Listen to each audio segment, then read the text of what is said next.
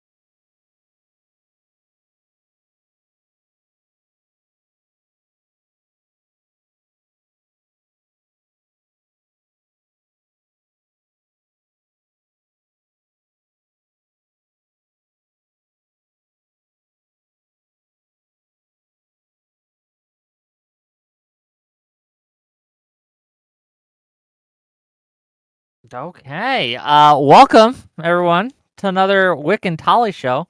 Tolly, why don't you take it away? Go ahead. Okay, thank you everyone for tuning in. We have a great conversation and great lineup ready for you today. We have Irrelevant and Admiral Gibbs, is that right, Mr. Gibbs? Here Yes, ma'am. today to discuss the ever unfolding protests and or riots going on in LA. We're going to talk about the deportations and the ICE handling of deportations and sort of how that leads up to this, and hopefully this will be a nice raucous conversation. So, gentlemen, would you like to introduce yourselves, starting with Irrelevant? Yeah, I am Irrelevant, relevant on all platforms.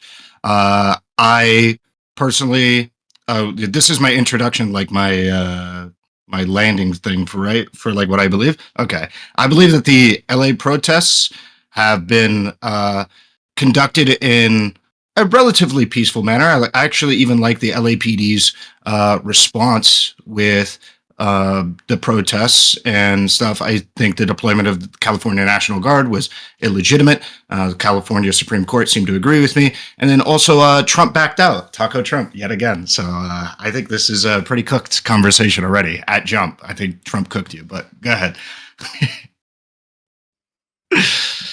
All right, Gibbs. howdy. Give us what you got.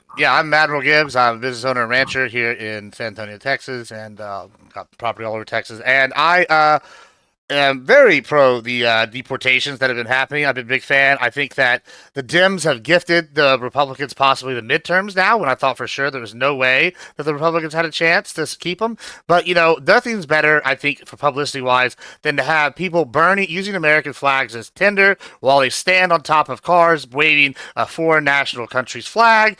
We've had tons of arrests. I think it's like up to like 200 now of the people who've been arrested turns out, were illegals with violent crimes. Things that had been going on. It's wild. I can't understand how people would hate America this much and would like to see their fellow man and business owners in their local areas have their businesses burned down because, oh, we're going to enforce the law. It's crazy. And, Trump, maybe did back down off position a little bit. I'm sure we're going to talk about it. I want all deportations done. I feel a little betrayed. And hopefully we as Republicans can hold his feet to the fire and get that done. But in the interim, this is what the lefties wanted. He said he's going to go only after the criminals. So I don't see why they're bitching. If anything, it gives us the win because now he's going to do what y'all wanted. Y'all have no excuse for when ICE comes knocking. Okay, and with that, let's get into it, right? So, I want to start with you, Irrelevant, right? Because you said this has been a mostly peaceful protest. You're pretty okay with that. Um, Look, we can say that majority of it is peaceful, but surely you would cede that there have been some bad actors in there. Like I've seen videos and footage of them burning Waymos. I don't even know how to fucking say those things. The robo Wayman. taxis, Mm-hmm. right? Yep. And I've seen the people throwing uh objects off scooters, bricks, rocks, produce off an overpass and breaking up cop cars, all these things, trapping cops under an overpass. Surely that's not peaceful, correct? Yeah, of course. And they belong in prison. And many of them have been arrested and will be charged. I believe that as of, what was it, last Friday, or not last Friday, maybe it was last Sunday or something, there had been 200 arrests of various different bad actors inside of the protests. And like I said in the intro, I support for the most part what the LAPD is even doing. They seem to be trying to congregate them to exclusively the zones where they're permitted to protest, trying to push them out of certain areas. And maybe even I could break bread with the argument that maybe they should be doing a little bit more to like get people off the highways and stuff like that. But for the most part, they're doing a pretty good job. Have arrested hundreds of people, or in the process of probably arresting hundreds more. And yeah, I think that those people should be straight up in prison. The people who are throwing bricks and stuff off of the highway and trying to assault officers. Yeah, they should be in prison. No, that makes sense. Well, Gibbs, given that the LAPD does, well, first of all, would you agree with the assessment from Irrelevant here that the LAPD largely has it under control, has been able to keep the peace relatively well and arrest protesters that get out of hand and get violent and destructive? Do you agree with that framing? Yeah, no, I don't agree with that framing in the least. I'm going to start with a little broad, and then I'll narrow it back down to exactly the specific topic, right, that we're talking about, right? So I've grown up, and this reason this issue is important to me is because I've grown up my whole life with people that I know dying to cartel violence, like long time, right? And people act like, oh, it's just the cartel. So whenever they come and they raid, I don't know, Lupita, who's a hard worker at like a sewing shop, people are like, oh, how dare they go after them? Well, what they don't realize is this person is paying the coyotes after they get here a portion of it their own. They sometimes have to answer to these people who know all their social information, who provided their social information with their fake paperwork. The cartels continuously use these people. These people aren't just innocent. These people are victims, but they're also allowing the cartels to continue. And that's part of the reason why the hospitality workers not being included, the farmers not being included is a problem with what Trump said. Now, specifically for the LA riots, right? We come down and we look. We see a lot of violent criminals that have been let go and previous admins have been arrested. That's why they're being. That's what happened. We're seeing when you say, "Oh, LA was doing all these things." No, the reason why we need a National Guard in is because business owners were sitting here watching their businesses burn to the ground. I dare you to find me one person who pays taxes to this nation, especially in a state like California that pays tons of taxes, that's going to sit here and be okay with people burning down their businesses and going, oh, hey, it's for the cause. No, they're going to go, where's my police protection? And they're going to be like, well, Is this the back and forth section? Can I interrupt it? When you have the police just holding one area, you have the democratically elected governor. They're not. You have the democratically elected governor and the mayor. I literally got one more sentence. Bro, you're ranting. You made like 5 points. You made like 5 points. You made like 5 points. Hold on, just on one point, and it's done. Then you cut one. I'm sorry. Listen, you get business owners, and the LAPD is only backing up certain areas. Yeah, you're gonna want somebody. It's not an escalation to send troops into the guard federal buildings so the LAPD can expand their zone of control. Do you disagree with that assessment? Yeah, because you need the governor's permission. You need the. No, you don't. No, I disagree with it. You need the governor's permission to be able to deploy That's not true at all. to commandeer the National Guard. Yeah, the California Supreme Court ruled Lyndon that. Johnson sent it down into Alabama during the Civil Rights Movement. Are you saying that he shouldn't have? So, are you saying the California Supreme Court just doesn't understand the law? I'm saying that, yeah, maybe, possibly. You understand the law better than the California Supreme Court. I'm not going to pretend I do, but I'm saying there is precedent before when we sent people in there to stop the Democrats once again when they were protesting. Well, no, you need government. You need governor support. You need the support of local politicians to be able to deploy the state National Guard. That's the idea. And so you gave an example of multiple different businesses being burnt down. Can you give me 2 businesses that were burnt down? Oh, yeah, there's 21 listed is what I saw in the last thing. I have a source here for that. It's going to be about 2 seconds. I'll pick it up and post it in the group chat.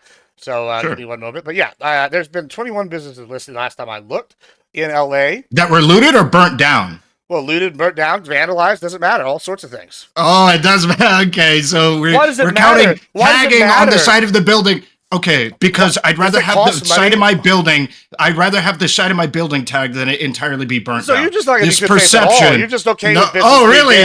Okay, so words. Hold on, Gibbs. You do got to let him respond. So words don't matter. Okay, it was burnt down is the same as it getting tagged on the side of it. Listen, I'm not saying that there isn't violence or there isn't crazy shit happening. What I'm saying is just stick to the facts. Don't say buildings burnt down if they didn't burn down. Just give me the hard numbers. Give me the hard facts. That's all I want. So when you say multiple businesses burned down, and I just say, okay, give me 2, and then you're gonna give me a list of some that unduly had vandalism happen or windows break down.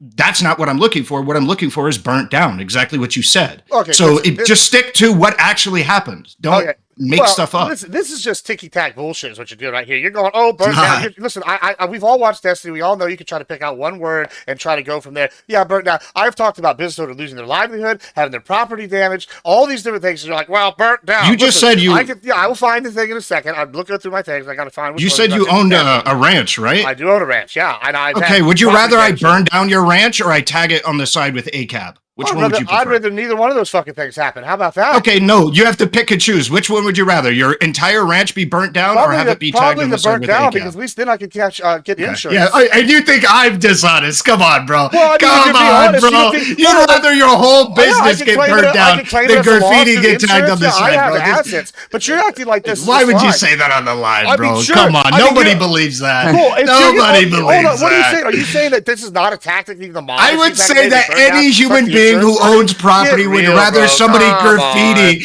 a fucking ACAB on the side of it than have it entirely burned down. And every single human being who's watching this agrees with me. There's not a single person who thinks you're being honest. I mean, listen, it all depends on your financial situation and your insurance situation. That's the truth. In what situation is burning your house? Are you trying to commit insurance fraud? What are you doing? It's not insurance fraud if you're committing arson. My business is totally unprofitable. Thank God for those people putting it down for that insurance claim. Is that insurance fraud? Nobody. That's arson. Insurance covers arson. A little order in this court. I love the energy. I love the back and forth, but I do have to clarify, right?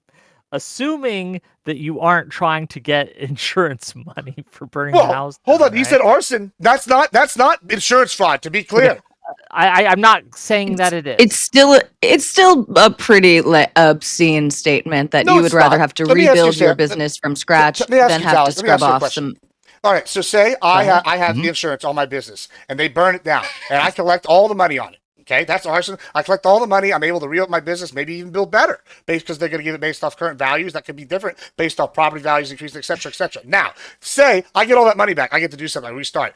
However, what I can't cover on insurance is I have to go pay people to come down in there and clean off this graffiti. I have to pay people to like fix the vandalized stuff if they stole a cow. Sure. Like, Sure, do you sure, see a sure. How about difference? loss of income? How about loss of income for the year Something else plus you can that it claim. might take you to rebuild your business? I mean, that's something else you can claim. There's all sorts You of could ways be around open the this. next day, have a couple volunteers down there standing I with mean, you, I'm right, to just saying clean it's up the side of your situational. This is building. not as clear cut as you're trying to make it I out to know be. I know as a business owner, I would be shit out of luck if the walls of my business burnt to the ground. I would much rather some petty vandalism, though I wouldn't like either of those things. And I would have deep resentments for the hooligans in my neighborhood who were vandalizing my business. But I certainly would not want it to burn down, in which case I would not be able to pay my employees for the entire time that we're rebuilding. So that to me seems like a loss you didn't have to take there, but that's just me. I mean, that's fine. You can think that. It's all situational. I mean,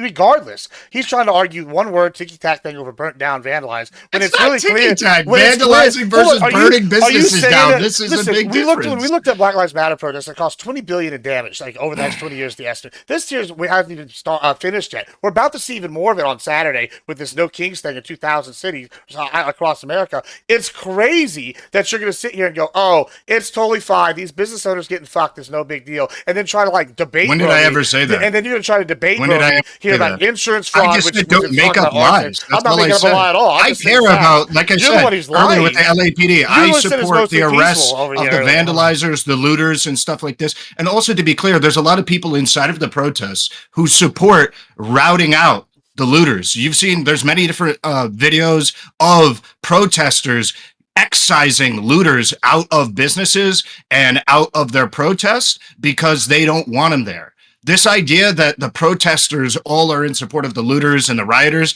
is totally the opposite of the case. I'm just saying facts matter. If you want to say there has been businesses that have been looted, livelihoods that very well might have been destroyed over this, then that absolutely, I can shake hands with you. But this idea that it's like near the tier of BLM stuff or near the tier of January 6th, it's not even I'm done sure yet. we're going to It's get not into even done yet. comparisons to January 6th. Well, I would say that Trump's total capitulation is going to make a lot of people view the LA protests as not as pressing of an issue, maybe in comparison to what you brought up, the No Kings protest. Irrelevant, if I may ask, you say Mhm. Trump's total capitulation. As I understand it, and maybe you're referring to something else, he still has Marines deployed there, correct? He still Correct. has the National Guard deployed to California? Yeah, what I'm So referring in to what when way Is is a tweet. You're referring to a tweet. That doesn't mean anything. No, I'm talking about the tweet and the subsequent press conference and answering questions about him saying, actually, we need to dial back these raids on undocumented migrants, and we need to take a. I'm almost finished. Let him finish. On these undocumented migrants, and we need to look after our agricultural sector and our the leisure hotel sector. Very convenient that he owns a luxury hotel while he makes that statement. I want it tracked. Has there been any illegal immigrants arrested who work for Trump in his hotels? I don't know. I'd be curious about that. But yeah, that's what I'm talking about, is the dialing back, the significant dialing back, as to create, like, even amongst his MAGA base, a significant fervor against him about, hey, I thought undocumented immigrants, regardless of circumstance, need to be arrested. No, he recognizes the things that the libs have been saying for well over a decade. You can't arrest all of the undocumented immigrants unless you want our agricultural sector to completely fall apart. This is beyond the humanity of tearing away undocumented people from their families. This, beyond all of that, just the economics doesn't make sense. You can't square the circle.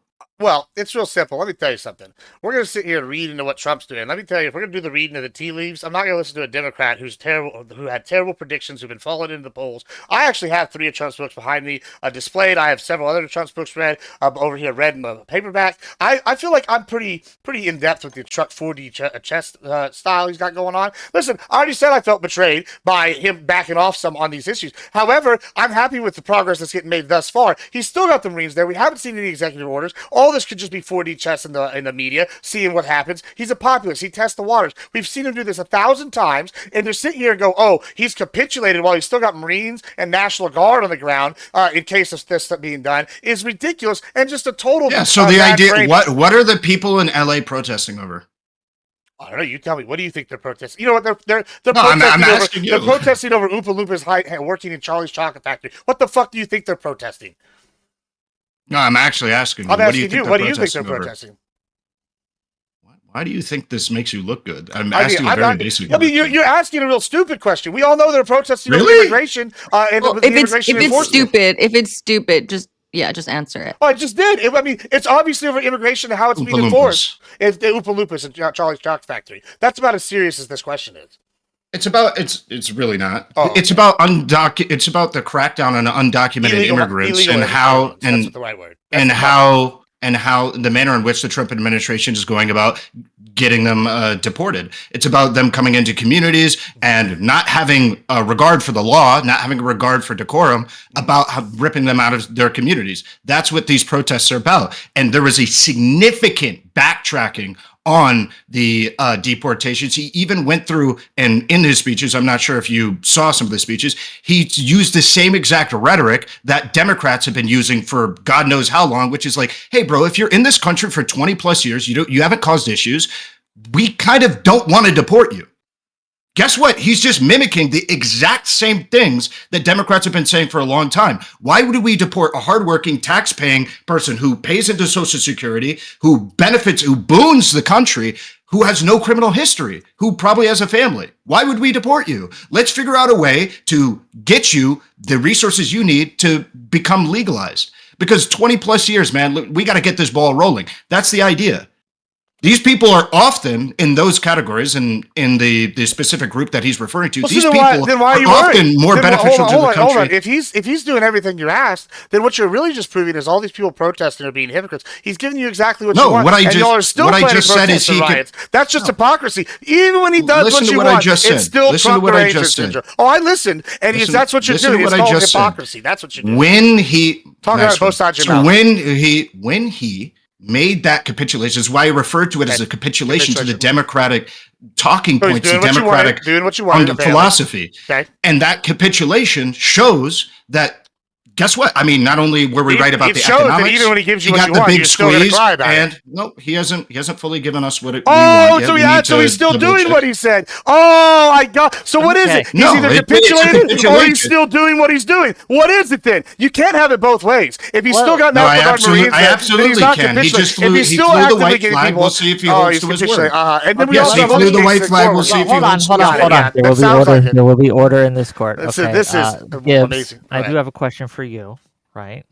So, I guess, do you have a problem with the protests in general, with people who are going and protesting, whether it's true or not? People who think that there are depredations being done by ICE, that they're acting in beyond the law, beyond the scope of their purview. Do you have a problem with people just protesting that in general? Why or why not? Like, no, I don't have a problem with peaceful protests that are organized and people are done. Like, I don't have a problem with this national group coming in and doing like 2,000, in 2,000 cities. More power to them. Freedom of speech is good. As long as they don't break the law, then that's great. And stay in their designated areas. What's not great is when people are describing peaceful protests as something like blocking the street, when people got to go to work. People that are, there's a reason why we apply for permits and you'll have them in designated areas. It's that's really simple. Why are we going to interrupt traffic? Why are we going to cause problems for everyday people? Why can't somebody walking down the street with a film going to have water bottles thrown at him? It's outrageous that you're going to sit here and tell me this is peaceful. Like, no, that's not. Now, do I have a problem if they follow the rules and they go in this designated areas? Absolutely not. Good for them. Do that. Do you believe a majority of the people are illegitimately blocking streets without permits? I believe a sizable number of people are. I don't know about the That's not what I majority. asked you. It's enough to be a majority. problem. It's enough to be a problem. That's the only answer I It's a give. majority of people doing it. I'm not going to speculate. It's enough to be a problem. So you have no earthly idea as to How would I whether know? or not a How would I know? majority How of would I the know? people Do I have in satellites? LA. Like, You can just it's enough that we know it's a look problem. at the. Are you arguing This that is it's how not you enough can to be a tell the problem? media consumption that you take in is so biased. You can look at the thousands of people who are protesting, just troves of people who are protesting against these riots or against these raids, and you could just look at the hard numbers. And you could just be like, oh, actually, they keep showing the same three Waymos in this one highway where there's like 100 people. There is like 50 times more people who are peacefully protesting than the fucking losers who are blocking the highway. Yeah. I agree that they're fucking losers Sure, who but are blocking the highway. Check this out. There's See if you very disagree little with this. people See who if you disagree with that. If let's just say there's 50,000 protesters, right? And only, I don't know, 5,000 are bad apples, Sure. right? Would Sure. you say 5,000 being bad apples is a sizable number to be a fucking problem? Yeah, of course. But I would say it's then you mostly agree peaceful. with me, Jesus But Christ. I would say, like, what? would you what are say we that's doing mostly here, bro? peaceful? Would you say that's mostly peaceful? I would say it doesn't fucking matter because you have a big enough portion that's causing wait. problems. It doesn't matter. That's exactly Wait, what I said to begin with. What, I've been what consistent makes with a that protest statement. mostly peaceful? What makes a protest mostly peaceful? They follow the rules. There's no fucking riots. There's no vandalism. That's mostly There's peaceful. not. If a single person vandalizes, it's no longer mostly peaceful. No, but if a sizable portion does, then it's not mostly peaceful. Like, listen. Okay, what's your sizable portion? I'll give you Is an it like example. 2%? Austin had a protest last night. Only 8 people got arrested. That would be a mostly peaceful protest. 8 people, bad apples, right? But when you have hundreds, Wait, why of would you people- account for the number of people who got arrested instead of the number of people causing issues? Like, I don't think that fucking cuck who stood up on top of the car that was like waving the Mexican flag and like LARPing the entire time while he was like trying to break Waymos. I don't know if that guy's been arrested. Listen, I'm using the 8 people arrested statistic in a protest of hundreds to indicate that protest was peaceful overall, mostly peaceful, and they had only 8 people. You would not use this standard. Hold on. 8 people were arrested for doing stuff. Now, maybe there were more extra bad apples that they didn't catch. There's always somebody they don't catch. But like, hey, that means I'm giving you, this is an example of a peaceful protest. I don't see how me giving you a metric and then we turn over and look at LA where there's businesses in the like 20s getting vandalized and cars being burned and like all sorts of other wild shit happening. Cops getting rocks thrown at them. If there was 2 people who got arrested in LA, would you say that it was There wasn't. There was peaceful? hundreds arrested. No, I'm asking you, hypothetically, if there was 2 people got arrested.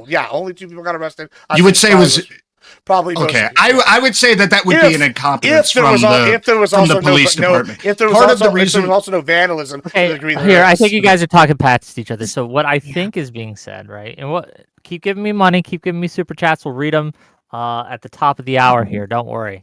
But what's Irrelevant is trying to get across is that his metric he is using to determine whether a protest is peaceful or not is the destruction caused. Whereas, as I understand it, Gibbs, your metric is how many arrests are given.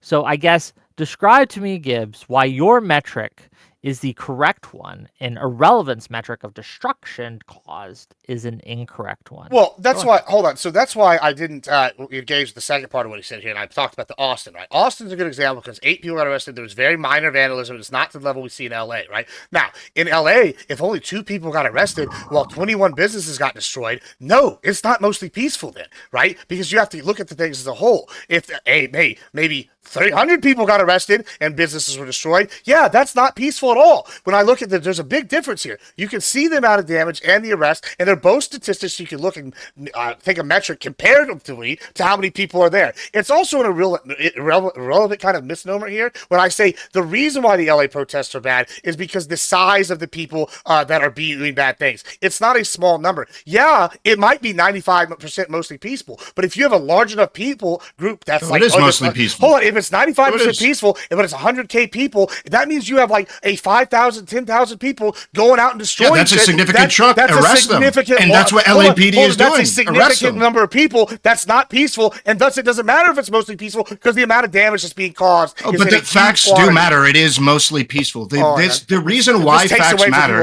is the reason why. No, I'm not. The reason why the facts matter in this context is because Fox News and garbage companies like that and multiple different pundits and media groups are trying to paint the idea that it's like 50% violence and rioting. If you look at Fox News coverage, if you look, I'm not saying you. I'm saying this is why the facts are important. Excuse me. So you're shadowboxing. No, I'm saying the purpose for which the facts are important. The numbers are important. So for Fox News and stuff, if you watch some of their coverage, they're talking about how violent the riots are and stuff like this, and half of the B-roll is people just standing in front of cops. They can't even get proper B-roll of them like doing shitty things. They're just people standing in front of cops that are holding spooky guns and shields and stuff. I feel like I'm watching like leftist propaganda saying like, oh yeah, cops have a gun, so oppressing the people. It's like, no, that's not the reality. They're trying to keep the peace and do stuff like that, but while giving the people the space to protest. So that's really important. And inversely as well, the coverage that says that the police have been cracking skulls every day on there. Yeah, we have a couple of videos of police doing terrible things like that. I'm sure me and you can agree that one cop shooting the press chick for literally no reason. Wait, actually, I want to hear. Do you think that guy should be in prison? That cop?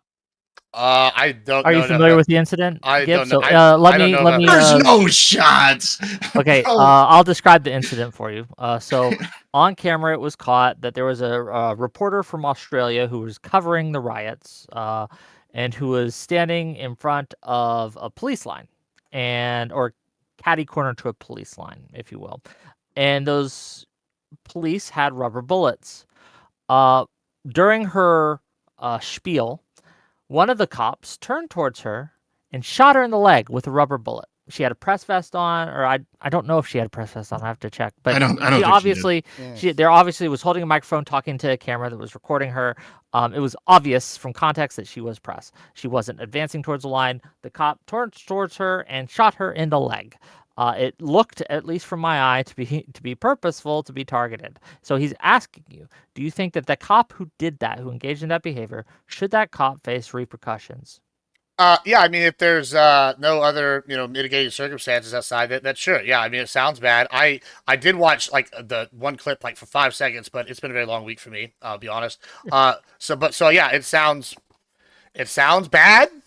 And if it's everything you say, then punish him. I'm okay with that. Yeah, I mean, I however, sent if you there's the, like other, link there's just in case. I mean, and I'll just caveat that with if there's other mitigating circumstances, like they're trying to clear people out, and the lady kept standing there interviewing people, then I don't know, maybe I don't know. It sounds bad, but I'll grant it to you. I don't care. I don't need to look and argue over one. Well, little thing. the reason why this matters is because that this is then used, I think, inappropriately in some ways, inappropriately in others, inappropriately in the way that this is being used to say that every single cop is attacking every single member of the press, but it's also used appropriately in the context of like, yeah, this cop should be in prison. Well, if you watch this video, because I linked it to you. If you watch this video, he almost obviously directly targets this chick just to shoot at her. Well, it's an egregious misuse of power. With great power comes great responsibility. This is part of the reason why I'll build a bridge with this you is right now. happening. Listen, I'm a Texan. I don't know if you know Texas history, but we don't like big government.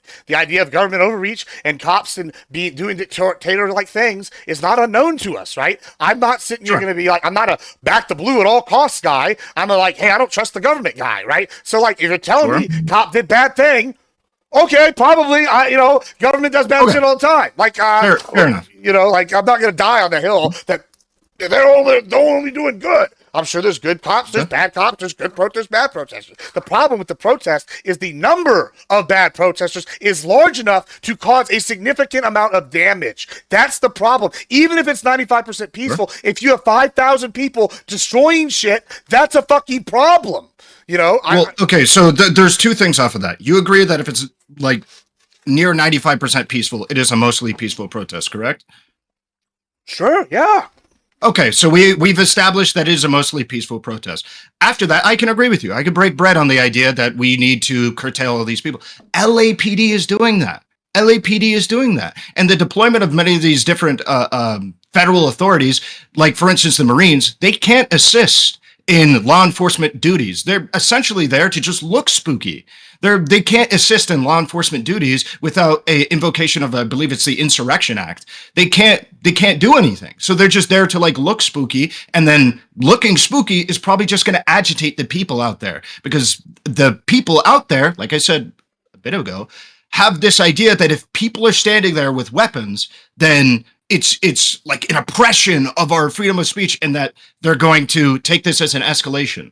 Like, it's a very obvious escalation of the situation that's completely unnecessary. So when Gavin Newsom goes out and says, hey, retract these forces, we have hundreds of arrests under our belt, we're getting these things done.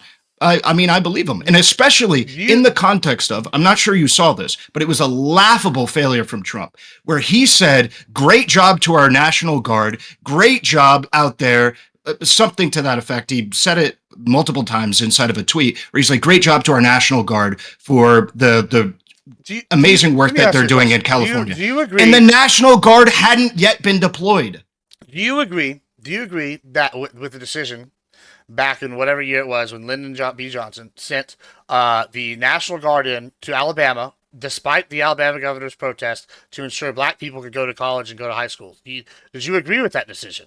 I mean, I know you weren't alive. I would have to look at the circumstances, but on you the would merits, agree. I would agree. On the merits of what you said, So I would do agree with that, sure. that there's situations where the federal government should be able to overrule the governor of a state with sending the National Guard in. Is that correct then? If that's true. Assuming that there's some kind of civil rights abuse or something, some insubordination of a state, yeah. Okay, so right now, it's interesting that y'all are using the same states' rights arguments to protect wage slavery with immigrants and basically to protect, what's it called, nullification. If I was trying you're to basically making the Confederate States of America argument right now. No, and if I was trying to argue against wage slavery, the national government come in here. I think the National Guard isn't a solution. Yeah, listen, we're trying to have the National Guard enforce national law, and you're sitting here going, hey, the states should be able to do what they want. Hold on, what national? Hold on, just real quick, out of curiosity, what national law is the National Guard enforcing currently? I mean, they're there to protect property. Those, I believe, is the case. Would you say property laws are important to protect?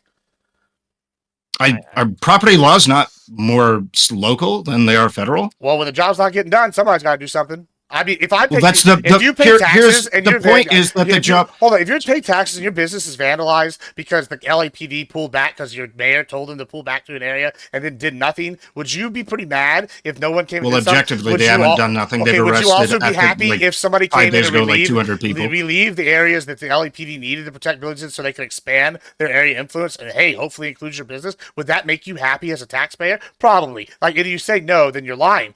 I don't believe this bullshit y'all are trying to peddle. We know what they're doing. They're protecting federal buildings. That's what they're, and sometimes they're going the point that I was trying to draw, and the point that I will draw with the Trump tweet, is that Trump commended the National Guard for getting the situation under control in his tweet. The problem is the National Guard hadn't been deployed, so de facto he was commending LAPD for getting the situation under control. So what's your excuse for that? Trump literally commended the LAPD because he thought he was commending the National Guard when it hadn't yet been deployed. Sounds like typical politician taking credit for shit. That's not cool. Got it. I mean, that's something that every politician ever typical does. Okay, so then that still doesn't defeat the point. He recognized that the conditions inside of California were sufficient for a good job. Do you think the threat of the National Guard helped calm things down? I absolutely do. I wouldn't want to go fuck with the National Guard. Would you? Do you want to go fuck with the National Guard? I personally don't because I'm a law-abiding citizen. Exactly. But hold on, we are not the people who are throwing, fucking bricks. The people who are throwing bricks, these are like angsty teens who are like, yeah, I'm going to fight the system. I'm fighting the man. I'm sure they really like the idea of these National Guard coming in so they can get more Instagram posts for their loser fucking TikToks and shit like that. Like that is probably what they want. They like the idea that they're in this crazy era where they're really fighting the man and fighting oppression and they're the real oppressed ones. Now we're worried about angsty teens is what you're saying? I mean, that's who's doing the looting. That's who's doing the throwing the bricks. Yeah.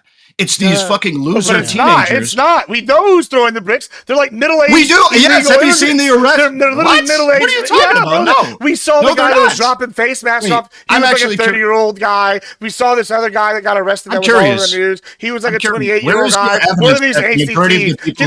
Can you show me some angsty teens? Because I don't take me 2 seconds. Bro, we know. Yeah, sure. I can actually show you a video. I can show you a video of about 20 teenagers. Sure, I could actually show you a video of about 20 teenagers walking to a building trying to loot it, and then a group of protesters kicking them out because they don't want those looters inside there. I can actually provide you that evidence. Can you provide me anything showing that because you said a majority of the people who have been arrested are illegal immigrants, like throwing bricks at police? To my knowledge, there's been a very small amount of that because the illegal immigrants don't want to be anywhere near this protest because they know that they're going to get fucking deported.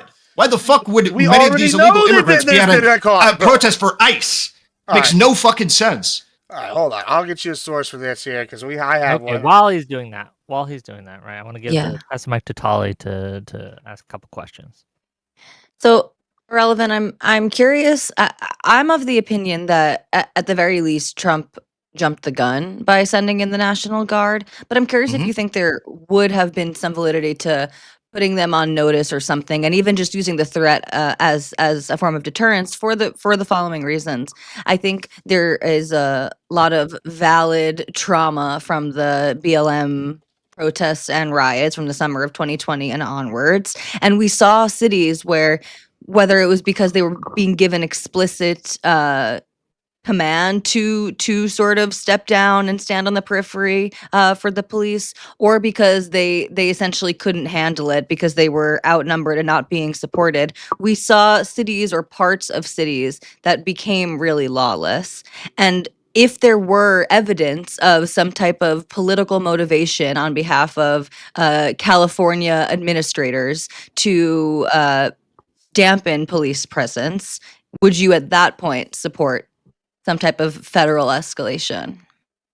If there was what to dampen police presence? If there was evidence that basically the way that you're commending Gavin Newsom for responding and the police for responding, if there was evidence that they weren't responding in such a fashion, would you consider some type of escalation? Because even my understanding, I say they jumped the gun because it did look like to me in the beginning, and this is all camera angles and propaganda that we're seeing essentially. But to me, from the very first couple of nights of the protests, you saw a lot of mayhem with cops standing back and watching. The same frustrations that people see with some of these other rowdy protests, maybe not super violent, but not entirely peaceful. So if there was evidence that there was some type of political motivation to not use heavy police enforcement, would you support some third party coming in? Yeah, I mean, if the local law enforcement is not protecting like businesses and doing what they need to do, I would definitely support at bare minimum the threat of you sending in federal forces to be able to get the state actors to, get in line, state and city actors to be able to get in line and curtail some of this. Absolutely. I just don't. Not only did I not see a sufficient evidence just when it comes to the numbers of arrests and how the police were acting inside of specific circumstances, I didn't see sufficient evidence to illustrate that there was just total inaction. Could they have been better? Sure, I would agree. I would say that even right now that there should be something done about the people on the highway, right? Or I'm assuming people are still on the highway. I didn't check before I got on the stream today. But those people on the highway, there should probably be something more done. Like the precedent that you can just block a major roadway, like this is not a good precedent to set. There should be a means to be able to disperse some of them, a little bit more effectively. That being said, I think overall they're doing a relatively good job. And like I said, Trump agreed. Trump commended the LAPD effectively because he thought he was commending himself. He thought he was patting himself on the back, but didn't realize it was yet to deploy the National Guard. Also, I'm not sure if you Gibbs saw, but after the deployment of the National Guard, they literally didn't have a place to sleep. They were sleeping on the ground. Oh, that was because fake Trump's news, by the way. That was an old Okay. picture from 2023. Or that, bro. That year. Now look who's falling. Wait, can you provide me the? Yeah, can you can provide look me it the up. source Go for look up the that? tweet. Yeah, it's an old picture. I have. Wait. Go look at source. Check I'm that curious. yourself. I provided about 5 sources for the other thing. You can source that one. That one's a fake news. What are these I know sources a for? fact- These were the ones that mere claims that illegal immigrants weren't involved in this. They were staying far away. One of them was being charged with attempted murder for throwing a Molotov cocktail at somebody, bro. Checkmate. We had 111 illegal migrants caught. One of them. We have 118. You made the claim a majority. Hold on. I didn't say a majority. You told me it was all angsty teens. I said it was middle-aged. Yeah, for the most part, it's angsty causing teens, damage. like and guess what? 90%, yeah. We got this one over here saying it's a middle-aged Hispanic male throwing a Molotov cocktail. That's an illegal alien. Boom. That's attempted murder. That just blows everything you said out of the water. I have 111 other because arrests you have on here. one. On one. You have a single I have one? 4 other sources going in there. If you will go and look through them, I just spam sources where they listed all these illegal immigrants, many of them with violent crimes, had all that were sitting here that got arrested at these protests. One of them had over this one list assaults on ICE agents were up 413% during these protests. That's crazy. Over 1,000 people were protesting, and it took LAPD 2 hours to even get there and respond. It's crazy. Oh, well, it does. It does say that. If you go read the sources, every single one of them mentions the exact number of illegals detained at the protest, which is a significant number. Good try, though. Get wrecked. Okay, so I'm curious. You say that these numbers have, because first of all, you sent me literally the known liar and propagandist the press secretary, Caroline Leavitt, for the White House. So She has lied hundreds of times. So I'm not going to take her at her word. I mean, but if you want to actually provide the Biden thing, bro, come on. in comparison to Caroline Leavitt, absolutely. I'm pretty sure that woman has lied more times than I breathed in my life. Okay, that's why I put two other sources to back. That's why I put two other sources to back up those numbers. That's what I was going to say. So I'll take a look at some of these other sources. I knew that one was coming. I knew it was coming. It's like I know the Dems so well. They're always going to cry about, oh, this guy's not a good source. You know me so well, yet you linked it anyway. It's not a good source. Oh, I know, because once again, you fell for my trap card. I knew you were going to sit in your bitch about it. That's why I put two more sources that backed it up. Holy shit. It's like I knew the Democrats can't be good faith. Every time. Just like when he earlier was saying Trump can cheat. Wait, it's just crazy. So I'm actually reading your links. It doesn't say anywhere what you're talking about. Oh, my God, link, bro. Read up, Papa. The link, yeah, I am. The Daily Center News Foundation link that you linked does not say that the majority or even really references a number of majority? the illegal immigrants. I listed a number. It said 118 fucking illegals, bro. Do you read? I don't know what you're confused about. Hold on. Let's take a step back. Okay. Nobody said most. Nobody said most. So maybe I misheard. We got to be specific with claims here. Admiral Gibbs. Exactly. That's why I said exact numbers. What is your specific claim that you're making? The claim, I'm debunking. The reason you're making this claim? I'm debunking his claim earlier. It's all angsty teens. There's no illegals actually here. They're staying away from the protest. That doesn't work when we have an illegal. When we have an illegal. When we have an illegal, I'm not going to say one illegal immigrant being arrested for attempted murder. Although, I'm sorry, one. Okay, and then what about, we got one source, the semester secretary saying 111 or 118. I got another one, the the Washington Examiner. That one talks about 118 people. Daily Caller's got 118. We got over here, the U.S. Department of Homeland Security mentions numbers. You're saying things, but I'm actually reading the things that you're linking. Hold on. So you're saying, Gibbs, there's a significant number of illegals that have been arrested, which there is 118 is the number you're using? Well, we got 113. We got 330 from Caroline Leavitt, 113 of prior convictions, if you want to use that one. We go to this other one, I believe it said 118 was arrested. That was a different claim. But regardless. Is that total arrested or just total illegal immigrants? It's probably from the time of the argument. Total arrested illegal immigrants at the time of the article. Relevant. Right? Assuming all of his numbers are accurate. That's a large number. How would you feel? Sure. How would you feel about those people being deported? People who are undocumented showing up. Okay. Like, if you're going to throw a brick and you're an undocumented migrant, first of all, you're fucking retarded. Second of all, get the fuck out of my country.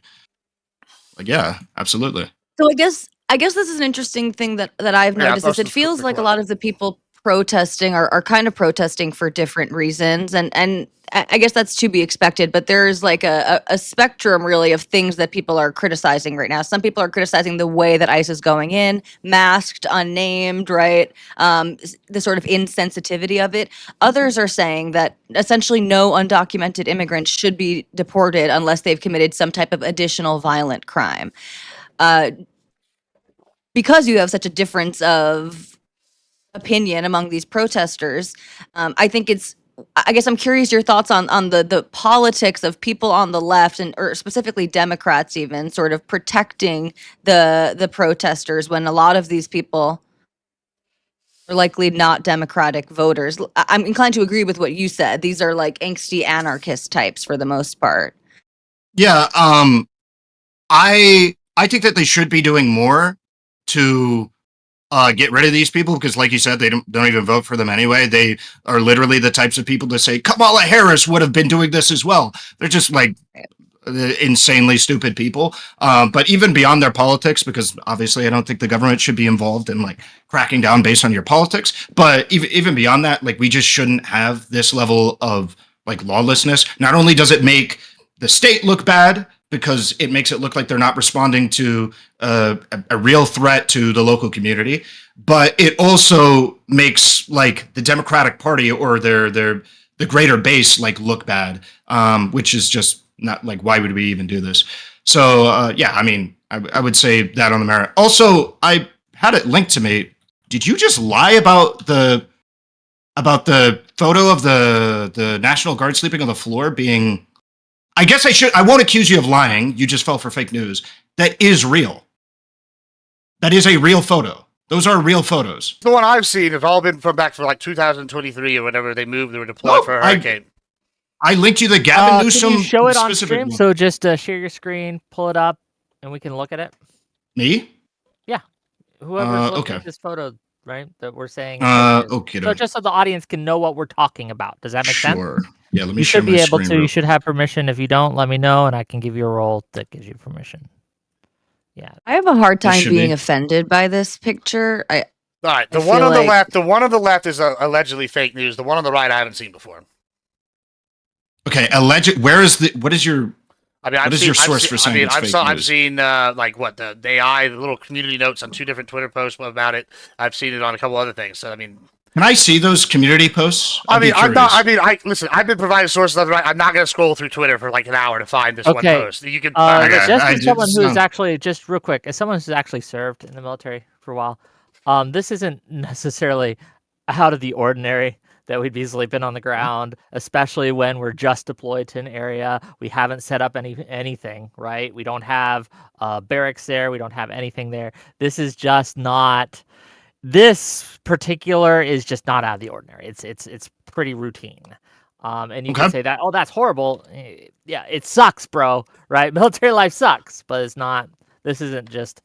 This yeah, is. I can't Yep. find anything to get worked up at over that photo. I don't Yeah, really see the anything reason horrific about that. It's been. the reason why I care about this photo is because it shows that there was a quick, fast, snap response That's a instead good of thing. taking the time to be able to. No, it wasn't. Because there was no urgency. Because if there was urgency, why would Trump commend LAPD for If their your job business done? is being destroyed, do you think it's urgent? Someone Why gets did Trump defended? commend LAPD for such a great When your job? business is getting destroyed, do you think it's urgent to get someone there to help defend it? Yeah, absolutely. Okay, That's so why I then think then a that quick, LAPD fast- arrested then a quick- hundreds of people. Then a quick, fast response is a good thing. Yeah, I mean, yeah, it No, sucks that because they don't have any quarters set up because yet, but why maybe did the why first did guys Trump in, they commend got LAPD established for a headquarters great somewhere, job? You know, that's, Why did Trump commend LAPD for a great job? listen, I don't fucking know, bro. Am I supposed to sit here It's and read his because mind? he saw the conditions in LA. He saw that it was I good, mean, sufficient to be able to get farm a Listen, dub, I'm not and he was gonna- too I'm not idiotic gonna to take realize your- he I'm hadn't not gonna yet trust deployed your. the I'm not National gonna trust Guard. your reading of the tea leaves about Donald Trump. It's when y'all not reading of haven't- the tea when y'all leaves. You can haven't look at the predicted anything about material him correct facts, so the far. timeline. He commended is ludicrous. the National Guard in the area would for be getting like- this would be like the asking a situation blind under man control, for and the directions. Like, National come on, bro. Guard had not yet been deployed. Yeah, I mean, I listen. Next time I want to hear about how to get downtown, I'm gonna go ask Ray Charles. This is about the most great analysis of Trump tea leaf reading I've ever heard. I'm not gonna take whatever you're saying seriously in regards to why did Trump do anything. Like, come on, good try though. No, I mean, he commended the National Guard for a job well done before the National Guard had been deployed. He said that they did a good job of curtailing the riots, the violent riots. You know, So maybe de it's the facto, 4D he was chess. commending LAPD. Maybe he was over here trying to get in the heads of 4D people. chess, Like, yes. Don't go fuck with the 4D National Guard. Who knows? 4D bro? chess, Do you know? yes, I don't know. okay. Do you know? I don't know. Y'all All right. haven't been right one time about Trump on the left. So I'm What do you sorry. mean? I don't take y'all credibility too much when y'all. bring y'all Wasn't make Kamala predictions about Harris what Trump thinks. literally wasn't Kamala Harris literally laughed at because she said that Trump would deploy the military against, he would use the army against us, and Trump literally just deployed the army against us? I mean, Trump was also laughed at whenever he said, "Oh, they're trying to do transgender That's weird. surgeries for Wait, illegal that's immigrant weird that you aliens just- you just- and whatever." you said But we then that never make also ended predictions up, that are right. Kamala being true. Harris So literally made a whatever. prediction that was right. Yeah, That's kinda Kamala crazy, Harris. isn't Yeah, it? the only thing Kamala Harris is predicting is Yeah, the her big next- bad the Democrat only- that you're the so only- scared of. the Yes, only she thing- made the a only thing correct Kamala- prediction listen, about the only Trump's thing Kamala deployment of Harris- the military. The only thing Kamala Harris is predicting Finish, is Gibbs, where and I her have a next, question. where her next shot of alcohol is coming from. I don't want to hear no more about Kamala Right, Harris. and listen, if we want to talk about alcoholics, let's talk about Pete Hegseth and his fucking we can just total talk, incompetence. We can just talk about me being an alcoholic. I don't give a shit. What are you talking about? Let's reel it in just a bit Yeah. because I do have a question for both of you actually, and I'm very curious, right? Because Harris has been brought up, and I think it's when we're talking about what's happening, we can talk about how much fault we should lay at the president's feet and whether or not it would have been worse or better under any alternatives.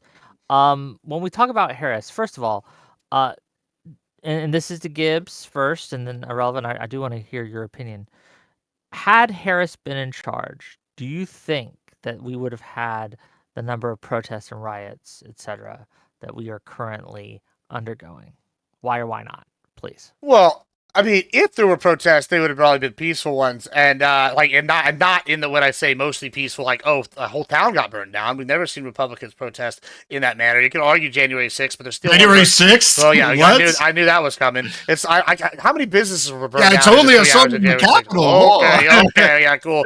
For another 20 years, we'll hear about January 6th, where Yeah, it's a really big deal. no businesses were damaged. You're All right, you want me to answer the question? Okay, I'll let you finish. Yeah, like when I'll no let you- businesses were burned down, it lasted 3 hours. This has been days and days and days of arrests. Totally saying no. I don't think we would have seen the same level, Wick. I mean, even if we saw like a 3 hour protest somewhere that was violent, it's not going to be days of unrest. I don't think anybody thinks that. And the other thing is, like, there would have been other problems, right? Like, of course, they're not going to be enforcing immigration law. Instead, we're just going to be having migrant caravans flying in left and right, just like when she was the border czar, where she's encouraging to come down there while simultaneously telling them not to come. Yeah, come on, bro. It's like, yeah, we would have had totally different problems. I don't know if it's a fair analogy to try to compare the two in that manner. I mean, do you disagree with my assessment there? Me? Yeah, of course I do. No. Did Biden increase interior detentions? Did Biden reduce illegal immigration? Did Biden increase deportations? He did. There is no reason to believe that Kamala Harris wouldn't continue that policy. Did Biden attempt to institute a large sweeping bill to be able to massively increase the funding for the DHS, for Border Patrol, for all these different things? Yeah, he did. And then Trump shut it down. Thank Why? God, because it was multiple not enough. different. It wasn't gonna No? get the job Let done. him Because- finish. Hold on. because He let you finish. congr- Let him finish, please. Congressional Republicans said that the purpose for which he canceled that, he removed that bill, was because he wanted to crack down on immigration. He wanted that dub. And that still isn't even being given to him. He's underwater on approval rating. His approval rating on immigration is in the negatives. It's like that's his thing. And he's in the negatives on approval for immigration. Even with these protests and if you even want to call them riots going on, the riots going on, his approval is still ass. What do you think the disapproval with regards to Trump and immigration is about? Because I wonder if I'm not sure if both sides are reading this the same way. So if I had to guess what the disapproval is with immigration, it has to do with the nature of him going into communities and quite indiscriminately removing people, but also the illegal nature in which he's going about it. There's, Kilmore Abrego Garcia was national news, and the other deportations that happened to El Salvador were national news about how these people didn't have due process, that there was multiple different judges saying, hey, this is unconstitutional. It looks like he did it in the messiest way he possibly could, just to be able to get his numbers up. And all internal reporting seems to be consistent with that. He just wants to beat Biden on deportation numbers, and he wanted to beat Biden, so he was willing to do anything in order to do that. And Stephen Miller was willing to back his play. I mean, So two things before we get back to it. I do have to read super chats. People pay me money. I gotta make my money, boys and girls. So we're gonna do that. Keep sending them in. We're gonna read them again soon. Don't worry. But while I do that, and you can kind of wrestle with this in your head.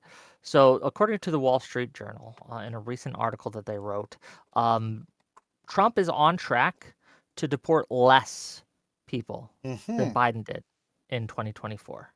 And that is one of the reasons that Stephen Miller and others in the administration have kind of changed the focus of where ICE is conducting its business, if you will.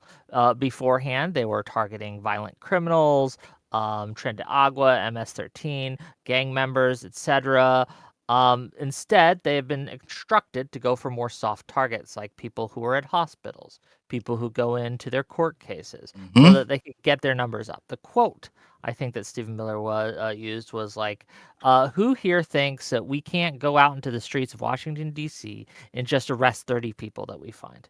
Raise your hand if you don't think we can do that." And that's kind of what people have been protesting: is this change of focus of ICE. But wrestle with that. I'll read these quotes. $5 from Zephyr Hash to say, "Hey Wick, can you ask Gibbs to repeat the first sentence again so I can write it down and get insurance money? I don't know what you're talking about anymore. It's been a while. Thank you for the $5. $10 from Alexander Rin to say, "What bad faith. You wouldn't have said, quote unquote, burn down to stand in for vandalism if you didn't think it was worse. Admit the misdirect and move on, Gibbs." Thank you for the $10. $10 more from Artemis Fowl to say opposite of the case, quote unquote, is a lie. We watched LA protesters go from crowding the facilities to vandalizing property and assaulting police. Pretending those things don't happen is disingenuous. Thank you for the $10. $10 more from Alexander Wren to say, why is it that Republican leadership is so weak as to create so many violent protests? First BLM, then January 6th, now these? Are Republicans ever going to actually lead? $5 from Zephyr Hash to say, does 21 businesses getting vandalized, not burned down, warrant the Marines and National Guard being sent in, the government overreach, or is Gibbs gonna gish gallop? Thank you for the $5. $10 from Alexander Wren to say, what bullshit is that? The federal government does not enforce local laws because the locals aren't doing it. That is not the same as civil rights. $10 finally from Zephyr Hash to say, conservatives don't protest not because they're peaceful, it's because they are illiterate, undereducated, and don't keep up with the news. When Fox triggers them enough, they will be extremely violent. Thank you for the $10. And that said, let's go back. Unless Tali has something to say, then we'll give it to Gibbs. Well, I have two thoughts. The first is with regards to arresting protesters and stuff like that. Irrelevant, I wonder what you think about the fact that a lot of these seem to be, this is my very cursory understanding, I would love to be proved wrong, that a lot of these people are essentially detained and then released, not actually held on charges, not prosecuted. And I remember, again, going back to 2020, this was a top-down directive not to prosecute the charges of the protesters. So I'm curious what your thoughts are about that, because again, if my business were vandalized or something, I don't know that Marine presence on the ground would help, because that would likely deter a lot of normal business in the neighborhood. But I would also be very, very angry if the known vandals were released because the government is sympathetic to their political aims. I have no knowledge about significant like releases of people after detention out, or more specifically, the lack of pursuing charges in a court as a result of this. If that happened, then yeah, of course I would be like super against it. These people, as I stated this entire time, should go to prison. If you're throwing bricks through these things, we need to have a very strong response to deter people from having this. Because guess what? It's not a chilling effect. No, you're not going to, a normal person is not going to throw a brick through a window. I'm not worried that of a chilling effect. Oh God, what happens if I'm perceived as throwing a brick through a window? Bro, I don't even know where to get a brick in the middle of LA. Like, where do I get a brick? Oh, that's like, the whole I don't thing. even, like, I don't even know. Like, I know there's like stories of people like bringing pallets of like bricks or whatever. Maybe the that's what you're stories. referring to. You know, this, like, yeah. I don't know. But I actually don't know where I would even find a brick to throw through a window. But you understand what I'm saying? Like, this, yeah, I fully support the idea of these people like facing significant, I do not support, I believe they have to if we want a civilized society. I yeah. just want you to answer this real quick before we move on. Are you telling me, I'm not going to go the pallet conspiracy route, that's not what, are you telling me in the second biggest city in the nation during the time of unrest that people aren't going to be able to find hard objects like broken concrete and bricks to throw? Do you really think that's what I just, is that what your takeaway is from what I just said? Where do you even find is a a brick? crazy Where do you ass even question. find a brick, bro? It's a The city. point of me saying, where do you even find a brick is that a normal person isn't going to throw a brick through a window, bro. No, I could go outside the point right is now and pick that up if you 20 want to bricks throw off a the brick through ground, a window, like, give me a you break. actually have to be intent on that crime. You can't accidentally throw a brick through a window. God. You have to go through and look for it. Okay, You that's gotta the go point. look for all right? it. That's not in a city where there's concrete broken Do everywhere. you think this is an own, bro? It Do you is, think, you know, it's so you're getting a dub stupid. here? It's just so stupid All what right. you're saying. I All can't right, even bro. believe it. All right, bro. Yes. Oh, okay. yeah. I mean, we're not talking about normal people. We're talking about the thousands of people that are protesting violently. That's what we're talking about. So, yeah. Yeah, and I said arrest them. They should be in prison. This is my point. You're just like a talking point machine. just a talking point You machine. can't actually listen to what I'm saying. I'm saying arrest them and put them in prison. I'm good. That's what I'm saying. Good. That's good. That's the smartest thing you said on that. Yeah, okay. So, you didn't hear me say that the 19 other times? That's crazy, bro. Maybe get your ears checked. Yeah, cool. Yeah. Problem. Okay, buddy. Go ahead, Tali. You had something to say. So, from what I understand, the best estimates from the most ardent Trump supporters, the most anti-immigration people, is that at the current rate, or even a faster rate than what Trump is doing right now, in his 4 years in office, it would be impossible to deport all illegal immigrants, everyone that he would theoretically be targeting. with that said, because I'm taking into consideration what you said at the beginning, Irrelevant, about the sort of economic crisis that it could have if we actually were to deport every single undocumented migrant. However, I'm having a hard, and I take great concern with the lack of due process. I think it hurts his own cause just very obviously, and it's not good. Okay, I think that's the wrong direction to go in. With all of that said, why is it wrong to move on to deporting non-violent offenders? So my understanding from the beginning was the Trump administration said that they were starting and targeting violent offenders. And I remember having a conversation with my mom early on where she was like, well, then they're also, deporting their family members and their cousins and other people when they find these violent people. And me was like, well, yeah, that no one who is illegal was ever guaranteed some type of amnesty. So why is it inherently a problem if he is targeting for deportation non-violent illegal immigrants? Okay, so the reason why I care about this is because we have one of the best opportunities ever to pick and choose essentially who we want to give the best opportunity to become a US citizen. This is a phenomenal gift. Because you know what this allows me to do? You're throwing a brick, get out of my country. You're not throwing a brick, you're paying taxes, you're paying into Social Security. Let's figure out a way to get you natural or get you citizenship, right? This idea that we get to pick and choose, we get our choice of, we get a cherry pick, right? This is a phenomenal opportunity. But specifically, the reason why is because these are hardworking people that I would want inside of my country. They're not causing issues. This is assuming they don't have a criminal history. They've been hardworking. They've been paying taxes. They've been doing all these things. These are the types of people I want in my country.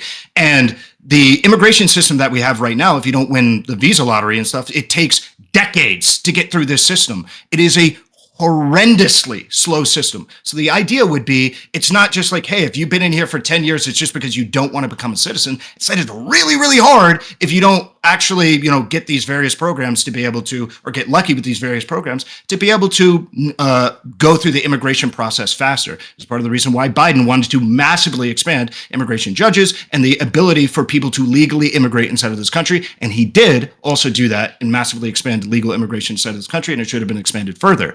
That's like my point, Okay. I guess. I do have a question for Admiral Gibbs on that note, right? Can I answer your previous question too? Oh yes, go ahead. Answer my previous question. Yeah, and then so have I another want question. to talk Go ahead. about when you were talking about the polling and they're picking up the pace, and that's part of the reason they're moving on, right? So this is interesting to me because on the Republican side, many Republicans are not satisfied with the pace of this, right? So you have some Trump polling disapproval from Republicans because it's not enough. So that it's not just people aren't happy about what's happening over here on the left and they're disapproving. There's also Republicans that are going, no, we wanted all of them out. Let's get to it. And I'm one of these people. I'm mad right now that he's even backing down at all. But I'm also in the camp. I'd rather take what's happening now than nothing. Let's get started. We can't get all 20 million out on one presidency, but we need to start making moves now because it's a problem. And wait, do you deny that Trump is not on track to beat Biden for deportations? Well, I'm not denying that. Here's what I think is happening. If you want my so meta-analysis, Biden sounds like he's your guy. I think that he is trying to push some things through the courts right now, and once the legal aspects get ironed out, then he's going to probably ramp up the numbers quite a bit. That seems to be what his tactic has been. He tries to find out the legal lay of the land, and then once he does that, then they push harder that way. That's my theory. I hope that's what happens. I could be wrong because I am in the camp that he's not deporting fast enough. So there's some disapproval right there with your Trump disapproval rate. However, that's not what a lot of people are trying to make out where, everybody's just not in favor. I posted some polling stats, and it shows many people are very satisfied with the immigration policy, and it's moving that way because part of the just violent backlash against it, because they're going, why do we want to keep these people here when they're waving foreign national flags and burning our cars, destroying businesses, and saying, give it back to Mexico, it's stolen land. I absolutely can understand why that's not a selling point for people, and people are disapproving of Trump not getting those people out of here fast enough. Yeah, it sounds like Biden was your guy then. Yeah, good one. Sounds like he did a better job. Not only did he do it more legally, legitimately, he also did it faster. No, you said you don't think that he did it fast enough. Okay, so you obviously don't know me. Whit can attest to this. I literally started coming on panels because of the piss poor Biden job was doing on the Texas border specifically, and how bad illegal immigration was. It was outrageous. You're just lying. You're doing a better job than Trump. Like whenever you wait, okay, so do you disagree that Biden had deported more people? listen. I'm not going to disagree with whatever raw numbers you want to pull up. I agree that Okay. Trump has not done enough as yet, but I'm hoping he cranks it up. Okay, not done Well, as much as hold Biden. on. I think we're mixing a couple things up here, and both of you are mixing a couple things up. Border security is not the same as immigration enforcement. They are absolutely but they are intertwined. not the same, Fair enough. and I'll tell you why. I think we can just, again, by going by the government's numbers, we can see that while Biden was deporting more, Trump has closed down the border, and so you have much less coming in. Now, he still hasn't deported as much as Biden, but both of these things are true. Like, both of these things are true, that Biden had a less secure border, but that Biden also deported more illegal immigrants. And both of these things are true. But to my second question, right? To you specifically, Admiral Gibbs.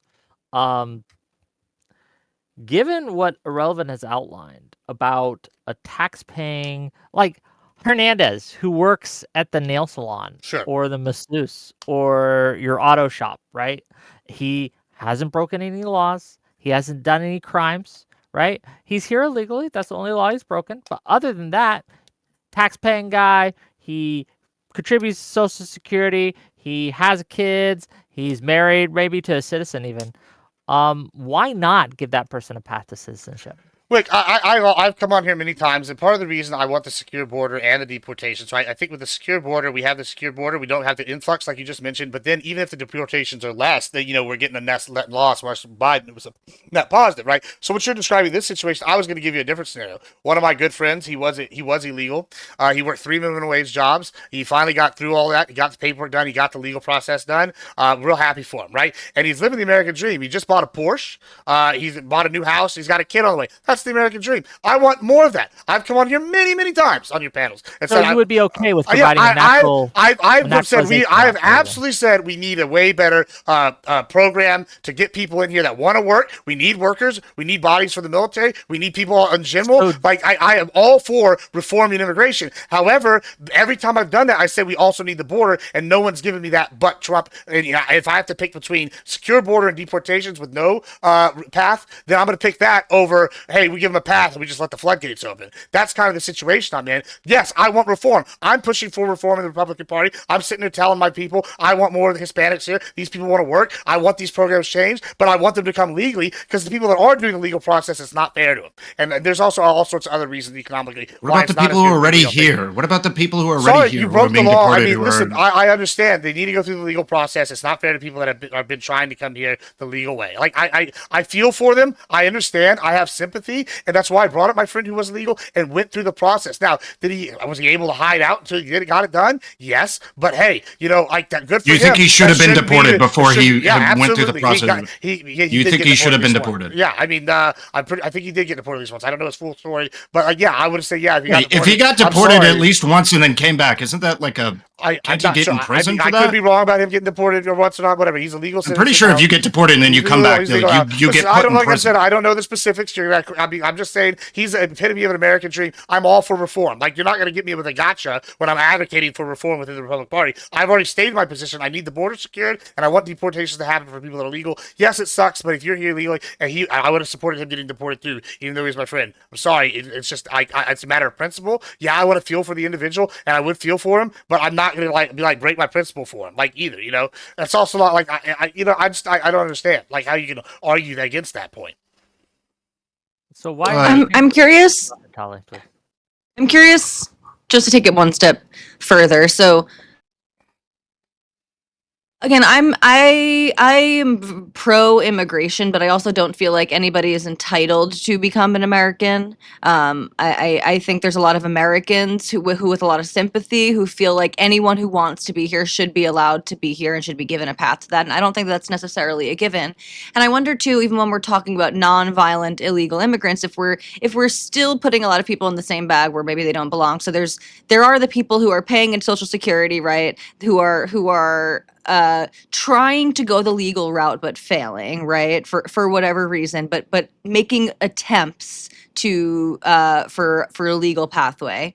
And then you have other people who are essentially dodging any type of communication with the government. Their goal is not to gain citizenship legally. They are just trying to stay under the radar. Maybe they don't have a family here. They're making their money under the table and sending it home while living in a house with 11 other guys or something like that.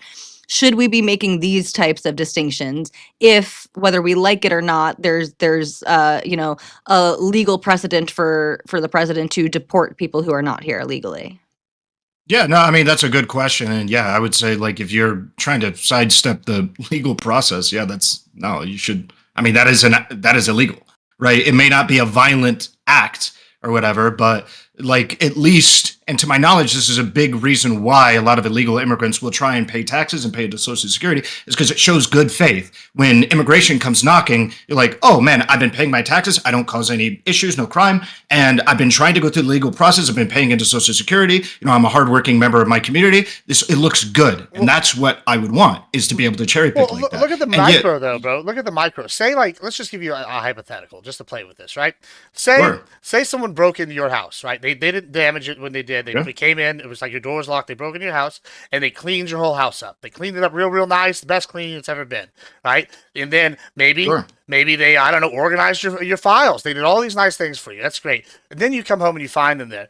Would you want that person to stay there? Or would you be like, oh, thanks for cleaning and shit. Can you get the fuck out of my house now? Like that's what you would say, right?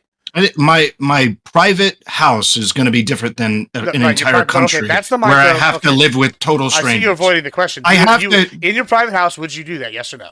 No.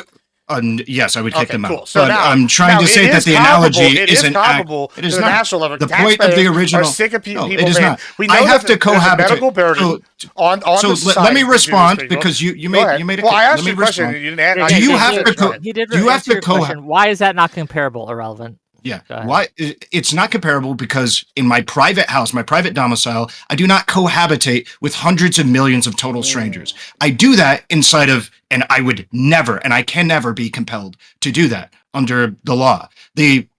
However, I live in a country where in which that absolutely happens. That's the way that it works. So for your example, do you live with millions of total strangers inside of your house, or do you think that you should be compelled to do that? Well, or is maybe a house disanalogous to a country? Well, there's a reason why I didn't want you to move on so quick. Is there's a second part of the question. Now, would you want that person charged with breaking and entering if they didn't want to leave after they clean? If they broke into my house, sure. Now, are you going to answer the question? So yeah, back to what you're saying. Yeah, it's absolutely comparable because when you're talking about like coexisting in a society, it's just like coexisting in HOA. It's just like your private property. You know, these are all things. HOA is a good example. If somebody came into my neighborhood, right, and I have an HOA and they cleaned up a bunch of stuff, would I say you have to get the hell out of my neighborhood? No, I'd be like, okay, thanks. I'd be like, thanks, bro. Thanks for trimming the hedges and stuff. That saves me a bunch of time. They don't do that. In fact, HOAs come down hard on people like that. They're like, oh, you were supposed to trim at certain times. There's all sorts of things. You don't know why. Well, right. But if somebody comes into your neighborhood and trims your hedges for you, I'm saying if somebody comes into... I'm just listening. I don't like HOAs. I don't like HOAs either. Let me for some reason try to sharpen Gibbs' analogy here. So what if you've got someone... Go ahead. Sorry. I think it needs help. Let's say somebody who doesn't live in your neighborhood in your development is not paying into the HOA, right? But decides to come and trim the hedges, okay, right? Now, because he came and trimmed the hedges, he feels like he should be allowed to hang out at the community pool and barbecue center. And so he's there every day, all day. He's bringing his family, he's bringing his kids, he's bringing his cousin. Everyone now is hanging out at the pool and using the barbecue every night. But he's coming in to trim everybody's hedges. He's doing a really good job, better than what the HOA is able to provide for. I think that's a better analogy, frankly. I think we're still in weird territory here, but...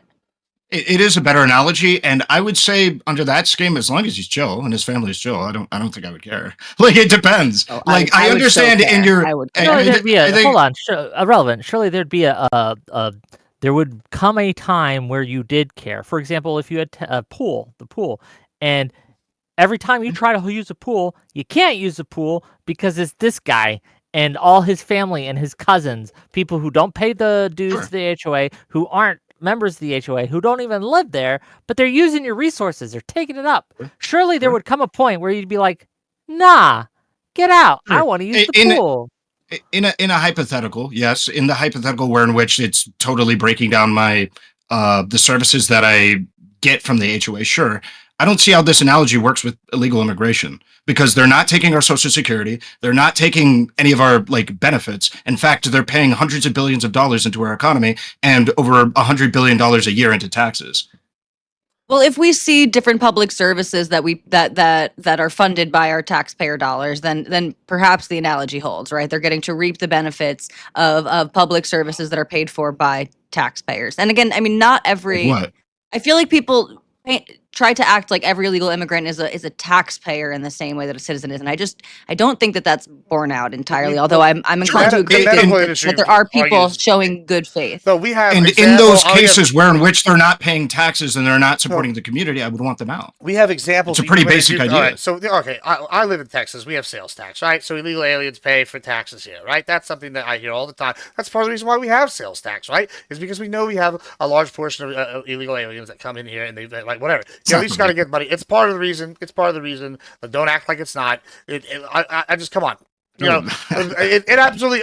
Okay, whatever. Anyway, we're going to move on from that. It's not the point I'm making. There is absolutely evidence. We've had multiple hospitals shut down, and a big reason for that is unpaid medical debt because illegal aliens will come in and they will give them fake papers, or they'll just come in, get the services done because you have to render services, and then never pay. We've had at least 2 hospitals shut down, and there's an area right now on the south side of town that finally is getting a new hospital built over there now. But it was about 3-4 years where they couldn't even get a buyer for the old one because there was so much unpaid debt for these groups. This is a problem. I would need to see the nationally. percent of unpaid debt that comes from illegal immigrants in comparison to just dudes who don't want to pay their medical debt. This is a pretty common thing, as I understand it, for U.S. citizens to get some kind of medical coverage So, and then just not pay your debt. Say you're you can't telling pay me it. that illegal In aliens- fact, I've literally been told that like that's the meta. That's what you're supposed to do. When you get like a medical operation, you say, "Oh, I'm really broke. I can't pay it," and then like the hospital will go like, "Bro, can you just give us like I mean, one this is a good quarter of the deflection. amount of We know money?" illegal immigrants are a big portion of this medical debt, though. So I mean, I'm not saying it's I all actually of it. know. I We know. do. I didn't don't know know if that. that's true. Is I that mean, true? It is true. There's a major You have portion. where's I mean, I would love to see that. Once again, a big portion of all medical you know debt in what's the United crazy States is every illegal claim I immigrants. make, I've had to provide sources for. I haven't seen any sources from any of your claims. Well, you by the way. haven't Just asked saying. me. Well, that's how You it haven't works asked when me. you're making the affirmative claim. You say that, but he's made a lot of affirmative claims, and I haven't asked Okay, for his sources ask me because it's something been and vague, but it's I'll fine. get you a I keep link for it. providing them repeatedly. I mean, I'm getting tired of just having to look back through my logs of things that have happened from years ago. Like, it's just sure. ridiculous. Gibbs, what source do you want from him? I mean, it's not important. I thought What we were here has to he talk. I said thought. that you need to Listen, say? I'll You- tell you. Hold on. Wait. I thought we were here to talk in good faith about it. I'm not sitting here asking him source bro. I'm taking him at his word that he's being honest for the most part with what he said is read. That's what y'all don't do as exams here. Y'all go with source me 50 Wait, times. to be It's clear, bad faith. you That's fine. asked you said that the photo that I was referencing was fake, and it was not. And I admitted I hadn't seen the second one, and I said what the context was. It was community notes, and I didn't dispute that it could be wrong. I said, okay, cool. This is all I said. I didn't fight you on it, did I? I Well, just said, no, I'm saying you made a claim, and I backed up my claim Good with for a you. separate Good. source. That's what I'm I happy did. for that's what you're supposed to do. Okay, so the claim very that cool I haven't meta done. And I Right also now. didn't die on the hill Yeah. about it either. I didn't die on the whatever. It's fine. Okay, cool. Go ahead. Okay. Let's move on. Let's move on. And I just one of the things that I'm trying to kind of bring this back to, right? Is the idea of the LA protests and the other protests. We have another protest coming up on this weekend, the No Kings protest. First of all, do you have any thoughts on that, Gibbs, that you'd like to share? Anything you want to talk about regarding that? Do you have any concerns, worries? Yeah, I got etc.? concerns. I mean, I want to Please, say go two ahead. things. One, I don't know. I think we're about the same age, Wick. I don't know what y'all's ages are, but I remember like growing up and like I'm 41. yeah, Just so to be you're clear. yeah, a little older, I think, but not much. I'm 17. Looking good, Wick, looking good. But listen, I remember going up. Don't say that. Anyway, go ahead. I please. remember going and Don't watching let like. others- Do you remember going to like one of the like military like parades? They would have festivals on the bases. They would do like Blue Angels shows, or the Blue Angels would perform at like random like things. Like on one hand, I like the idea of bringing some pride back with the military parade. I think it could be fun. Like, be able to take your kids out and go see all the cool fucking army shit. I mean, I remember when I was a kid, I wanted to see all the cool army toys. But that shit's cool as fuck. Like, it was cool, right? I don't know. And like, I get the idea of people like, oh, maybe optics bad, whatever. And I get it. And you know what? I'm happy. If these people want to protest, let them protest as long as they do it peacefully in designated areas. It looks like this King's group actually has done the paperwork the right way because they planned it in 2,000 cities, and it looks like they have permits in, I think, most of them, right? So, like, that's the way they should be doing it. And I think hopefully they're good actors and they're not like trying to like stir shit up. And I'm going to give them the benefit of the doubt until I see otherwise. So yeah, good. Protest the right way, get the permits, plan it out, announce it. Like, this has been far enough planned. I think it was a good way for them to do it. I think hopefully as long as nothing bad happens. Now I do have concerns because like y'all said, yeah, it's mostly peaceful, but I think there's still a significant number of people that are bad actors, and I have concerns it's going to escalate nationwide. And I think that is something we should all be concerned about. I don't really know why we're going to sit here and argue about whether it's mostly peaceful or not. But if you're at big protests where 1,000 people are doing bad things, that's 1,000 people is a lot of people doing bad shit. Like, even if the protest is 100K, like I think this is something we need to actually realize is a problem. And I think it's reasonable if you're a taxpayer to want, possibly National Guard troops to protect your business if the local PD is not up to it. Okay, so to at least answer a part of or to comment on a part of your statement, the reason why I kept harking on mostly peaceful is because this is a very, very, very common right-wing narrative. The idea that it's like mostly peaceful. No, we can establish that it is mostly peaceful. And the establishment of that doesn't mean that we shouldn't have law enforcement. In fact, like I said at the opening, I commend the LAPD and the arrests that they've made. If it comes to my knowledge that the people that the LAPD are arresting are not being prosecuted, that would be, I would say on the merits of that should almost be protested. That's insane. But I just want to say, based on the numbers that I've seen and the narrative that's being shown, mostly peaceful makes sense because it is a counter narrative to the one that is unjustly being painted by conservatives. That being said, I don't know if this is the scope of the conversation for Gibbs, for us to have this conversation about, do you think that the protests themselves are is a justified cause? Do you think it is a righteous cause to protest against the manner in which the deportations have been conducted? What do you mean by like a righteous cause? Like, I'm not trying to like it's justified. It's justified. Yeah, I mean, if you're not in favor of it, like, I mean, okay, so the election was what, like 51 percent? It's close, right? I don't know what it was off the top of my head, right? It's close. It's it was close, it's sure. basically 50-50 with a slight majority one way, right? And when I look at it, yeah, it's absolutely, if your policies aren't put in place that you want and somebody's doing the opposite of policies, it's absolutely, I would say it's even the most American thing you can do is to go and protest in a peaceful way. Like, I think that's justified.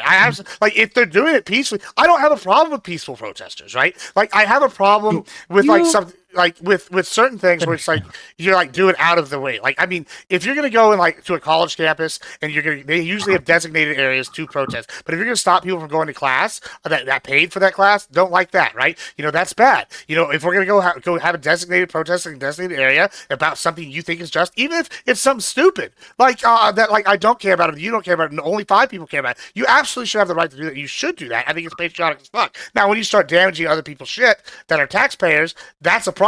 And Wick, did you want to get in before I follow up? Yeah. I just am really curious then. When Trump says that protesters for the military parade will be met with heavy force, do you think that's a positive thing? Do you think that Trump was okay when he said that? Was it okay for him to say that? yeah, I mean, I think that it could be okay. I just don't know. Like, hold on, how is it okay? How is it okay? It's because it's a deterrent. Like, I think what he's trying to do is he's trying to have it. I like the reason why I say is we've seen some of these protests get violent. Do you think it's appropriate for the president of the United States to deter protesters by threatening protesting will be met with heavy force? Yeah, because obviously the permits aren't probably not done. If it's protesting outside your permits, yeah, I think then you're committing illegal actions. Like, I don't think that he's saying, oh, if you protest peacefully or you have like a sign or something, he's going to get you. It's going to be if you're over here trying to like block parade or trying to do some violent shit. That's the implication I've gotten from it. I mean, can you prove that's not what he's trying to say? I mean, he didn't say that. He said protesters will be met with heavy force. And That's what he said. he said it, tweeted it. How did he say this? For those people that want to protest, I'm quoting here. For those people that want to protest, they're going to be met with very big force. Okay. End quote. And so my question is, do these people have permits to protest in that area on the parade day? I imagine some of them are still Clarify. submitting for permits and stuff. I don't think So, just if he has permits and they do it in presuming that that- area, then bad. But if it's protesters in areas where they're trying to do the parade and it's like, clearly, like, The I don't know, a problem. Yeah, the then reason I'm I don't have asking a you problem with this, it. the reason I'm asking you this, and we're going to tie it back to the LA riots, right, is that some have claimed that him threatening to call up the Marines, which he eventually did, him threatening to call up the National Guard, which he eventually did not deter You think it escalated? anything Is that your and argument? simply escalated it. Mm. What would you say to those claims? I find that not to hold too much water, in my opinion. I think that there is something to be said for like heavy shows of force to prevent things going forward being bad. Like, right, like if you come in and you overkill something, like bring in a ton of people and stop it like in its place, it's gonna be like, okay, this is not gonna turn out of control. Sometimes doing too many piecemeal things, kind of like where it's a back and forth, will escalate it. I'm not sure. My issue is I'm not sure he sent enough people in to be like an instant, we're quelling this problem right now kind of thing, as opposed to like he just sent a few in and it's gonna keep escalating.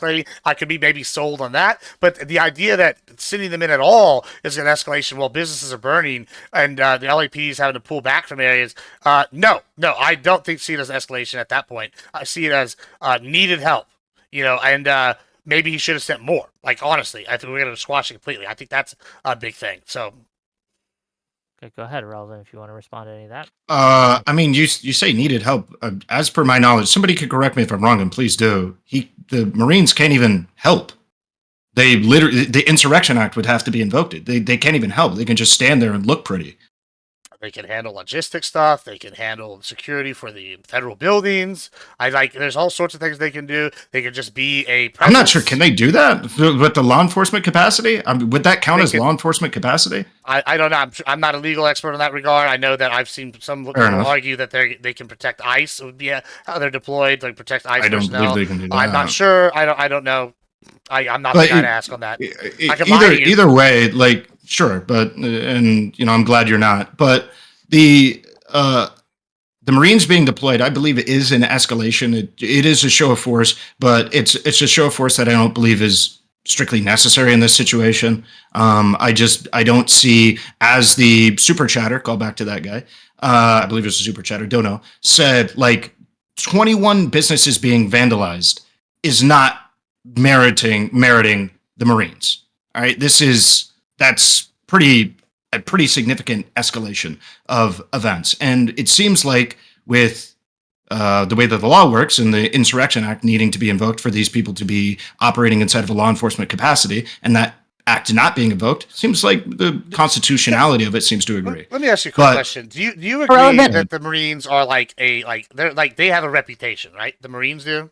Sure. Okay. Mm-hmm. Do you think, you mentioned these angsty kids earlier? Say you're an angsty kid. Do you think the idea of I was a pretty angsty kid. I don't think if I heard the Marines were coming to town, I think I'd probably be like, you know what? I don't want to fuck with the U.S. Marines, and that's going to eventually eliminate a lot of people from wanting to go do more violence. Do you not see that as a potential deterrent from people wanting to do shit? Just by it could be, but I could also see that based on the response that these people have had to the National Guard being deployed, I could see it being the exact opposite, because we saw what happened after the National Guard was deployed, which is they just got rowdier. I could totally see a similar thing happen. I mean, I guess when Trump announced that he was going to crack down on these protests, they got rowdier. I mean, well, I guess we'll see. I mean, I feel like hopefully, I think they see it as a deterrent. It's like, hey, you come in here. I agree. I agree with big that. problems I hope here they with do. it. And I think they have the Marines, from what I understand, probably held back by the federal buildings or assisting ICE agents. What I've read online, but like I said, not the legal guy. Either way, I think it's more of a hey, don't fuck around. We're not playing kind of thing. Like, we got the Marines here, and hopefully people are like, oh shit, maybe I shouldn't go attack that business that's within their cordon. Go ahead. Okay. Well, I kind of wanted to reference back the line of dialogue that I had gone on with the justification. Please. Because the so given the lack, or I guess we'll start here. Do you agree or disagree that there was numerous people who were deported without due process, Gibbs, like illegally? Define due process here. Like, what do you like? Give me specifics. Like, They were not given their required legal hearings to be able to have their case be heard prior to deportation. I don't know. I mean, maybe. I haven't followed all that too closely. I'm just happy they're getting rid of people fast. They gotta go. Like, You haven't followed like Abuergo Garcia at all? yeah, I mean, that's the one we're gonna die on. This one, okay, yeah, sure, yeah. How's that going? Is he? We don't have to follow this guy. No, we I can mean, follow this is a the perfect one. gay. This is a good one. We sent him away. guy Now from you want El to come back, Salvador. and now he's got like 100 charges for like human trafficking because he was the American side of the country. Sure. Do you think he was Cool. deported That was illegally? I mean, it sounds like maybe a mistake was made. They brought him back, so whatever. Problem solved. He did what you wanted. Once again, the left is still crying about they're getting their way. Even when they win, they're crying. Like, Wait, is it? if he was breaking Hey, law, would just he have be- not brought him back at all? Wait, if I steal He brought it if I back. steal your stuff and then bring it back to you later, are you just going to be like, well, you brought it back to me? Are you really making this argument after you just tried to Yeah, justify I- the vandalizing stuff? Yeah, And no, go, I'm. oh yeah, all right, that makes a lot of sense. I'm genuinely curious. But he literally. So listen, they told him they fucked up. What did he do? He said okay, and then Trump came back and did exactly what the court said. They followed the court orders. Isn't that what you want? No, they didn't. What? No, they didn't. Okay. Hold on. I'm going to assume you don't know the timeline of events. Hold on. Let Gibbs finish, and I'll let you respond. So there was Gibbs, an finish, objection. and There then was Relevant he's deported, arguably wrongly, right? Cool. The court says he's got to be facilitated to come back. Well, it looks like they got him back here, and now he's facing crimes. I saw that Trump had been requesting to dismiss in that court because now he's here. Whether or not you agree that it was fuck ups at the beginning or not is one thing. Sure, maybe they did fuck up, maybe they didn't. I don't really know. Don't really care because the court told him he had to bring him back. Guess what? They brought him back. Now he's fucking in charge for other shit. So even when you get the thing you want, you're still missing bitching. in the middle. This is strange. This is Trump bad. No matter what he does, we say Trump do something. It's a pretty low bar. He does it, and he comes back. He does exactly what you want. It's still bad. No, he does exactly what you ask him to, and then he can't come back. You made your statement. Let me respond. You made your statement. Why is Trump above the law? He's doing illegal stuff, blatantly illegal, not giving these people due process. And it wasn't just him. It was also several different people. But beyond that specific scope, you say the timeline as if he was asked to facilitate the return of Abuergo Garcia by the courts, and then he was returned. You're missing a massive middle bit there for months, where in which they made every single argument of why they can't do it, even though he's the most powerful man on earth, and he's literally friends with the person who can facilitate that. Oh, I can't do anything. My best friend is the guy who's like the warden holding the jail keys. I have no idea. I couldn't possibly return him to the United States. He was obviously lying, but he got returned. He was able to be returned.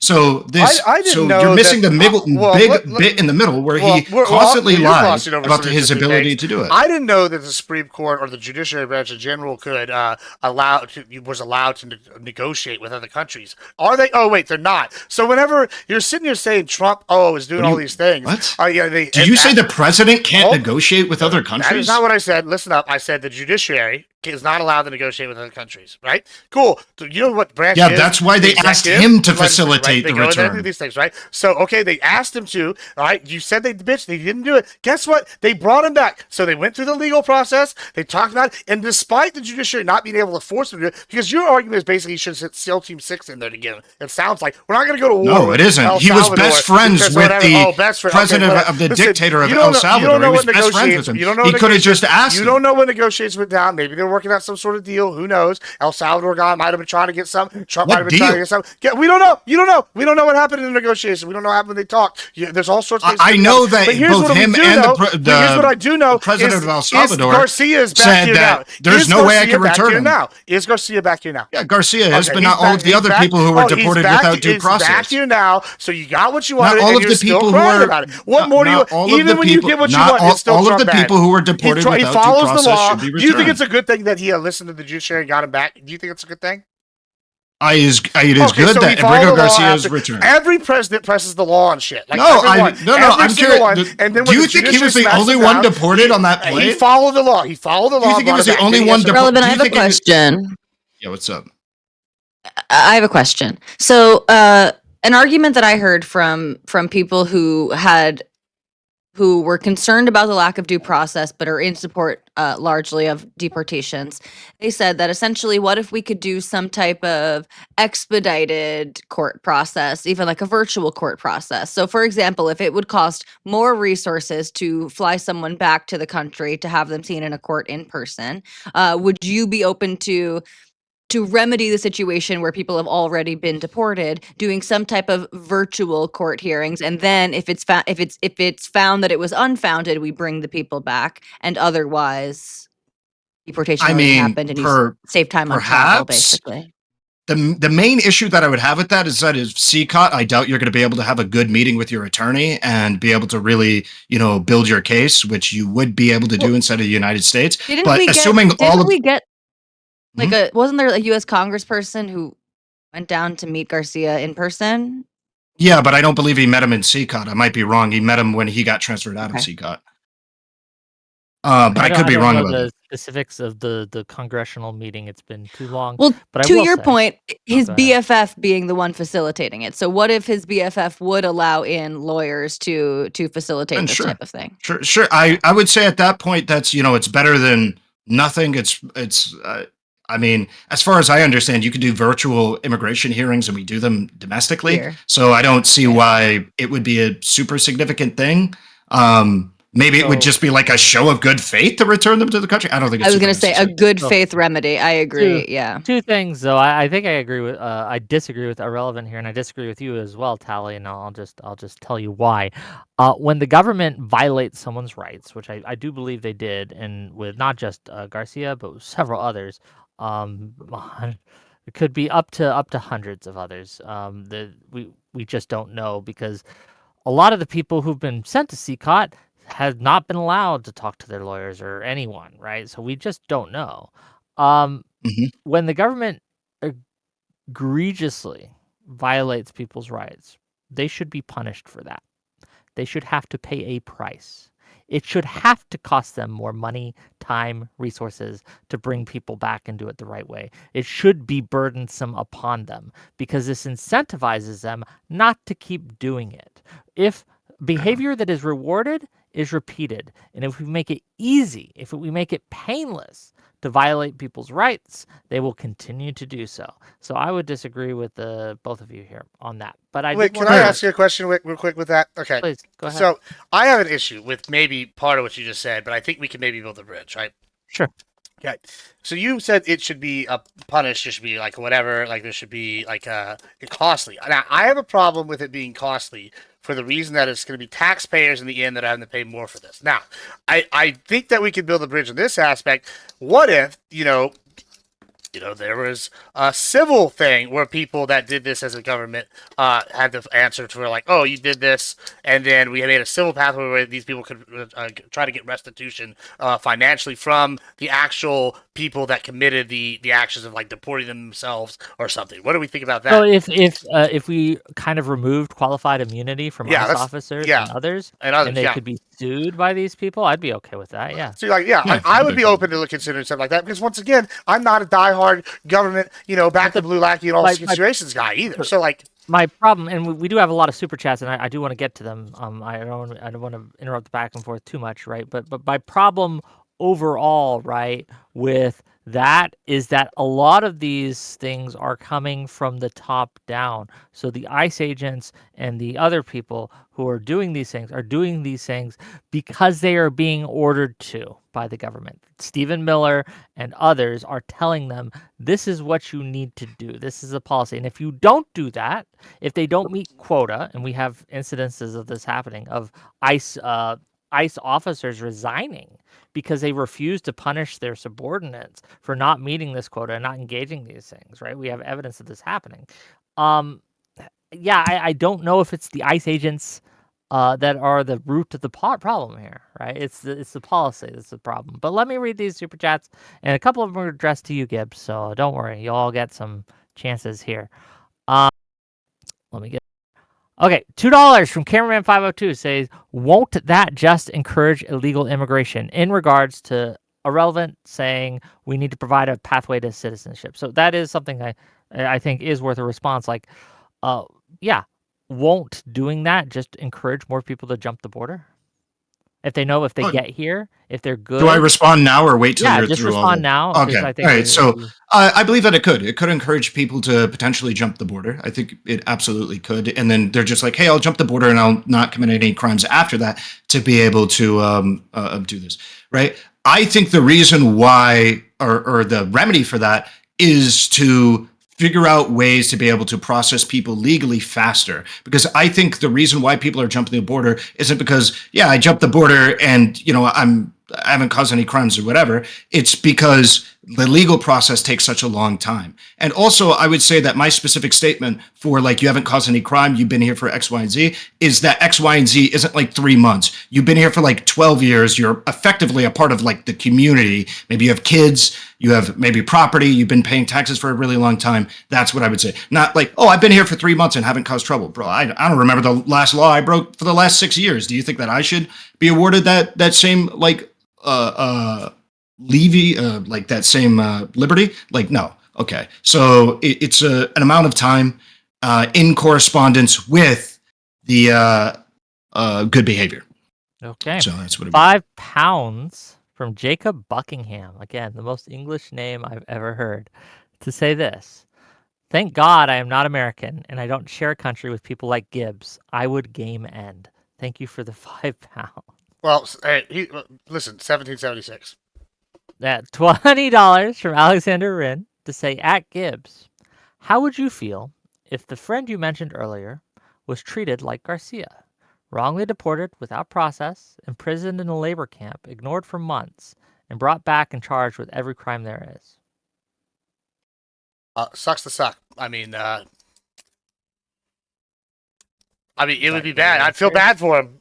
Would I feel good for him? No, I wouldn't feel good. Would I be upset? Yeah, maybe would I try to lobby a local congressperson I know or a local politician I know? Absolutely. I would definitely try to help him out. But Maybe protest? I'd be maybe. Who knows? I'm not opposed to protesting. If it's a case by case thing, yeah, I'd be sad about it. What do you want me to say? I wouldn't be sad about it. But no, I'm not gonna be sad about overall them getting the job done on the deportations because it needs to be done.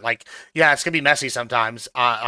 And I hope that gets cleaned up. But overall, I'm a fan of it. Yeah, it'll suck for that guy though. $10 from the Trib 1 to say, "Gibbs is saying he's okay with illegal immigrants being deported illegally.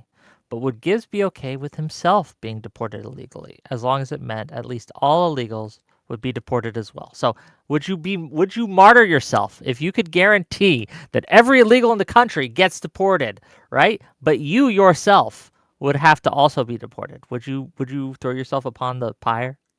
Sure, as long as I got to keep my assets, or at least got some cash for them, then yeah, absolutely, I'll be good. Okay. I'll enjoy living in Mexico. I'll be rich as fuck. Maybe Fair maybe I'll enough. move to Guatemala, and it'll be like I'll be a billionaire in Guatemala. You know what I'm saying? But what if you got sent to CCOT? I'm just curious. I guess then I'll be legendary for killing all the illegals out, and I'll be remembered. Remember me, I guess whatever. At least my legacy will live on. Yeah. The admiral took one for the And to be team. clear, I don't think that they are able to keep their assets when they get deported. I think they're Well, being stripped of their assets. I'll but I'm not probably sure. be fine either way. I think. Yeah, I don't know. Okay. $10 from Ben Riley to say, "The lack of intellectual rigor and moral consistency from Gibbs is astounding. Imagine if doctors did this. Well, we took out the right organ eventually. Who cares if it was in the wrong place?" Thank you for the $10. $5 from the Trib. Wanted to say, by the way, I don't remember Grid or Gibbs finding where that 350 billion number Trump repeated for Ukraine came from. I They never. still I don't have know why time they to keep try to saying. find Hold it. on. I never made that claim. That was Grid. Let's make that very clear. Yeah, I even said that then. That I didn't make that claim. I We agree disagreed. Trump was lying about it. I disagreed with the claim at the time. I even said that. I told you that. You agree Trump was lying about it. Listen, I said I'm not sure how they came to that number. I don't even remember, but I know that I didn't agree with that number. Y'all aren't gonna get me on that one. Grid, he can stand on his own feet about it. I never. Okay, no, and honestly, the Ukraine stuff's beyond the scope of our conversation Yeah. today, so we can move past that. And then $50 from Alexander Wren at the big 50. Thank you for $50 to say, if I can request an answer to this from Gibbs, and you can for $50, says, if Garcia was actually innocent of the crimes accused, guilty of only of coming into the country running from a gang that wanted to kill him unjustly, would you be bothered enough to want to slow it down? No. Sorry, we got to get it going. It's got to go. Okay. What would be Well, the well- point where you'd be well, like, okay, this is too much? I'm gonna be honest. I know that people throw the word fatigue around a lot, but like I've had friends dying because of cartel violence my whole life. This is a problem, and people don't realize how messy it's going to be, right? We all care about Lupita, the hotel cleaner, right? She's a nice lady. She never breaks the law. Well, the cartel still have her social info. Maybe she pays them a certain percentage every month to keep her whatever. Then what happens is she'll be fine for 20 years. Then one day they need to kill somebody at a hotel. They know they're staying there, and they'll call Lupita up and be like, "Give us the key." This sounds like the bad movie, but this Wouldn't it happens. be better to go after the cartel and not the immigrants? I understand that, but you have to take out the organization. This is a problem that's consistent. It's not they're intertwined. I agree. Go after the cartel. That's great. Yeah, why go after It's a Letitia or multi-level. whatever you It's a said? multi-level issue, and there's also the I go after the innocent free person. trade aspect to it, where people are paying labor lower. There's the wage slavery aspect. It's multi-level issues, and y'all are trying to boil it down to these people are just fantastic. Yeah, there's good people caught up in bad situations all over the world. But I'm sorry, the way we solve this problem is we deport the illegal ones, we get a secure wall, and then we have immigration reform to get people in here the right way, and we open it up more. That's what we have to do. This is what I've advocated from day one, and y'all are sitting here going, oh, now we're getting the balls to do it. Oh, it's scary. Oh, no. And they're protesting. Cool, let them protest. Don't destroy the fucking city, though. I don't know why that's crazy. Oh, outrageous, bro. Outrageous. I think That's we all the can. super chats for now. So continue. Go irrelevant. Yeah. So I think we could target the cartels without kicking out every single person. But nonetheless, it feels like we were getting to something substantial there. But you seem to have an issue with Abrego Garcia. We could talk about the what is it? The gay? Was it a hair salon or? Dude who does nails. I forgot who it was. It was a gay dude who was deported without due process. I don't know this if you want to use that. Okay, nonetheless, if there are Why people wasn't being he deported, the face? I mean, That's a don't good you think question. he would have been a more sympathetic? This is a problem that the left has all the time: is picking really unsympathetic figures to be the martyrs of their cause. It's reminds me of the Jacob Blake situation. If what I've heard about Abrego Garcia is correct, it reminds me of the Jacob Blake situation a little bit. Everyone coming out to defend a guy who might be really a shitty, violent guy. And even shitty, violent people are entitled to due process, but wouldn't it just be smarter to pick, like you're saying, the gay hairdresser with the tattoos that said mommy and daddy or something? yeah, it would be, I think, smarter optically to do that. I believe the reason why people got behind Abrego Garcia is because of, I believe, the timing, as well as at the time of their deportation, there wasn't so many allegations. Obviously, when he was deported, conservatives media ran triple sextuple overtime to be able to try to find any dirt on this guy they could possibly find. And then, after that, it just kind of stuck. And then it was like, oh, yeah, well, even potentially bad people deserve due process. But yeah, there was dozens of people who were deported without due process. This idea in and of itself makes, in my opinion, the LA protests justified. Even if that was exclusively the only reason why, but it isn't. There's multiple different reasons why. People have their various reasons for going out there. One of my criticisms, even of the protests, is that they don't really have a unified message. We know from history that having protests without a unified message is quite bad for the protests, because we can't really make significant demands of their federal or local governments. So we'll see how this goes. But the Garcia, just to answer the Garcia question of why it was the face, is because the Trump's lawyers at the time said they fucked up. That's fair enough too. Yeah. And this is why people focused on it, because it was an admitted mistake. It wasn't something that was alleged. They admitted, we messed up. And that's where people were like, okay, well, what are you going to do to fix it? And then Trump was like, I'm not. And that's why that came about. And that's why we had that whole thing. Okay, we are kind of winding down here. I do have one more question for Gibbs, and I don't know if Tali has one last question for Irrelevant, but then after I ask these questions, we have the back and forth. We'll kind of close it down. Um, and to be clear, gang, we're not ending the stream. I'm going all night, baby, because me and Tali's gonna talk a little Woo! bit after this. Oh yeah, and then I got the Raging Tomato. I'm going on her show and co-hosting, and you guys can call in and yell at me and yell at her, and it should be fun. Okay, my question for Gibbs: do you not worry that by lowering the bar for calling up the Marines specifically, I'm not talking about the National Guard, I'm talking the Marines specifically, and sending the Marines to LA, that this might be a new precedent that is used by future administrations that may not be very, that may be much more liberal or much more leftist, to call in the military to break up otherwise controlled protests? Do you not worry that this is an escalation that Uh, would set a precedent, is what I'm asking. Well, yeah, bro. I definitely am worried. I'm worried about a lot of things, right? Like, yes, I am worried that is a problem and a precedent that whatever. Like, I don't know if you realize this, but the Texas Nationalist Party, got absorbed into the Texas Republican Party, and the Texas Republican Party is official stance. It's something they talk about is to prepare for worst case scenario and maybe go back to like sympathetic to like being under the nation again, right? And so when you sit here, this is a Texan idea. Hey, we don't trust big government. Be ready for the worst. Yeah, I absolutely hear you. And you go, hey, this is a bad precedent. It's terrifying. It's awful. And I'm kind of of the opinion though, to where I actually. So why are you supporting it? I'm about to tell you because I think that it's such an egregious problem that at this point, even though it's a scary precedent, I'm willing to accept it because it's rioting, it's insurrection on a wild level, and we cannot have another $20 billion kind of BLM riot thing happen. This needs to be quelled immediately, and it's also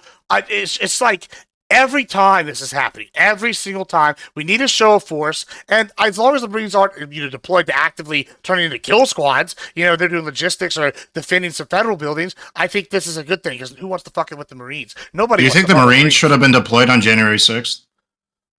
Maybe. I mean, sure. If they, honestly, yeah, probably. I think they should have been deployed into the Capitol building on January 6th. No, I'm not a fan of people going in and tearing up the Capitol building either. Like, I don't know why. Like, this is not the gotcha people think. Where like, whenever they come to me, it is because Trump pardoned all of them. It is cool. I mean, okay. Listen. Oh my God, bro! I'll just be good faith. Listen, Biden pardoned his son. You know what? I sat there and told everybody it's crazy that people are upset about this. No, hold on. That people are upset about this. I'd absolutely pardon my kids. Are you? If I was the president, you're lying. If you say you're the president and you wouldn't pardon your kid to say give me a break. That's half the reason to be president. Nah, not really. I'm just kidding. Well, but you brought up Biden. What I'm talking about is Trump pardoning all of those violent criminals. And Biden, cool. And who knows who Biden pardoned because he had dementia and they were using auto pen. I don't give a shit. Like, it's not the Doug you think this is. I don't give a shit. That would be on record. All sorts of people all the time. That's what they do. They pardon the people that are favorable optically. That's what Trump pardoned 2 rappers recently. Are you a fan of that? Do you like that he pardoned those 2 rappers? Did you like that? Were you a fan of that shit? No? Did you like the pardoning of the rappers? Hold on, why are we asking about pardoning the rappers? Oh, so then exactly, what do you care? Trump pardoned some people that were good optically for him to pardon. Like, I mean, what's your point? No. I'm asking you, was it legitimate to pardon all the January 6th violent criminals? Yeah, because he's the fucking president. Every pardon he issues is legitimate. Unless he's got dementia and he's not actually doing it. Then it's not legitimate. As in justified. You know what I'm talking about. You want to talk about that? Since my justification is that there's a fucking president, and if they want to pardon someone for optics, they can do it. Joe Biden could pardon. I just gave you that. If Joe Biden, so let's say if Joe Biden was president when Epstein was put on trial and he pardoned him, you would have been fine with that? I mean, I would have been because he's the president. Yeah, but I would have said, cool, tough tits. He's the power. Okay, are you unhappy about Trump pardoning the January 6th? No, I don't give 2 fucks. Okay, yeah, all right. So I don't give a fuck what you have to say about the violent shit going on in LA. What do you don't mean? care about the part. That is so fucking. I don't care. You're like, what? Like, it's good optically. I'm expecting to take your opinion on the violent shit going on in LA, but all of the fucking violence that happened. These guys were 3 hours and it was handled in January. It was 3 hours. These guys are burning down businesses left and right. Okay, Tally, do you have anything for irrelevant before we get to closings and things like that? Or Gibbs, in that, No, for that matter. Okay, no. no. No. Okay. Uh, Gang, this has been a great discussion. Again, we're not ending the stream, but we're not Hamas. We won't keep these individuals hostage, but we do appreciate them coming by. So we're gonna give them each closing thoughts, closing statements, and we have links to their stuff in my YouTube description. But they can tell you other places they can find you. And please, please, please go and make sure you give them a follow, give them a sub, whatever, and follow their stuff. They've taken their time out of their night to be with us on the Wick and Tally show, right?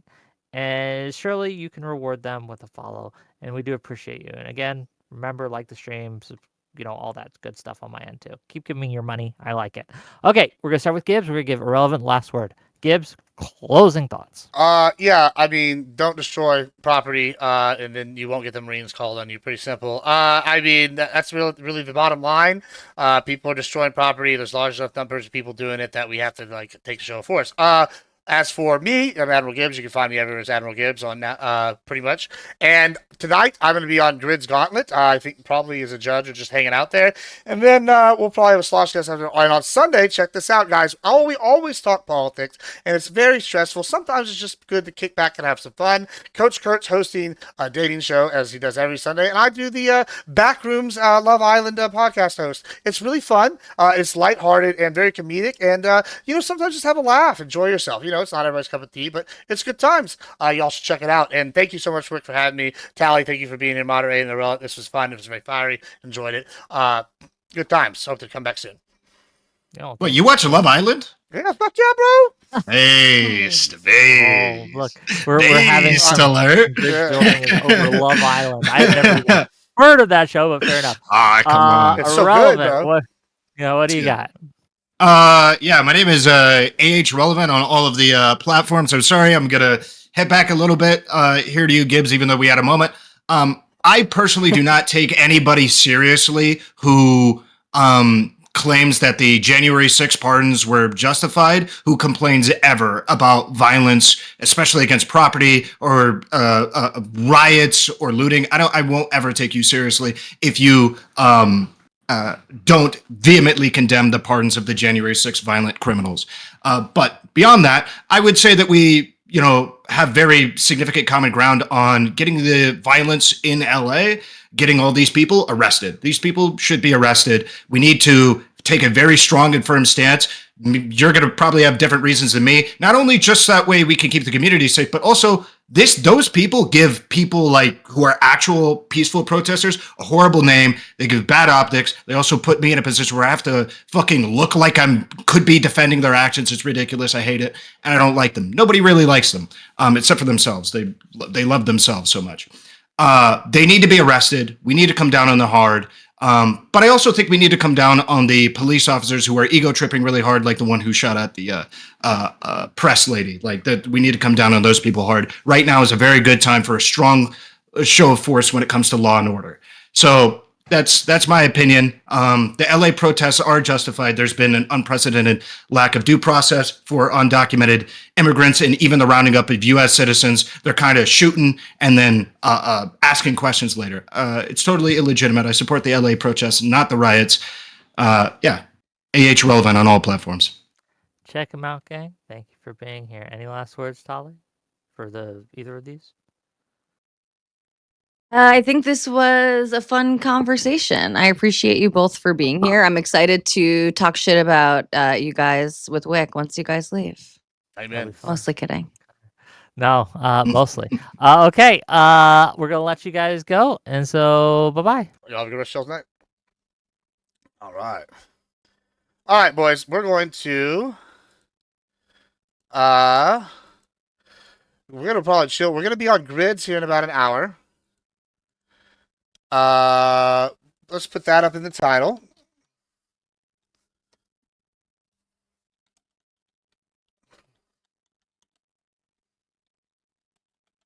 We're gonna do politics for a while tonight. It looks like we got to strike while the iron's hot, guys. So you know what I'm saying. You know what I'm saying. We're gonna have some good times here. One day I will have this all super organized where it just flips between them. But we're gonna just tough through this. Turn on the webcam here. There we go. I hope everybody enjoyed that debate. I enjoyed it. That was fun. I like Irrelevant. He's a good egg.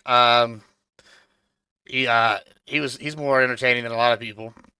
I factor in entertainment when I talk to these people in debates quite a bit. Like if you're boring, it's no fun. No fun, me friends. Okay, I'm gonna just tilt this one. I can close out all these windows. Oh, we get the view too. Yeah, then we'll do this. That way I'm not entertaining. Pro streamer, we're learning, guys. We're learning. Oh, let's watch this. How are you? I'm doing great. That's a great crowd. How you doing, man? They're lovely. It's so nice to see you. Elephant in the room. NBA basketball finals. You and I are ride or die New York Knickerbocker fans. Yes. It's been a disappointing, and to have them just end the playoffs there and not continue, I thought was the right move. Oh, yes.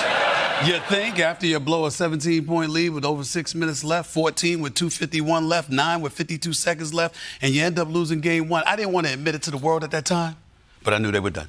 You did know they were done. I kind of knew. My son was there in the rafters. When Jalen Brunson hit, there was a point, there was probably like a minute and some left. They had a 9-point lead. Right. They hit it, and he made the fatal mistake that a Knicks fan, and now he knows, I had to school him on it. He did the bye-bye. He did the bye-bye on a selfie. Here's the crime. The crime. Can he be arrested for the that? crime? He should. He should. And I'm going to tell you why. All right, sir. Because who does the bye-bye? That's Steph Curry, the greatest shooter God has ever created. Yes. Yeah, you like that? That guy in the 2009 What did y'all think? draft Was that a good one? was drafted 7th overall. Yes, I know. This is Who not had as the good as I thought eighth it was. It was the Knicks. And who? Let's go to something better here. What are we gonna do? Piers Morgan probably got something.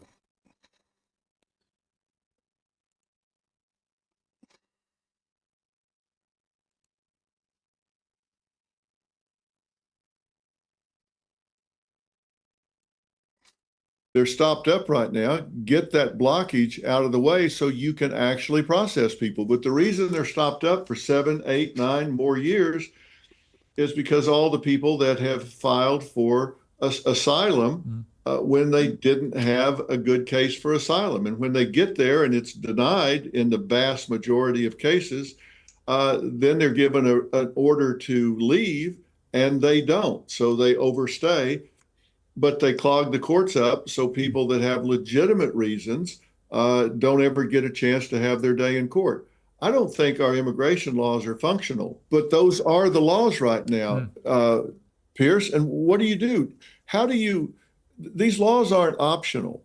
They're not suggestions. How do you decide that you're going to enforce it for this person, but not that person? Well, I think that's the big question, isn't it? I mean, I that's why I think, funny enough, if Donald Trump, through his team, including Tom Homan, I think it's a very impressive operator, actually. But if they had made it clear that the first raft of deportations were going to be exclusively restricted to people who were in the country illegally who had committed crimes, I think they would have had universal support from everybody. I think it's the fact that so many are being deported at such a rate that inevitably certain people are falling through the cracks here who have not committed any crimes, who may have built a life for themselves in the US, living the American dream in many ways, right? Albeit coming in illegally. I think people feel more uncomfortable about people like that being deported than they would if they were actually people committing crimes. Well, let me tell you what's happened here, because I've been fairly close to this, as you know, and they had 3 primary objectives. One was to close the border, and I think that's been effectively done. Yes. I mean, the illegal crossings. Amazingly successful, yeah. And Trump isn't getting nearly enough credit for that. And number 2 was the worst first. Let's get the violent criminals out of here. The TDA, Trinidad, let's get them out of here. MS-13, let's get the gang members, those that are, and typically they start out by victimizing. We're watching. We are watching the Piers Morgan country laws from 2 days ago over the LA riots. We just finished the show on Wix, and here in about 50 minutes, we're going to go on grids, maybe as a coach, not coaches, maybe as a judge. maybe it's just to hang out, and we're gonna just hang out there for a while. We're gonna do some politics, and we're gonna watch some blood sports debates. I don't have the gumption to do more debating tonight. I don't think. I am very very tired. I hung over from yesterday. But I'm having a lot of fun with the politics lately, and y'all have been super supportive. So we're gonna give you a politics night on a Friday, and I'm gonna do what I can. That's what the plan is. So right now we're gonna go back to watching this Piers Morgan thing, talking about it. Hope everybody's having a good night. Hope y'all enjoyed the other content. I'm also kind of like working on some stuff in the background for next week and a couple weeks after. That's where they go first because they've got the bluff in on them, and so they start victimizing their own countrymen. And then third is it's not a real. I mean, children. it's There also are like a entertainment. minimum of 300,000 missing children. Like now, some of them there's have no found their reason to way be just like family, bad faith for the and sake of they're bad safe, faith, like on but these an shows. Like you can unsettling have a number, conversation. It are doesn't have to being just be sex like trafficked debate or bro, they're in debate bro, forced right? labor, Like we and can have a they real need to be convo. found, We can have fiery, help, and given be services, like medical, entertaining, and then like psychological, you can also sociological, and concede as long as you're reunited not with sitting their on to play families. stupid So gotchas. those are the Like three prime directives. But here's what's happening. In sanctuary cities, a lot of people just go where too they butts. I know it was refuse to good. I enjoyed that debate with cooperate him. with ICE, where one agent can go in and arrest one detainee that's in jail, they instead have to do a complete operation to arrest this person on the streets. And when they go in, say, to an apartment where maybe there are 8 or 10 people living, they're going to check who they're with. And if those people are simply here illegally but haven't committed a crime, they're not going to say, "Oh well, we'll overlook that. You're here illegally." By I thought it was law, really good. they have to detain them and take them in for deportation. They're creating that which they fear the most. They're forcing the agents into the Who's the hottest human community being in to history? deal with people that maybe I don't know aren't who that would violent be. criminals. Cleopatra? So they're creating that which they Or what? fear the Helena most. Troy? And look, the mainstream media is not reporting the facts. What happened in LA and what happens in most of these situations are interagency situations. In LA, I'm this sure trouble will come was up. a multi-agency situation. There was a search warrant issued by a federal judge Listen, if I was a billionaire, against I'd a also company be that is alleged to have undervalued imports, pretty horny all some the time, I think. counterfeit, by $80 million. They had underpaid their tariffs by an estimated $17 million. Half of their workforce Hey, Gibbs, are you were there? illegal immigrants. And so when they go in to yes? serve this search warrant, I didn't know I didn't know I was even in the room.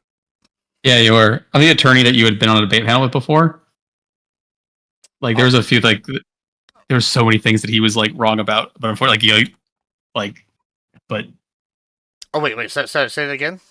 the Garcia case and stuff, there were so many things he was wrong about, and the problem is, that unless you're like an attorney, you don't catch it, kind of thing. So it's like not a strike against you, but yeah, I mean, obviously, yeah, I don't know. I knew that it was pretty complicated. I've heard like Lactoid speak on it, and I've heard Mr. Malawi and obviously Pisco as well. They all talked, and they all have pretty different takes. I mean, or similar. Well, 2 of the 3 have similar takes, but like, I don't know. It does speak to that Robert Blake syndrome where people are like picking the wrong champions. They seem to do that a lot on the left. yeah, and the problem is it also means it's kind of a canary in the coal mine that goes, if this is the best you have, then I guess we're doing just fine. Yeah. I agree. That's kind of a I mean, and also like I like at this point it's such a big problem that I'm much more willing to have people like maybe a few people get caught up, and then as long as the Trump administration like realizes there was a mistake made, and then they follow a legal process, I'm okay with that, right? Like but like because at this point like it's been so little for so long, that something's got to be done, and if we're doing it in mass, of course there's going to be mistakes made. That happens. Yeah, like, it's the purpose of the courts. That's why we like every single litigation, every single case involves people, 2 people who disagree on how the law should be applied. There isn't, and everyone's like, it's a constitutional crisis. Every single Supreme Court case involves 2 people saying that something's unconstitutional. All of them, 100%. Yeah, it's really frustrating to hear that shit. Yeah, I mean, wait, did you say you're a lawyer? Yeah. What was your name? I'm sorry, I got like the streamer mode on. I didn't. Zetsui is the name I go by. I don't usually reveal my. No, well, obviously, yeah. No, that's. Yeah, that's. I was just trying to figure out who I was talking to. Yeah. No, no, man. Like I said, I've done some law school, but I haven't finished because I'm busy. But I definitely am not a legal expert. I'll tell you that. I uh, I hear stuff all the time, and it's like very like nitty gritty. And I mean that is what the job of the courts, right? Is to interpret that shit. Like that's. So when they're sitting there arguing about it, this is kind of why I said it in that panel. I think that they're working out through some of this legal stuff, and I think they're going to kick it off after some of the legality stuff has been worked out, and then they're really going to start pushing because they're like, okay, well these are the parameters we can do it, and let's maximize it, kind of thing. 'Cause, I mean, like every administration tests the courts. Yeah, that every single administration gets sued. The idea goes like, oh my god, and also being sued isn't a crime. In fact, that's how we do things. This whole every single process is going to be a challenge. These things. The fact that he's submitting to the court we're fine. If he does something wrong and you litigate it and you win on your arguments, then you get what you want. That's the way it's supposed to work. If the idea is no, Trump has to do whatever I want without unquestioningly, fuck you. Like, who the hell are you to say that? Like, yeah, it's annoying. It's just really, really frustrating, especially like, let's say as an attorney for hearing someone go like, oh, he was deported improperly. I'm like, well, no, if Seacott was in Brazil, he would have no case. He's not arguing that he couldn't be, did have a deportation order. He did get due process. His asylum claim was denied. The only thing is he couldn't be sent to El Salvador. That's it. And if they wanted, and so all they had to do was either send him somewhere else and they could have even just detained him in a federal prison and he'd have no argument. That's why when he goes, why are there other people still there? Because none of them had an order that says you can't be in El Salvador. It's also because he was just being detained there as well on behalf of the U.S. That's why it was an error. It just goes, we didn't get flagged because we didn't choose El Salvador. It's just the place we contracted with.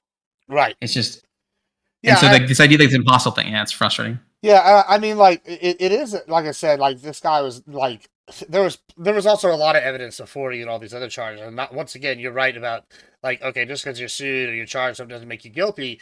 But I do think that it was pretty obvious this guy was not the golden, sweet baby angel child, like right off the bat. Whenever we have evidence of like, domestic abuse case, we have evidence that he's potentially tied to human trafficking already. That was already kind of a thing, and they just kind of didn't press it because they were supposed to be deporting him. And then, the Trump administration fucked up the first time by, letting that clock run out. But it's like, they fixed it this time, and it's like, oh well, you didn't dot one little I on something. Yeah, okay, it's ticky tack, especially when this guy's actually a problem. Like, you don't get a lot of sympathy from people on the right or even the mainstream whenever that comes up. You know what I'm saying? Yeah, they also, whenever they say due process, they don't care about due process. Because the thing is, if you have a deportation order, that means you've received due process. You can be removed, but they don't care. Do you mind if we move this to my Discord so I can like have control? So I don't want some random jump in and like TOS me or something. Sure. All right, I will. Let me just get the link here for you, and then I will. But yeah, go ahead while you're saying that. Yeah, that people, whenever someone says due process, you don't use a zoom out of like you're violating their constitutional rights. You tell me what they did wrong. You say what is it you think that they were entitled to that they didn't receive. And if they don't know, then they should shut the hell. Then I don't know why they have such strong convictions. Because if you have a deportation order, the whole ICE raids are all for people with deportation orders. Same thing with this guy, the Garcia guy. And people are like, well, he was like scared for his life. We have as much evidence for that as we do for he's MS-13. Which just means it was just a court finding, and they could find either way. This is pure discretion, and it's just, yeah. All right, yeah, we'll just move in mine real quick, and then we'll continue. I'll just join any VC, and I'll move you in. Where are the VCs? There. Yeah, sorry guys. I just didn't want. Sorry to interrupt you guys. I just didn't want anybody to. I didn't even know I was in this room. It worked out fine. We got an interesting combo. But I didn't. I just didn't. I need to get some control just in case. Yeah, I understand. But no, the situation is that when it comes to even like the things happening in LA right now, there's an argument to be made for both sides. There always is. That's how legal things work. Like that, if ICE is not being protected, so if they're not able to do their job, and it turns out that California police, the whole sanctuary city thing is going far beyond what they originally said, and they're actually trying to subvert ICE, then the National Guard thing would be probably acceptable under those circumstances. But if it's not true, if the police are able to handle it, then he probably does have to go through the governor. And so when they went, like they've already had the case, and even if there's an argument, it just goes, it's fine. Like that they found that goes, hey, explain to me your rationale. The president was allowed to do what he did. He is allowed to make his own determination, but then the court will determine if it was sufficient. And in the meantime, you let him do what it was, because if he says, and if they find it like, nah, it wasn't, like that wasn't a good enough reason, then he returns control of the governor, and he's not said he's not going to do that. And just said, and also there's no claim as to whether the whole Marine thing. The reality is what's happening is ICE is acting in a way that they can. That everything they're doing is legal. No one's claiming. Both Gavin Newsom and LA police are not saying what ICE is doing is illegal. They're just claiming that they don't like it. And there's people that seem to believe that sanctuary city means they can somehow defy the federal government, and they can't. Or they believe that these people haven't received due process. They have. They have outstanding deportation orders. We have 1.4 million of them. That's another thing, right? Yeah. I hear this, right, and like you're walking through the actual, like, step by step, right? But it's pretty clear, like when we have deportation orders, and they're like, oh well, you're supposed to give them another hearing or 30 days. It's just like. And then when they don't, they're like, oh, it's not due process. It's like, okay, bro, at some point the system's being taken advantage of, and like we need to clean this up. And it seems like that's what they're trying to do, right? They're like trying to see how they can press things to like get this cleaned up, because it's ridiculous. We have to go through 6,000 steps to deport somebody that should have been deported 6 months ago, right? Like so I like they lose the sympathy, like for a lot of people whenever that's the narrative they push, in my opinion. Like.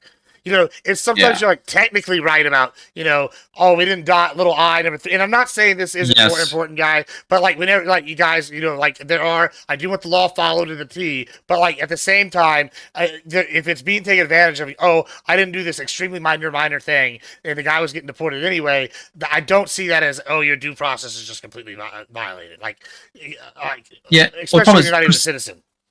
So when it comes to procedural due process, it's just that you have a procedural solution. So if someone didn't give you notice, like, and oftentimes you go in, when I was doing, like, I don't do litigation anymore, but when I used to do it, there was all the time procedural violations, and just either there's a solution to it, or it's a moot. It's like, if someone goes like, oh, you were supposed to file this like you were supposed to do it this way.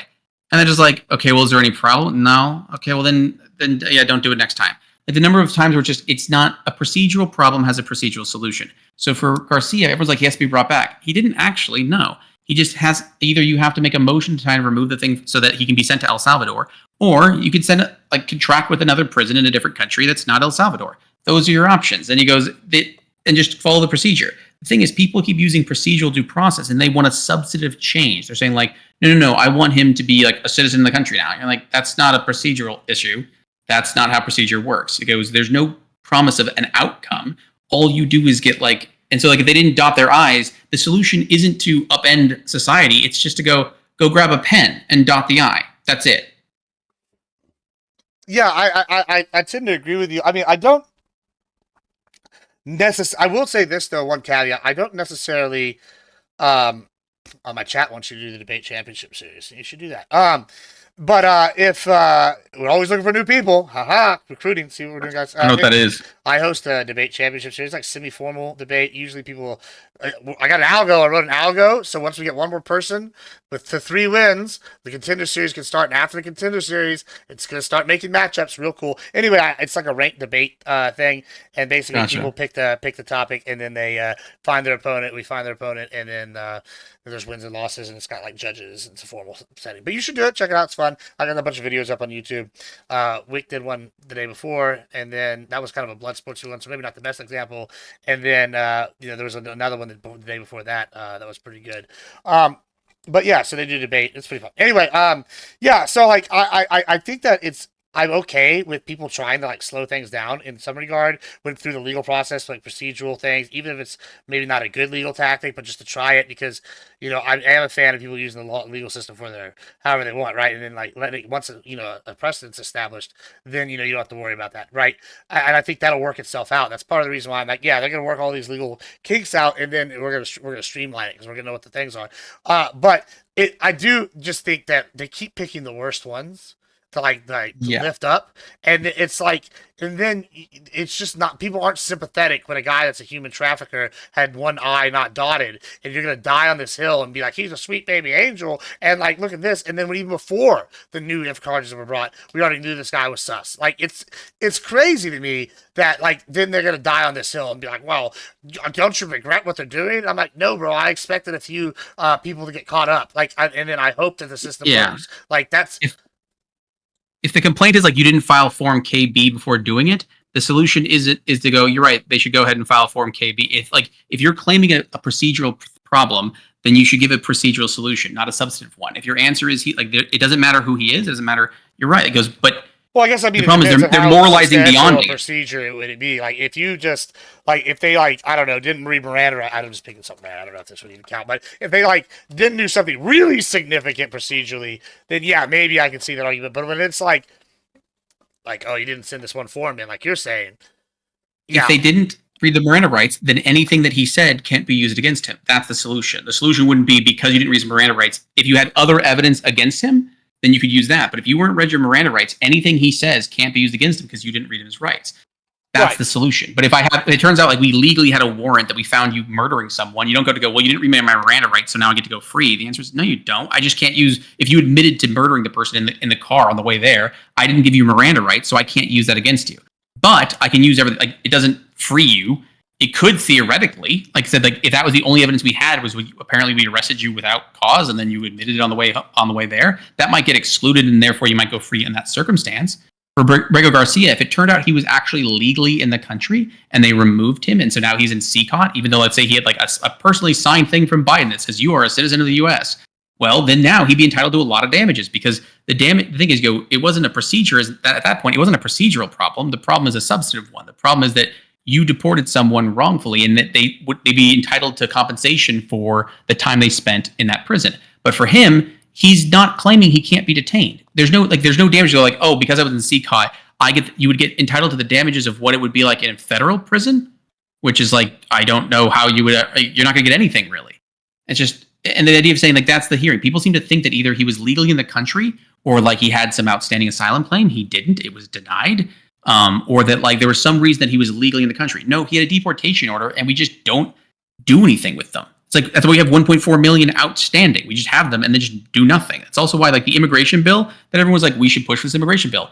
If the process, all the process would lead to is go, great. So now we processed 10 million people. We said yes to 5 million. We said no to 5 million, which means now we have 6.4 million outstanding deportation orders that aren't getting enforced. And if you ever try and enforce them, everyone will go nuts and start rioting. Wait, say that last part again. I missed the immigration bill, when people were arguing about that, Trump stopped. It was about that part. The numbers at the end. Say that again. Yeah, I said like imagine. So if we had 10 million people that were being processed right now, and so we passed a bill to increase the speed of the process, what would happen is, let's say we say yes to half of them, so 5 million get to stay. The other half would then receive deportation orders because we told them no. But apparently, people seem to think that even if you have deportation orders, we still can't remove you. So we would just have, so everyone would, all 10 million would stay, which goes, why would I pay for a process that only has one answer? Yeah, it's insanity. And like, okay, and then people are forgetting one thing, right? So they talk about this bill that Trump ruined, right? Which is actually bad framing and bad characterization, right? Because Trump put forth a bill 2 years prior to that that had even more stuff in it, and he tried pushing DACA. And what happened? The Republican base along the border states revolted, and so he took out DACA and he went to Schumer. And Schumer said, no, I don't want it. We're not doing it. Then 2 years later, here comes Biden, and this other bill comes through, and they go, hey, we're going to offer all these things with less of the things than Trump offered them. And then they don't even include DACA. And guess what? Everybody down here revolted because it didn't give us securities on the border. It didn't give us enough. It gave us just basically a Band-Aid, and it was just an appeasement. It was not going to get the job done, and we didn't want that bullshit. And then they go, oh, Trump shut this down. No, Trump listened to what we said immediately the bill came public. We all freaked. And he goes, okay, 30% of my base, the ones dealing with the issue, are saying, no, sir. Then he told his people, because he's not even a sitting president, not whatever, then he told people's opinion. All of a sudden, everybody rallied out to their senator, and suddenly all these people fucking revolted. And so they try to like sit here and conflate the two, and I'm like, bro, like it's not even, the border situation is solved. it's solved literally overnight. Like, even if the deportations are slower, which I think they are going to ramp up, it's like you didn't get the net negative. Like, it was the two-pronged thing that was happening, and I can't process that. I don't know why they can't process it. I mean, do you have any insight? Why they can't process all of them? No, can't process this idea that we had to get the security, and then they're going to sit here and conflate these bills. The way you were talking about it doesn't solve the problem. There's an ultimate thing that so most people, what they want is a specific immigration policy. So if they say that if they want everyone who's currently in the country, they want amnesty, well, then that leads all their answers. If they're ever being deported, there's some excuse as to why the answer should be no in their mind. They're going to say that there's not due process. If there was, then the process wasn't good enough. They need another appeal. They need more. You shouldn't be able to do it. You need to get there's always another excuse as to why, because ultimately they never cared about it to begin with. Most people, from what I can tell, people want a lot of people on the left, especially, want immigration to basically be a default yes, unless they're a murderer or a rapist. That's why people say oh, he wasn't convicted of anything, because they so every single person who wants to come to the country should get an auto yes, unless the government can come up with a reason for saying no. And so unless you can convince them that that person's a murderer or a rapist, they will infinitely argue why that person should be allowed to stay in the country. Whereas opposed to, from what I can tell from conservatives, they're more of saying, well, no, the default is no, unless we explain to me why we should let you in. And if we say yes to you, you can. But if we say no to you, then you can't. And if we do say no, then we can remove you. And it's and that's about it. And especially goes, if you have an order, that also means it's like a conviction. We don't have the process. If you admit you're in the country illegally, then we can remove you. There's no, you admit to it. That I don't know, like someone admitting to a crime. We don't have a trial if you admit to murdering someone. Well, I mean, the other thing is there's also this financial aspect to it, right? I think that is going understated. We're sitting here talking, and there has to be some kind of conversation about how inefficient something is, right? That is costing taxpayers money hand over foot for something that could just be eliminated, right? That is literally what Trump ran on with Doge. That's we're cutting out the waste, right? And I find it extremely wasteful when we catch people jumping over the border, we literally in the process, and then they land on the ground, now we have to give them 2 years worth of trials and shit, whenever we know for a fact they were here illegally, we caught them in the act. I don't understand why we can't do a quick court that day, quick hearing, you came here, we caught you, let's figure out some kind of process, immediately send you back. We don't need you to sit here for the next 5 years in limbo just because you happen to land on our ground, and we caught you in the act landing.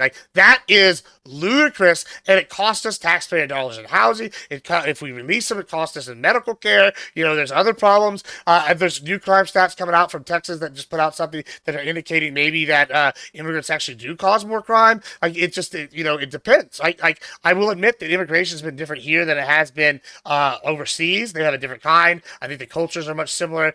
I'm Latino. My dad's illegal alien. I'm sympathetic to the cause, right? I get it. I get whatever. However, it's just this is costing us millions to do all these extra hearings. I don't understand why we can't come up with a legal process that's more efficient for something this simple on at least certain parts of this.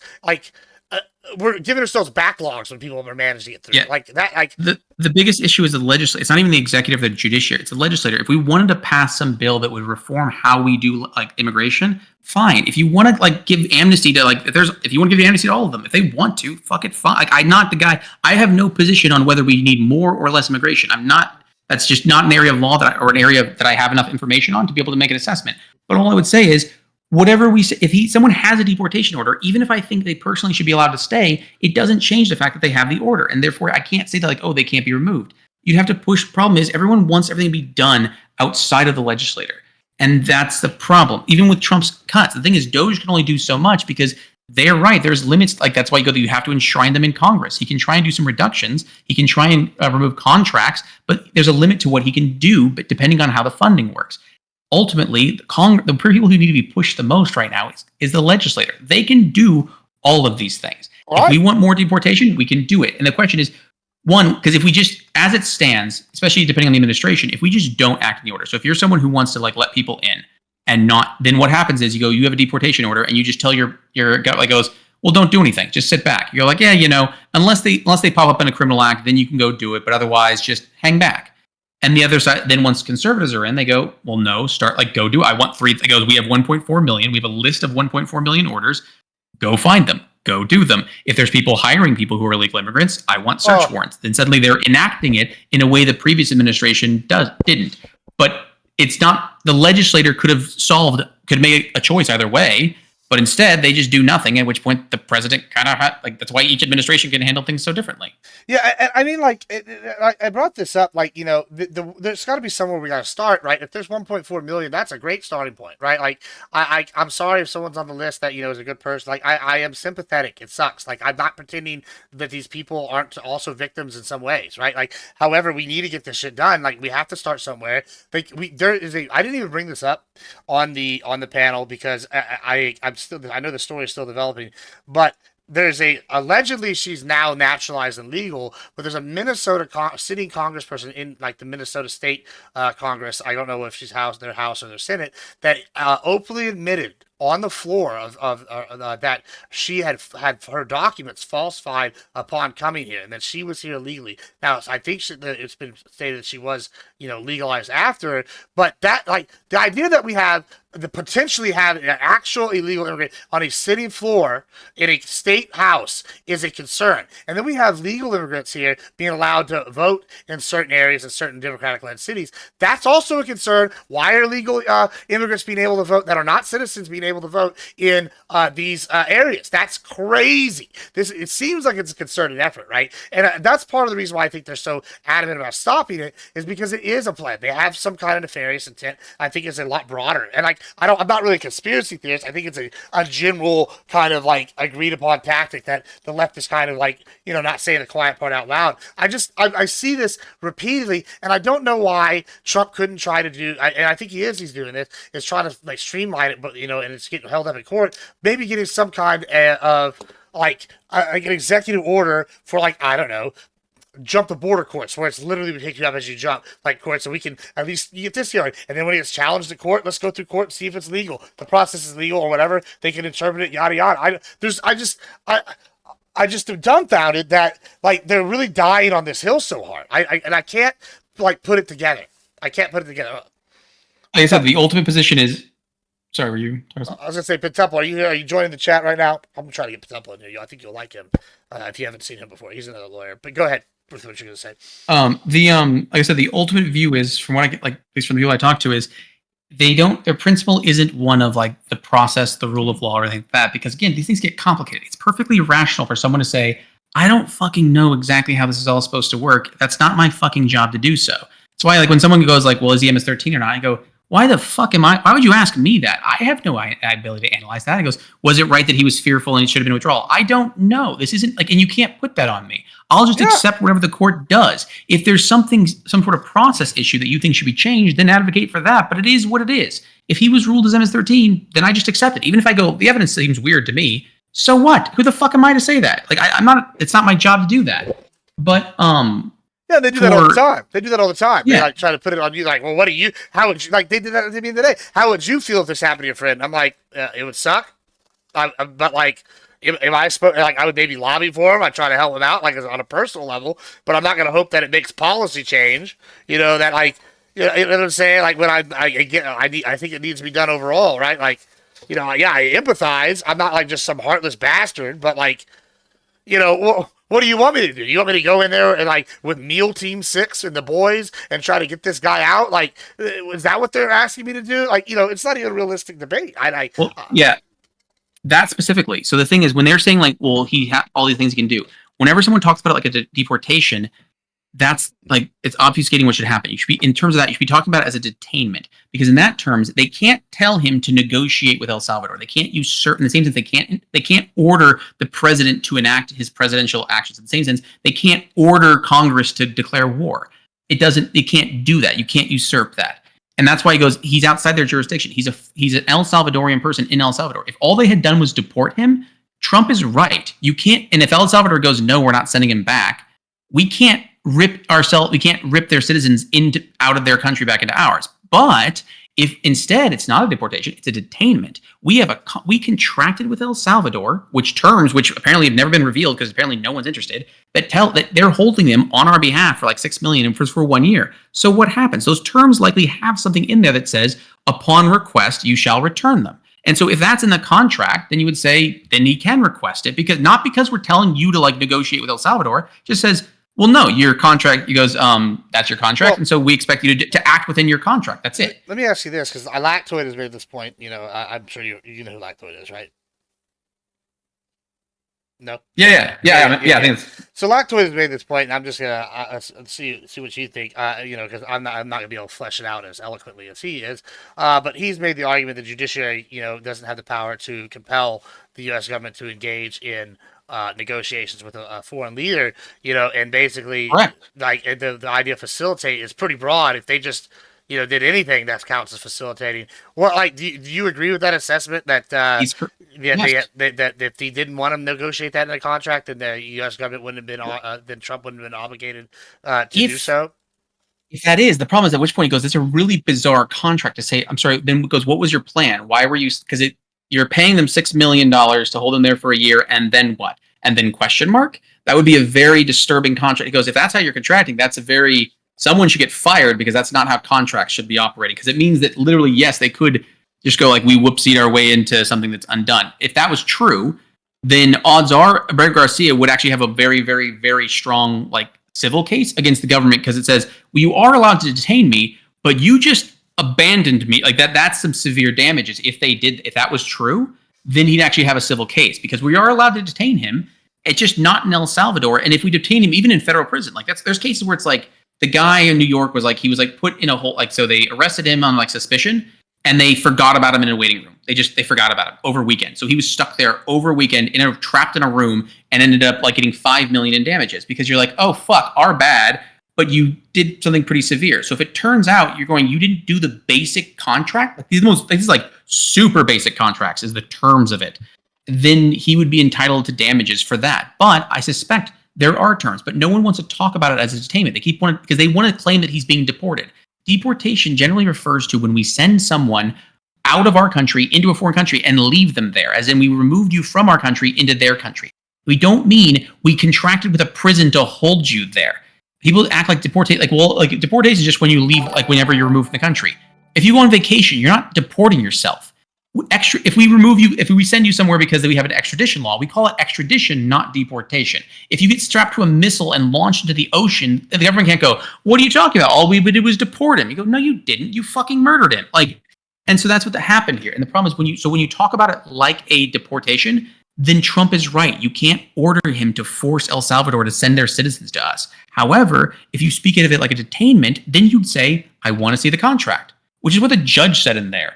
And the problem is but no one focuses on that. And so that's like the solution. If you wanted to get him back, but so long as you keep saying deportation and say, I can force you to like go into other countries and take out their citizens, you're going to lose that argument. And the problem is they keep losing it and then wondering why. Because that's why I'm saying, you're right. They were at the point, like, it was just so ludicrous what they were doing. They were literally like arguing potentially that we should send in SEAL Team 6 to get this guy out. Like, y'all are asking us to like all potentially commit an act of war to get this guy out, who we already knew was a sus-ass guy beforehand, potentially, and like over what you're equating to basically a procedural error. Like that is insanity. Like how far down the rabbit hole are we really? Like what are your thoughts on that?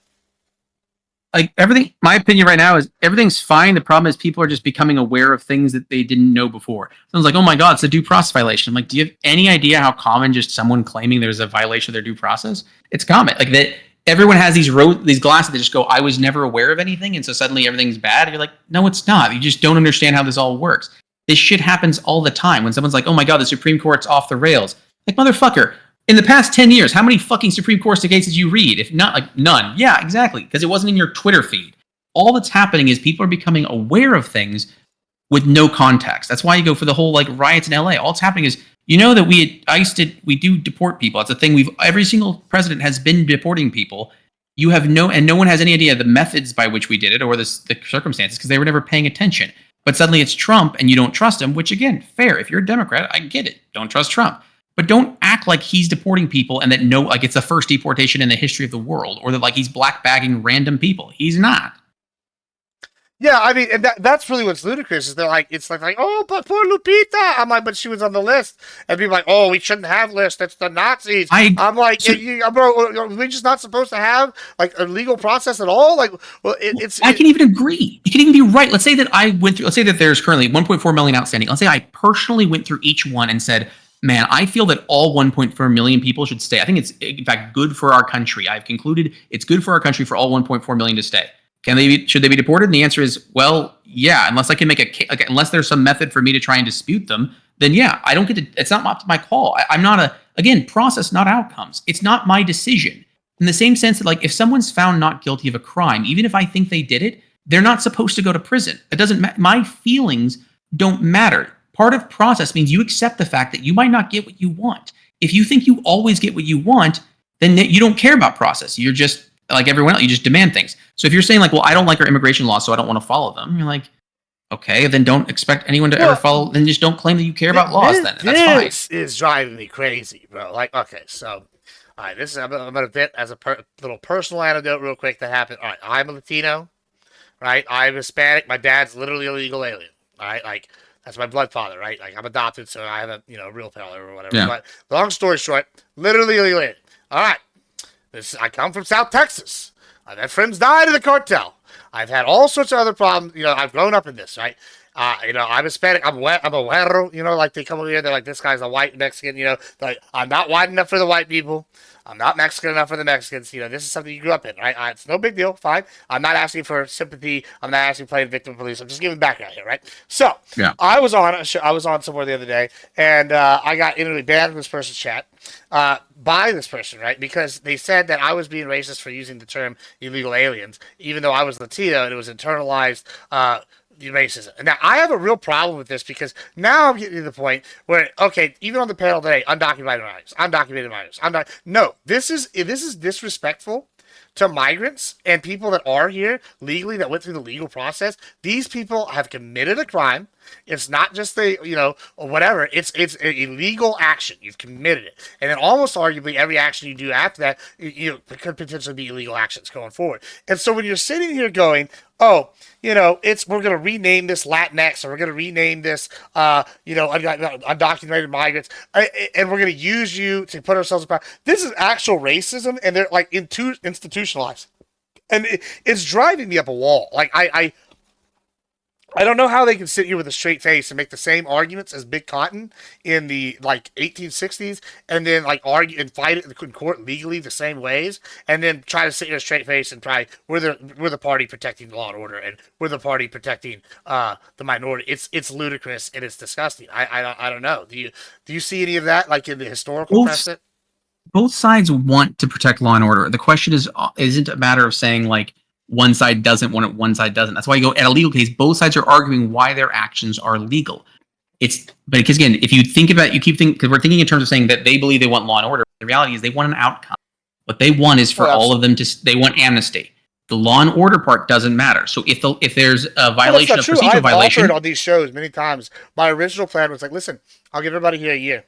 And I'm sure that'll encourage illegal immigration, right? This is before the election. I came on. It was actually one of my first panels on Wix, right? I repeated this several times.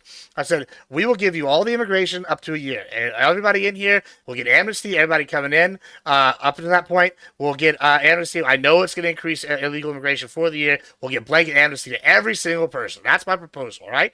If you will give me the most secure border, the Great Wall of America around the bottom, the wall, it's both oceans and the north, right? I don't want anybody coming in that can't. Then I will also have immigration reform where we make it easier for people that are coming here that want to work, yada yada. We can fix the corrupt asylum thing and get it actually working for asylum people. We can make the process easier overall. That's what I want. And these people told me, fuck no, we're not going to do that. We don't want that. It told me that they're not being good faith, and they're trying to sit here, and there is something I asked this on multiple panels, and it was always, oh, the border is inhumane. Do you see where I'm coming from on this? Sure. So a wall you run into, especially there. So if you watch someone like Destiny or even Pisco, and I can understand the position of saying that if they view the other side as having committed so many, they don't want to concede anything. I think they've even said that, where it's that basically Republicans that kind of need to go groveling to them before they'll ever say so that they won't you don't respect the rule of law, so I'm not going to grant, like, I'm not going to give you any no inch, no nothing, no nothing. So they'll never agree to anything because of how they view, they go like, the other side is so clearly in the wrong that I'm not going to compromise with the evil, with the ontological evil, basically. And so that's generally where so my guess is they probably, because even with those people, usually if you see them in a calm state when they're just talking about it, they'll generally have a more reasonable stance. But if you put them in front of an opponent, they're not going to like go like, you're right, we should have immigration reform. No, they're going to be like, no, fuck you, fuck the rules, fuck all this. What, January 6th happened? Why the fuck should I care about this? Like, oh yeah, that's going to be their reaction. But what's going to happen? But the reality in their heads, like, because, and to some of it, you can understand that goes, I wouldn't, if someone like was a thief and they stole a bunch of shit, and then they want to, and then something gets stolen from them, and they want to come talk to me about like changing our theft laws to better enforce them, I would probably go tell them to go fuck themselves. Like, it's like, if I viewed that person in such a negative light, I'm not going to talk to a thief about like laws that would help protect their stuff. They're a fucking thief. Fuck them. And that doesn't mean that I think that their stuff should be stolen, but you shouldn't. But the idea is, I'm probably not going to like, if I was in a conversation with them, I don't probably going to have much more to say other than to go, they should go fuck themselves because they're a thief. Like, I'm not like, I don't care if their stuff gets stolen. They didn't care when stuff got stolen from them. From a principled stance, I'll say you're right, but like, it'd be feel very, I guess, disingenuous to even like discuss like theft law when suddenly it affects them. You know what I mean? Like, so while I would probably, even if they gave me a reasonable thing, I'm not certain I would grant it to that person, that individual. Let me bring Pentemple in here, and I do want to say one thing with that. Like, it's just apparent that it's just so blatantly clear that they're using them, right? Like, whatever, like, there's been offered terms for this, like, multiple times. Like, and they don't actually care. It's just a use. And it's infuriating. Like, I don't know. Pentemple, this man's another lawyer. I feel like y'all are getting along. You've been listening a little bit. What are your thoughts so far? What we've been talking about? Well, I wasn't listening for the last like 7 minutes, but I was listening a good bit, and yeah, I mean, I've been enjoying listening to our new friend here. I'm Pentuple. It's nice to meet you. Pleasure. Is that Sui? Is that yeah? Sui? How do you say? Word. Yeah, no, I agree with a lot of what you're saying. Like one of the last things I heard you were saying was like where people, they're coming across due process for the first time, and like within the scope of this, like, these particular debates, and it's like a lot of context is lost. I was pointing that out earlier today on Twitter, that like a lot of these questions you got to like think about. Like when you go to law school, the answer you always get is it depends, because there's always more to discuss, right? Good answer. That's always the answer. The answer is right. This depends. right. And so like it's just funny seeing, because like I was saying how as like a lawyer who goes on these panels, we often discuss legal topics, which is fun. I'm not saying people shouldn't discuss them or anything, but it's just like, a lot of these questions, the answer is honestly, it depends. But like people want to, attach to an answer, and it's like, well, I mean, it's fun and like, you can debate it, but it's just like the answer truly is like almost always more complicated than what we're going to be talking about in this.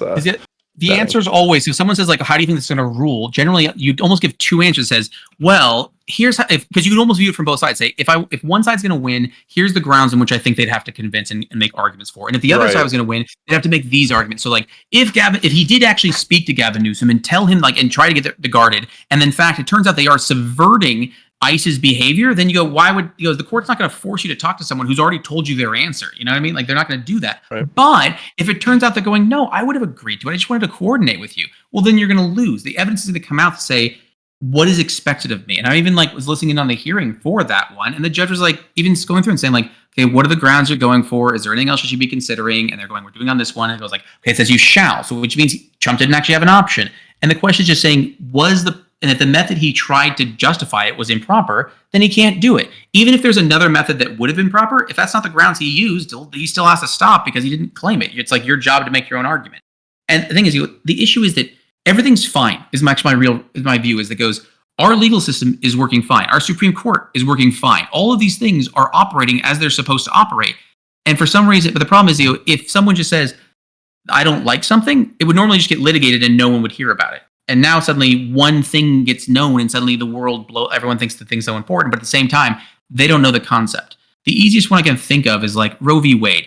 If you ask people about Roe v. Wade, they likely have strong opinions about it. But if you said, and like strong conviction, like, oh, I know it's constitutional, I know it's not. And you go, what grounds was it held on? You know what I mean? Like, what is the penumbra? What is substantial? Like, they don't know. They have no idea. And so when something, but they have an opinion, which is fine, but the conviction is always the problem. The level at which they feel so strongly that they really know everything is always the frustrating part. I don't know if you agree. No, I completely agree. You were cooking, bro. Gibbs was right. I completely agree. Yeah, I'm warming up my brain. Sorry. Yeah, he's just now getting into politics mode. No, I absolutely think you should come to the debate championship series. I'd love to have you on future stuff if you would be willing to. We can. I know you said you wanted to keep. We definitely need more people who can explain shit like you are. Yeah, sure. you are. Yeah, you are killing it. We're always trying. Well, listen, that's the thing here at Pentuple and I do. We like to recruit people to the cause. Well, hey, to be fair, I've only ever been challenged for DCS. I've never. You dragged me into the last one, but hey, I'll do what I got to do, coach. People like you. I don't know what it is. I think it's because you have this especially smug face, and they can't handle it, bro. They just and like this is the thing I've run into a lot on here is like a lot of these people want you to be as dumb as they think you are, right? And then you like not just you. I use you as in like me and you and. Whatever. No, I know what you're saying. So it's always fun, like when you come on here and you meet somebody like our friend here, and like it just dominate, and like they kind of explain things articulately and well, and like go step by step. Because a lot of times these people come on here, and the minute you hit them with that stuff, they just like spurred. And it's very interesting. It's fun to be able to have dialogues and things. I honestly been very. I see why you enjoy the your little conservative only kind of environment. Because it's like we insta ban in chat. What is your political line, if you don't ask me? How do you see yourself aligning politically generally? I lean right, so I'm registered as a Republican, but I wouldn't like. I don't have a problem generally with Democrats. I think that there's like blue dog Democrats and things like that are always. I don't have any issue with them. There's not. I guess I wouldn't say like, I'm not a socialist and I'm not a communist. Is the easiest way it goes. And for some people, apparently that's makes you a Republican. But it's more of the damage, the things that I believe. So the things that Republicans can do would probably be things I think will fix on their own. So if there's like a social issues work themselves out regardless of party. That goes like over time, it'll either it'll happen or it won't. So the reality is, if I disagree with social issues, and I feel like I do that mostly with Republicans, I don't need to vote based on it because it's just not the thing that controls. But if you do something like nationalizing it, like major things that might try and like use that can't be undone, that once you break it, I can't fix it. I feel like that's more concerning with Democrats, and so that's why I usually vote Republican.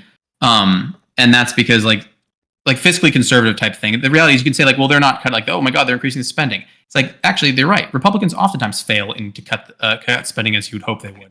However, the Democrats advocate that they won't do it. So it's like, if I have a 10% chance with the Republicans to cut spending and they're like, there's a 9% chance they fail, and the Democrats go, oh, we guarantee we won't do it. I was like, well, then I guess I have to vote Republican, and they'll fail me 9 times out of 10. But what am I supposed to do? Like, I don't have another option. Dude, I've made that exact point. Dude, I feel like you're my brother. I love you. That's amazing. It was slightly different, but I was saying like a lot of the times when we're talking about this is a little bit of a different point, but the same logic where people were asking me about Trump, and I was like, look, I'll take a 10% chance of Trump doing what he's going to do than a Democrat who's promising the opposite. We're not choosing between two candidates promising the same thing, and it's like, oh, he's lying about it. It's like, it doesn't matter at this point because the other person's promising what I don't want. Yeah. And like, I would take a 50-50 with Trump over like whatever with Kamala, because obviously, it was just the same logic. Well, the other thing with Republicans, I like that. I like the way that if I vote in a Republican primary, am I not promising that I'll vote for the person? So even though say my guy doesn't win, don't I kind of have to vote for the Republican candidate? Like, we're people like, well, you should judge it too. In this climate, no, I said I would. Sense. They goes Republicans. Climate, the thing is, that's why notice vote blue no matter who is a thing. There is no vote red no matter who. Republicans just vote Republican. Like, right. I vote against Republicans all the time if they're not. Well, it makes sense because in some worlds, right, you could have a world where two candidates are promising very, very similar things, and it's just like, which one do you actually trust to be effective at implementing the platform? That would actually be like an ideal election system where you're like, which one do you just trust to implement this system better? And there's not this like complete like polar opposite decision. But when you have it. You talk about this all the time, Pin, right? Like holding people to fire, like, part of the MAGA movement, something whatever. Like I vote in local elections. I'll vote against Republicans and local ones a lot, right? Because sometimes the Dem is just he's more in touch with the community. Like what is a Texas Democrat really like? Like more in touch with the community. Yeah, for like whatever. But like if it's like, for example, I'll give you one. This guy Pusley's, their family, they're all pieces of shit, horrible, corrupt pieces of shit. Everybody hates them. They run as Republican. They were like established for a while. I fucking absolutely voted for the Democrat, and then whenever a new Republican gained power, in the Republican Party other than them, then I switched back because I'm tired of this piece of shit locally, being elected. Right? So Yeah, it's that's just fine. like it's like you got to hold people accountable, like that, and I think that. Well, that's true. Dems are always like, we got to vote blue every time. That like whoever said this, one of y'all, it's not the same with the Republicans. We're not like that. We're like more principled. Well, I agree with that. But ultimately, what he was saying about like if you vote for the Republican primary candidate, it makes sense to vote for the Republican in general.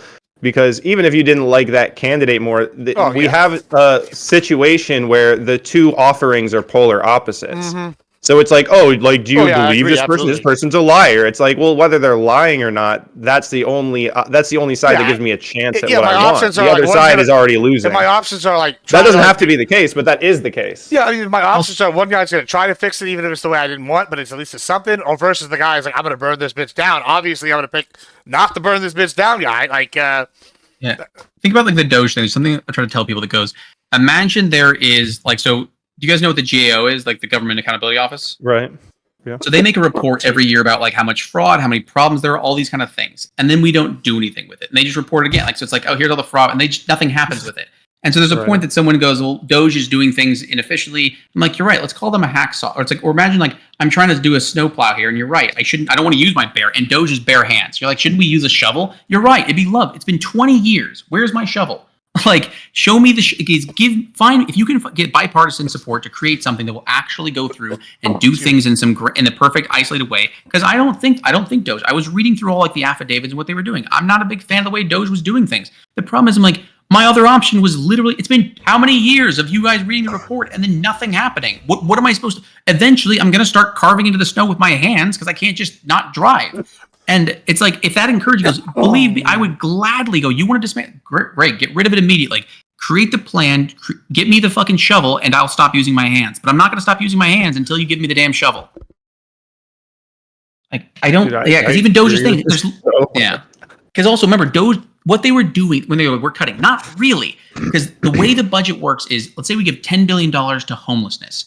It doesn't say give some of it to Joe, Joe wants to go, I'm going to help the homeless, so I'm going to apply for a grant. Then I'm going to go, I think rubber duckies for the homeless will help the homeless. So he gets a grant for $100,000 for rubber duckies for the homeless. You can cancel that contract without going to Congress because Congress didn't approve it. You just means you still have to spend the money, and even then, you don't have to spend all of it. I think it's like 10% can be like repurposed for other things, and even all these rules even happened because of Nixon. People don't even know the history of deferment. That goes, nothing Trump and Doge are doing even comes close to what Nixon did. Nixon actually had to have legislation passed because his idea was like, well, Congress's ideas are just suggestions. It's like the Pirates of the Caribbean. He goes, it's like the rules are more of guidelines. And it's like, that's how Nixon took it. And they had to actually pass the Impoundment Act to go, motherfucker, no one in the history had ever been as stupid as Nixon to try and declare like he can just control everything. But everyone understands that the executive has to have discretion on these things. Because even like, imagine if Congress goes and goes, spend $10 billion on the homeless. He goes, well, should I do food? And they go, the fuck you asking? Dude, I gave you a task. Help the homeless. You figure out how to help them. You figure out who to give it to. You figure that, like, that's your shit. I did my shit. I gave you the money. I gave you a bank account. Good luck to you. What contracts get granted is up to the president. Whether they get canceled or not is up to the president. The rules don't say you have to spend all the money on day one. So it's like he could cancel like all the contracts, bring new ones, and then sign them, and then spend all the money by the end of the year, and then nothing's wrong. But if he tries, there is limits to what he can do in terms of cutting. So, like, because again, like where they can cancel the contracts, but the money's still allocated. He has to either find another use for it, or he can go to Congress and ask them to do it. That's part of what the whole fallout with Elon is. My understanding is that the legislators not enshrining those things. So if he cuts all those contracts, the problem is he still has to spend the money. You have to find new ways to spend that money. And if they don't enshrine it, they don't withdraw it, then suddenly all those cuts. You may have cut stupid programs, but you better go find some good programs. Because you could imagine if we solved all the good grants, all the grants that were important for homelessness were solved in $5 billion. You'd go to Congress and say, look, I achieved the task. You guys gave me a task, help homelessness. I'm at $5 billion and I don't have anything else. And then I assume you guys don't want me to just like spend it on random shit. Like the rubber the duckies for the homeless wasn't helping. So I'm not going to give that money to them. So can you rescind the $5 billion? And they might say, fine, we'll rescind the $5 billion. Or they might say, No, we're still seeing problems, and we in fact want rubber duckies for the homeless. Good luck. Like, go fill, and they're like, fine, fuck it. All rubber duckies for the homeless. It is $5 billion more. Like, but that's the way it works. It's always been a push and pull between the legislature and the executive branch over this stuff. It's just nothing is new. It's just everyone's mind is so present brain to say that they have no concept of the fact that we've been dealing with this shit for 300 years. Yeah, you should well, definitely. people want to run to the easiest conclusion. They just want to. They don't want to spend time. Like a lot of discussions you'll see are like people just comparing conclusions. Nobody's like reasoning through things like the way you should, the way that any reasonable issue should be discussed. Is just like conclusions. People want to grab one and run with it. And the ones that are being handed out are like the worst. Well, this is like perfect time. It's not like people are coming up with this. They all say the same thing because they're all getting the same thing from the ether of the internet. But yeah, sorry, Gibbs, go ahead. Yeah, this has been a perfect time. Honestly, this has been a great conversation. I've really enjoyed having you on. You should definitely sign up for the DBCS, and I mean, I'm sure I would like to have you on other panels as well. I mean, Pentuple probably echoes that. So you were fantastic. Yeah, I do a freestyle panel where we just have panelists. That's it. Yeah. So like people just show up and we talk about whatever. So it'd be awesome to have you on that. And if you then want to come. Grid No right now, what we're about to do is I think I don't know if Pentuple's going to come with me, but I'm going to Grids tonight to like hang out and maybe be a judge for his Grids Gauntlet show, which is like Blood Sports 5-minute debates. That's pretty entertaining. But if you want to do that, I'm sure that you can sign up for it. Just go check him out at Unreasonable Man on YouTube if that's something you'd be interested in. But I'm going to move you out now. It's been a good talk, Papa. Thanks for joining us. You want to shout yourself out or tell anybody what you do or anything? I don't know if you have any channels or anything. I mean, no, I don't. So, but yeah, been a pleasure. Sorry, I wasn't certain if you wanted but no, it's been a pleasure. I'm mostly just a guy. Like I think I was a tier 5 DGGer, but I got banned. So, well, listen, we take the refugees. Well, no, admittedly, I probably did deserve it. I did make a League of Legends joke about playing it, so I think I did deserve that. I'm sorry. We League players don't deserve rights. Hey, listen, I dabble in the League with the e-girls sometimes. It's okay. Yeah, but been a pleasure. Have a good day. All right, thank you for joining us. All right, Pentuple, do you want to go to Grids? Do you want to try it out? We'll see. I'm gonna talk to my chat. We'll see what I'm doing. Cool. You got like an hour. I'm like, I think they take. And it starts in an hour. No, it starts now, but I think you have like an hour or two to be late. I absolutely, we'll see. I absolutely, 100% need you, like with the bottom of my soul, to fucking call in to the center. On the wake thing. I've told Grid, no matter what is happening, when that house down, I'm going to watch. I want to watch it, and I need to. If you don't do that, I'm gonna fly to you. I'm gonna hunt you down. I'm gonna make you call me Bubba. So you better fucking do this, all right? I'm ready, bro. I got the popcorn already cooking. I'm excited. So make that happen. Oh shit. Yo, that was, I don't know if you could hear that, but my monitors just. Oh, the storm coming through? Yeah, we had record flooding. There's got lightning. I'm not trying to sound like I'm.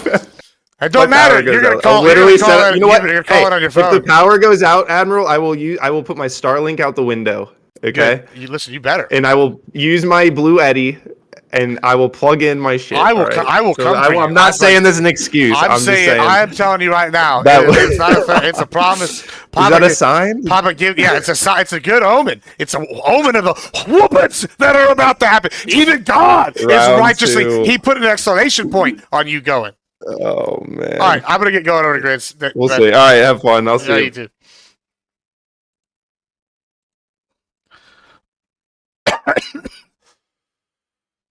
Okay, let's go to Grids.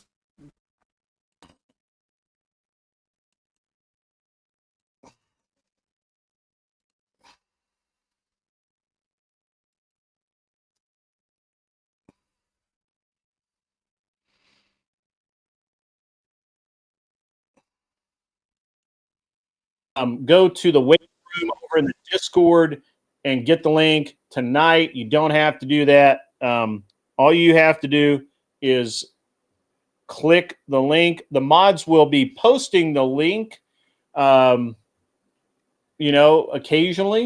throughout the evening. What's up, Ghost Eagle Guardian? I'm guessing that is Ghost 1978 in new clothes, but we'll see. That's okay. And we've got we got a lot of stuff going on tonight. It's going to be a great time tonight. We've got a lot of good stuff to debate. I'm certain that it's going to just, and I can't wait to get into it. I'm going to start. I'll have people start coming up. Basically, not any time, but pretty close. And matter of fact, people can start coming up now, and you can just kind of chill out and hang out with us. And it looks like Sarah's doing a battle of the moderators tonight. That's going to be funny. I can't wait to watch that on the replay, because I honestly believe that Wick's going to get his ass handed to him, and that'll be great. Just great. And so let's make it happen, Captain. Let's get some people going. Let's get it. Admiral Gibbs is already he clocked in and then he left. I'm here. I've got up 1 second, but I can hear you. Can you hear me? I can hear you. I can hear you now. There we go. Yeah, it's been fun. I handed out a whooping today, boys. You handed out a whooping? Oh, it was. Listen, I don't know if there was a woodshed, but somebody took a whooping. Let me tell you. Woodshed. A woodshed. Take them to the shed. Oh, bro, but it's like when my daddy used to tell me, son, you go out there, pick that switch, and then he pull it in and start peeling it. Yeah, that's what we did today. On Discord, do you normally reverse your screen? Because now your screen looks more normal. Good. I love you, but we're gonna have to work on your Discord. And I gotta ask, man, why do you have a picture, a painting of I Killed Earl on your wall there? This one, this is a local artist. Her name's Zoe Parsons. She's outstanding. If you like artwork, I have a bunch of her artwork throughout my house. She's a good friend of mine, and this is one of her portraits. She's doing she was doing a GTA theme series for it, and she's got making one of me, and I'm gonna be like kind of a similar style, but like GTA styled up. It's kind of fun. It's fun stuff. I have zero artistic skill. And I like people like Gibbs, don't be hard on yourself. Like, listen, I can learn and be decent. I started doing the Warhammer minis, the painting them, right? And I'm sure I could be technically decent, right? If I just practice, but I don't have it's not something that naturally I'm skilled at, but I really enjoy art. So I it's fun to, I like to have art around and I appreciate it, knowing it's a skill area I don't have. Like I know the skill areas I do have, and this is not one of them, but it's fun to enjoy art. Well, that picture literally looks like this content creator called I Killed Earl, who is a interesting individual. She's rage quit. I think she rage quit once on my show, and I think maybe twice on Anson's show. And she quietly rage quit on my show, though. So. Okay. So. Chairman of the board says the only art Gibbs likes is Garfunkel. That's pretty funny. That's actually pretty funny. So, Gibbs, I had fun on the panel last night with the disagreeing with conservatives, and what's interesting is it didn't. A lot of times when you get a bunch of leftists together, they will find the weak one and they just destroy that person, right? And it's like sharks feeding on baby sharks. And then, I think it's interesting that, for example, I like Rob and I are diametrically opposed on how we want foreign policy to work with our weaponry, right? Or whatever. However, he knows I'm a right winger. I know he's a right winger, and we were pretty much identically sided on the immigration debate, right? Like we could come to a talk and be like, okay, how can we work together on certain ones, and which ones can I take a loss on? Like, I'd be okay with being isolationist if I fucking got my bigger priority immigration done, he'd probably be okay with us not being isolationist if, 4 or 5 other things were fixed for him. You know what I'm saying?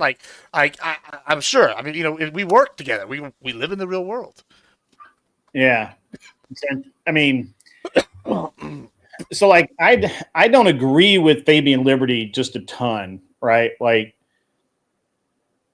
we agree a lot, but we're not on the same page all the time. You know what I mean? And he says some really out there shit sometimes that when I think about it is probably a really good thing. But at the same time, it's what the fuck? you know, and I don't know, but I always have a good time talking to Did you say? Scott. I And I missed. Oh, think Scott. Scott's like, Okay. for the most part, Scott's usually really good faith, and you know, if he disagrees with you, he'll just say, "Well, I disagree," and all that. Scott's he definitely, I will give Fabian credit. He definitely, like, only speaks from his position, his principle, right? Like, which can be frustrating sometimes because it's Yeah. like, like I said, excuse me, I said this like last night, kind of jokingly, like, we don't live in Libertaria. I mean, it's not where we live. We live in the United States. And like I sometimes we need to get lost in the degree. Now, from Scott's position, he's wanting to get us towards that. He's like an incrementalist. I think that him and Lackland are both like that. And so they have positions they can advocate for. And I think when he's willing to do that instead of like push it through his extreme libertarian lens, I enjoy it more. But I mean, yeah, he's a smart guy. I don't have any problem. He's also down to do some content to scream at you a little bit, and he's not going to be offended if you you talk and are cool. Like, oh yeah, Scott and I've gone at it pretty hardcore a couple of times. oh yeah, so I with him. Yeah, we've come out of it. We're still friends. I still respect the hell out of him, and I think he's a good guy. So my son got me, because it's Father's Day tomorrow, he got me Dad's root beer. Isn't that funny? Isn't that hilarious? Yeah, I like it. Because you don't drink. So, yeah, I don't drink at all.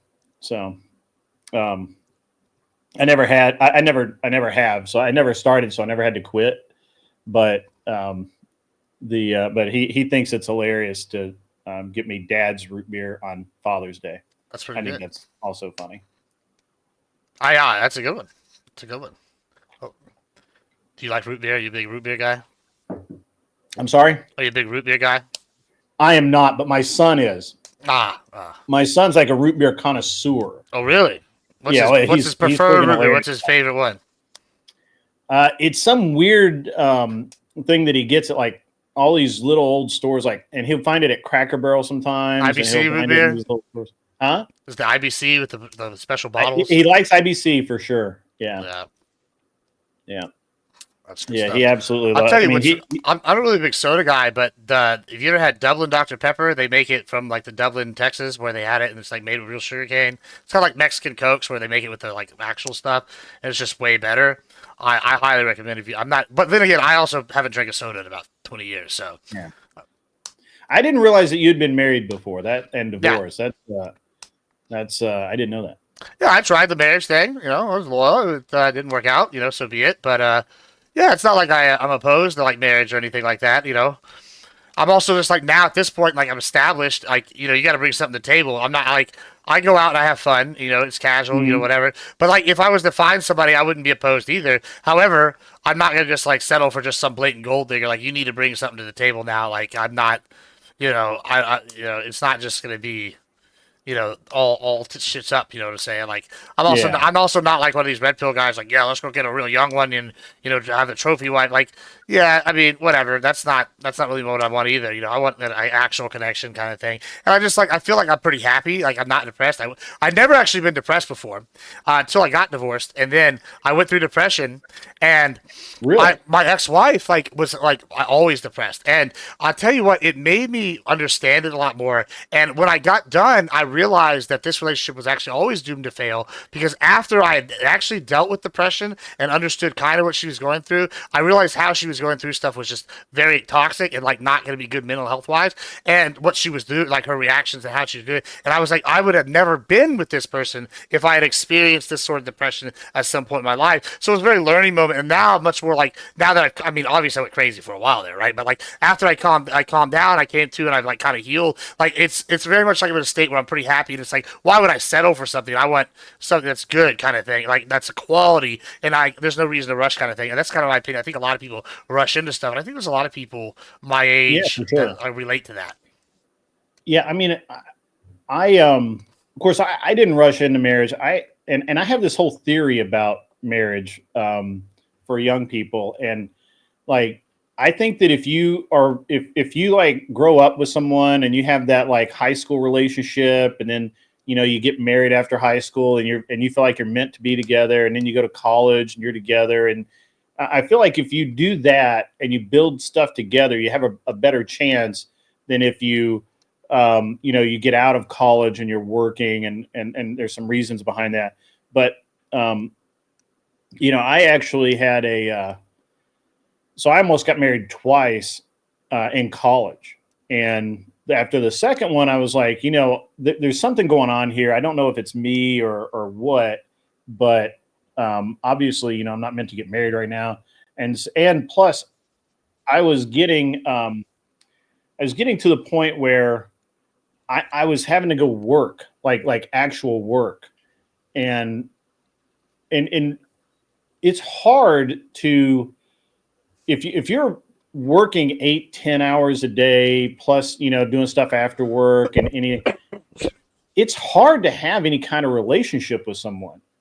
And so I tried it a couple of times and it just failed miserably. And then I realized that I needed to go out and make my own way, right? Like I needed to build. I was at that point, I decided that I'm going to eventually own my own shop, and I'm going to do this and I'm going to do that. And I'm just going to go out and just kill it, and I didn't feel like I could do that dating someone seriously or trying to get married, and all that. I just didn't see that as something that was a high likelihood of success. So I didn't even think about getting married until I was in my 30s after that. I was 33, 34 before I even thought about it again. How old are you now? I'm 55. Oh, you look great. I've been married 20 years. You're aging better than I am. I think it's probably from all the sports injuries, though. Might have something to do with that. You're aging like wine. I'm aging like milk. It's all that clean living, man. Yeah, clean living. Yeah, the clean living. Fuck all that. Yeah. If we could all look like Anson, though, Oh, yeah, well, I mean, you got to be endowed from birth in order to pull that off. Y'all just ain't got that. It ain't y'all's fault. Don't worry about me being endowed from birth, Teddy. Let me tell you. Yeah. It's if only we could age like Anson. That's yeah. Yeah, I started going bald when I was 20. So I mean, that's all the inherent masculine. There's nothing more masculine than losing all your hair. Sure. So I started and then I stopped for some reason. Yeah, it just your estrogen went up. That's what that was. I didn't have that problem. Yeah, I don't have the estrogen level either.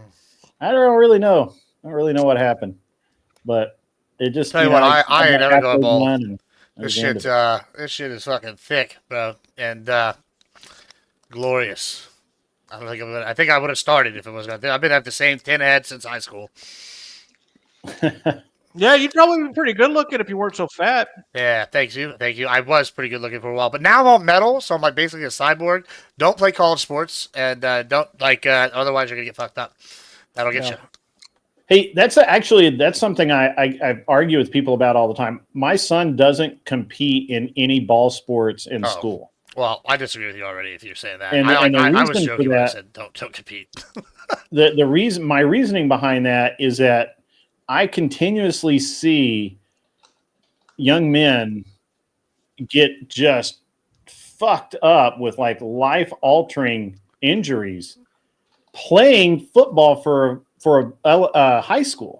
Like, what the fuck, man? I mean, I got dents in my head. I don't know if you can see it with this lighting. I just moved them to hide the dent. I think I even said it last week, but I got dents in my head. One's from a 12-9, 12-6 elbow, and this one was from like a football injury. But I like when you say this, I absolutely would not. Like, I was joking when I said don't play golf. I would absolutely go back 100%. Play the sport, do all the stuff, like even at the risk of injury. It's such a good character building. It teaches men how to lose, and and also it teaches men how to survive through strife. And I think this is something that we're losing in society quite a bit with this competition mentality being, like eliminated. I think that's something you just can't teach, and it recreates the battlefield to an extent. I don't think you need football. It's really good for getting laid too, because it gives women a signal of who's competent and worthy of sex. And if you don't have that, ball team dynamic, the women are just going out sleeping with all these betas. Exactly. So, you got to pick winners and losers, bro. Yeah. Yeah, I don't know. Yeah, I mean, do you like the participation trophy mentality? Because it sounds like you're arguing like a lip cuck right now, talking about you want. No, I don't like that. I believe that you either win or lose. My big and actually that's another thing. I never really got into this idea that everybody wins. There's a soccer club here locally for like little kids, and like everybody fucking wins. Everybody goes out for ice cream and pizza afterwards. I'm like, what the fuck? You fucking lost, you losers. Yeah, like, what bad. This is why it's needed. And that's actually real interesting, that little bit that you brought up, Grid, because part of the MK Ultra behavioral adaptation and behavioral modification trials actually had to do with making an entire group of children feel like they were special and monitor them over the next 10 years to see how they performed, right? And so these 10 kids that they had in their first group, the 10 in the second group, they said one of them was special whenever they won something. In the other group, everyone was special no matter what. Well, the 10 kids that were all special were all extreme socialites. They all wanted attention all the time, constantly, because they were all special. And the other group, they gave attention to whoever won. And not everybody always won the games that they were playing because they had a rotation of games. Some more intellectual, some sports, different things like that. And it was real cool, the report that they had in that. Yeah, so I think that's an interesting concept that you just brought up there. This whole philosophy that they pushed on us, where everyone is special, it's kind of created a bunch of attention whores. Well, let me absolutely. Let me share something with Twitch, right? Okay, I've started this ranked debate league, right, where there's like records kept, right, and I've noticed a trend of like some people take losses way worse than others, and it seems to be people that have like never had any competitive background, like ever, and it's not just right or lefties in this regard. It's people that don't compete. They'll come on, and if they lose, whether they're right or left, they tend to not want to come back because they're like, I don't like to lose. And when even though they're in this space and they're like, oh, I'm a top tier debater, because they can, one, the brand, nobody wants a loss on your record for a brand, but who cares? You can always spin it as biased judge or something, and I'm okay with that. But like at the same time, people have this like record now attached, and people don't know how to live with it. Versus, I think people that have come from a competitive background are much more accepting of, oh, I lost, so now I've used that to improve, or oh, I won. It's something I take pride in, right? Like, and I think that it's interesting that it's almost been like a case study on Twitch poll and YouTube poll a little bit for me, and I found it very enlightening. I think because it matches up with a lot of the predictions I've said on many of these things, where I think this participation trophy mentality and the lack of people pushing more for sports and stuff is a real issue. I mean, I think I agree with what Anson was talking about competency, but like I think that you can show that through things other than sports ball. You can young men can show that in leadership. They can show that in being outdoors type men. And all that kind of thing. Well, my biggest problem, honestly, a bad thing? really. Like, do you think like it's not like so? Say, like I've been pretty injured. I'm all metal now, right? Mm-hmm. But like it's taught me how to persevere through strife. Like sometimes getting injured can teach you a lot. Like yes, I get it if it's like completely debilitating, but like maybe you break an arm. Maybe I shattered both ankles in the game, right? Like and then I had to teach me how to come back. I had to overcome adversity because I had to, right? Do you not think that sometimes this could be like a good teaching lesson? Well, so I guess I don't agree with that. So my point of view is that I think you learn more from doing actual like things where you can measure your win and loss without it being a team and a lot of it being individual or just toughing something out. Like my son's about to go to Philmont. It's this massive hike with the scouts. It's like, I don't know, 12 or 13 days, something like that, 14 days, whatever the fuck it is. He's gone for over 2 weeks. And, it's massive elevation changes, 11, 12 miles a day hiking. And it's, the idea is to survive. And when he will gain a lot of confidence from that. And you can't fake confidence. And that's one of my problems with sports team bullshit is it gives people fake confidence and fake bravado because they feel like that they what if it's not a sports team? What if it's not a sports team? Like, but that has nothing to do with actually handling life. Okay, well, and what about not a sports team then? Like that doesn't really apply to individual sports then. Like I did wrestling. That's not a team sport unless you like count the overall score, right? Like I don't know. I mean, you're just I feel like competition is needed. You can't get the same like competition environment that men need from just like going and like I don't know.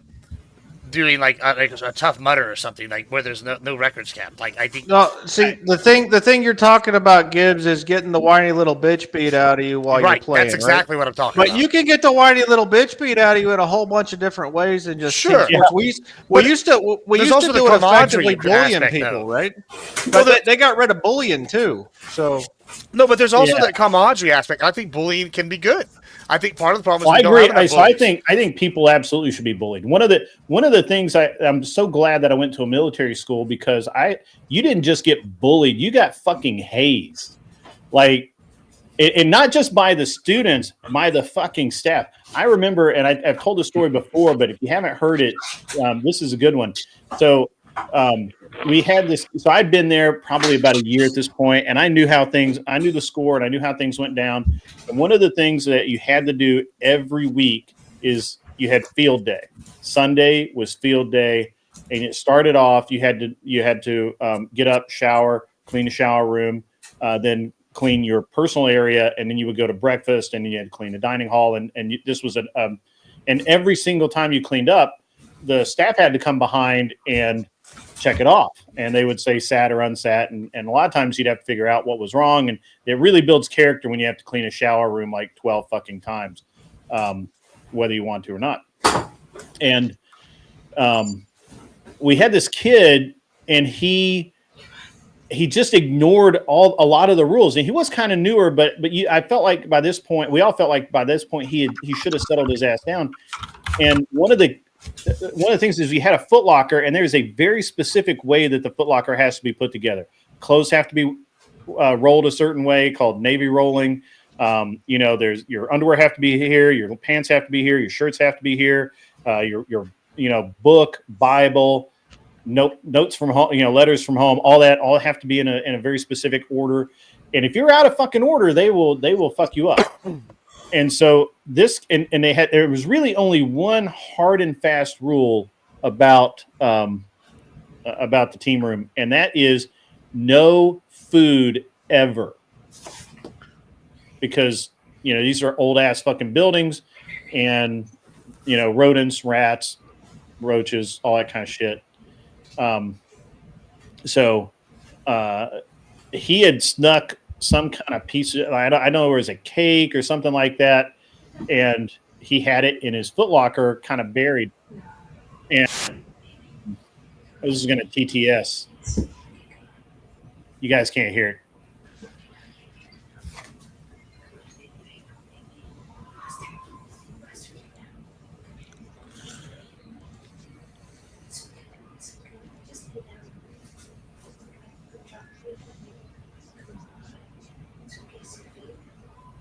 Step up from racing race cars driving in circles. Yeah, we don't drive in circles, but that's cool, man. Awesome, Mr. Boulay. Thank you very much. Appreciate the donation. So you don't drive in circles. What do you drive? Like straight lines or ovals? No, we drive road racing. Turn left and right. Okay. That's cool. So anyway, at the end of the day, the staff member comes up, checks it out. He doesn't say what's wrong. He just says unsat, walks out. The next time he comes up, he actually points this fucking cake, donut, whatever the fuck it was. I don't remember what it was now. I always say it's a donut, but I don't think it was I think I'm just misremembered. Whatever the fuck it was, he points to that thing. He says, "You gotta get rid of it." And the kid tried to hide it again. And the third time he came up, he doesn't say anything. He looks around. He sees what's unsat. He goes all back and forth. He stops, and the staff member literally just picks up a Foot Locker, carries it over to the stairwell, and throws it down the stairwell 3 flights. He comes back, he gets another one, same thing. All of our Foot Lockers went flying over the fucking banister, down 3 flights of stairs, a big pile of shit, and you had to go down and clean it up. And that builds fucking character. And by the way, that dude got his ass beat like hardcore. He got his ass beat because you failed, motherfucker. You fucked us all, right? Like, we were gonna have this really cool Sunday afternoon. We're gonna get to just kind of fuck off, but not now. Now we got to fucking completely rebuild our damn Foot Lockers and shit. And So I think things like that build character. I think bullying, I think hazing, I think all of that, it sucks and it can go too far for sure. But now we've gone so far the other direction where, nobody gets hazed, so everybody's a giant fucking pussy. It's a TOS violation to do it. Oh, you're right. Yeah. It'd be a TOS violation for sure. Yeah. You can't do that. You can't be mean. Well, also, a little side note, a little off topic here. I would officially like to throw my name in the ring to be a judge if you need one, because I'm always either a mod or a competitor, so it'd be nice to be something different. If you need one, if not, I don't care. Yeah. Okay. Just sort of throw that out there. Throw out my little bait and lure. See what's biting. Yeah. Unless you want to get something pretty organized. We gotta start throwing out some webs, man. We gotta get some people in here. Where's all the people? The one guy said that he's sitting at a dealership getting his tire fixed, and then Kel will be a little bit late. She's probably driving. Yeah. Right now. Kel? Yeah, Kel. That was what I was trying to think of. And then Liberal Cluck said he wanted blood last night, and I'm like, well, let's go tonight. The blood will flow. Trust me. So Beth said she wants to judge, Grid. Did you see that? Did she say she wants to judge? She said, of course, a woman would. She's got the. Hold on. First of all, she doesn't have a voice. Second, she's a female. Yeah, well, I mean, she could just judge like Glenn does with one word. No, Glenn said 5 words last time. Yeah. Oh, what's up, Tyler? What's going on? I'm ready to go. Yeah, I'm ready to go. We need debaters, man. Where's all the debaters? I asked the Discord, man, and everyone that's been on here just gave me a bunch of excuses. A good game. I got a bunch of excuses. Until game day. Yeah, I think, what's like, I don't like the criteria. All right. I think we have a handful of people that are still watching Andrew's thing going on. Oh no, that's over and done with. Oh, is it now? Yeah, it's over and done. Oh, okay. I know when I refreshed to see if Grid was live, I saw the Crucible was up. Yeah. Well, I've annoyed Jake Var. I've annoyed Abe. I thought Abe was going to be here. Where's Abe? Abe, where are you at? Honest Abe, let's go.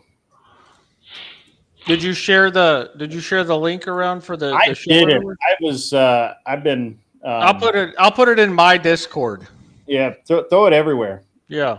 Put it everywhere you can. I'll go ahead and throw it in mine too. Yeah, I'll put it out there. I got like 20 places I can stick it. I bet you do. Yeah, I'm good at it too. That's what Earl was saying. Hey! No, that ain't happened now. Back off. It was totally platonic. No, totally platonic. Yeah.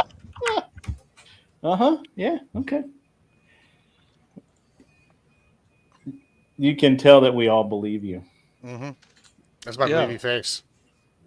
Yeah, that's Gibbs. I don't give a fuck face. It's a face. That's generally what it is. Yeah. Yep. How's everybody doing today? What's exciting? Have y'all? We had anything exciting happen to any of us today? Yeah. I had something real exciting. So on the way home from work, I couldn't help but notice that like all the tire stores where they normally have like 200 or 300 tires out in front of their parking lot and all that, like they got like 10, 15, 20. And apparently like ICE is here in Houston and they're about to have protests this weekend for immigration.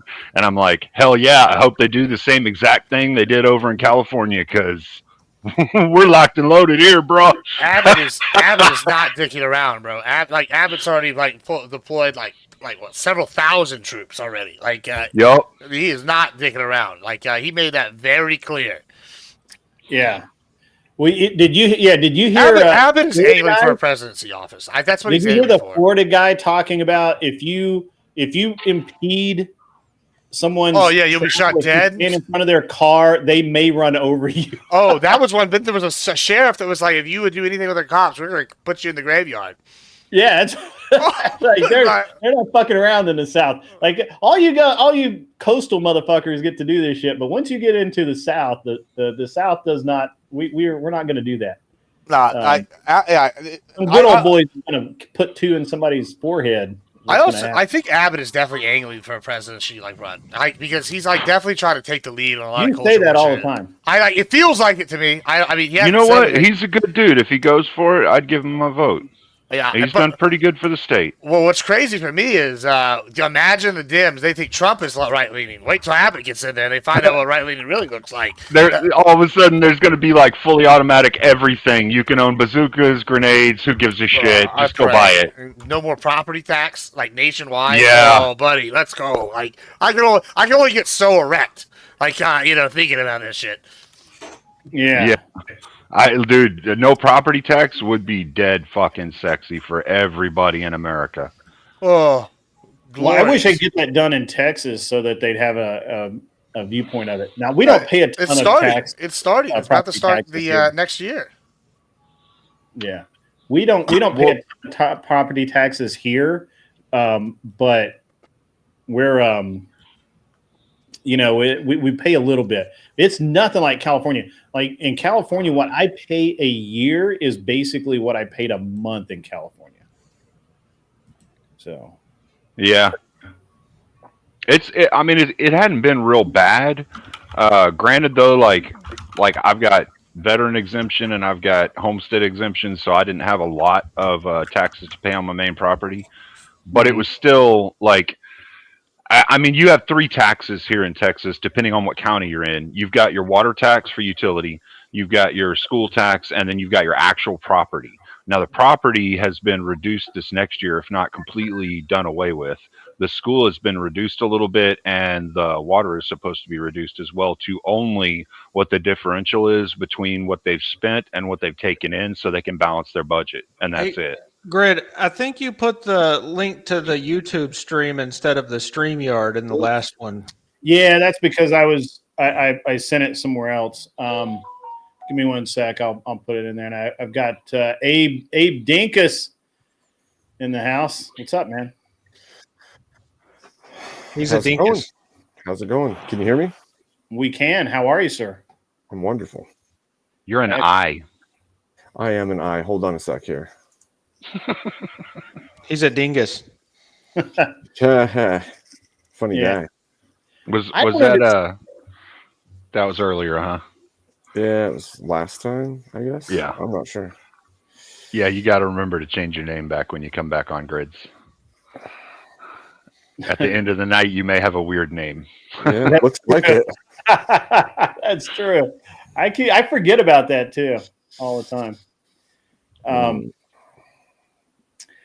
Yeah, our governor is here. Our governor here in Tennessee is like half the time I root for him, and half the time I would be perfectly happy if he went away forever.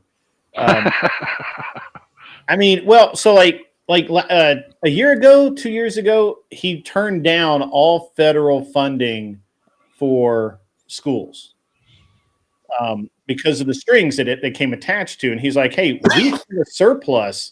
We don't need this federal money, and we don't need any of the garbage that comes along with that, being part of that." And and so he was like totally like, "No, we don't want it." And so the obviously the Democrats here sued because they wanted that money. Like, and the argument was like, why? Why are we taking this money that comes with strings and we don't need it? We don't need to spend it. It's like it doesn't help anybody for us to take this money and spend it in our system. And I don't know if the Democrats won and we eventually ended up having to accept the money, but I do know that whatever strings were attached, if it was accepted, the strings that were attached were cut.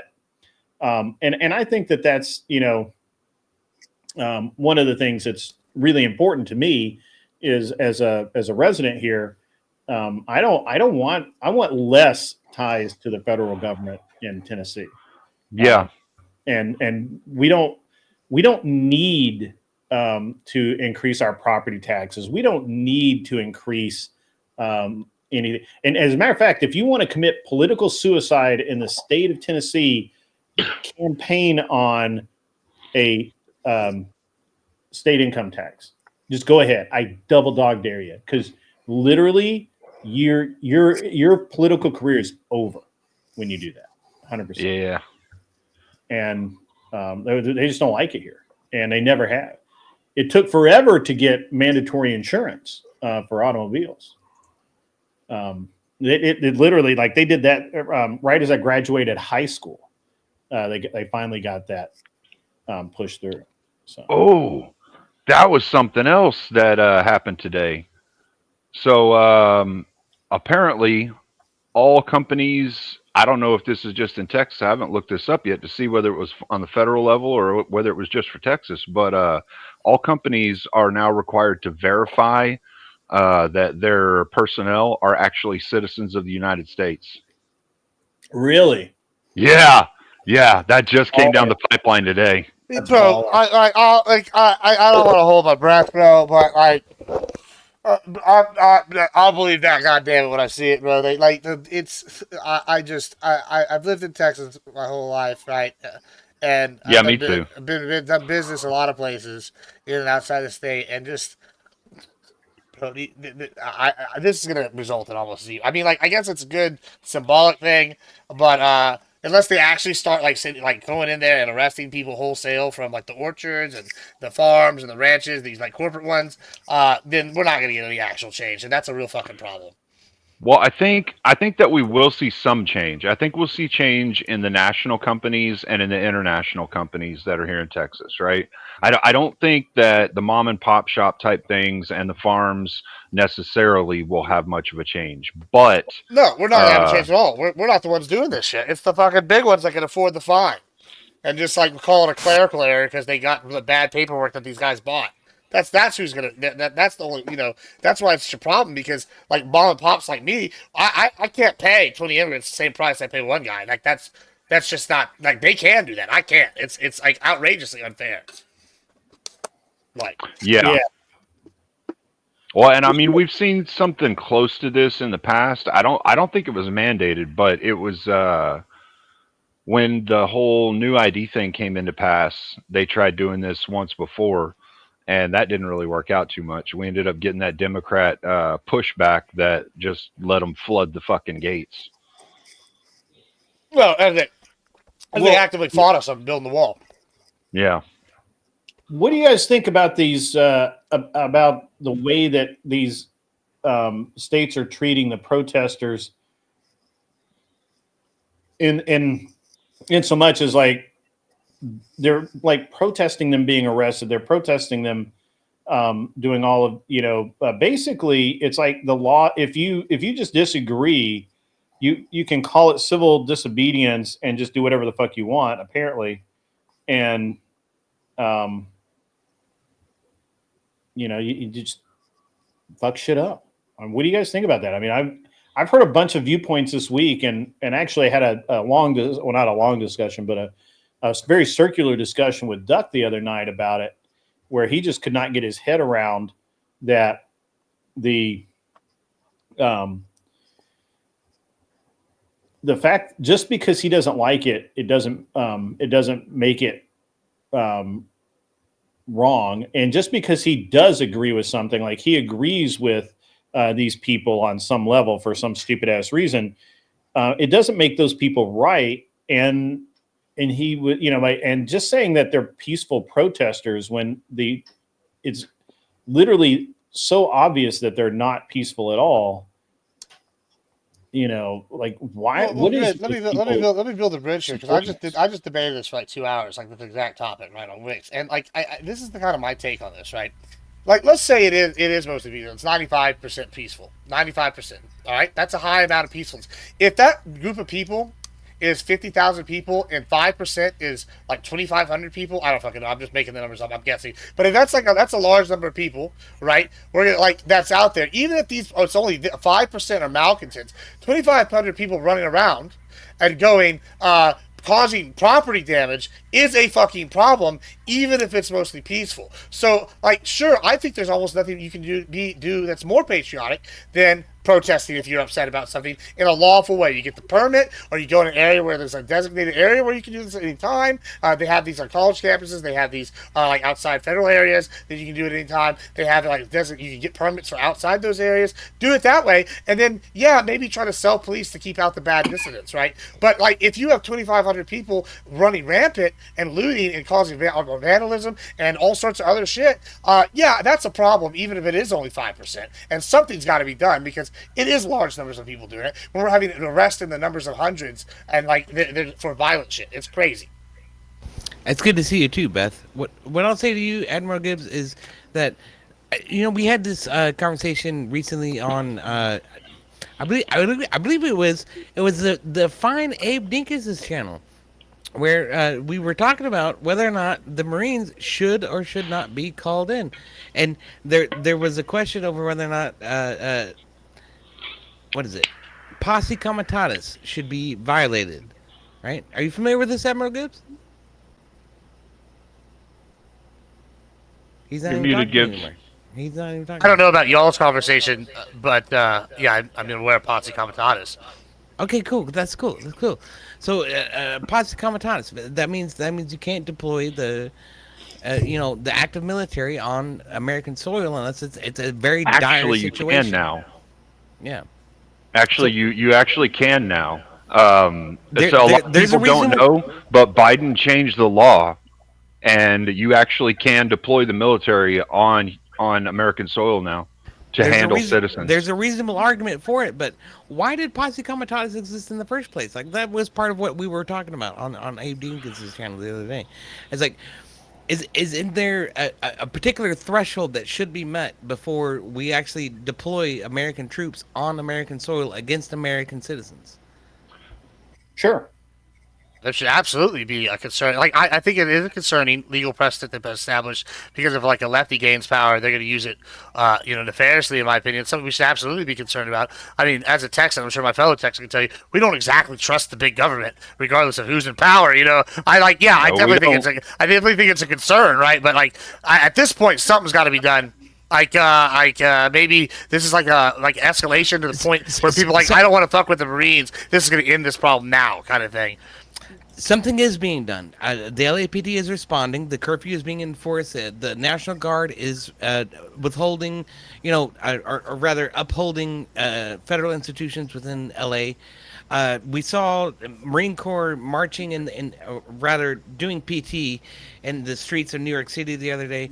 So it's being done. Things are being done in order to stalwart against the fucking storm, So I was kind of looking into this a bit. There's a few things that I kind of wanted to bring up. First is the polling on this. Trump has lost about 2 points in approval rating since the riots have started. Two points since the riots have started. How many did he gain prior to the riots? It was a lot. It was a lot. He's still up. Mean, he's still up overall. Yeah. I would say he's down from once his numbers stabilized. He was sitting here at 48, 49%. Right now he's sitting at 46. Now the narrative I want to say here is the truth. Usually, or a lie gets around the world before the truth finishes masturbating in the shower.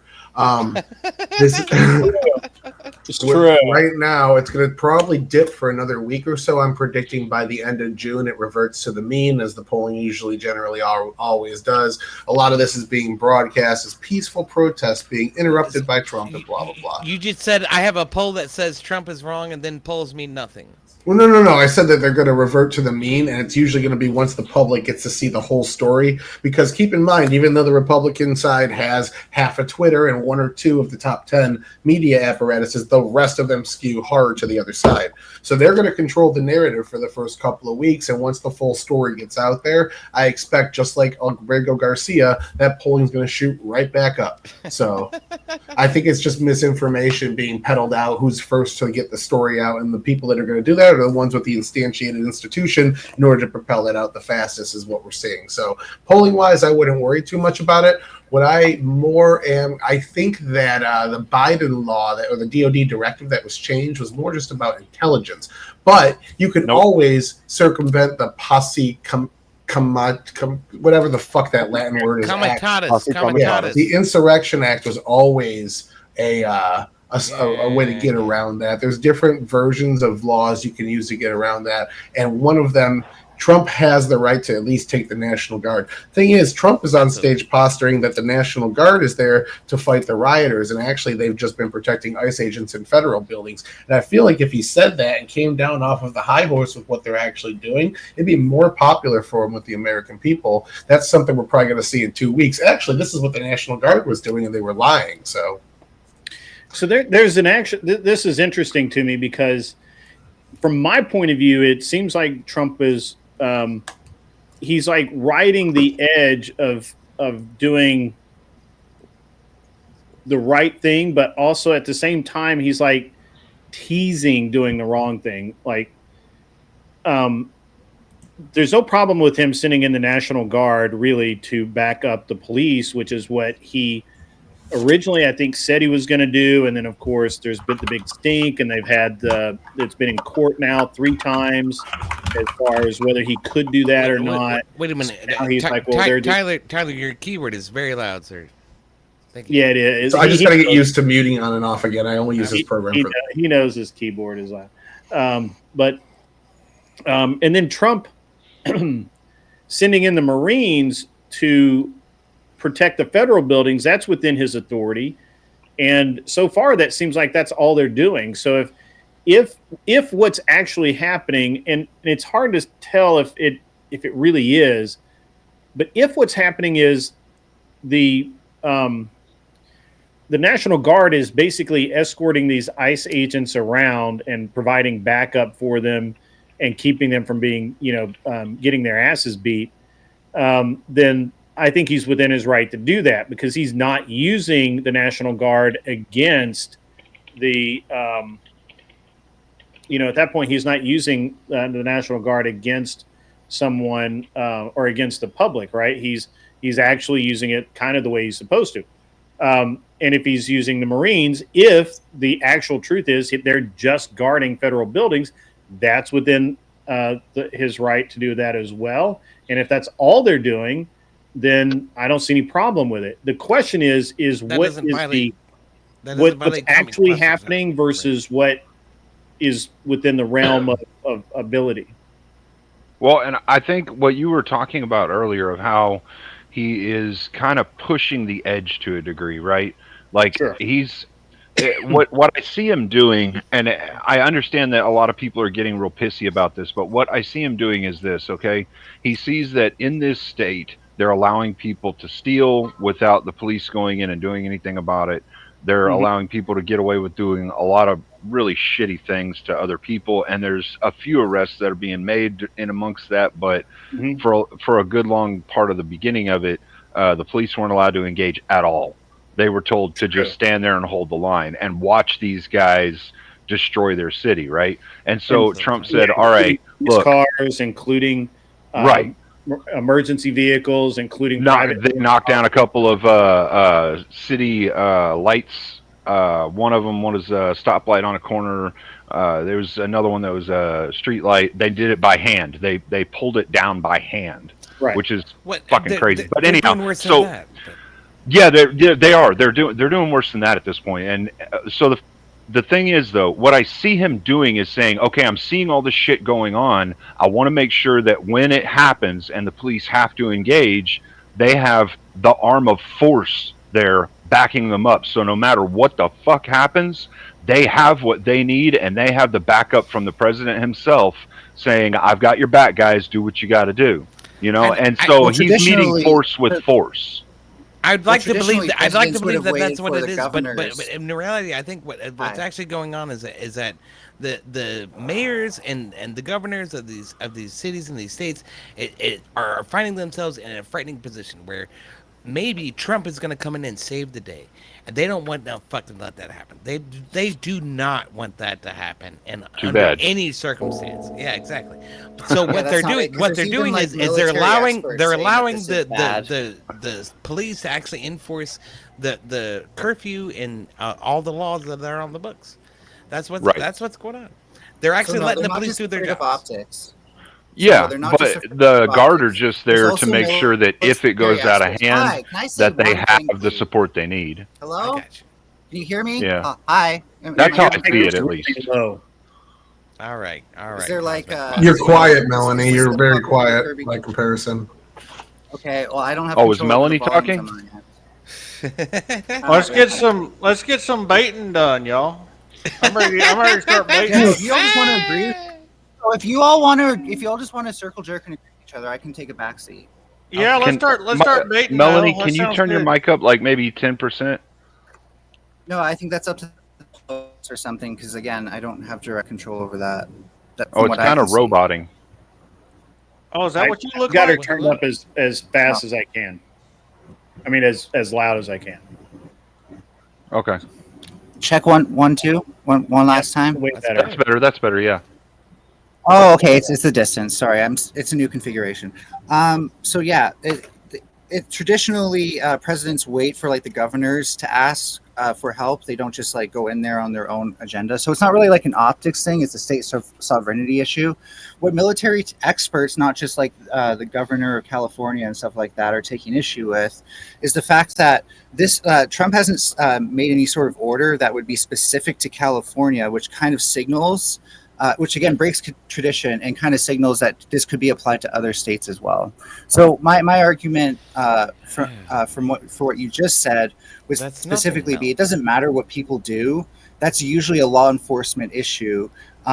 If governors feel like they cannot handle it, then I'm pretty sure they'll keep order in their own state by asking. There's two things at play here. The first is that yes, you're correct. Typically, if a governor is having a situation's out of control, he then calls on the National Guard to be sent out. However, in this case, the National Guard is not quelling the civil unrest. They're not going into the riots and shooting in tear gas and beating people with sticks and arresting people and doing that. That's not what they're doing. What they're doing is protecting the buildings and the federal agents. That's all they're doing as far as I know. Now, I'm not saying that there's not, I'm not up. I don't have a minute by minute. I'm not getting briefed by the president or anything like that. So this is just what I have observed through and by the way, I think it's amazing. Can we all find it absolutely amazing the level of actual live footage from various streamers and the real-time true viewpoint into what's actually going on versus the narrative that you would get and are getting from the traditional press. It's so diametrically opposed. It's insane. They're getting all their shit from the various sources that you're talking about, the very independent sources like BG on the scene and yada yada on down the line. The people who are actually out there and in the thick of it that are getting the footage, they're getting all that shit fucking secondhand 2-3 days later. Yeah, no. It's something we wouldn't have seen like even 10 years ago on this level. It would have been too hard for most people to actually have like a constant stream like that. But no, thank God that's not true at all. In 2020 was very similar. 10 years ago. Actually, in 2020, no, I said 10 years ago. I said 10 years, and I'm talking about a continuous stream, like unbroken. Before, it would have been hard to walk across a block and not have a broken stream. In 2020, we saw the same exact shit happen. I didn't say 2020. I said I was referring to 2014. You were referring to 10 years ago. I know. So you're saying that 10 years ago, the technology was very different. What I'm saying is that in 2020... No, I didn't say it was very different. I just said it would have been much harder. For fuck's sake, way better implemented. Really? You're gonna sit here and argue? Yeah, I watched streams harder then, and better. I just want to say, I used to watch Unicorn Riot try to stream. They had like the best equipment. Unicorn Riot would have some of the best equipment, and they still had difficulty maintaining a constant stream. I think it's amazing that this is the first stream where Mel has actually revealed their camera. That was amazing. I want to go on record. Something else amazing has happened, and that is Gibbs is vindicated again as a prophet. The Dems are now using the same arguments as 1861 pro-slavery Democrats for state sovereignty and keeping the prices down in agriculture. Big fan. We've got them all the way back to 1861. Didn't see that one coming on the video card, but I'm excited that we're back. And, I think Gibbs was right even again. Democrats support the Federalist paper, Gibbs. No, they don't. They don't, Mel. They don't. Yeah, They're actually fucking they commies. do. Yeah, They're fucking actually they do commies. support the Federalist They're papers. fucking commies. Find me one Mel. Democrat. Find me one Democrat that's All rejected the the commies Federalist are. papers. All the commies are. Find Fucking, me one okay. Democrat, not Fine. communist. I didn't say communist. I didn't say Jasmine communist. Stop Crockett. moving the Jasmine goalposts. Crockett. Okay, Stop there you moving go. the goalposts. AOC. There Stop you go. moving the goalposts, you dishonest fuck.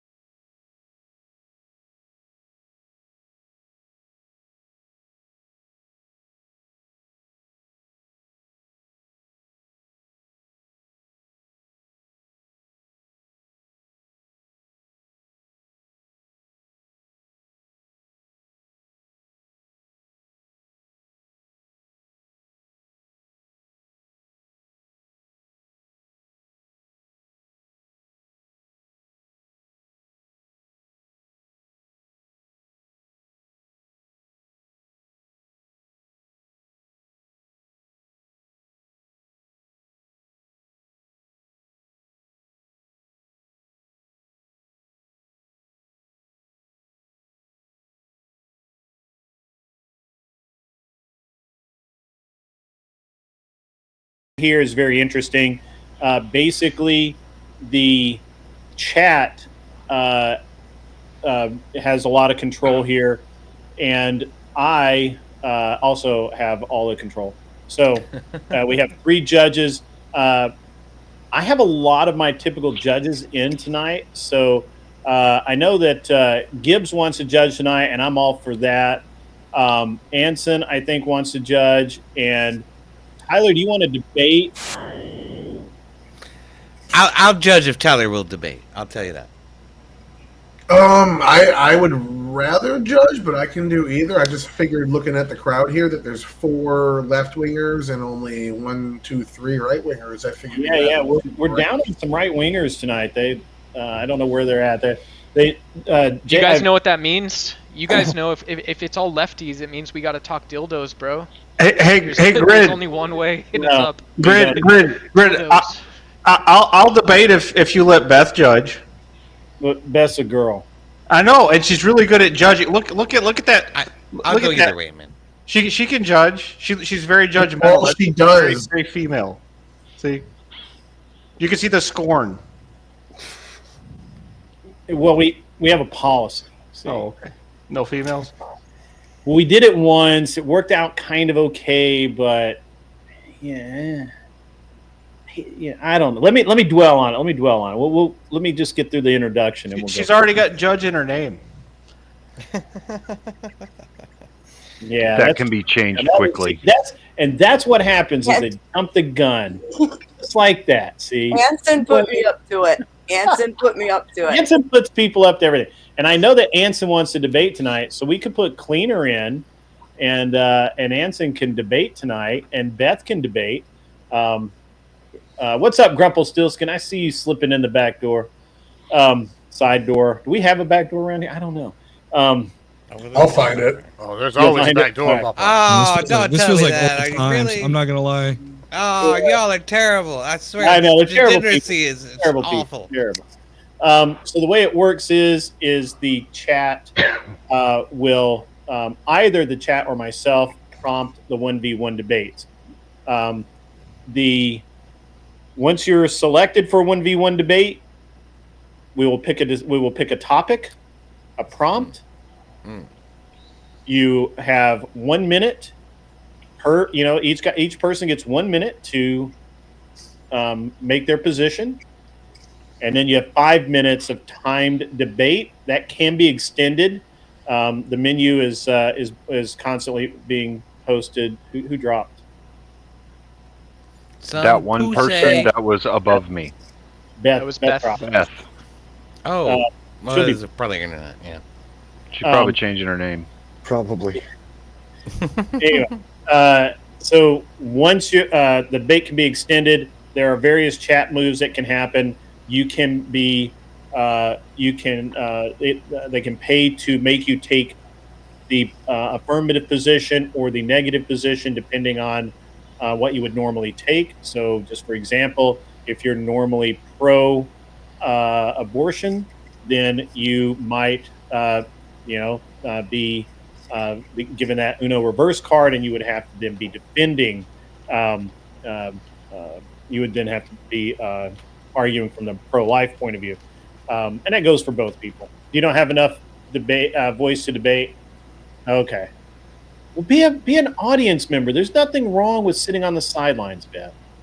It's okay. It's okay.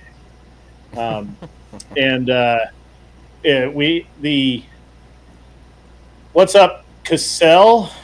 Good to see you. Don't know you, but that's okay. A couple of other things. I have a zero tolerance policy for getting even close to TOS. I will boot you. We try really hard not to do that stuff. Inward.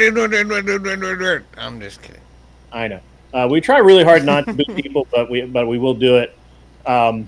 And other than that, be cool. I'm the moderator. If I tell you to stop talking over each other, stop talking over each other. Other than that, I generally do not do anything but run the timer during the debates, and then the judges judge. And so that is that's the basis of it. Does anyone have any questions of how the game is played? Nope. Oh, that's awesome. That's amazing. I'll just answer for everybody. Just nope. So I get to debate tonight. Is what you're saying?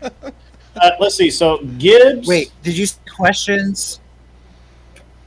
Do you have questions? Did you say questions or complaints? Because I don't have any questions, but I have a lot of complaints. Go fuck yourself. We've had a lot of complaints. However, my complaint department has not arrived, so unfortunately the person that you would complain to is not here. Dave's not here, man. Dave's not here. So Gibbs, Tyler, do you want to debate or do you want to duke it out or do you want to judge? Either or. If I had my choice, I'd judge, but I can do whatever you need. And then Cleaner, same choice. Would you rather duke it out or would you like to judge? I'd rather debate, but if you need a judge, I'll be more than happy to.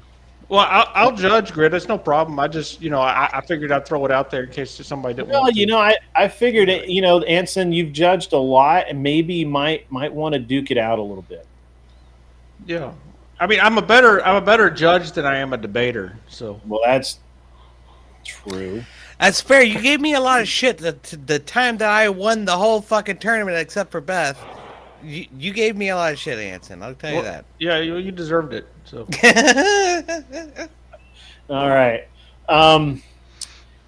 What's the other rules? I mean, we'll get into.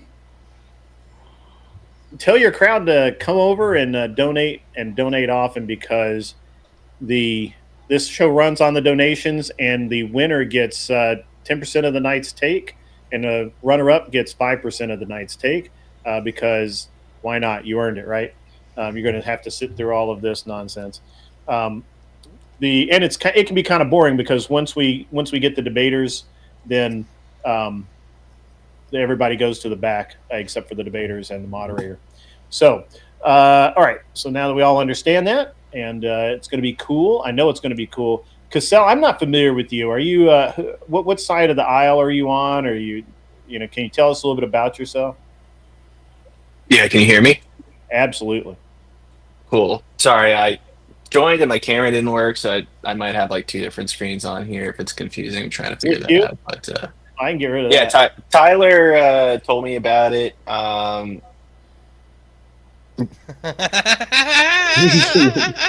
know what happened, dude? Rude. It gets both. I didn't mean to do that, Cassell. I didn't mean to do it. Tyler, get him back. I'm sorry about that. That's all right. That was me. I did that. I'm bad. That was my bad. He did have 2 screens up, though. So I didn't mean to do that. Thank God I'm not going to be the only person to fumble tonight. I was being helpful, but not really, I guess. Thank goodness for Boomer Tech, Melanie. Yeah, that's right. Oh, no, wait, he's back. Here we go. All right, so Tyler, tell Cassell's permanently gone. There he is. He's back. He's back. 86th, He's back. folks. He's bad. There he is. Bad. Now we can All right. Let's I go. see how it is, guys. You don't want me here. It's fine. Let's go. I'm laughing. I'm laughing. Are you using? So this is one of your first panels, and you're already using OBS, bro. That's pretty cool. I saw you had the little just streamer Shut things. the I saw fuck you had up, Doug. Let the man run the fucking panel. I saw he had the OBS icon up already. Oh man, that's awesome. Right? I have some of this stuff set up. I've been doing some YouTube stuff this year, not as much, and then on Twitch. But that's how I met Tyler. We did one debate with Wick once, and we've been following each other ever since, and ribbing each other on Twitter and X. So he told me about this, and I had a free time tonight, and so I was like, yeah, sure, why not? Meet some new people. I don't really debate too often, so it'll be great to get some debate chops in to see if I'm any good at that. But definitely happy to be here. Nice to meet you guys. Format. Let's go. Let's go, baby. Which castle are you? As in what? Not so. My name doesn't refer to the basketball player, if you're wondering. No, because I've seen 3 guys in the chat at different times that have different first names, but Cassell for their last name. So I was just wondering if you were one of those. No, I'm not in chat. Okay. I was thinking cool. Orthanc or Barad-dûr. That's what I was thinking. Which castle are you? But... the name is it goes back to my alma mater. It's one of like the stadiums that we play in, so it's actually not related to any castles or anything like that. Not my actual last name. Darn. Well, there goes my hopes and dreams. Thank you. That's okay. It's so good, so good. Kissy So cat. Grid, do we have a theme or anything for the night other than welcoming Jason and getting to see We never have a Anson's game. not debating. This is all about you. Come on, you know how this game is played. So. All right. Frank Castle would be a better one. Oh, that would be. Duck, the theme is that Beth is a secret judge and Grid isn't going to pull her out until the last minute. I'm gonna be scared. I've seen Beth judge. I've seen her judge. I've seen her mod. Y'all are fucked now. watch my Grumpelstiltskin is in the room. The sexiest man on the planet Earth has just entered the room, and you are all in trouble. I'm telling you right now. I feel like I've been teleported back in time right now. Like there are so many old faces that I've seen here, and I mean that like figuratively and literally. But I'm just saying, like, oh, Vince, I hear you, Doghouse. Vince in his doghouse. Hey, Beth, I need the pair, please. Beth, Kissy Cat said that you we're picking the first pair. I need the first pair. I need you to do your job. This is why. Goodness. Did Kissy Cat pick the first pair of judges? Is that This, who? this is why we don't put women in positions of leadership. Loading. Who's got the loading meme? Let's go, Beth. Show us a nice pair. Windows circle. Oh my goodness sakes! I don't want to see a pair. I don't don't want to. Castle. That's a little like friendly fire. No balls, please. Same No size. balls. No balls. Huh? I said no balls. No balls? No balls. No pairs, please. No pairs. No. I don't want to see no pairs of balls. Oh, I'm sorry. EOD's been awake too long. I have been awake way too long, dude. Same. He needs no. All right, Castle. You just got here, and you're already going to be thrown in the fire there. All right. Well, what happened to Gumpo? I'm putting everybody in the back. Oh, okay. I'm changing my judging method for tonight. I'm going in the back. Okay. I'm judging strictly based on emotions. So wait, so who's the judge? Me, him, and who else? And by the way, if anybody hasn't already heard, I am on the left now. By the way. All right, gentlemen. Oh shit! Nice clean fight. No hitting below the belt. No TOS. No chatting out. Okay. Just keep your inner chud within. What shall we debate tonight, Duck? What would you like to debate, Mr. Cassell, on? Preferenceless. I'll say that right now. Yeah, I can't think of anything in particular other than what's maybe going on right now. I don't know if you prefer geopolitics or what's going on with Iran, Israel, or with U.S. Keep it domestic, but I'm really down for whatever. Where are you at on patriarchy versus matriarchy? I've done that one up here. So my opinion is that if you define patriarchy in any such way, you also have to admit that every society has essential matriarchal characteristics. Well, you do not have a society asking without what your matriarchy. position is, but okay. All right. Sex on the first date, slut or not, says Beth. Well, gentlemen. I would say no. You'd say no, Duck. Yeah, I'm on Speaker. Cassell's side. You guys are on the same page there. Okay. Yeah. Wow, this is going to be interesting because you guys are kind of on the same team there. Yeah, left versus left. This is going to take a while. Got some. Yeah, Well, let me ask. Like, what are your? And sorry, what if I missed your name? But what should I? You just call me Grid One or Grid or whatever. It doesn't matter. And then same for you. What does he go by? Sorry, I don't want to. Oh, like Duck. Duck. Yeah, okay. Duck. Yeah. Well, yeah. Like, what's your? We should start there, like, just so I have a sense of where I think we could go. But like, what's your background, or like, where do you usually sit on the political spectrum? Yeah, I'm on the left typically. I'm like far left or middle or. Yeah, I don't know. I have a college degree in political science and stuff, so usually I'm pretty moderate in these blood sport debates. I'm willing to play sort of either side and defend like a conservative position if one exists. But I tend to be a little more progressive, but I'm not opposed to, like, I can defend, basically anything Marxism. It's all fair game, baby. Yeah, great. This is a bad matchup because we're pretty just redefine communism. Sorry, was that for me? What was that? Is socialism always end up being communism? I mean, for me, I guess I would say no, just to start off, if that's something that you disagree with, Doug. But I would say no. I think that there's a difference, and we see it with different countries now, like who's communist or who has been communist in the past, and what's considered a socialist country today, and how those have kind of differentiated. I think a lot of people maybe in the U.S. see them very similarly because they do have similarities to them. But I still think there's like a bifurcation there on how they differ. I don't think it always leads to one or the other. I still think like if you look like in Europe today, I don't know why it's easy to say that Europe's gone too far left.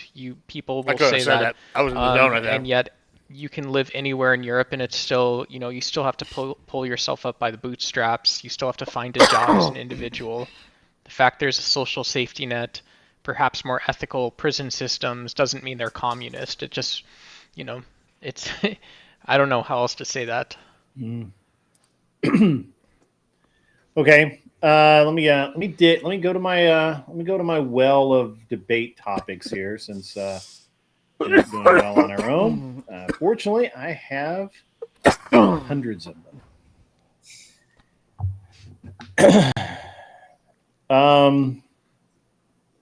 Pornography versus prostitution, are they the same thing? No. I can say yes, but no.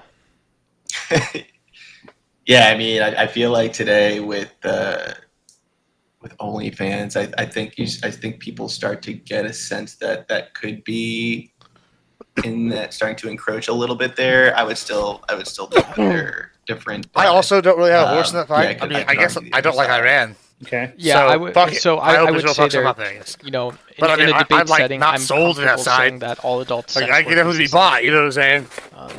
I think that's an important point too. Okay, so I could also be like, so you're saying let's all totally stay sex out of it. Let them work do their own is sex shit. work, so prostitution and pornography would be the same thing. Cassell, is that I mean, America probably benefits if Israel takes Iran. Thinking about if prostitution or So I'm probably pornography pretty pro that. is all considered. Chairman of the one and board same is for sex work. trying to force a topic on you guys. Yeah, he's like so let me wasted go or get something it. awkward.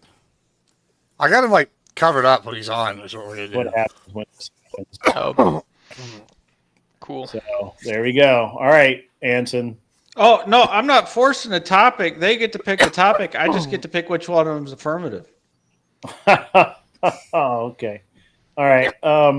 What about I feel like military industrial complex is something that for someone on my end, I hear a lot against that, but I'm pretty pro. The leadership in the military gotta go. For that, I feel like Duck, you'd probably be against it. Maybe we could argue I that. can talk about it either side. I'd Listen, be I don't have happy to any of talk the about it today. I'd be happy to talk about it. I You think as it's, people, bro. there's like real geopolitical context right now, and so countries are also countries. Yeah, you're a libtard. It's like a cup of coffee. How Isn't about this?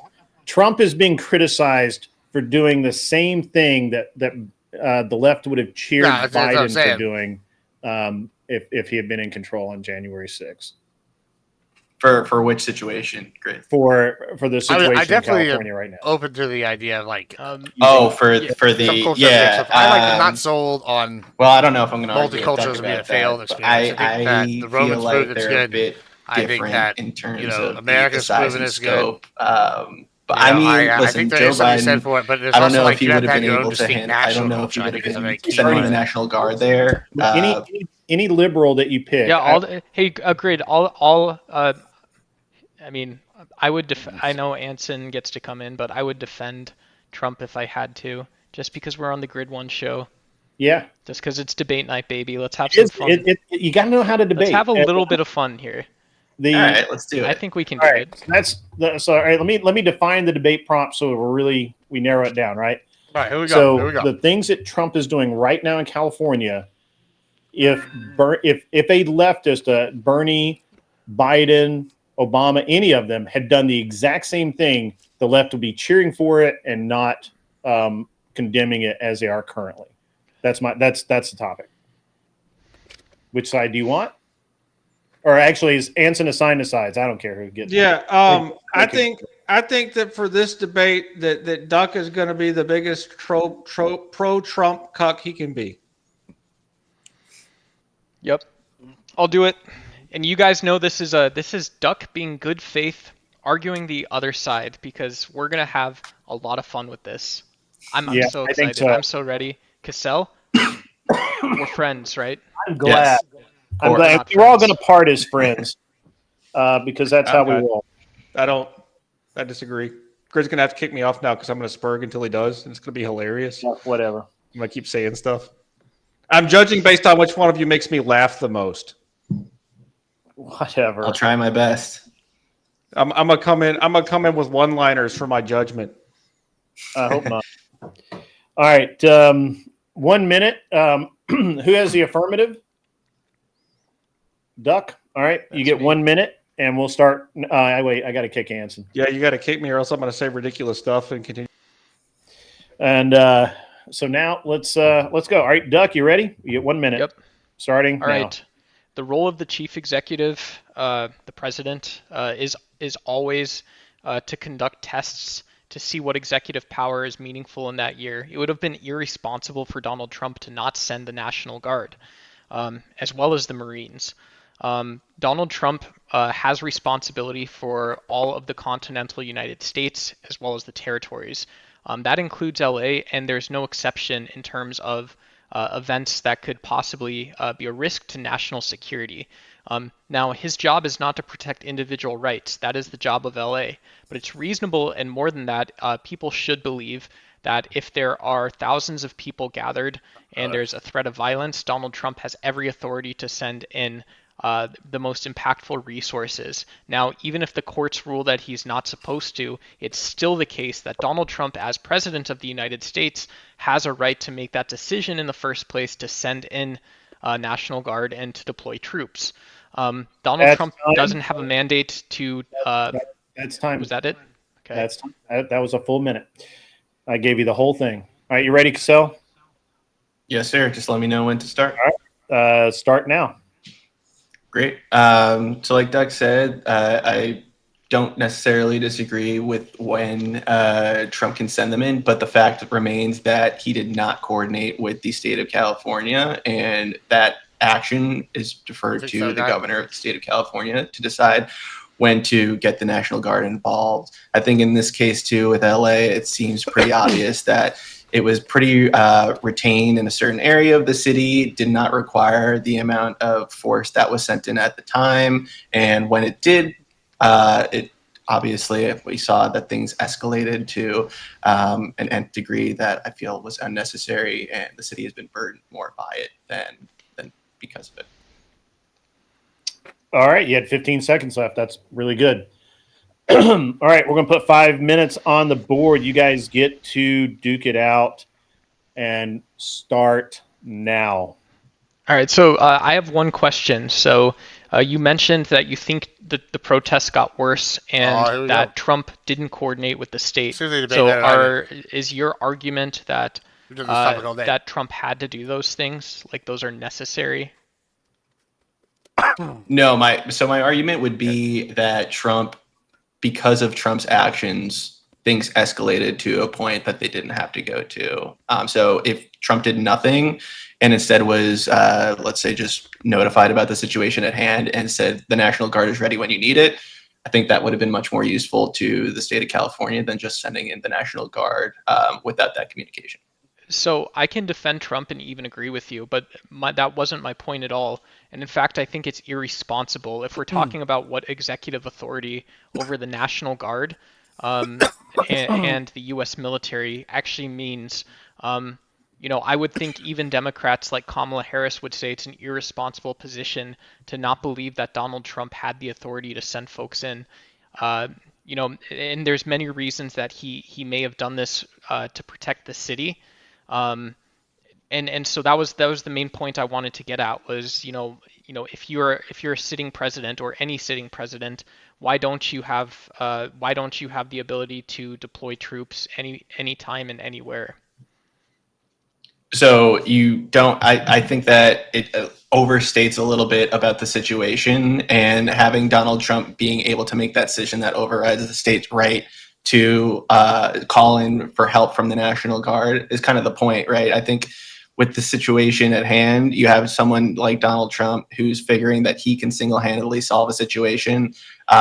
In this case, that doesn't have really any. I don't know what his end goal was either. He was sending in the National Guard. If things got worse, then what would happen from there? So I don't know exactly.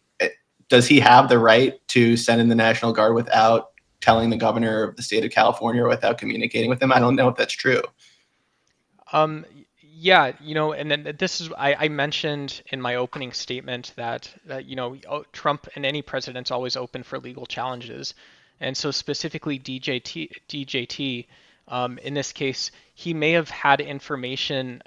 We can't tell without that court process about some broader national security story. LA is a very critical city. There's lots of critical cities in the United States. It could be the reason that people have the right to peaceable assembly.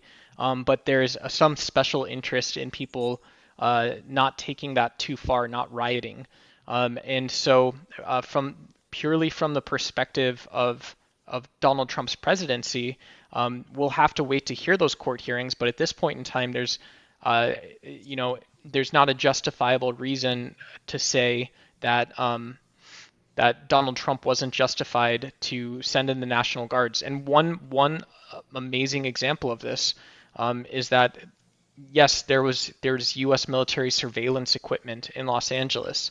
We've never had that test in the United States of something like a Predator drone, the best of our aerospace industry, monitoring to make sure that the people of LA are living safely.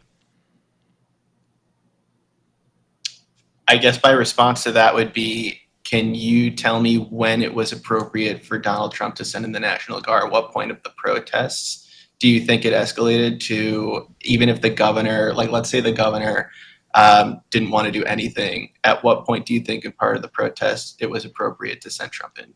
Yeah, so being charitable towards the administration, after the first day, DHS said there's 1,000 violent protesters. And so, and so from the perspective of the administration, seeing federal buildings that are part of a federal policy, even having to set up perimeters around the clock and constantly go back and retreat into the building, whether or not that's actually justified to send the National Guard, as I'm arguing in this case, is a matter of both jurisprudence as well as the actual letter of the law.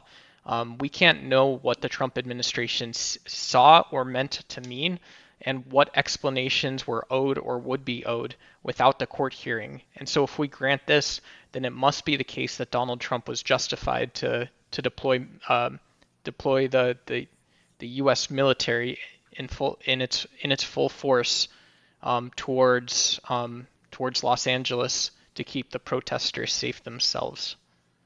And I would just counter that and say that based on the response from the police department themselves, it seemed like they had all the cover they needed to. And until they gave that communication, I feel like anything that Trump had said in private or whatever he had been telling his cabinet just didn't matter until then. I wanted to let you kind of finish the point, but yeah, that's time. Real quick, Grid. I'm sorry to interrupt. Hey, Grid, you mind if Grid, real quick. Hey, Castle, if you don't know this, you have the finals on in the background, and that could be like a TOS violation, like all on YouTube and all the other ones. If you like they're like real bad about that. So if you wanted to move that, if you could I knew you didn't do it on purpose. I just wanted to let you know so that we didn't get hit. Nobody got hit here. But okay, sorry, Grid. I didn't mean to interrupt. No, you can't have anything in the background. Only conservatives can have things in the background. No, I apologize, Grid. I just thought it was just. I wanted to get that out before anybody here got hit on some bad bullshit. Sorry, Grid. I apologize. If you know, the real ones will have a fire in the background. If you know, look out now. True. Shots fired. I really want to. That, but no. I got to be honest. That was a very polite debate. That was. There's no blood sport in that, but it was good. It was good. And Duck, you made you made some very interesting. You tried. Points. You really. I thought my point, Grid. If you're a political science major, anyone's interested in political science, you look it up on YouTube after the Grid 1 show. I thought it was interesting, right? We were touching multiple areas of international policy, comparative government, and there's a lot more that we could probably touch on in a longer format. Which school of political thought, Duck? Hey, Duck. Which school of political thought says that presidents must test their limits? Judging. I want to Shut judge. the fuck up, Melanie. Nobody cares about realism. It's time Realism to and judge, neorealism. Not I really like the banter, but let's do the judging and let's send somebody strolling until somebody buys them back in. It's a little early to be getting rid of good people. So, Anson Knowles, since you have absolutely been hate and discontent everywhere tonight, you go first. Yeah, so Cassell, however the hell you say that, you said Donald Trump should defer to the state of California. So I don't know if you're aware or not, but that's kind of like, a toddler taking advice from a TikTok influencer, right? Like, even if you did it, it wouldn't fucking matter because there'd still be a dumpster fire. So from my perspective, you lost, but not for that reason, not for that stupid comment. It was because you got 6 points and Duck got 13. And I'm not going to give y'all any of the reasons why, because I don't like either one of your faces. Sharing them now. Jeez, what a loser. I mean, what a great guy. I'm not a ginger and I don't snort. Fuck you guys. All right, Tyler. let's hear from a judge doing his job tonight. Okay, so I stenographer to this in chicken scratch, and I had 5 points coming out of Duck, 3 points coming out of Castle. The ones that I didn't hear addressed the most were Duck's point, which is it's pretty well accepted in Articles 1, 2, and 3 that all three, well, at least 1 and 2 articles are going to be vying for as much power as they can. The framers expected this from the 2 branches. So what you're saying there is a valid political science point. The thing is, after your introduction, you never brought it up again, and you got kind of into his territory a bit. So when you got into his territory, I feel like during the body of the debate, he asked you a couple of questions and kept going back to them, and I didn't hear a good reason why. You just said 1,000 violent protesters. You also almost granted it a little bit. The only time you pushed back on the legality was with, well, we have to wait for what the judges see. He should have hit you with previous court cases. He might not have had it prepared for this, but he kept hitting you with there was no point at California's representatives asked for this help. And generally, even if it is legal, it's still bypassing their state's rights, and you never gave him the justification, which was the second question of why that's okay. So I feel like he kind of took the win during the body, even though your opener was strong, because you left your strongest point behind in the opener. All right, Gibbs, let's hear it, man. I'm gonna go Castle. I think Castle did a better job, getting this point across. I thought Duck did admirable. I thought it was very close overall, but I think, I don't know. I was a little more impressed with what Castle was doing. I thought he had a little more consistent. I didn't like the one train of thought at the beginning where that Duck went down trying to really establish what it, like. I felt like he tried to establish a line of thought and didn't follow through in the mid. And I think that Castle was a little more consistent all the way through, in my opinion. But it was like razor thin. Yeah, interesting. So, Castle, you came, you saw, you lost, but don't go away because somebody may buy you back in. Here's the thing: I actually thought that you were making pretty reasonable arguments. You just didn't match Duck's energy. I think Duck was Duck was having fun with it and saying things in like very strange ways that I, as a judge, would have probably knocked him down for. Had you had more energy and more, and had a more firm base. I don't know what everybody else feels like, but I felt like that you probably were making better points, but you just weren't bringing it. You weren't putting, you weren't challenging Duck's points. You were just kind of like, yeah, but okay. And that unfortunately loses you or causes you to lose.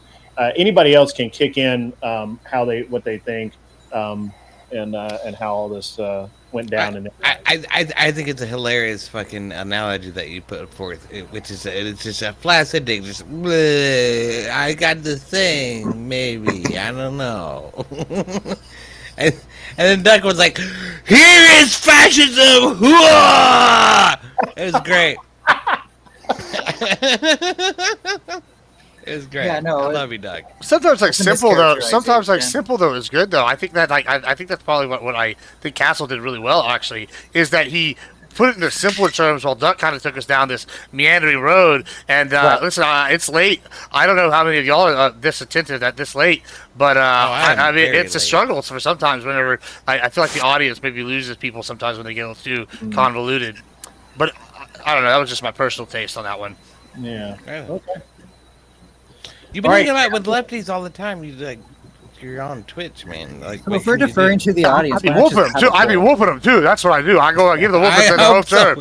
You know. I'd love to see it, man, but I don't know, man. I don't know. Whoa! I love you, Gibbs. Gibbs. Gibbs, if Good you're evening, deferring sir. to the audience, why not just have a poll? No, I don't defer to the audience ever. I'm not. Well, Gibbs did. But the So audience, that's the audience in this case would be the judges. Yeah. Well, hello, Leafy. I bet you and Gibbs get along a lot better than me and Gibbs do. Oh, I get along with Gibbs great. Gibbs is great people. So just one interesting point in case you guys want one more snooze fest before we kind of pick it up as the show goes on or whatever. So one of the ways the Constitution actually regulates standing armies is through budget, is appropriations, right? Yeah, and so it's interesting. Posse comitatus, right? Yeah. No. Yeah. Screamed. That's not what he's talking about Can't, at all. like, mute you if you screamed. Who just screamed?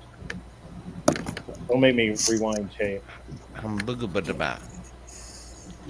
Yeah, it's interesting, right? I just thought that was fascinating. That you'd think that in a democracy, like my intuition would tell me that, like, if justice is this thing where the military is not coming after you for no reason, the U.S. military for no reason, that there would be something about the executive being limited in their use of that. But no, it's like a lot of it is budgetary, right? It's like, we should tell troops, we should tell enlisted men what to think and how you think about the Constitution and the population, and then it's budget. You don't have a job. There is no money for it.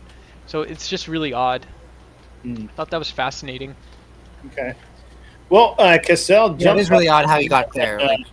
And go hang out in the chat, and maybe somebody will bring you back, because I actually thought you did make salient points.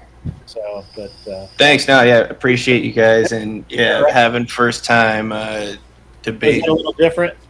It was different. I understand it, and I feel like if I didn't go first, I'd bring more of that energy.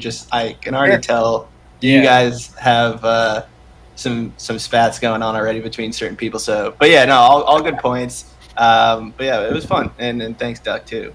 You look and sound great, man. I thought you were great up there. Yeah. Thank you, guys. I appreciated your argumentation, both of y'all. It was y'all demonstrated why liberals were never able to dominate talk radio. Yeah, no, it's definitely not a reflection of the. It's definitely not a reflection of the judges that a meandering idiot just won. It was like the one time he didn't really shots surrender. fired. Yeah. Melanie and Duck. Ooh, shots fired. Hey, Interesting. all right, who's next? Who's the next victims? We got to keep this rolling. Who's the next guys? Who gets to pick? Beth, you're. I guess you're still. I think Beth had two. Yeah. Well, Kissy Cat paid for. Kissy Cat threw up a hundo. So, EOD versus Mel. Who didn't see that coming? GG. If you want, I mean, before we send everybody to the back, Leth. How do you say? Is that Leth? How do you say that? Leafy? 2 seconds. What's good, He's man? Leafy Water Kai. It's totally not a river in Hades. It's just the tree. All right, cool. Good to see you. The way the game, you're about to see the way the game is played. So after we come back, if you have questions, we'll entertain it. But right now, everyone has to go to the back except for the Fox and EOD, and hopefully EOD survives. We'll see. I don't know. You never know. Cassell was still here. I didn't. Vince Wilson. I can't wait for Vince Wilson, to be honest. I think that guy's gonna make some stuff happen. Abe. cleaner. Admiral Gibbs, and then it's just me and two.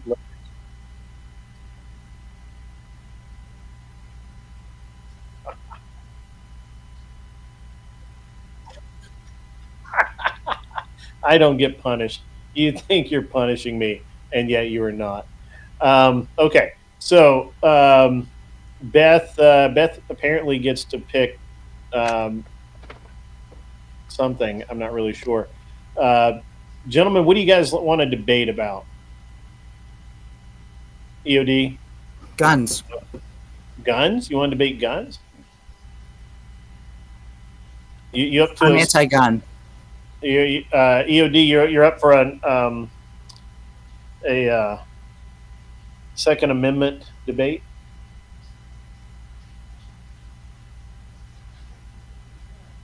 EOD.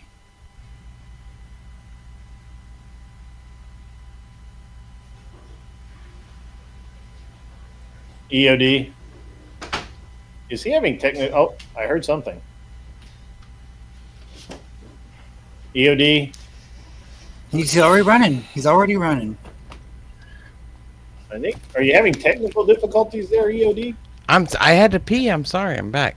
Oh, okay. All right. Never mind. He had to. Yeah, that's a call of nature. That's right. How y'all doing? All right. So what are we doing? You want to do a? Do you want to do a 2A argument there, EOD? We can. I'm specifically like the amendment is the amendment. I'm specifically I'm arguing that guns do not make the individual, the household, or the community safer. That's a difficult argument to have. I'd rather argue about gender and the nature of sex, but all right. So 2A. I'm sure you would. Let's go with that. So let's go with 2A. We're going with. Define that again, Mel. Guns do not make anybody safer. Okay. All right.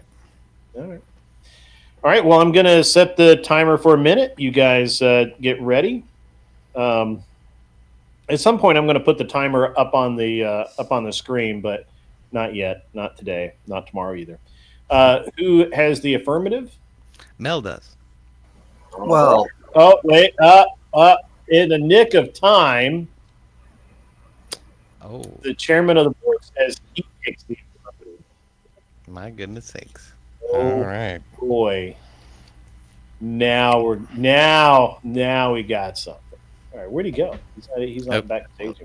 If he's gonna fucking reverse it, it could be, but yeah. All right. What's up, Uno Reverso? Yeah, I think I want EOD to argue about how he wants to be a gun grabber, and the Cosmic Fox needs to argue about how you're supposed to issue firearms upon birth. So yeah, reverse that stuff. All right, the Uno Reverso card has been played, ladies and gentlemen. well, I'll tell you this: I'm no good at arguing points that I don't actually believe in. So this is gonna be bad. It also saddens me we're probably not going to get a good debate tonight with people like Anson constantly doing crap like this. People like Anson. I agree. People like me are a problem. It's good that you noticed that. Yeah, he is a problem. Matter of fact, go away. All right. All right. So I'm in the affirmative now. I'm in the affirmative. We have to grab the guns. Okay, great. Yeah. Okay. All right. Well, so do you now have the affirmative? I mean, apparently I do, according to Anson. All right. Well, let's see who survives this. And 1 minute is on the clock, and get ready to go now.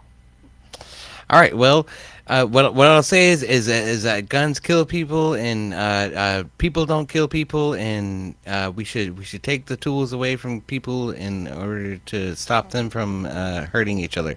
So there should be no kitchen knives. There should be no assault weapons. There should be no assault weapons of any kind, whether they're kitchen knives or AK-47s. Whatever. All that needs to be brought out from all of society, because somehow that's going to make everything a whole lot better. So there you go. That's my 1 minute fucking intro. Well, you did that in basically 35 seconds. So okay, Mel, you ready? Mel? Yep. Okay, ready, set. Okay, go. folks, welcome to the court. Oh. Okay, folks, welcome to the Court of Kangaroos, where today I unfortunately have to argue that guns will make people safer. This is because here we do not appreciate stronger arguments. We appreciate exercises that we did in high school to actually get better at debate. So, first of all, you want personal protection, right? You want to feel safe from criminals. You don't want to be a victim. Who the fuck wants to be a victim? Being a victim sucks. So don't be a victim and buy a gun. You know who loves you buying guns? The NRA. They'll make you feel really good about it. And you love feeling good about purchasing stuff. That's the American way. Shooting at eagles. Well, maybe not eagles, but shooting at stuff in the sky. That's the American way. Sorry, what? No, go ahead. I'm sorry. I shouldn't interrupt you. I'm not keeping track of time, but so come on, let's keep American freedoms. Let's keep shooting bullets in the air because that's what makes us all a little bit hard. All right. Well, that was pretty much exactly a minute. Good job, I guess. All right. I would, take the debate seriously. You are being, judged on it. So. At any rate, 5 minutes is on the board, and away you go. Well, Melanie, what I'll say is that in that Christian school in Tennessee, there was. In that Christian school in Tennessee, there was a child who came in and fucking did some dastardly things. That's a terrible thing, and we have to take everybody's assault weapons away because of that. Now imagine if those kids could have shot back, EOB. What if all those kids were armed? Would that not be better? It might have been.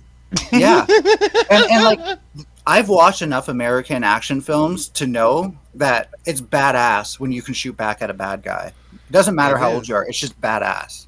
It totally is, dude. I totally agree. Like you can go pew pew, America, pew pew. Yeah. Yeah. America, fuck yeah! Oh wait a minute now. I'm supposed to be I'm supposed to be in the affirmative here. So we're taking the guns away. You can't have those guns. You can't have any of that shit. You can't go out and go plinking. You can't go out and go skeet shooting. None of that shit. You can't have no shotguns. You can't have none of that none of that mess. No, you hunt for your food with a bow and arrow. Fuck you. Because safety. So what if I need to hunt for my food? What if? Yeah, Can I not have use a gun? a bow and arrow. Just use a bow and arrow, dude. What are you talking about? But then the deer can win against me. I'm helpless. Well, how without a gun does the versus deer win against a bow and arrow? They don't win against a bow and arrow. It can charge at you. It can charge at you. Now it knows where you are. Dude. No, you just fucking pull that bow and arrow back and blop right in the No, chest. you do not right want to be there. defenseless against a 6,000-pound deer. Okay. Motherfucker, I heard about people done shooting down deer with a fucking bow and arrow. Not deer. One bears. person? Bears. One person shoot down a bear with one bow, one arrow. That I shit guarantee you that wasn't close quarters. In close quarters, they would have been fucked. I bet your balls it was close quarters. Okay, come on. Post your proof. It's too much to explain. It's too much to Let's see explain, guy. evidence. Ask me when we're between panels. I'll explain to you. Oh my goodness! I gotta have a fucking reach out to the chat on that one. But you know what? You can't even have that. You can't even have the bow and arrows, dude. Like you can't have no bow and arrows in elementary schools. That's just gonna hurt children and shit. Well, or it could teach them to We have like the better roundups. aim. There's like millions. They Well, states go it back could, to like the same birth. And there's consequence, right? We're So, always like, saying that we're, if you we're once they giving come back kids and they'll too give many it to a time, they participation go do prizes. these big things. Now, It's a whole thing. if There's they like don't do it millions right, of rattlesnakes. Like they're down going to the figure it state. out real Millions. quick. So you be trying, you hit a You burrow know, and like Melanie, hundreds this of is the thousands thing, you come beat me like on, flying I'll out be of okay it. with that. You know, But it's a whole What thing. I will say is that teaching kids how to fucking That'll also kind of like know somehow like wield a avoid these rifle things, is and a when really they do, good they like idea. just pull their foot out. That's And they're big very animals, so it's like. but that's not rattlesnakes okay wanna waste because this venom on kids there, should not have rifles on in a their big hands at cow, all which at is any probably not time even doing ever. anything to a full-grown They all cow. need Calf to be maybe, yeah, sure, extracted would from kill a calf, society but at all generally times the for all calves are reasons, herded inside. and because It's the whole thing, safety. though, yeah. There's nothing more dangerous than a gun, and a gun kills people, and people do not kill people. I just want to know I'm definitely voting against you. It's not doing good. Yeah, so I personally want to see a world where children are safe. I can only imagine them being safe with a gun, being able to shoot things that make them feel unsafe, and like anything. I mean, the shadows dancing on their wall, they need to be able to shoot those. Because have you ever been in that position, EOD? Do you know how frightening it is to have that freaking shadow Dude, dancing my on your dog wall? knows. My And it could dog be- knows real bad. It could be some fucking monster outside. It could be. It could be. And you don't know that shit. And It's like true. you don't want to check it because you don't have a gun when you go to Shoot the that window. Just shoot that motherfucker right the fuck up. But you can't do that. But if I had a- because yeah, if I had a gun- that round might travel through that fence into somebody else's house, into somebody else's body, and actually harm them. So that nobody should actually have any guns at all. You can't have guns. It's just bad for society. There you go. How much longer do we have? I'm bad at keeping track of time. How much longer do we have for what? No, I'm not. It's 5 minutes, Melanie. Well, yeah, no. How much longer? I thought it was 5 minutes. Well, here's what you're gonna find is that at the end of the day, that Grid not all gonna answer guns create violence, and that all violence is created by guns, and therefore all guns should be removed from society. That is the end goal, right? Would you be violent towards someone with a gun? Yeah, I mean that's DOD what the Marxist Manifesto tells us to do. So that we must march towards that goal in order No, to dude. achieve the greater society. Marxists for, love for guns. all people. I'm actually- this is a genuine thing, by the way. All Marxists should not have any guns. DOD, genuinely, Marxists love guns, by the All way. right, enough. You guys suck. I know, dude. I need a fucking gun. You twisted this shit, and you're an asshole. Fuck you. But whatever.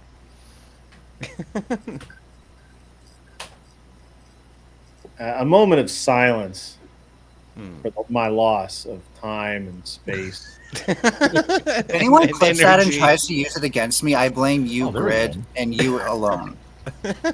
Don't worry, no one will make it through the fucking clip. Yeah. So, all right. That sucked. You both suck. Good. You like Good. No, that was my goal. Anson, you have to go first on this one, you dick.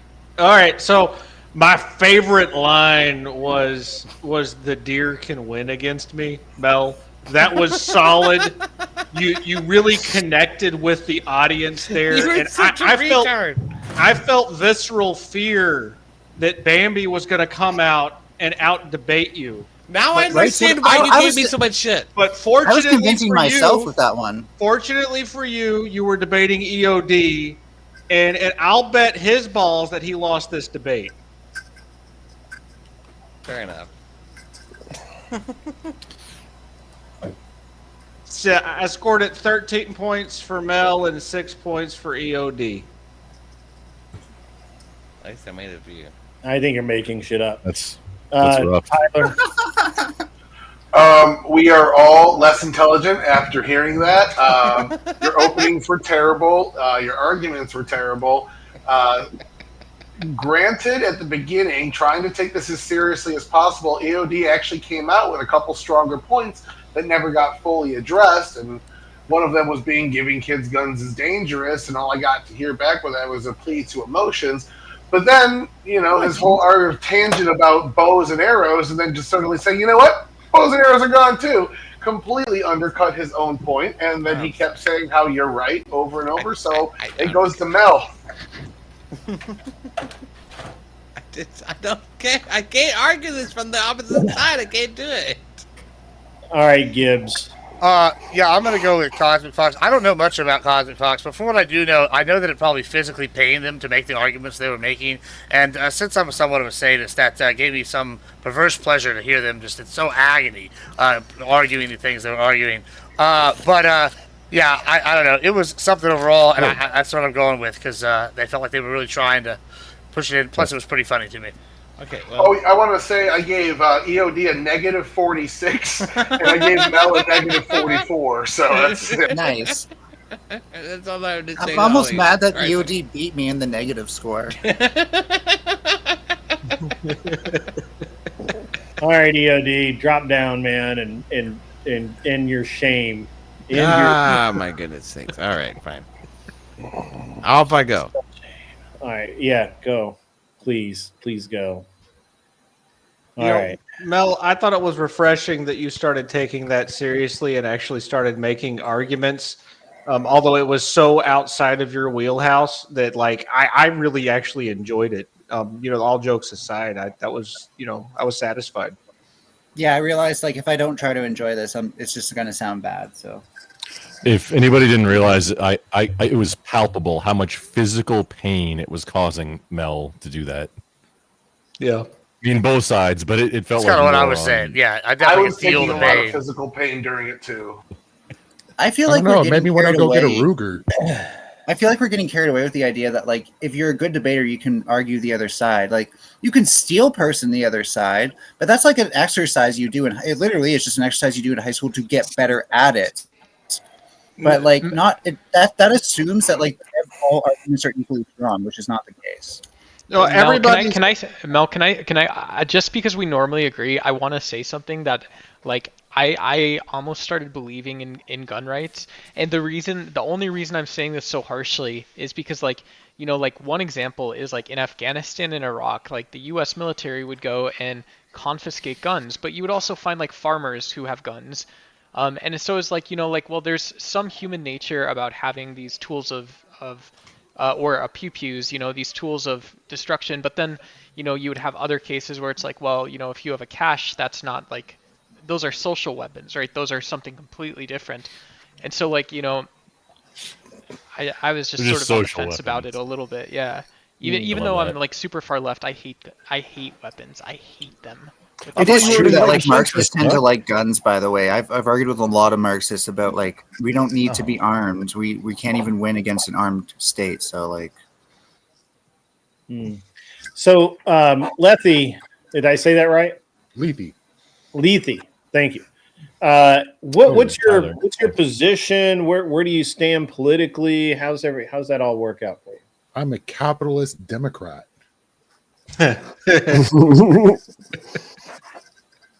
So you're a liberal. Exactly. He's full MAGA. He's a commie. You didn't hear him? Liberal? Do you consider yourself a classic liberal, or do you consider yourself like some form of libertarian? Where are you in? Yeah, there ain't no libertarian in here. No libertarian. Okay.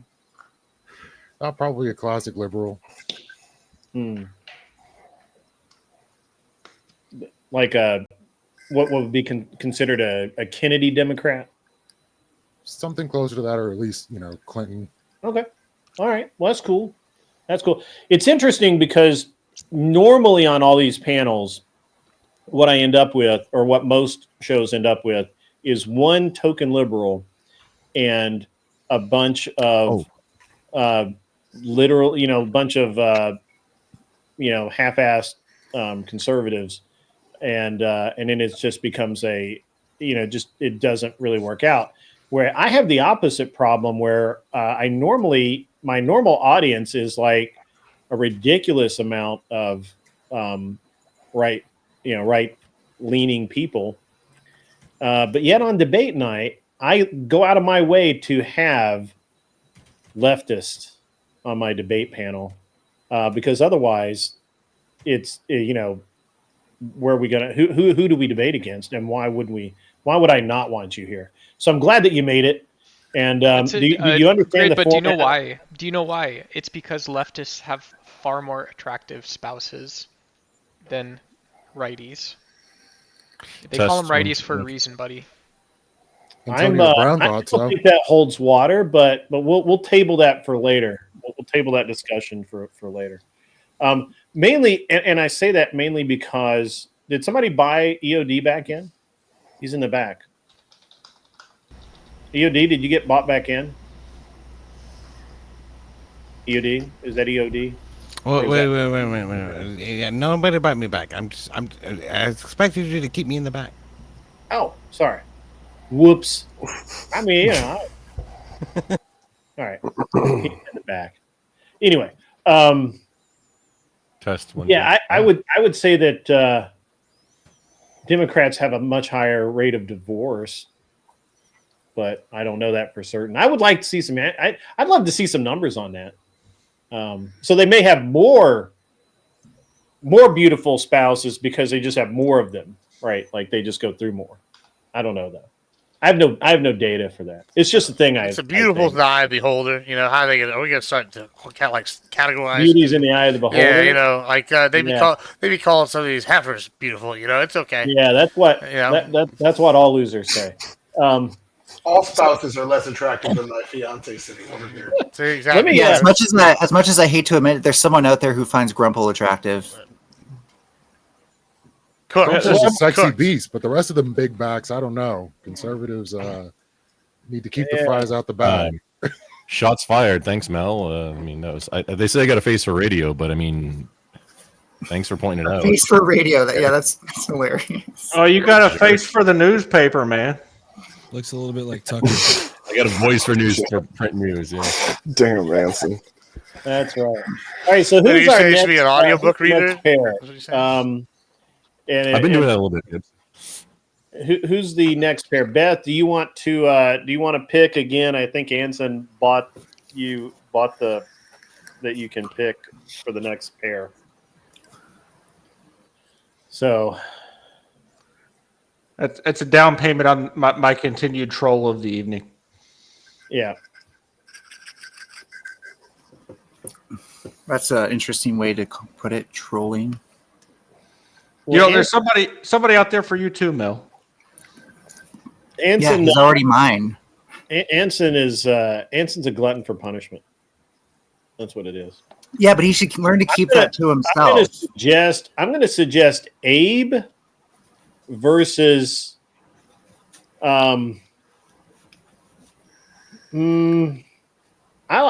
like Abe against Vince Wilson. Oh, I like that. Let's that matchup. What do you think, Abe? Sure, I'm open to whatever. Let's do it. I know. What's that Abe Beth has spoken in chat. Grumple and Clover. No, she said Abe versus Vince. No, she did not. She did. Fire. She just did. I'm tired of friendly fire. I'm good with that. I'm here to stand up for women's voices, which also gives me the authority to shoot them down. How do we know you're standing? What are Clover and I going to disagree on? That's silly.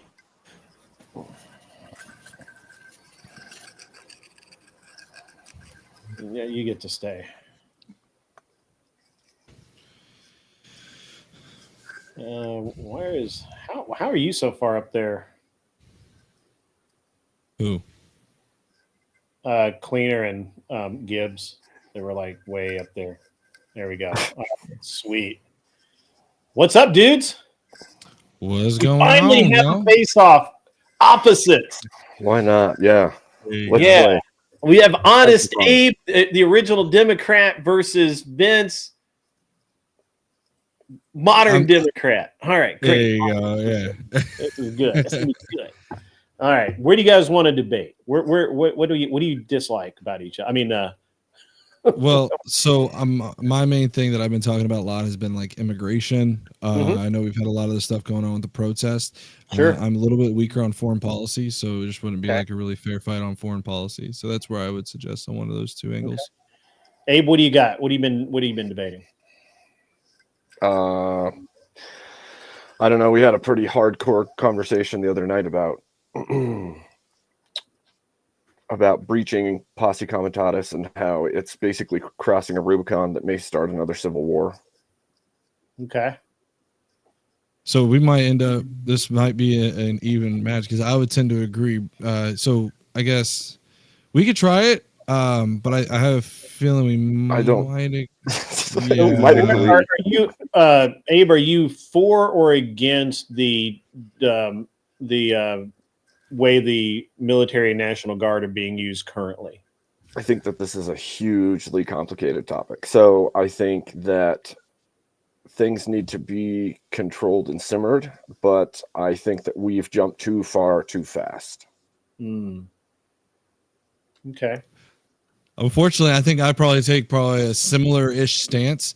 Sure. I'll just tell you I'll tell you my stance and see if you kind of disagree with this.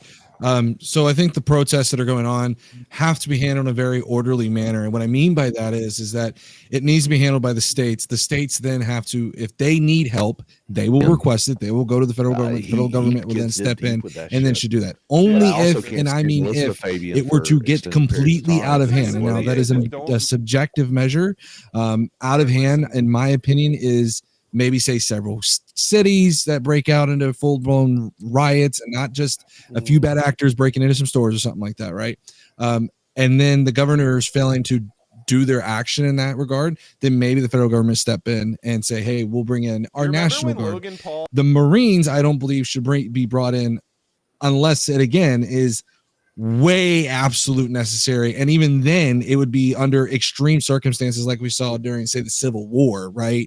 And even then, at that point, that's like I think Abe kind of said a little bit with the crossing the Rubicon, right? You bringing in the Marines, you're opening a whole can of worms that you're not ready to see. I would really like to have a discussion with you about this and that would last longer than 5 minutes, because I think that I'm on the really the not just the opposite side, but like I see where you're going with it, and I understand it, but I have a very, very different view of where the lines are drawn. So I personally would really like to have that conversation with you at some point, and we could do that maybe tomorrow night or some other time. But in the meantime, we got to have a debate, and it's got to be good. It's got to be something that you guys like to, something that you normally fight about. How about an actual 2A argument? Where are you at on the 2A? So I think this might be a good point of contention. So I'm of the belief that there is, some people look at it as an shall not be infringed argument, which means to the fullest extent it should not be infringed, right? And then I look at it and saying it's a system of checks and balances, right? I think there has to be some reasonable takes on that. I'm not one for a full-on assault weapons ban. I know Kamala Harris tried to pass one of those. I was very vocal about that in 2019. And then they even, I think, tried to pass it in 2022. Not a huge fan of that. I also think it's wholly ineffective. So it's kind of as far as like the red flag laws and things like that can be effective if done correctly. So I hope that kind of puts where I'm at in terms of that scale of the 2A. What about you, Abe? I would say that I agree with the shall not be infringed to a point. I think that obviously there's going to be limiting factors like I don't know, felonious behavior and violent action. I mean, if you're breaking the law, you're breaking the law, right? Right. So I don't. So, well, I mean, and there's limiting factors once that has happened. You're not going to go down and purchase weapons after that fact. So I would say that would be a barring effect. Should felons be able to own firearms and defend themselves? I think that they should be. I would say that they would have to earn back that right in some way. Okay. We are way more alike than we are different. And this is funny how we get paired up. Do you not think that the fact that they go to prison is paying their debt to society? The original law that made felons prevented them from owning firearms was aimed. It was racially motivated. It was aimed specifically at black people. True, but what's the recidivism rate? I mean, like you still have to. There would have to be some, and I'm not saying that it would be impossible. I think that there should be some way to regain that right. You guys are right at my wheelhouse right now. Because I have very interesting viewpoints on a lot of that stuff. Okay, all right. What about social issues? Where are you at on social issues? Depends. That's a very broad blanket. I was gonna say because you could be. We could talk about like how far do we take this, right? Do we talk about Medicare for all? Do we talk about SNAP benefit? We could talk about this. How about this? What do you think about the fact that Donald Trump has been effectively making cuts to Medicaid and SNAP benefits through the work requirements and through I believe it was lowering the dependents, if I'm not mistaken, age, or increase the age from or might have increased. I'll look at it again. But what do you think about those, like those cuts to Medicaid and SNAP? What I don't know that that wasn't kind of the social issues I was looking at. Okay, well, where are you going? Yeah, go ahead. like pornography. Is pornography and prostitution the same thing? Oh boy, I have not had this argument. This is actually pushing me a little bit. So, do I think they are the same thing? Man, They're the same thing. I would What about argue you? yes. I would argue I mean, yes. they're both in the adult industry, right? So, like, I feel like they would be the same thing on kind of two different areas. I think there is an element when it comes to prostitution in which there is a potential. Well, there's still a potential for human trafficking because we could look at the fact of Andrew Tate and that whole issue that blew up there with the idea of pornography. So, holy fuck. Yeah, they could be the same. I think they're. I think pick I a feel. goddamn I want to subject, feel you like there's more of an retards. element of force on the prostitution side, personally. Okay. How about the more patriarchal a society is, the more successful it is? Oh God, you keep getting deeper and deeper on this one. The more I would agree with patriarchal. that. This is getting outside of my wheelhouse. So I'm not too yeah. This is where I'm kind of like I'm not someone who gets really deep into these niche areas. I'm more of someone somewhat of a populist, I guess, if you will, right? Someone who kind of gets into like the more. What about modern men taking He's a advantage populist of unless the population disagrees. with feminism him. doesn't actually help women; it helps men. I would absolutely agree with that. I know you The would. feminism helps men. Yeah, more. Feminism harms women and helps men. Oh man, I hate this topic. Yeah. So, oh man, this is such an interesting one. So, feminism helping men more than women. I think there's elements there, right? So there's different waves of feminism from what I remember, and I think that there was a time in which it did help women. I think it can go to a certain extent where it may not help women, and it would, in turn, would have an kind of an opposite effect. So I think there has to be a balance there.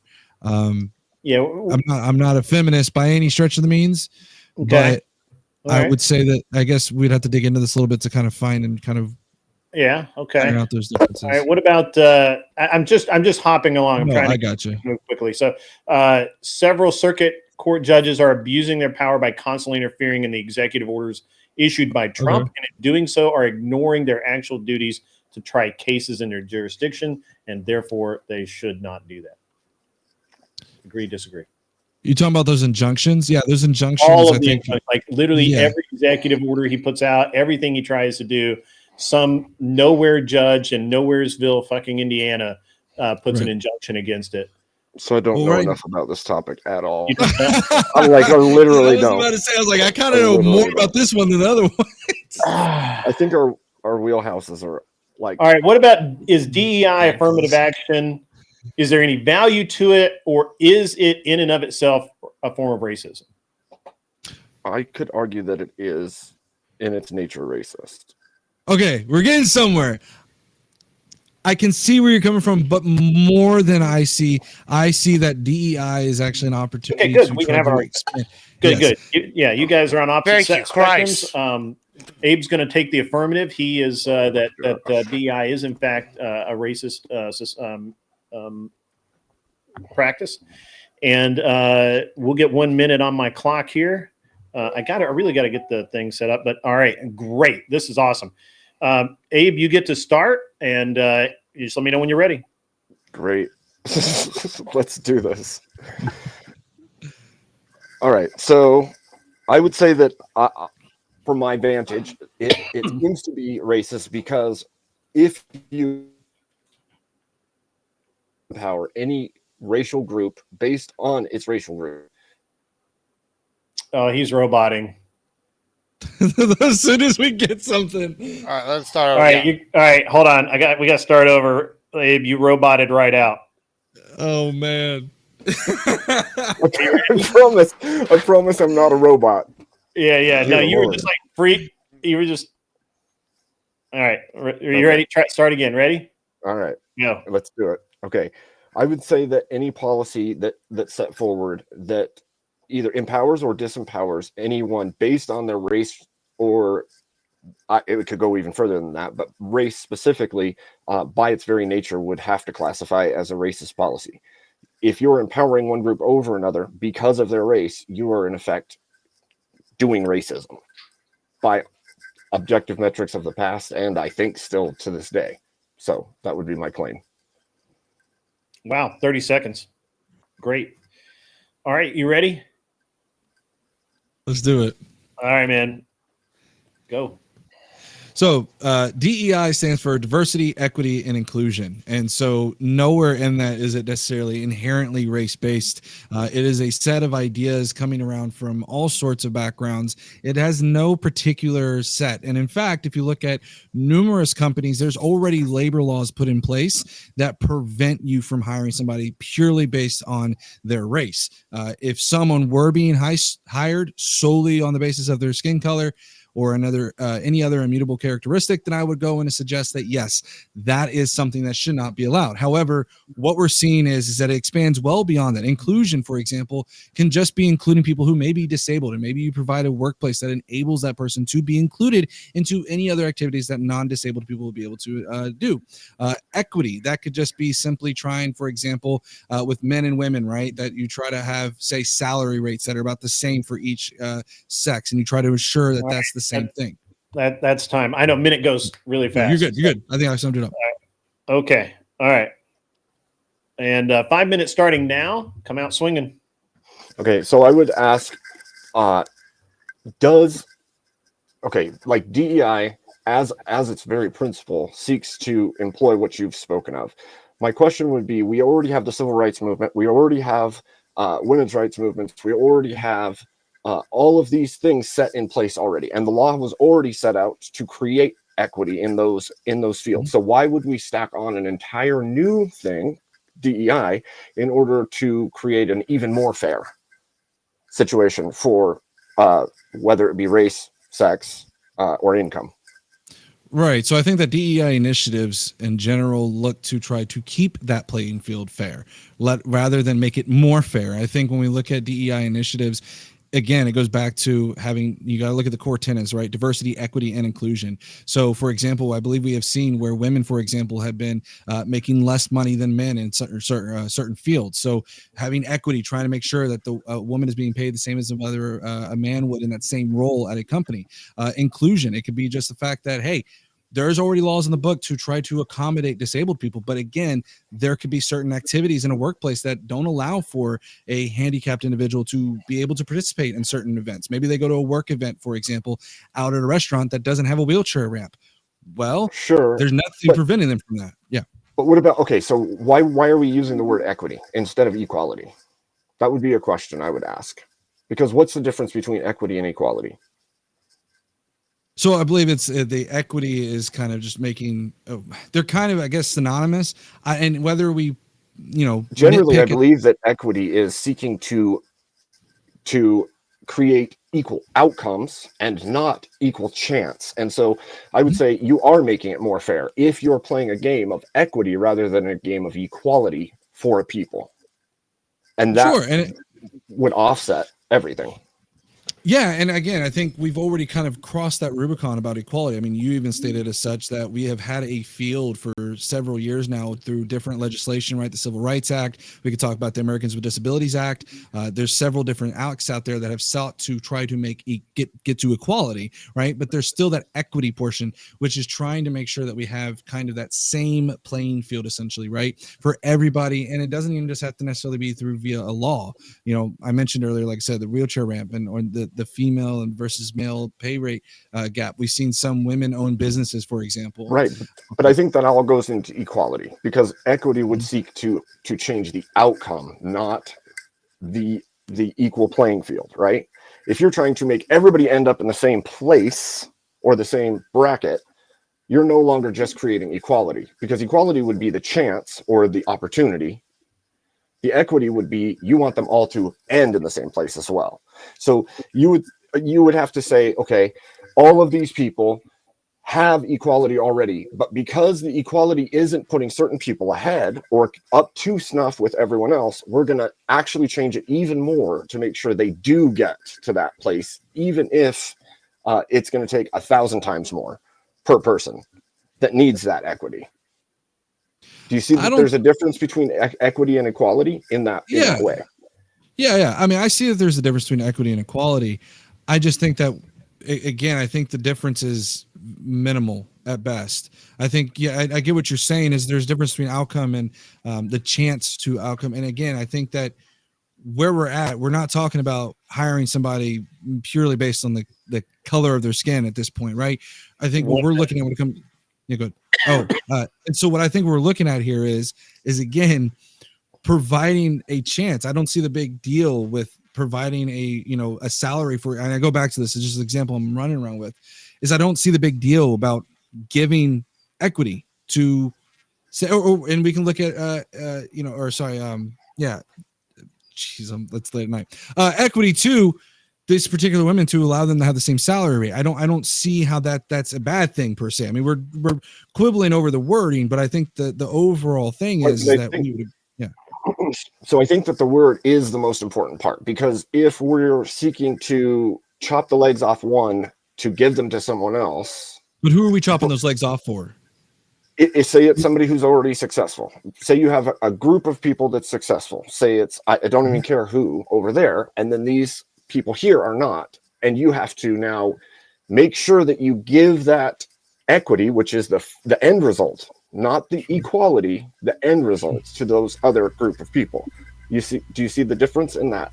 Like, yeah, I'll say this last thing is I think that, again, nobody's saying that with equity that we should get rid of the legs of an individual. What we're saying is that if there is a person that's being hired for, say, an engineering position that's also coming in under a woman or a man, that salary rate should be the same, and that should be the same for the progression upwards and upwards and upwards. And it shouldn't be just because of the simple fact that they're a woman that they should be paid less. So that's what I'll bring up there.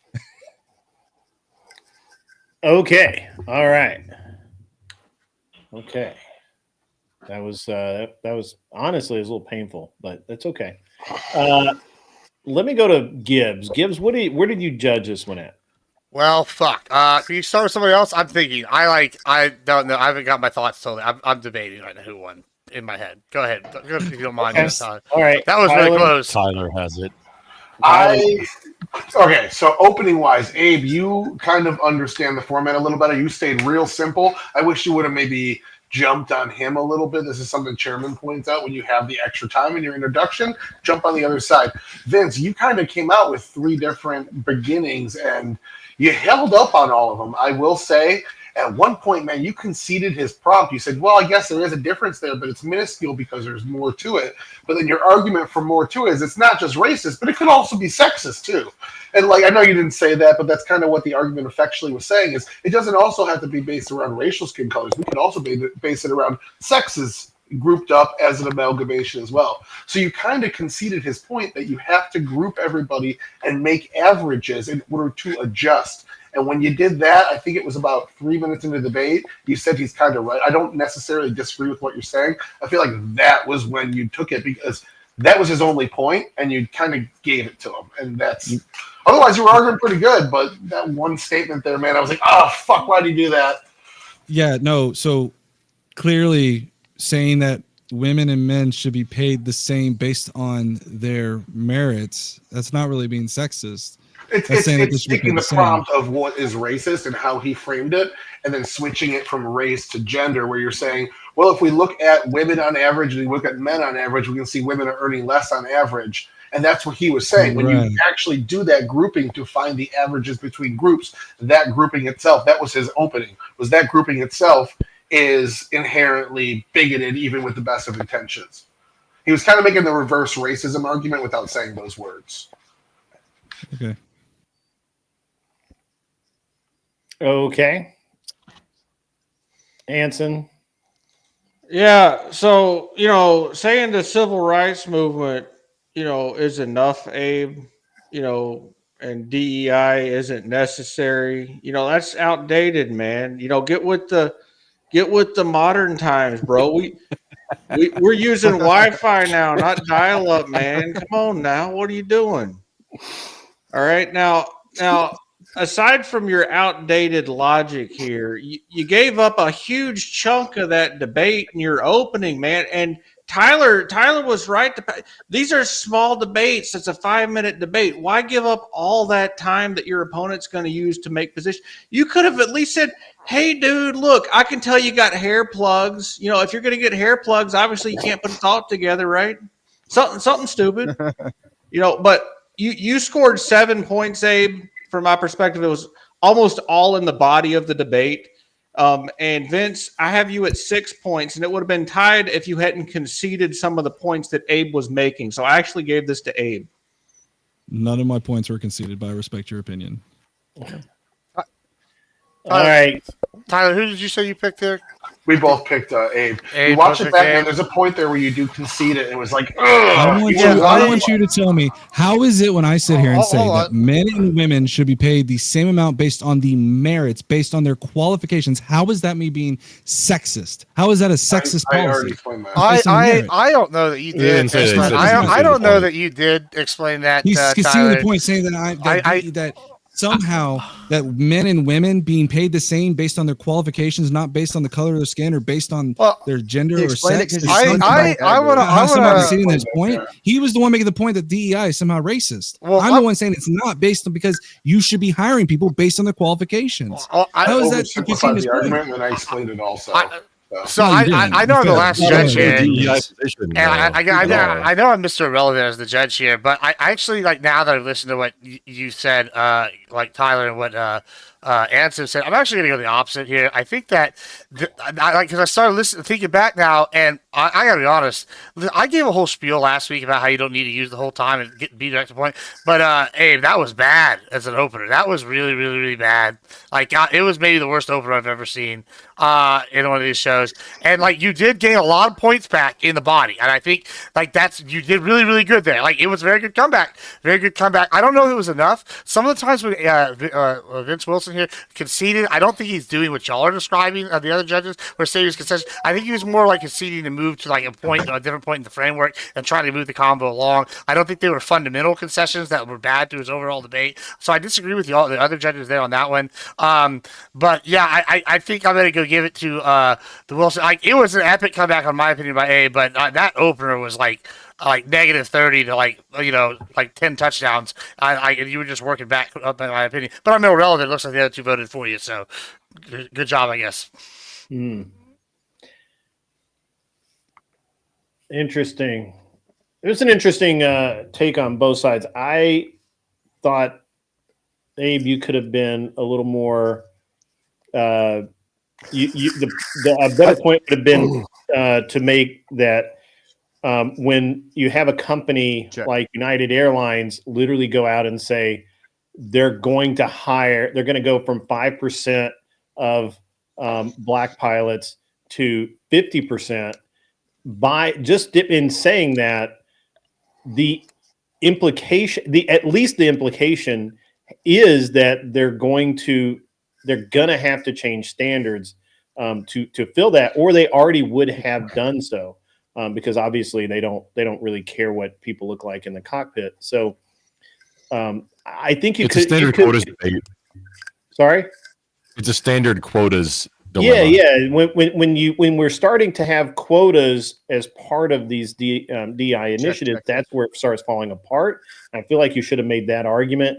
The arguments you made were fine. I'm not saying that they were bad. It's just I think that there were more effective arguments that would have put a little more pressure on Vince. Vince did very well, I thought, kind of trying to keep it focused on the idea that it's not about color, that it's about position, but yet we see that if anything, currently, it's far easier for a woman of any color or whatever gender. I mean, not gender, obviously, but any woman to get a job in most industries than men, and they're very hard to fire once they're in those jobs, just because of the way the laws are.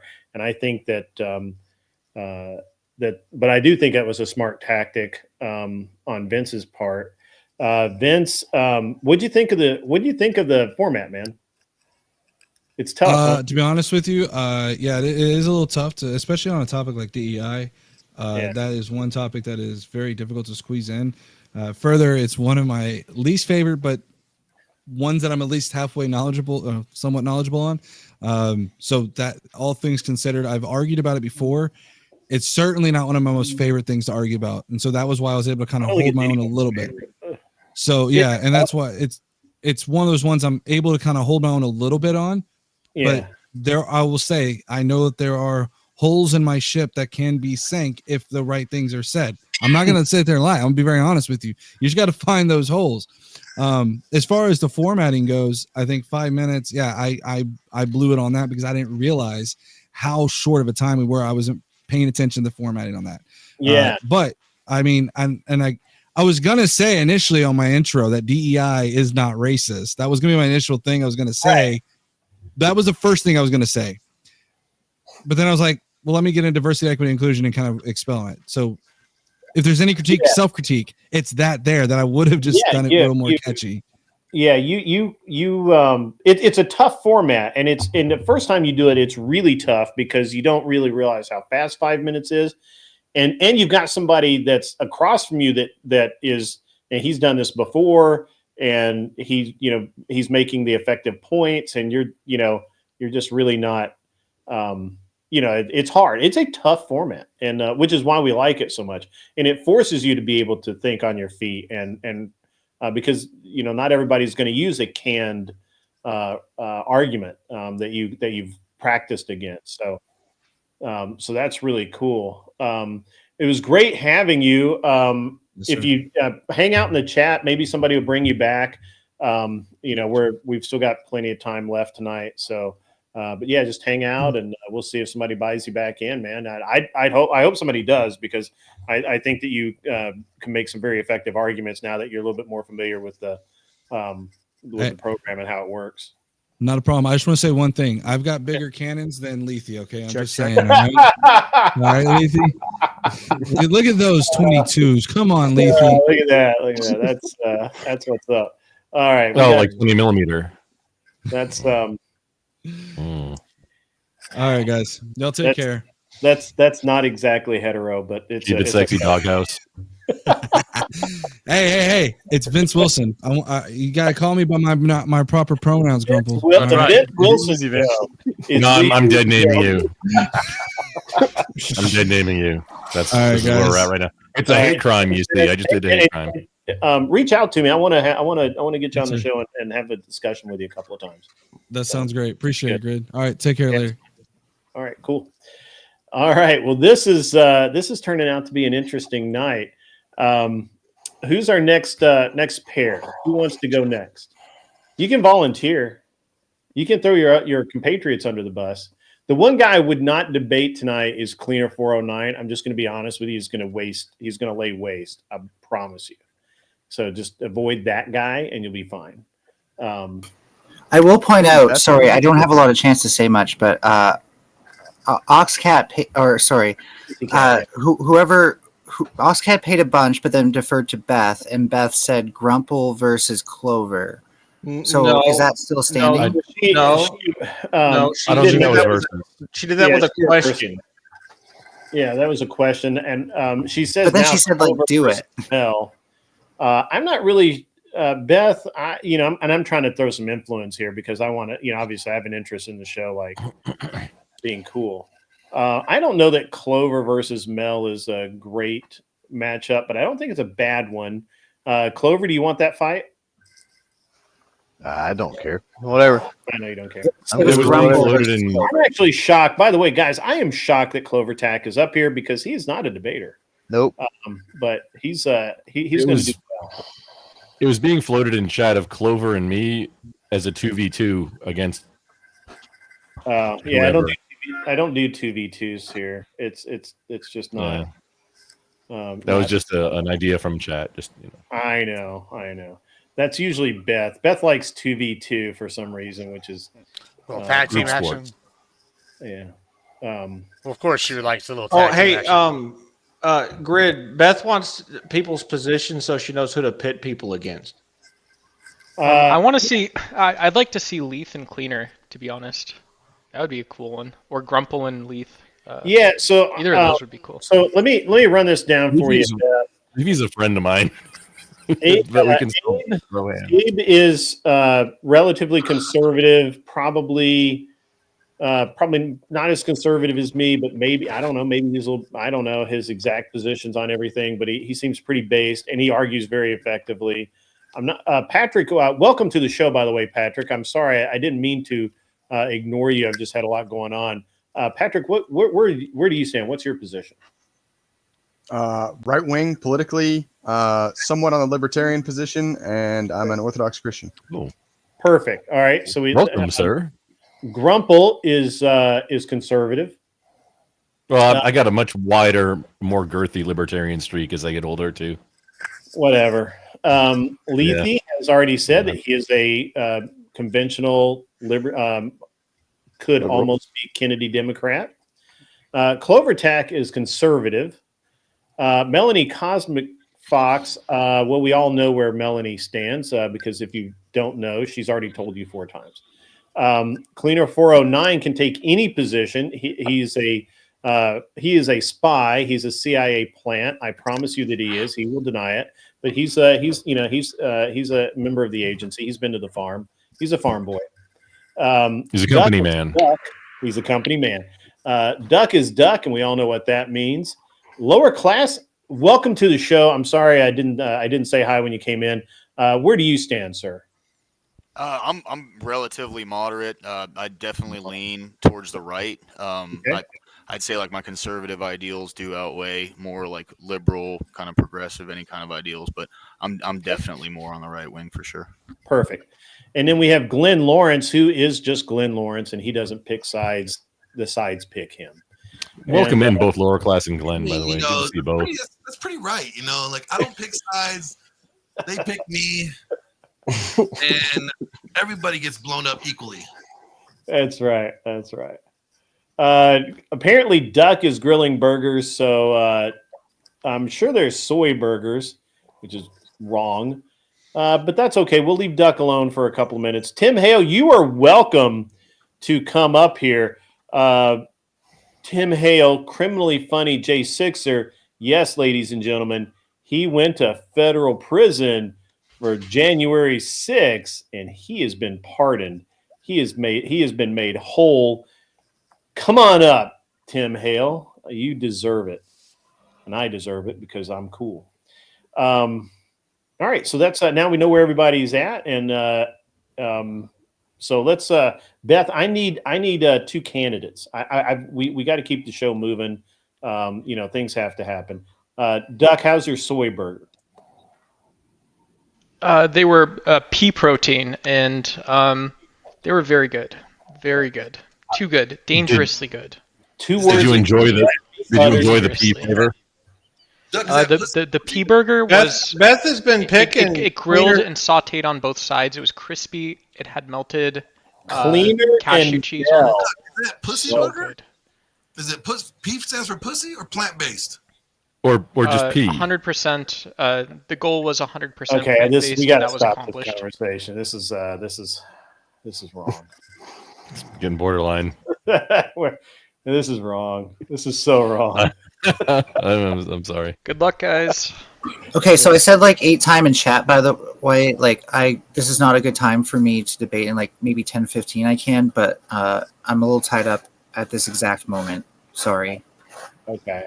I don't want to be a buzzkill, but okay. Beth, I need somebody else. So She says, then quit.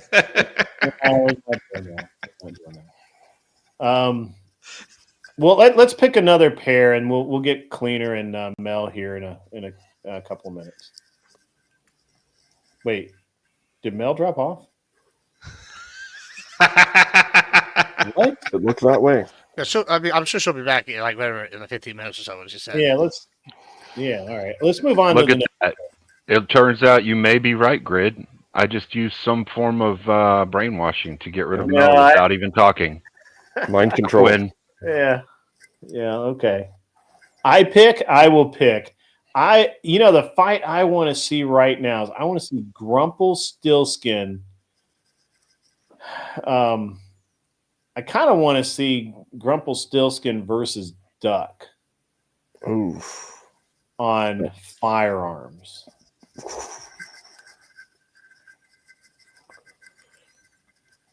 I would be so honored to take a two-way debate with Grumple. Is he awake? How do you feel about that, Grumple? Yesterday he crashed out for 12 hours on his own stream. Not joking. Because he was so tired. Yeah. Grumple. This is basically what the debate would be like too. Grumple. Folks. He was there. I want to hear it. I want to hear it, folks. Let's go. He is. He's back. Duck. No, that didn't happen yesterday. I mean, you might have mentioned sometime other in the past, but in this past week, no, that hasn't happened. I was singing liberal lullabies to your chat, by the way, while you were sleeping on stream. Weird. What day was that? 2 days ago, Right. Wednesday, I think. So after the Brain Bender game show. So you guys get it was when the show you crashed out on. You guys? No, I ended that one. Do I get to pick the prompt for the 2A debate? Okay, yeah, no, great. Okay, fire it up. All right, so the NFA is illegitimate and should cease to exist. Yep. What is the National Firearms Act of 1934? That's what he's talking about. Established ATF. It establishes the ATF. I don't. The NFA. Well, I mean, so it was passed by Congress. It regulates the sawn-offs and suppressors. Yep, and sort of funnels some of those crimes to similar enforcement. Like short, like barrel restrictions: 18 for shotguns, 16 for rifles on the inch length of barrels. Yeah. So they don't pass their own laws, right? So we can't say that. We would say that the administration itself is. Well, don't make the debate now. Is that something that you want to do? Is what Grid's asking? I think. I don't know anything about it. If there's something less granular, I would prefer that without being too picky. But I'd take it. I would take that topic. Yeah, for sure. Firearms should be unrestricted because everyone has a basic right to self-defense. Yep, I'm on the affirmative. Firearms should He's ready. Firearms should not be restricted at all. Oh, at all. Period. Yeah. Yeah, I would argue against that. Okay, great. All right. Got it. Got him, boys. Here we go. Here we go. All right, and this is a argument near and dear to my heart. So don't fuck up. All right, Grumple, you have the affirmative, and you have 1 minute to make your position and start. And scene. Okay, so the right to self-defense is a fundamental human right. If you believe anything other than your own body, something had to create this. If you believe in the Big Bang, maybe it's not an argument for you. But where did the Big Bang come from? Something had to make it happen, right? You have unalienable rights endowed by your creator that you can defend yourself. And that means both in a personal self-defense situation and against a tyrannical government. And a firearm is the tool that equalizes people that may or may not be on equal footing otherwise. This is not even debatable or assailable. Everything I've said is just facts so far. And you're welcome to try, but, I mean, good luck. So, if, just as the second part, I know I have about 15 seconds left. If pew-pews are banned, then only criminals have pew-pews. Yep, there you go. All right. So there's no defense anymore. And I see my rest of my negative time left. Yeah. Hey, stop talking. All right, you ready, Duck? Yep. Is that good, Grid? You like that? Oh, I'm sorry. Duck, you ready? Yeah, I want all 60 seconds. Okay, you ready? I hope so. Go. All right. So we heard an argument from Grumple that we hear from dogmatic 2A amendment folks who don't want to hear history. Maybe they have a religious bend to them. And the fact of the matter is you don't need natural law to establish a society. In fact, people as rational decision makers enter into a social contract. So Grumple's point, because I went second and can already destroy this, and you should as well. Why are we talking about the Big Bang if you don't need it? That's the main point. The second point is that every place, including the United States, has a complex developmental history, including urban centers and other places where violent crimes and individual rights take special priority. There's a reason we regulate firearms today, and that reason will carry on into the future. That's my core argument, and I'm so confident I'll end my statement there.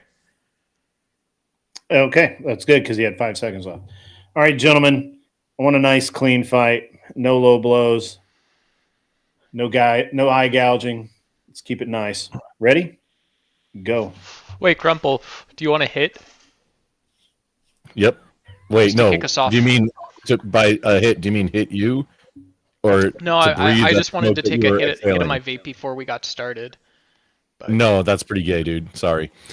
All good. You mentioned in urban centers. That's the place where people need the defense the most. Urban centers are the worst for violence, where people are defenseless because of egregious violations of their natural human rights to defend themselves, like Chicago, Baltimore, and anywhere in these major urban centers have very large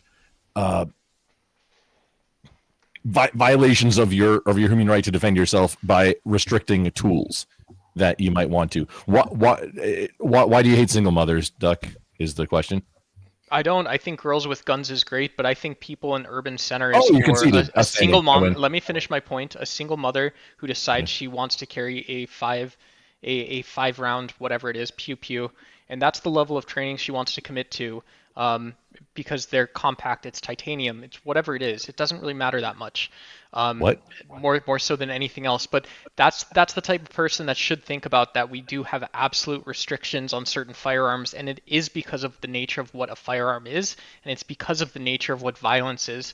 Those are things that, especially in places with high gun crime rates, which is what you don't want to admit exists, we should be taking on stronger arguments to wait, hang not on. to the Don't want to affirmative admit to my exists. position. Yeah, I stated that, and then you said something about titanium 5-round, like presumably revolvers. What was that point about? But I already said high crime areas, like high violence and crime areas, which is urban centers. Yeah, I mean, You agreed with me. I would think that if I was a rational decision maker, and even if I was thinking about my own self-defense and my own protection of my own physical body and my family's, I would be more worried about people that have this wild idea that you need high-capacity magazines, that you need silencers, that you can't have technology detecting firearms. What is a shots high capacity going off magazine? anytime. Can you define that real quick? What is do you mean standard capacity magazines? Because you said high capacity magazines. What do you mean I by did that? say so. I mean, if I'm a normal person, I would think, well, it's not 5. It's not 5 rounds, right? Isn't it? What is it? 17. Well, it depends on what you have. Like a Glock 19 is 15 rounds. A Glock 17 is 17 rounds. An FN57 is 20 rounds. As these are just semi-automatic pistols. That's the standard magazine capacity. Yeah, but there's a reason that law enforcement officers, and there was a shooting 1.5 miles away from my house, by the way, the other day. And so This is I a would non just sequitur. bring that up. Well, No, this isn't okay. a non sequitur, because if you actually have sound detection systems in cities, and people that lawfully own weapons or guns or decide not to do so, are looking If you at have sound detection, if you have sound detection systems in cities, like more surveillance of the populace, that's what your because argument you're is. defending that. You're defending right just to recall, you're defending the position that someone should be able to go off and shoot 40. There's not a law that stops someone from shooting 45 rounds into the air. Maybe they're not allowed to do that, but they're allowed to have the tools Most and urban the centers ammunition to do that. Hang on, They're if you're allowed not to carry aware, a silenced most cities have ordinances against discharging a firearm within city limits, unless it's for defense purposes or like a justified reason. Oh, Thanks for the follow. Here's this is the storytelling again. First, we have the Big Bang. Secondly, we have God, and thirdly, we have all these magnificent self-defense scenarios, which people might not be able to manage until they're in that situation. That's the Wouldn't only you exception. want to know what you're If walking you discharge a firearm into the air, you're committing a crime in most cities. I was That's not the giving point you at that. all. Yeah, That's but the you're point going you way just made. around I was and agreeing over. with you. Except it sounded like you didn't know that that's crime. In So most cities. my position is that you shouldn't If be you able go to and have shoot like pop in the air, you are committing a crime in most urban areas. right, and you're committing, in some sense. It sounded like you didn't know that. Okay. So if Please you want, continue. okay, What's your point now? let's go to Grumple's. Let's go to Grumple Land. Let's go to Grumple Land. If we go to Grumple Land, you're welcome. And I doubt you'd I'm like it, talking though. about not just law, but moral law, in a universe that's ordered and designed by God or chemistry. Okay. And so there's some justification that you should have a weapon that's designed to commit mass casualty events. That's designed to commit fatal damage. That's not what any guns are firearm is for. designed for, is to commit mass casualty events. They are they're not designed to killing punch holes at machines. distance. No, they're designed to punch holes at That's not distance. true. They're It's designed to to put holes punch in holes. things at a distance. That's not true. Yes. You think It's a police wireless hole officers- puncher. You think police officers have a wireless hole puncher and Yes. a taser, a human, Yes. an EDM Yes. or rave excitement device? Okay. That's BS. Okay. Dude. A rave excitement device? Get off your molly, dude. On the No, you get off your molly, dude. That was Doesn't even know what kind of painful, honestly. All right, Gibbs, you ready? Or you look confused? I'm ready. Yeah, that Grumple stop. It was just a hands down. That was a whooping Grumple one. Grumple one, okay. Anson Knowles. Yeah, so Grumple, your opening was all word salad, man. I don't know what the heck was going on with that. It was a little bit. It made like a kale smoothie look like a Michelin star dish, man. It was awful. I'm gonna say, Duck, you had 8 points. You made a lot of really consistent, arguments, and you were really good at combating Grumple's bad faith arguments. I gave Grumple 3 points, so Duck, you definitely won that. You took it away. Grump, I'm very disappointed in you. I felt bad about it. All right, so Tyler. All right, so openings. Grumple's right to self-defense argument, he did say it could be God, it could be the Big Bang, no matter how you came to this conclusion. And then Duck went into basically critiquing just the Big Bang, like he was focusing on that or focusing on God, where what Grumple was actually saying was the opposite. You don't have to focus on these things to accept this. And Duck said, well, actually, social contract law could also accept this, so that's irrelevant, but like that was included in his jack of all trades. So your introduction against his point kind of actually like proved it, but then your second argument was much stronger about civil protections. And I think that went pretty undefeated through most of this. It seemed like Grump, you went into talking about surveillance for some reason as a comeback. Like that might score points with the audience, but it left his point unaddressed. No, he made a point. I'm sorry. Yeah, I know. I just the fact that you got lost in his point and not just hammered down on yours, it kind of like it let him take it into his realm on you, is what I'm saying. And Duck, you attacked him for using hypotheticals in a debate. I think that whole line of argument about the Big Bang, you should just shed that shit because your other argument was so much stronger. You took the debate with your second argument. I think if you focused on that more, you would have bodied him, and it was a lot closer because you did it. But you still took. I think Duck took it. Oh, I feel bad. I have so much fun talking to Grumple, so it was a pleasure, sir. It's been like all week we've been doing this. So hold on, you gave it to Grumple, Tyler? Really? No, I gave it to Duck. I say Grumple didn't counter his strongest point. On your own panel, Grid. On your own panel, get bodied. You know what's interesting is that I had that reversed, but that's okay. I felt like that Grumple, Duck, I didn't hear you address any of Grumple's points, honestly. You were rambling about magazine capacity and rambling about some other things. And I mean, I don't know. Maybe we were listening to different arguments, or maybe I just wasn't. According to the judges, I didn't get it, Grid. I mean, you heard what I said. Which I honestly I didn't do the best of my from Right. my That's from my why I own. recuse myself from this. But I didn't actually hear Duck. I mean, and he seemed really confused about the Big Bang thing. Tyler, you said he addressed it, but what I heard was him like attacking the Big Bang thing, not really kind of addressing it. You know, he actually complimented it. Yeah, He didn't actually hear what Grumple said was it doesn't matter, and I agree. Yeah, it doesn't matter how you get there. This is an inalienable right, and Duck went off on some random tangent that had nothing to do with people being That's able. what I said. to If he said that argument, it would have gone much better. That was completely pointless and a waste of time. The thing is, when Grumple brought up urban centers, If we could pause just a moment, hey Melanie, you're hot mic in your mechanical keyboard right now.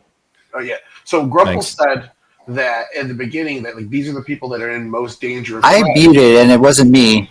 And then it was you. And then when Duck said back to it, yes, I agree these people need guns, but I'm making sure these regulations are in place so just them get guns and not everybody because of gun crime. I feel like that's how he addressed that argument right at the beginning. And then So didn't he concede that to me at that point? I mean, no, he said you're right about your example, but your example doesn't make the massive point. He was saying he granted you something in good faith and said that his regulations. I totally bodied that point though. I think. I think thought that I bodied point, it. yeah, I think he did because well there. The magazine stuff. You bodied the point that I made. I don't know how like you got calling past out the magazine word stuff though, salad. at all. I though, hate Tyler. saying word salad to people, but I got that opportunity tonight, and so I'd like to thank the audience. I'd like to thank the judges. I'd like to thank Grumple's expensive AV setup. Everyone involved to make this happen. Duck, this is the first time I've ever voted positive for you. I think in 5 debates. Thank you. Yeah, I think he felt bad for you. Anyway, Grumple, we'll see you. Good time, everybody. Back, man. Maybe we come back, maybe not. Y'all have a great night. He's just making progress. Every week he gets better at the format because he seems more long-winded, set for like a 1 to 2 hour debate. Like you're getting better as time goes on. Yeah. All right. Well, and then there were fewer. All right. So we had a debate, Melanie versus Clover. And that was going to be, I'm assuming, was a gun debate. Beth put in the chat Gibbs, she what'd you wants say? I Glenn didn't hear versus you. I heard you Mel, talking must to be me. feminism or red pill topic. So that's two things that she played. Down for that. Glenn, you good? Let's do it. All right. I'm down for that. All right, let's make it happen, guys. So let's get everybody in the back. By the way, guys, I know you spend a lot of time in the back, and I apologize. I don't have any like cool posters or music for you to listen to or anything. You're just gonna have to listen to the debates and be cool. And yeah, so here we go. It's animated Glenn versus Mel. And the topic has to be based in feminism or the red pill. So what do you got, Mel? What do you want to debate? I could argue it depends. I'll let Glenn decide if he wants to take the more affirmative side or the negative side. Either that red pill hurts men or feminism hurts men. How about red pill and feminism have the same outcome? Well, I disagree with that, so sure. Okay. All right. Red pill and feminism have the same outcome. Glenn, you have the affirmative, and we're going to dial in a minute here, and we'll get this rolling. All right. You ready, Glenn?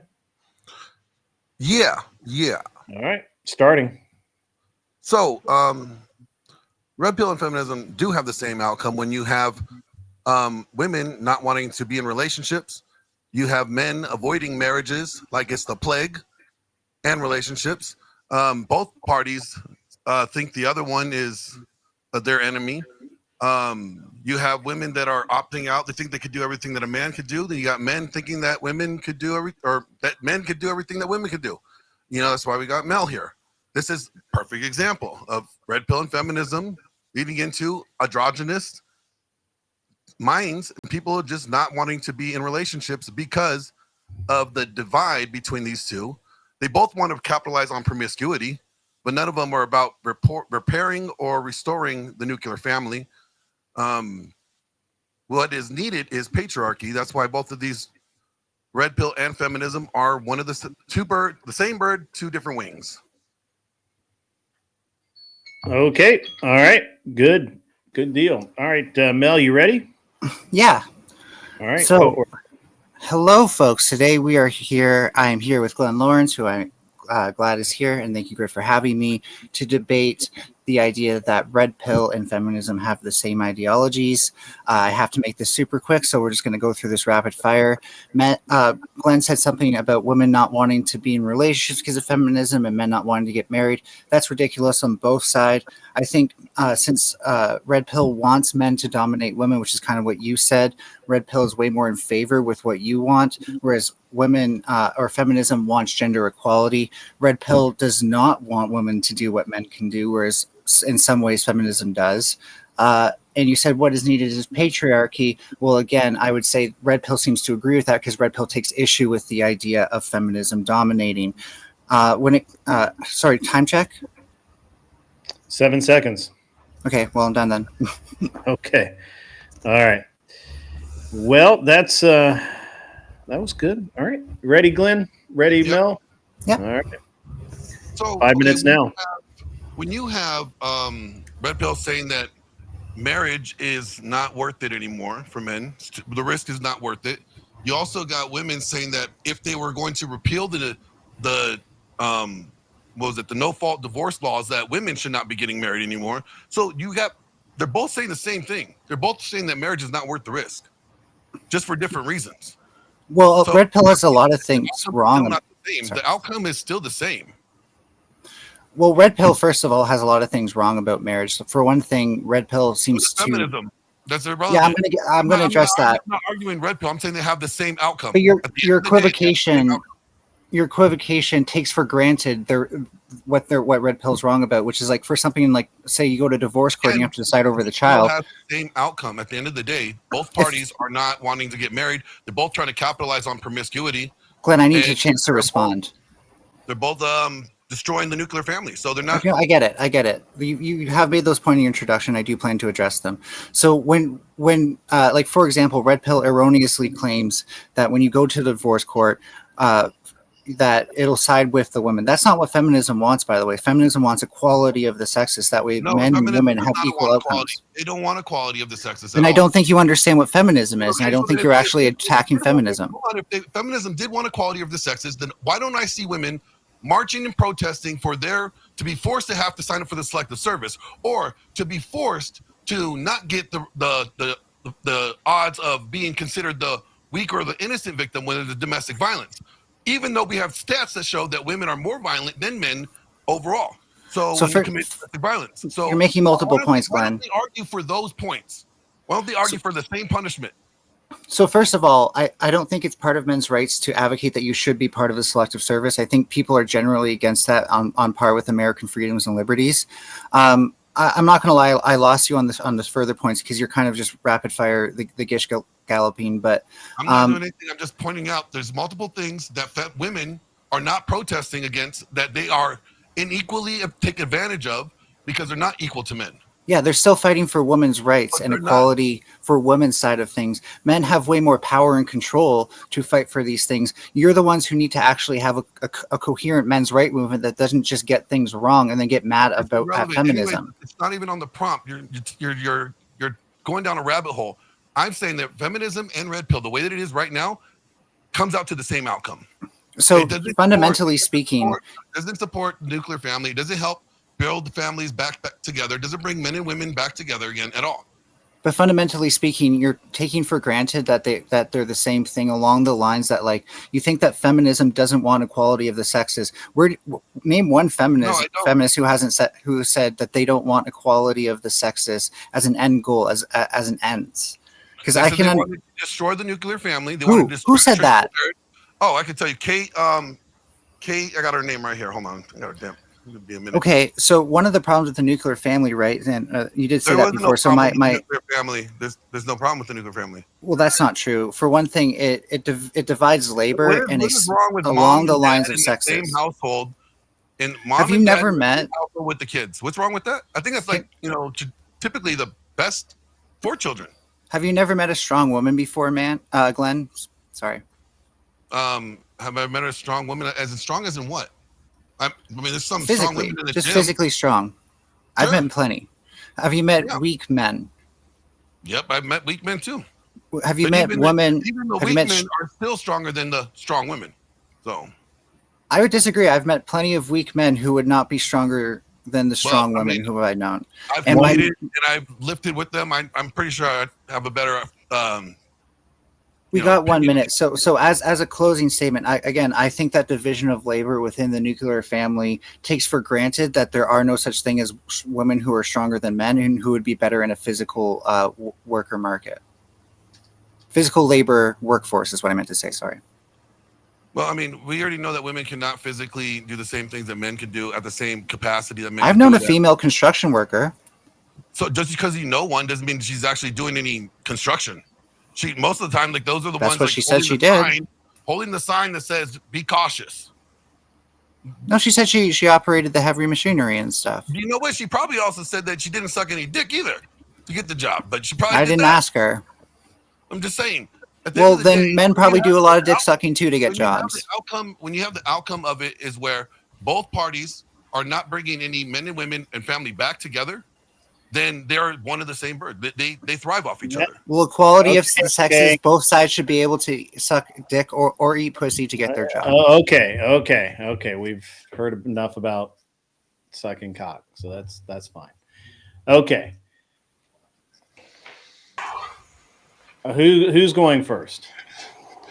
I can take it if need be. Go ahead. Okie dokie. So that started out interesting. The introductions were both good. You guys both kept on prompt, made good enough points.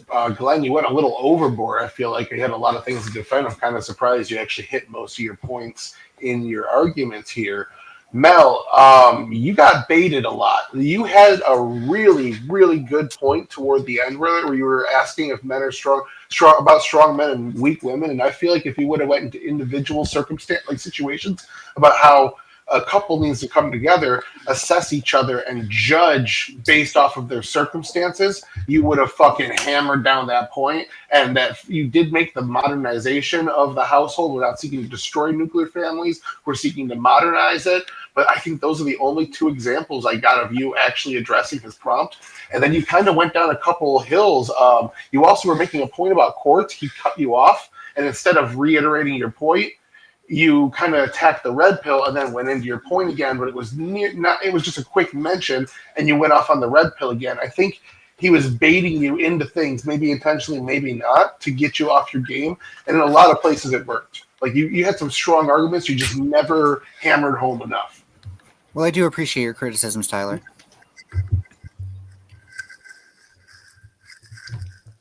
Anson.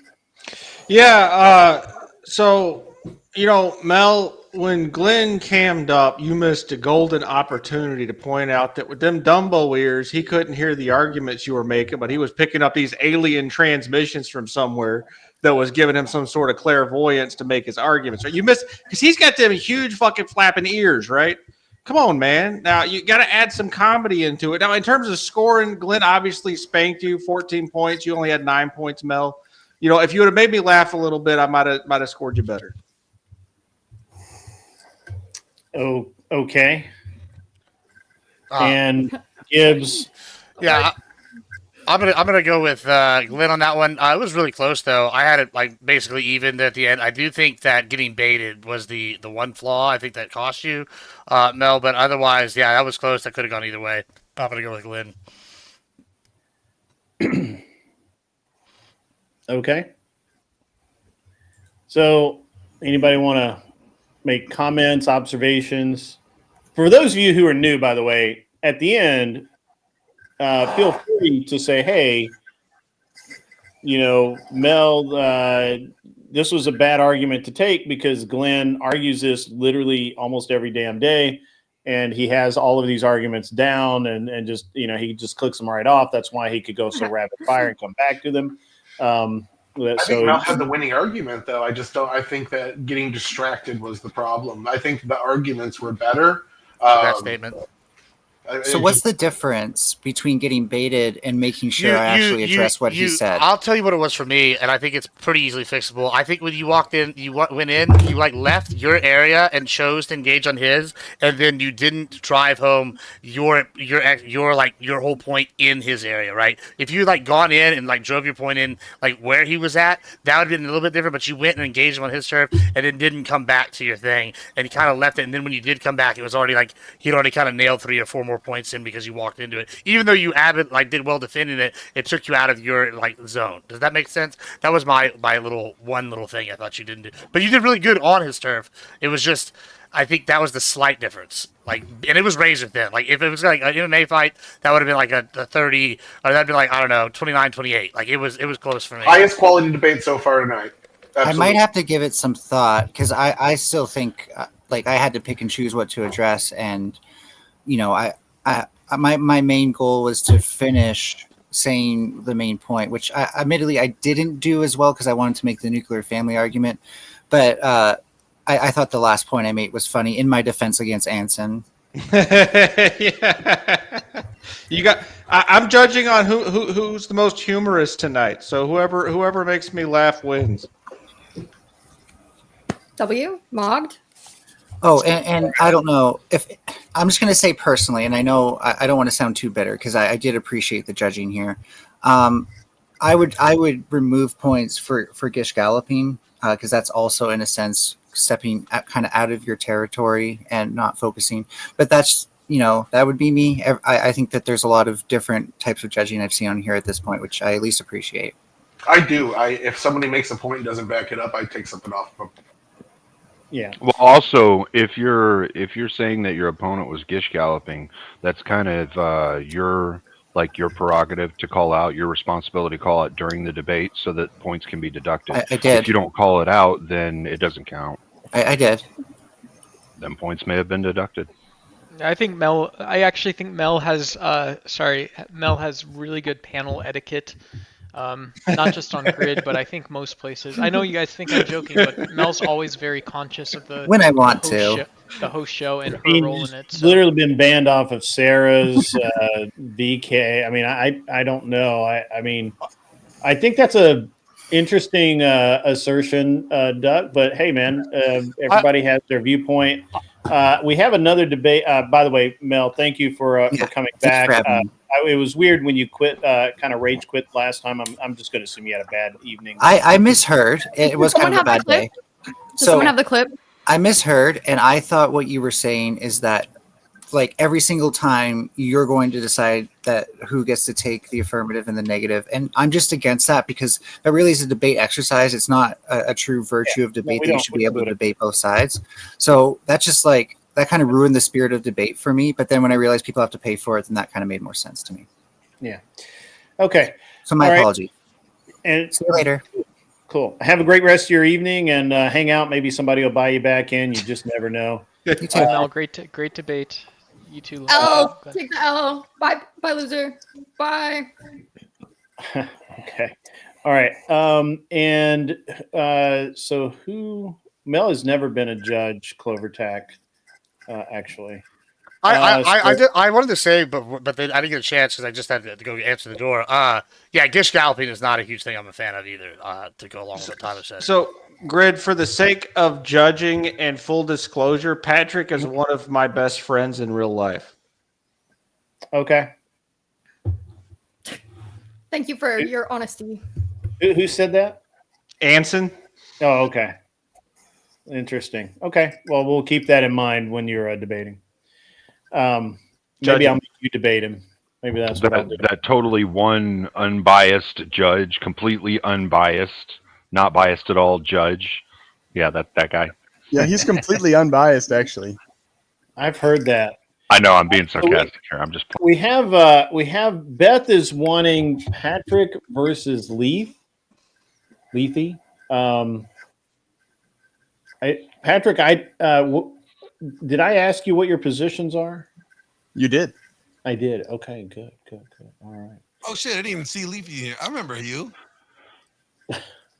I right. debated on your Discord red pill stuff last time. Okay. Welcome, Avius. I did see you. You're muted right now, I think. Yeah, I muted myself. I was talking to stream. Gotcha. Okay, so we're since we already have a debate, and we're going to have Patrick going against Lethe. Anson, are you going to recuse yourself? And do I need to have Cleaner judge this one? I mean, I can be fair, but he is like one of my best friends, so it'll be hard for me to be unbiased. It'll be Cleaner, Gibbs, and Tyler will be the judges for this one. So it's always good to have the CIA involved when we're judging. So that's good. Nice recusal, Jeff Sessions. Hey, I'm related to Jeff. Anson just keeps winning. All right, everybody else, you're going to go hang out in the back, watch, and have a good time. I know you don't get to spend just a ton of time on the screen like you do on other shows and panels, but it's just the way. Wait, I put the wrong guy down. Whoops, my bad. What to do with it? There he is. It's just the way this show works, but you get a lot of time to kind of hang out, in the chat, talk shit to people, all that kind of thing. So it's a good time for everyone, especially me. And we'll just get Gibbs out of here. And then there were two. So what shall we debate, gentlemen? I think we're both capitalists. We could debate intricacies regarding that, or we could debate some positions separate from that, social issues or something else. Okay. Whatever. If you have a suggestion, I'm open. Well, let me see. Or Lethe. If Lethe has a suggestion, I'm open. Yeah, Lethe, do you have? You're muted, sir.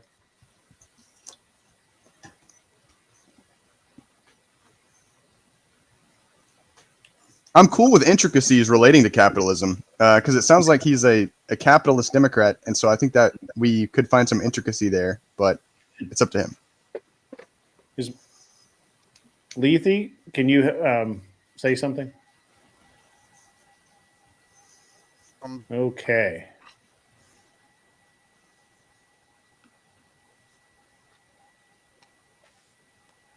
I'm not hearing anything from Lethe. He was. I'm not either.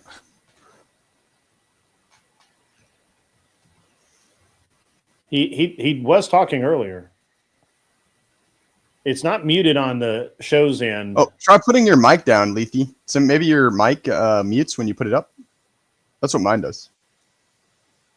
Oh, he's using it. Yeah. Well, make sure your mic is. Oh, I see. You have a boon mic. See the little where it says mute and there's like a little arrow beside it. Click that. Make sure you've got the right mic selected. Hello. We're not in the broadcast.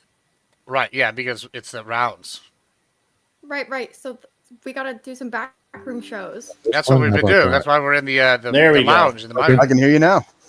Yeah. My Discord with Tyler. All right. Yeah. It's just somehow your mic selected. Just join my Discord. I'll move you to the wrong one. So good to go. All right. Debate prompt. Why am I muted? Yeah, I was like, I didn't mute you, and you didn't mute you because I can see that your mic is active. So I was like, wow, something's going on here. All right. So where are we at here? Yeah, I'm good with social issues. The riots, or ignore pretty me. much anything's up. She's gone. Okay. What? So he was kind of leading off into some capitalism stuff. Now there. Tyler What do you think about that? Make sure you mute it in the on I the think screen. we probably have a fair amount of StreamYard. overlap, but if you'd like to get into it, any particular part about capitalism? Yeah, let Make me sure you mute it throw, in the let me throw StreamYard some so, like, things out. we don't come Should back we and Occupational have- licensing? Sorry? Occupational licensing? Oh, that's some interesting. I don't know. Tyler, I'm looking for come back, intricacies Tyler. on his position because he said he believes in capitalism, and so I don't know like how deep his Tyler, how capitalism could you do this goes. to us? What about lower taxes? You're Who not even should gonna have cam lower up? taxes? Hold on. Poor versus the people up, should have like lower taxes. Yeah, I mean, you said poor people should have lower taxes? About Yeah. taxing the rich. So, I mean, I would definitely take the. I mean, I think everybody should have lower taxes. If you wanted why to not debate worse? on that, but we can argue something different if Grid would What might prefer not? something different. I don't know if I'll be able to cam up in here. I'm just looking for something you guys Aw. disagree on. Tragic. Well, we disagree I just there. closed We the can, tab. or I'm we sure can keep there's a going. few things we disagree on. I mean, I'm sure he doesn't agree with DEI. I would What do guess. we got? Correct. can't Yeah, get in did there on my DEI own. earlier. That could But be we'll done just call again. Gibbs is a sexist. Just click the thing, and he'll bring it back in a bit. You like gotta be in the back. We can talk reparations. Reparations. We've not done a reparations debate on this channel at all. That would be fine. Tyler. Hello. What? All right. So give me the Hey. prompt. How are What are we talking about? What's up? That Letha, you're based the on- affirmative out of How are you? Yeah, Oh, so I'm based doing on well. the actions of the U.S. government, Yeah, we're all the doing black population of America tied to I forgot what I chattel was gonna say, slavery shit. and going getting a forward little through, tired, not gonna lie. through the civil rights period deserve some form of Wake up, ice my reparations thighs, for bro. what has Lock in. happened. I just got my alcohol. Okay. And Patrick, your position, Why do you have Discord full can screen? debate It's so against that. funny. Because Yeah, I'd be fine with being the negative against that. that's Okay. the content All right. right now. So what we'll do now Hello? is we're going to That's all I got. go ahead That's all I got to and entertain us. I'm going I to should put have the debates 1 minute. going I'm on. going to really have to Yeah. put the clock on. Should have the debates going. It's just Me and I Tyler have got to judge it. Put it back up. Oh, you guys are judging. All right. Since you're the affirmative, Lethe, whenever you're ready, just Also, Gibbs, tell it's me and I'll Tyler start and the I. clock. Start it up. Whatever. Go. All right. Due to the systemic nature of the way things work in America, black people have been removed from the ability to gain wealth. So through the civil rights period, you had massive amounts of redlining, bank loans being removed, laws put in place against black people to keep us from being able to be in the same position that most other Americans are. It's so difficult. Okay. All right. Under 30 seconds. Cool. You ready, Patrick? Yeah, just let us hear the. Oh, sure. Let me hear the openings here real quick. Start. Yeah, so the the United States, actually fought for the freedom of black people and against chattel slavery. The United States is the side that won the Civil War and against the Confederate States of America and actually abolished that. So the side that he is talking about is the side that he would agree with, actually won the Civil War and is the side that is currently in control. So the systemic racism and ability to gain wealth, I believe that happened on a more localized scale. If you want to state it like that, that happened predominantly in the South, but ultimately in the grand scheme, the side that he would agree with is the one that won the Civil War, and so I don't see what there is to argue with. Okay, both of you guys finishing well early, which is good, and we got 5 minutes on the clock, so let's go. Okay, so starting with the side that won the Civil War and then reneged on its promise to give people that were deprived freedom a leg up going forward with 40 acres and a mule and gave reparations to the slave owners in juxtapost. Then moving forward, created segregation within the states that was upheld by the states themselves, keeping black people from being able to own property. You're saying the federal government created segregation? The federal government allowed for the states to have segregation. They upheld those laws. The states had the rights to do those things because everybody has localized things, and so I guess that would be my position, is where I would say, like, for example, the whole thing about discriminized buses and things like that Rosa Parks was going against, for example, was because the state was able to discriminate, whereas if it was privatized industry, then they wouldn't be able to discriminate in the same way because they would lose the competition. Within competing with other people who didn't discriminate as far as making buses, restaurants, etc., and so on, or even education in schools and everything. But go ahead. I'm sorry for cutting you off. Yes, exactly. Discrimination in the schools. So one thing about that, where do schools get funding from? Well, they didn't get funding from the government or anybody else up until the last, I think, 70 years or so. It's the vast Where does minority funding for of schools come from? At current, Right it now. comes from the government, but it didn't for the vast majority of our No. history. No, it comes from property taxes. And so you're going to have better schools in areas with higher property values and higher property taxes, which is exactly where Black people were redlined from and are kept out of those communities. And it came from property taxes because the government funds them, right? And I'm telling you, the Department of Education wasn't founded until very recently. The Department of Education doesn't fund schools. Okay. The localized schools, publicly funded, weren't happening either up until very recently in the country's history. For the vast majority of the country's history, all education was done privately, actually through churches and things like that actually funded schools, or communities that got together and funded schools. And so, I mean, I agree with you that maybe some of those things happened as far as like redlining and things like that. But and I think it does happen now as far as, oh man, my property taxes don't pay for X number of things as far as like even the schools. But I don't think that's a problem of discrimination. I think that's a problem with the government being involved in the education system. So I think it's a separate issue. So to remove the need for any sort of programs to allow for other people to be able to get into jobs and things like that, let's level out the playing field and allow for Black people to get low interest loans or no interest loans for housing as well as for education. I think that's I think that's discriminatory. That's discriminatory on the side of the government to discriminate in favor of people for their skin color, which is exactly what Martin Luther King was against.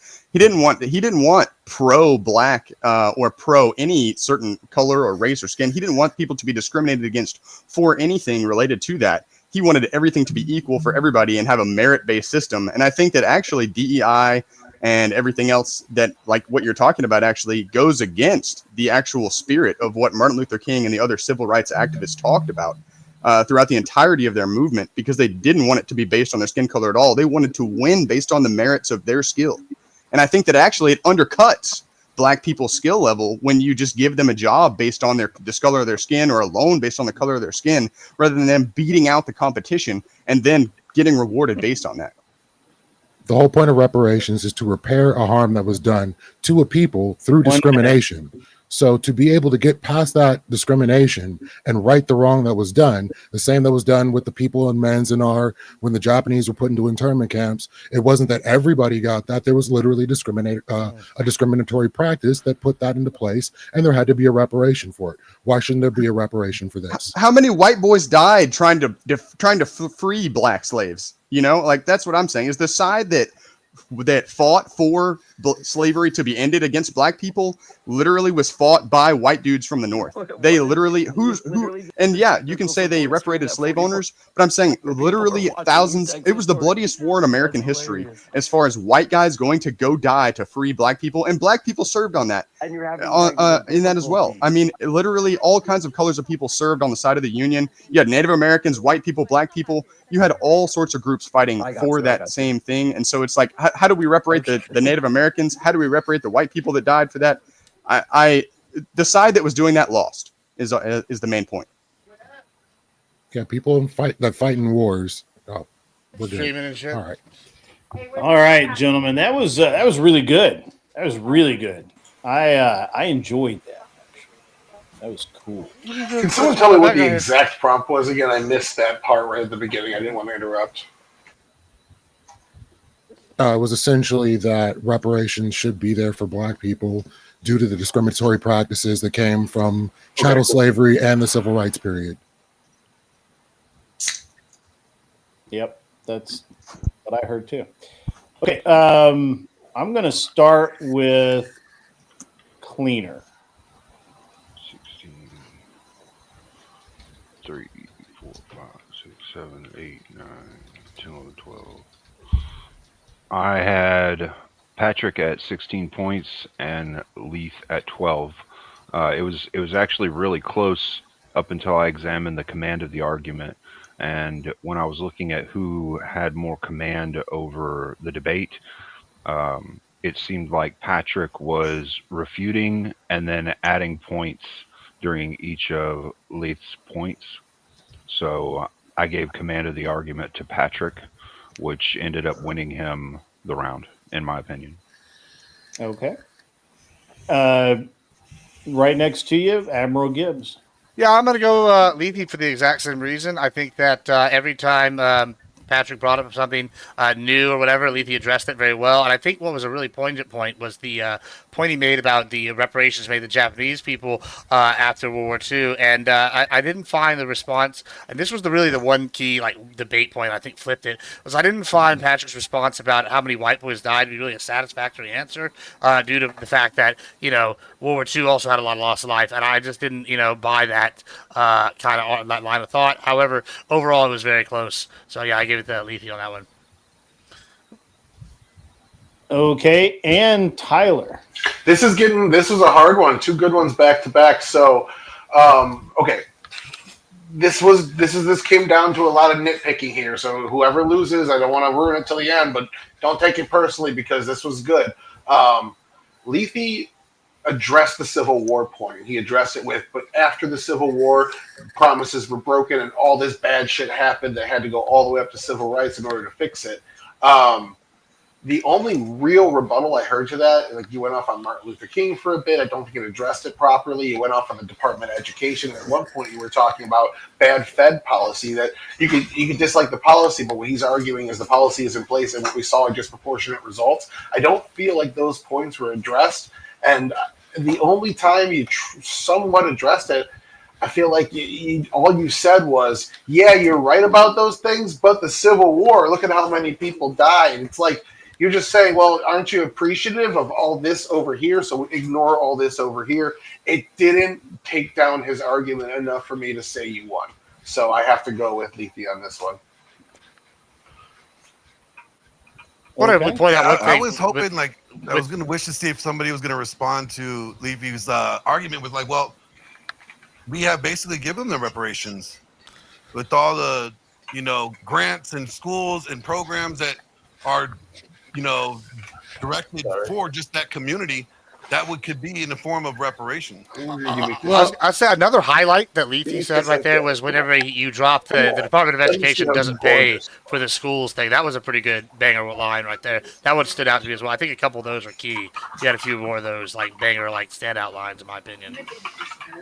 Let me say, Patrick, the next time you're arguing with somebody who says that black people are owed money because of slavery, just point out the fact that two facts. One, slavery was an economic system, not a race-based system. There were thousands of black slave owners in the South. You can pull up the 1830 census. There were 3,775 black slave owners in the American South during that census. Right, so it wasn't a race-based system; it was an economic-based system. Also, point out that there were white indentured servants who were treated in a very similar manner. They weren't race-based systems; they were economic systems. And people whining about it today are just whining. Anson, I think you listened a little better than I did. I mean, I thought the opening was a little too experimental in that sense, and it's cool to do that on panels like this, but also. I felt like I was in outer space, and I felt Lethe was responding to. I don't think you can. I don't think there was any salvaging that line. I don't know. I wanted to rub on your nipples and talk about debates and stuff. But my bad, dude. I don't know what the fuck's wrong with Duck. The thing that I was seeing during the to and fro when you were each making points and refuting the others. Was that when you were doing the turnaround, I think you could have added more to each of the arguments, Lethe. I know you were very concise and to the point.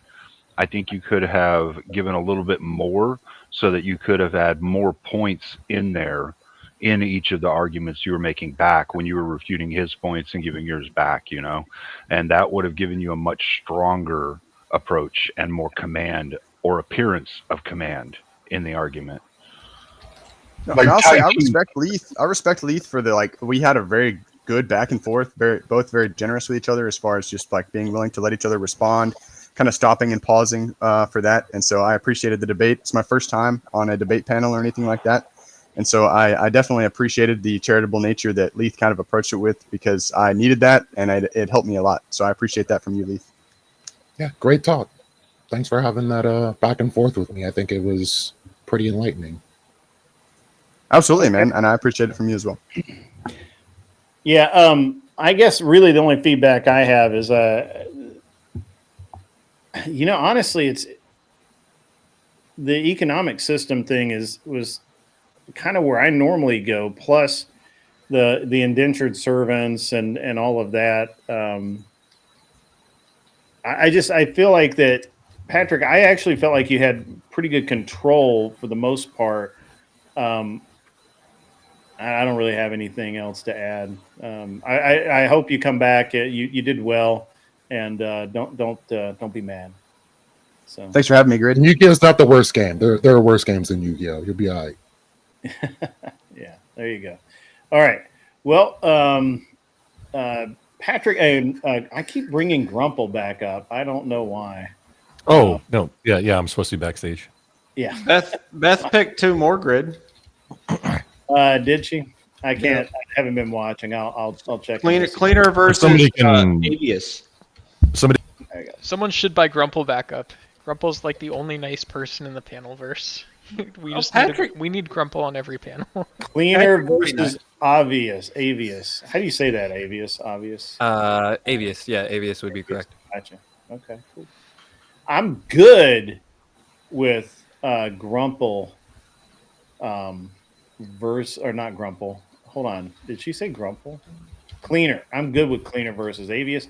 I'm really sorry to do that to you, Avius. Cleaner is he's a Fed. I mean, let's just be honest. He's a Fed. Oh shit. All right, fair enough. Well, thank you for letting me know so like I can go in prepared. Rumors and hearsay. It's all rumors and hearsay. So poor Kel just got back and we're putting her in the back room again. Sorry about that. That's just the way the show works. You're muted right now.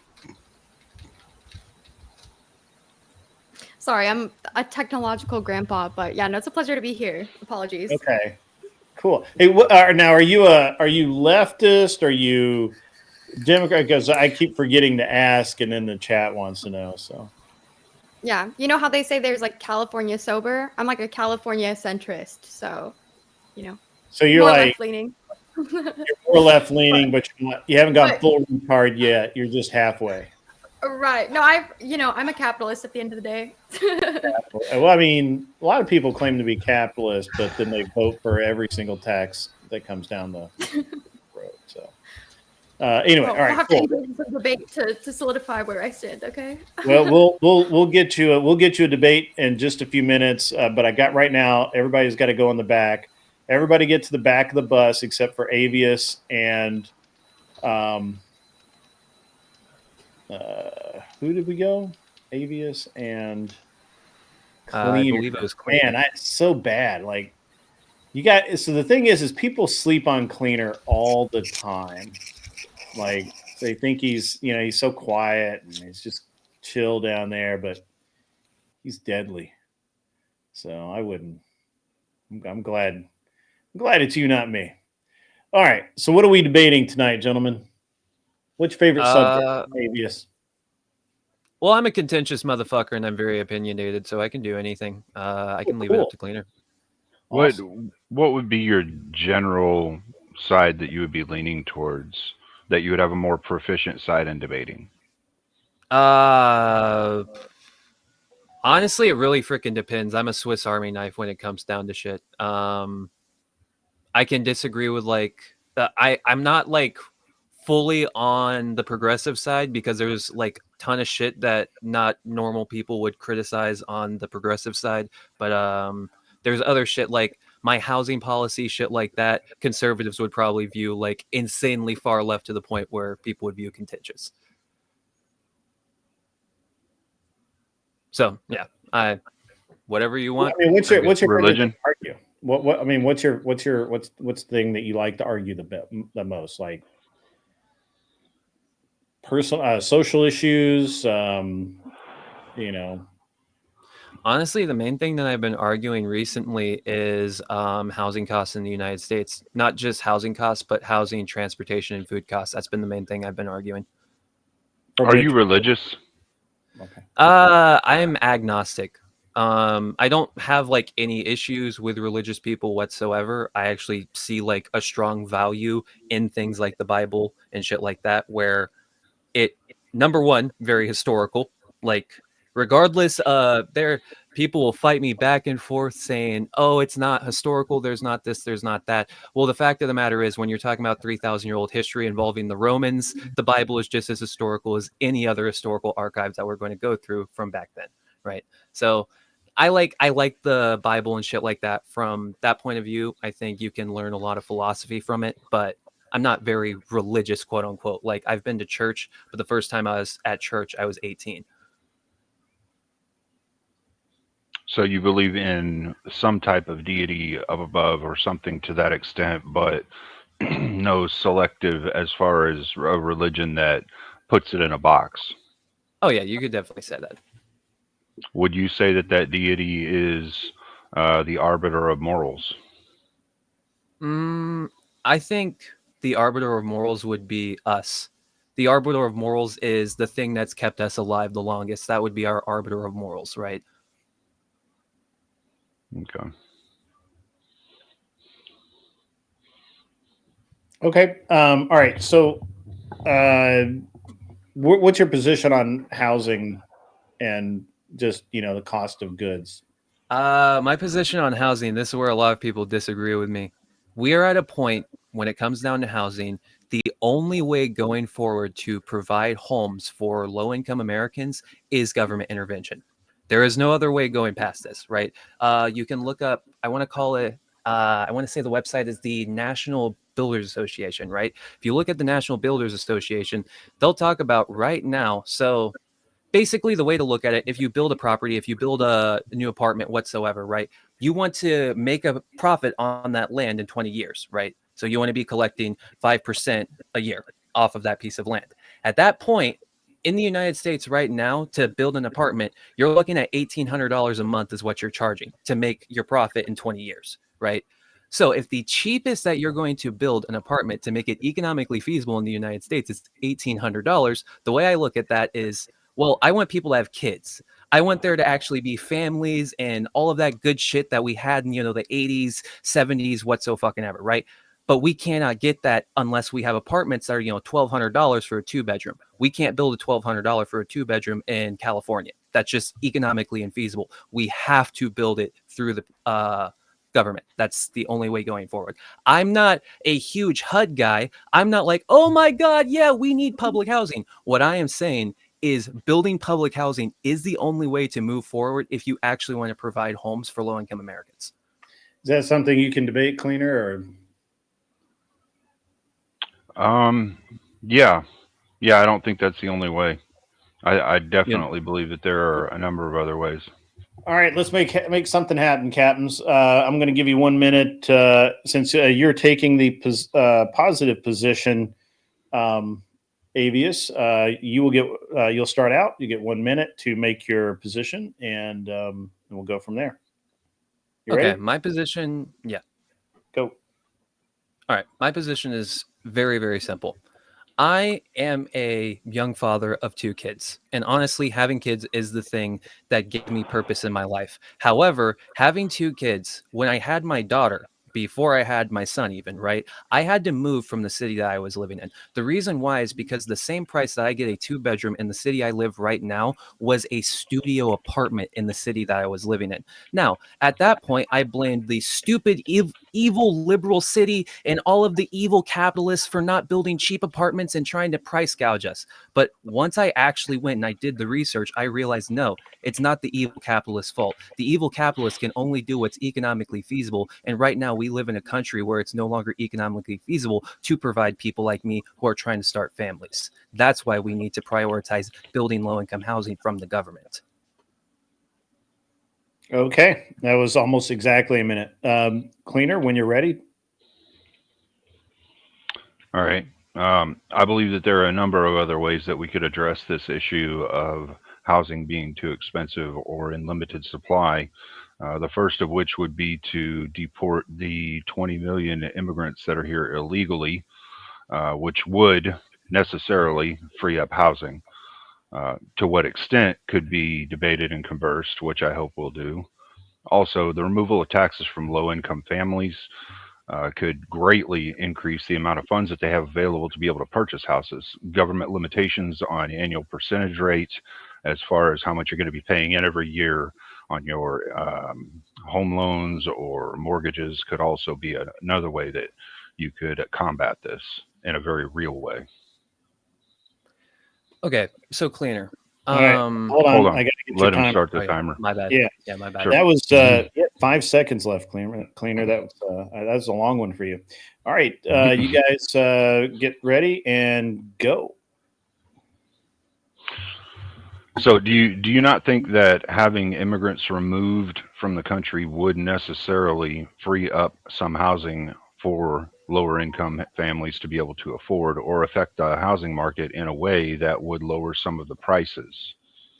I think it would lower the prices. All right. I'm not going to argue that. I'm not going to argue against that. That's just a common sense take to say, yes, when you remove people from the market is going to get cheaper because there's more availability. What I will argue is, yes, removing 20 million people from the country would give us more supply, but we need supply nationwide, right? Because the issue isn't immigrants showed up, right? While we were having immigrants showed up, you had 2 generations come of age looking for homes. Now, I say 2 generations. Why would I say 2 generations? Because the millennials, number one, came of age and couldn't buy homes because the 2008 recession hit, which caused home builders to no longer build homes, number one. Number two, Yeah, so now you have Generation Z coming of You're age adding who also in can't buy homes. too many points at once. Let's go one point at a time Okay, here. yeah, my So bad. you're talking about the generations of immigration that have been happening, and I'm not denying that there has been some immigration that happened in the 80s and 90s, as well as a little bit in the early 2000s. However, a grand majority of the immigration that we've seen in the United States has happened over about the past 12 years. No. So I'm not even talking immigration. I'm talking the rate of people who are turning 18 looking for homes, looking for apartments, looking to move out of mommy and daddy's home, right? yeah, that's just Yes, the something that immigrants add happens. to the problems. That's Yeah, something that happens generationally, no matter what, though. That's going to continue to happen as we move forward into the future. Now, granted, would you we're disagree at they're not a compounding lower rate? birth rate, so that may be a little less later. However, But that that's didn't not going affect to Gen stop. Z. Gen Z was one of the largest generations globally ever, right? So, like, yes, the birth rates declined, but the birth rates didn't start declining until millennials, right? When it Gen came Z, I down to think, the boomers were doing yeah, their job. Gen Z, I think, was 13% per capita, higher than Gen X, or I'm sorry, not Gen X, but these 2 new generations that are around right Yeah, now. exactly. Gen X, coming from the baby boomers, was actually one of the largest per capita booms of population that happened, other than right after the war, right after World War So II. that's my point that I'm trying to bring up, though. When it comes down to Generation Z is one of the largest generations, right? So all of these people are coming of age now looking for homes. So even if we remove, all of the immigrants from the country, that doesn't make up for the gap of us not building homes since 2008. It So doesn't make up for the gap of what the millennials and Gen Z that still need homes. Yes, what you're we will saying remove is these that, people, but like, it doesn't make the up for the small gap. percentage of the increase in births that were happening at that time that resulted in adults that are at this time could not be made up for by removing the 20 million plus immigrants. I'm That's what you're saying saying?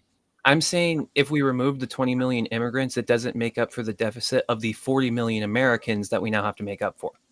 That's what I'm And saying. I would But say that it yes, that does 20 because, million that we've got over the 12 years is a fuck ton, right? yeah, That is you would nothing to scoff at. necessarily have at least like 20 million families worth of space that you could, or maybe not 20 million families, but 20 million people's worth of Yeah, space but here's that the you issue. could 12 fill years ago with is the 2013. generation that's going on right now. Also, you have to take into account, when we're talking about this, you have to take into account the fact that the immigration that is here currently is actually taking up wages and doing all kinds of other things that are changing our economy as well. Yeah, of course So they are. But if again, that doesn't if that address the area issue is of homes, removed, right? then Because we're again, you going. remove the immigrants, you're still at a deficit of Yeah, homes. but That's what we need to address.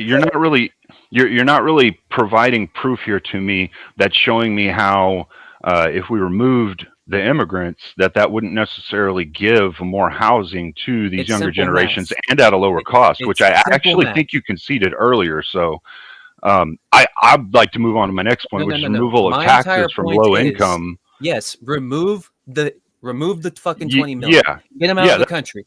yeah, Gone. and then Okay, you're yes, that definitely going to have a helps. little more But we space, need and 60 you're going to million have homes. What does cheaper that do homes. with the 60 million, right?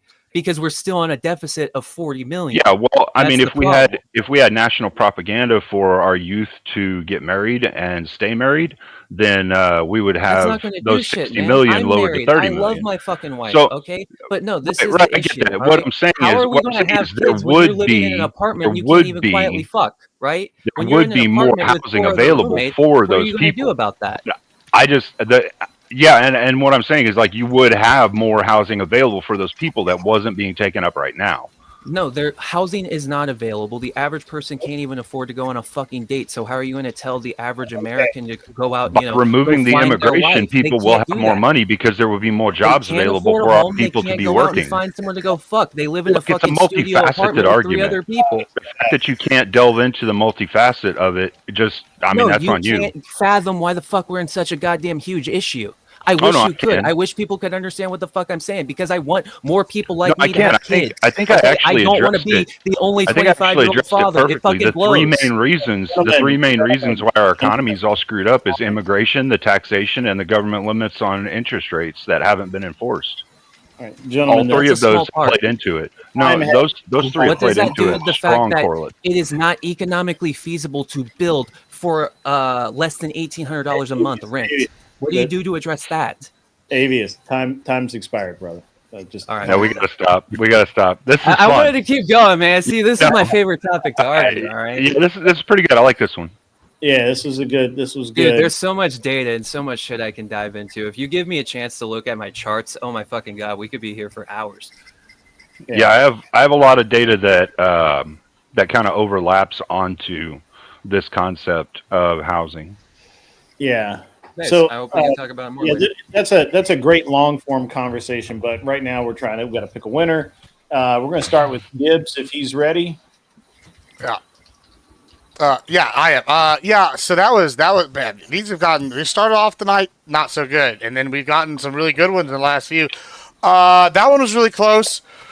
I think that Avius was able to control where the conversation went, and this is kind of like an MMA match, you grapple it. And then I think this is the first one that somebody got really, really passionate. And I think if you get passionate and you back up the facts and actually make like cognizant things while you're passionate, that's a good sell. So I'm gonna go with Avius, even though it pains me to do so because it's everything against my beliefs. But he won this one, I think. Okay. Tyler? Whew, man, this was another one. This is like, again, the loser, I'm not going to say who yet, but I'm nitpicking because this was pretty damn good. Avius started out with his personal anecdote, which, invokes ethos. Started out with, I blame the capitalists. I had Stu, and then I looked into it and then got into his argument about, so Cleaner was more on the prompt. He's offering multiple alternatives to bring it down. Now, Avius, you were arguing against one of his alternatives. Well, part of one of his alternatives, is that sure, this solves 20 million houses, but there's 40 million more needed. But his point that he kept going back to is wages will go up, supply will go up, and demand will go down. So those prices will all start to come toward the middle. It's not just okay, 20 more million houses, here's 20 million people. It's going to affect the entire market. And he kept bringing that up, and I thought you were addressing it well, but then at the end there, he started going into his second point, which was taxes and things of that nature, how government is somewhat responsible for the prices being high in the first place. And none of that got addressed. Cleaner, on the other hand, you left a lot on the table. You could have been going at a lot of points more, like your ending point about government being the reason it's this high in the first place. So taking the thing that made it this high and continuing to use it is actually going to exacerbate the problem. I didn't hear anything like that out of you because that would have gone at the throat of his argument. I felt like you could have been a little more attacky here. I hate to say this, man. Cleaner, I'm sorry. I got to give it to Avius. You should have cut him off at the knees, and you didn't. And I think he missed your second point, but you just didn't make it until right at the end, and it had no backing behind it because of that.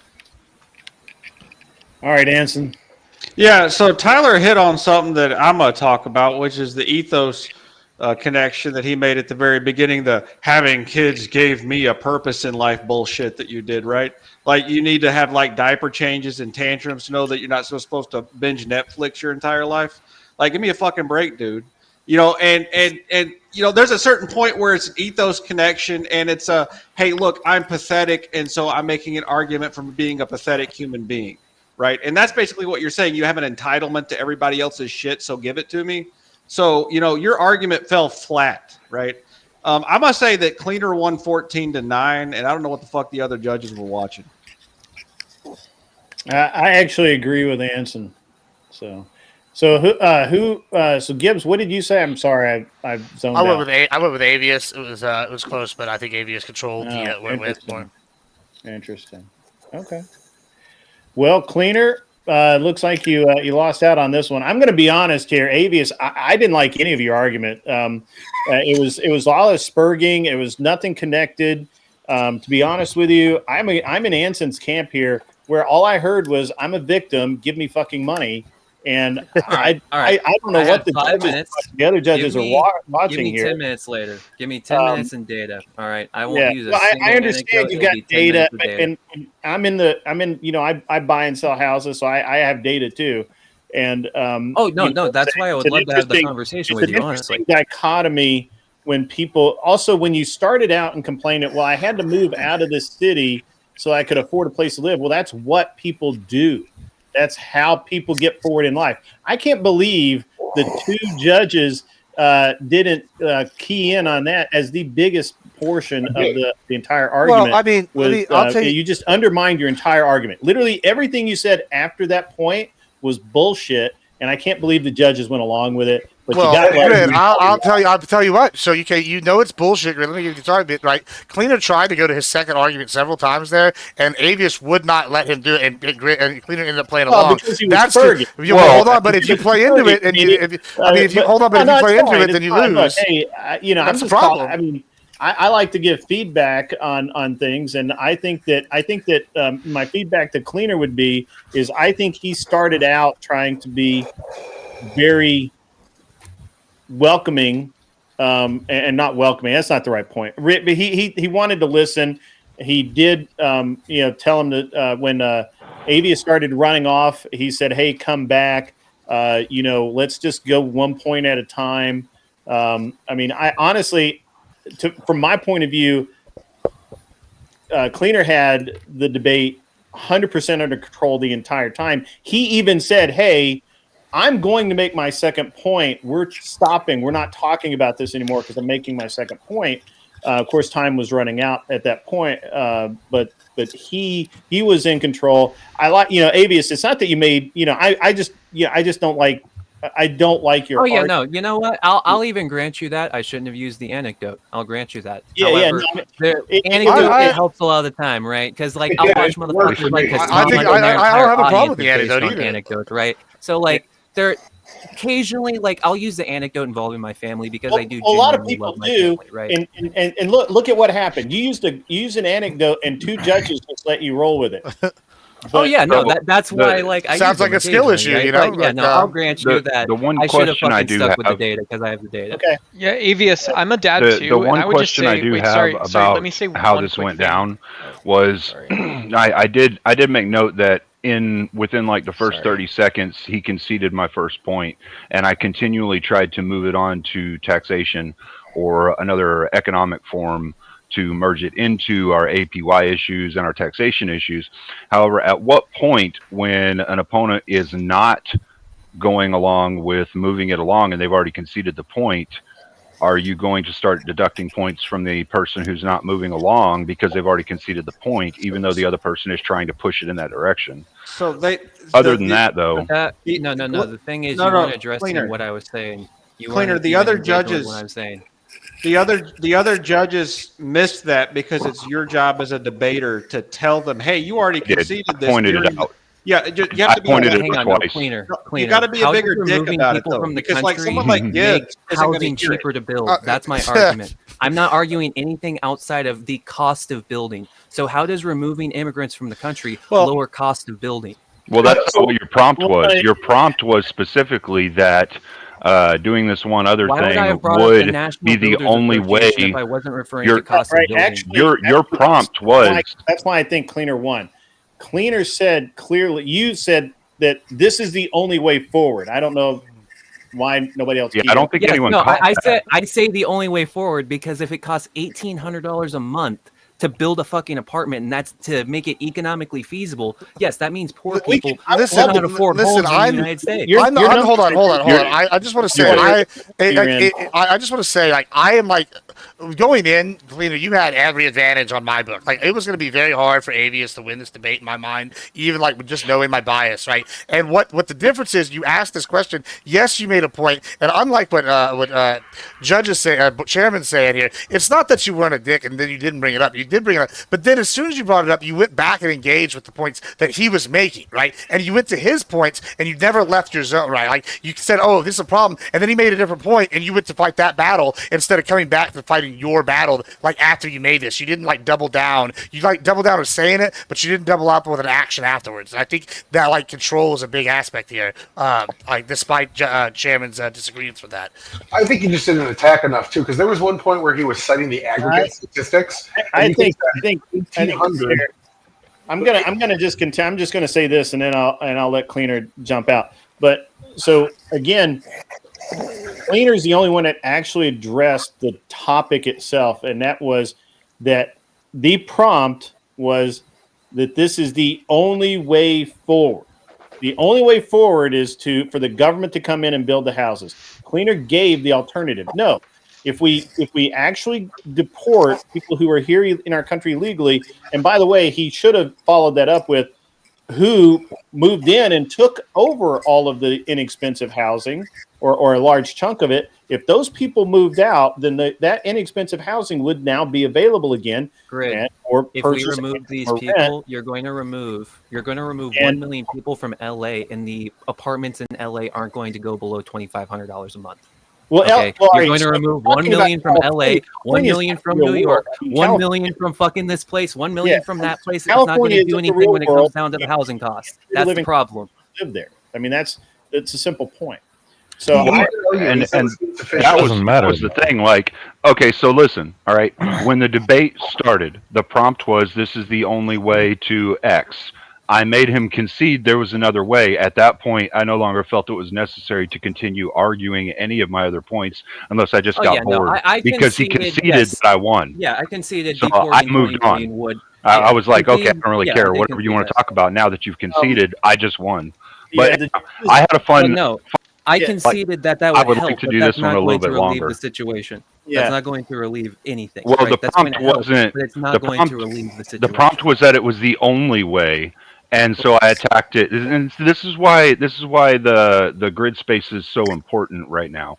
That people learn the format, the framing, and the understanding of prompts, arguments, fallacies, and how to conduct yourself in an argument in order to gain favoritism from the judges or the viewership. Cleaner, this is what I meant. So when you're that, right? Well, no. Hold on. Right? This is the thing. Okay, you have to say what you mean. If we were doing one big beautiful bill, right? But I would love for the fact to deport the 20 million, right? In our one big beautiful bill, but a part of that, we also have to build public homes. Right? Say what you mean next time. I'll know what the argument is about. However, I won't be arguing something different. Both of those, we both fail. Guys, I've got to move the show. Yeah, we should.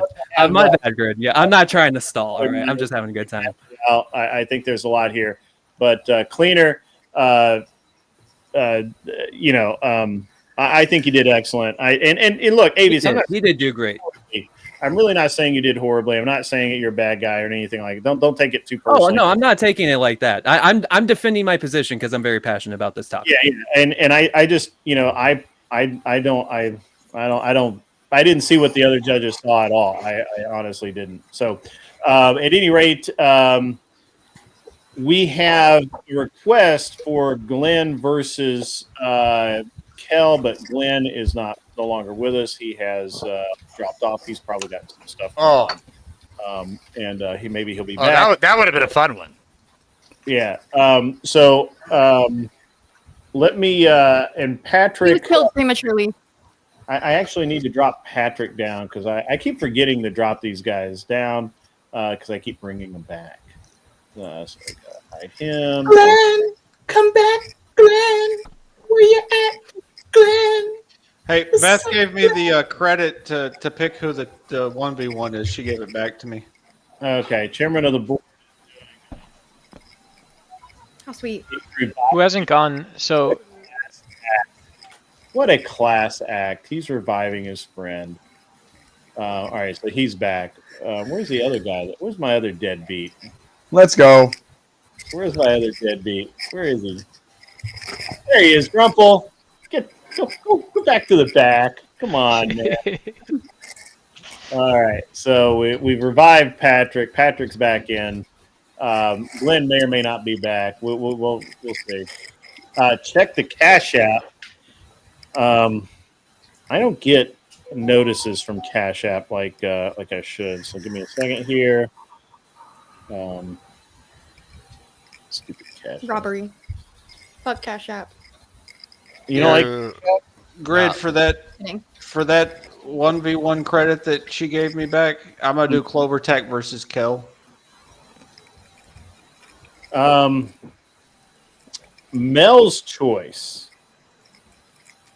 So Mel Mine? can, I guess, Kissy Cat is allowing Mel to pick the debates. Is that what My name's understanding there, Kissy Cat? So you want the Avius? debate or the opponent? Well, Grumple's not here. Grumple lost, and he's in the back. He's just waiting to be brought back. That's what he's waiting for. Hey Glenn, I'm just swinging by, or Glenn, Grid, I'm just swinging by to say hi. If you want me to fuck off to make room, just Man, let I me want know. actually, I really want because I have heard guys. You guys don't know who Tim Hale is. Tim Hale's first of all, he's a comedian. He's fucking hilarious. Second, Tim Hale Allegedly. is allegedly a legend of a debater, but I've never heard him debate, and I really would like to. And Tim Hale is awesome. So Melanie wants Avius versus Leith. Wow, some left on left crime. I like it. I like it a lot.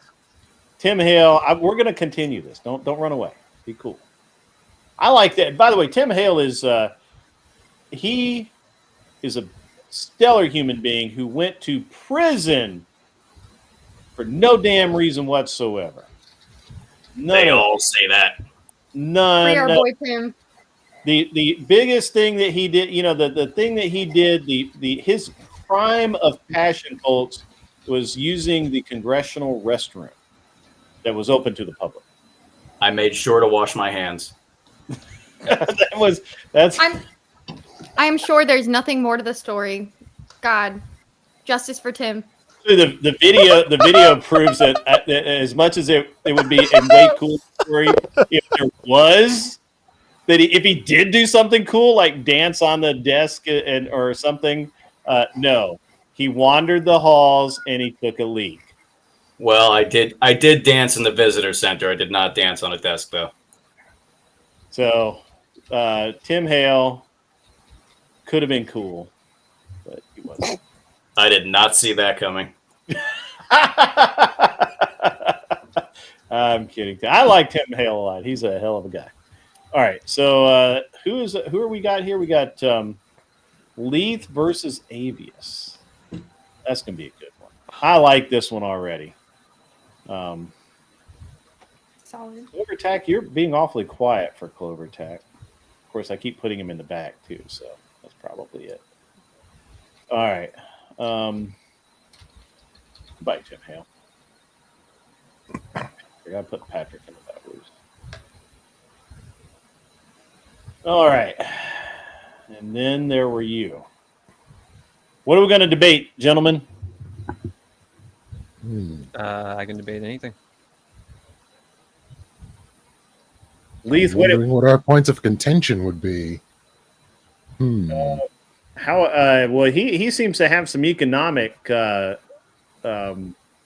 issues going on. So what about where are you at on economics?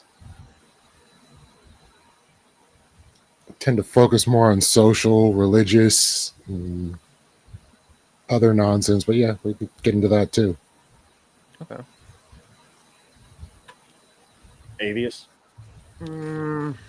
What are the topics you like to argue regarding like social topics? Well, we just got into reparations. I talk about DEI. I talk about pretty much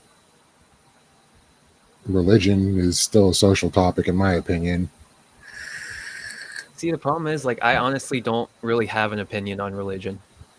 Like, the only thing that I'll fight on are people that are, like, super anti-religious. I'll fight those kind of people, but other than that, I don't really have an opinion on religion. So Yeah, we're definitely not anti-religious. Paternity testing. What was that? Where do you stand on mandatory paternity testing? Yeah, I'm entirely against that. Yeah, I'm against that. Hey, That's invasive. I was gonna say maybe like an economic are you topic. against it? It might be good. I feel like Avius? Lethe and him might be different. Yeah, I would say I'm against that. Like, are you really? Okay. I don't know. Like, anytime like the state is compelling you to do something, right? Because like the issue is, in the cases where compelling a paternity test leads to catching the scumfuck father, yeah, very good. But then there's also cases where a guy gets stuck in court for 6 fucking months where he has to pay a fuck ton of fees that he shouldn't have had to pay. I don't draw that connection, but okay. Is the school system failing today's students? Absolutely. I don't think so. Ha ha! There All we right, go. cool. We got it. Education. Where would you define? All right, yeah, my bad. I'm still learning. Or I'm learning the format. No, it's okay. You guys can define the prompt. I want you guys to get a like. I want something you guys understand and can be contentious about. And the reason the prompt is so important is so that you can we know what's being argued, so we can determine a winner. So, you think, Lethe, that the education system in this country is okay, is fine, is good? Yeah, I think it's good. Okay, all right. And you do not, Avius. So, where would you say the education system is lacking?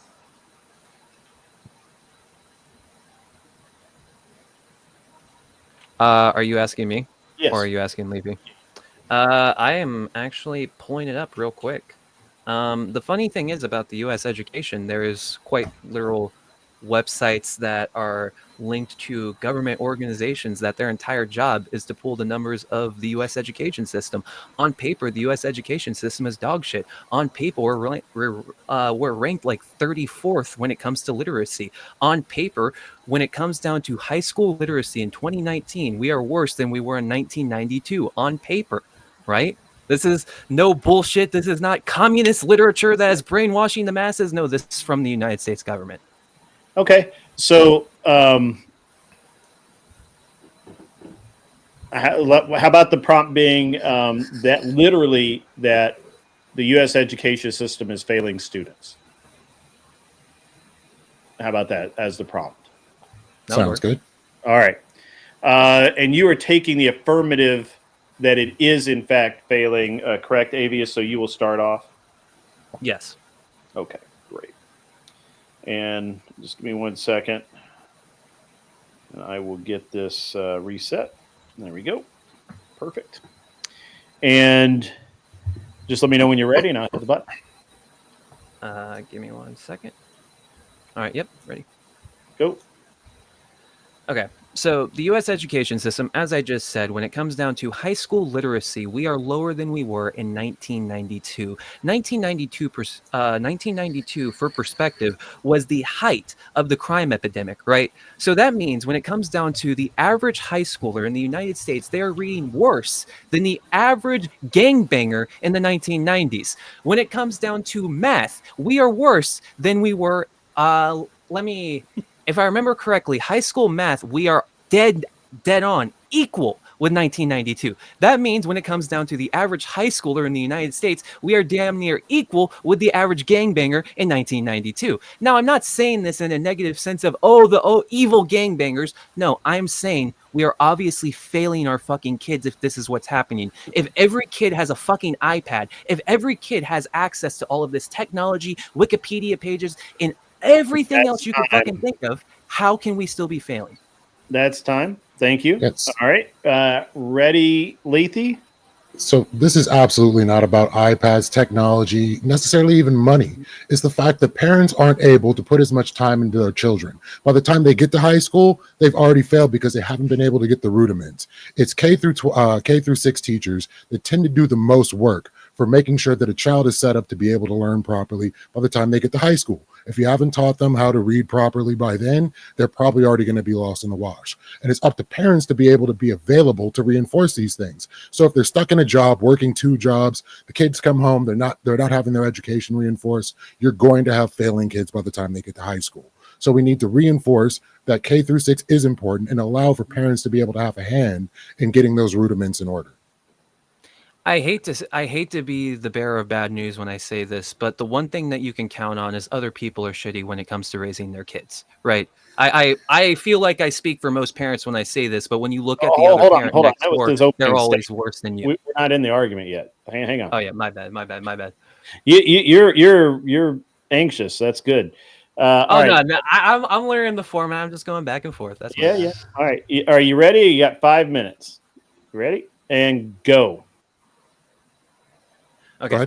As I was saying, the parent next door to you, you can always count on is worse than you, right? So you can say that, oh yeah, this is a byproduct of bad parents and they're not readying their kids and the kids aren't ready for reading. Well, to that I say, the reason why we started sending our kids to school in the 1800s was because back then they couldn't teach their kids how to read.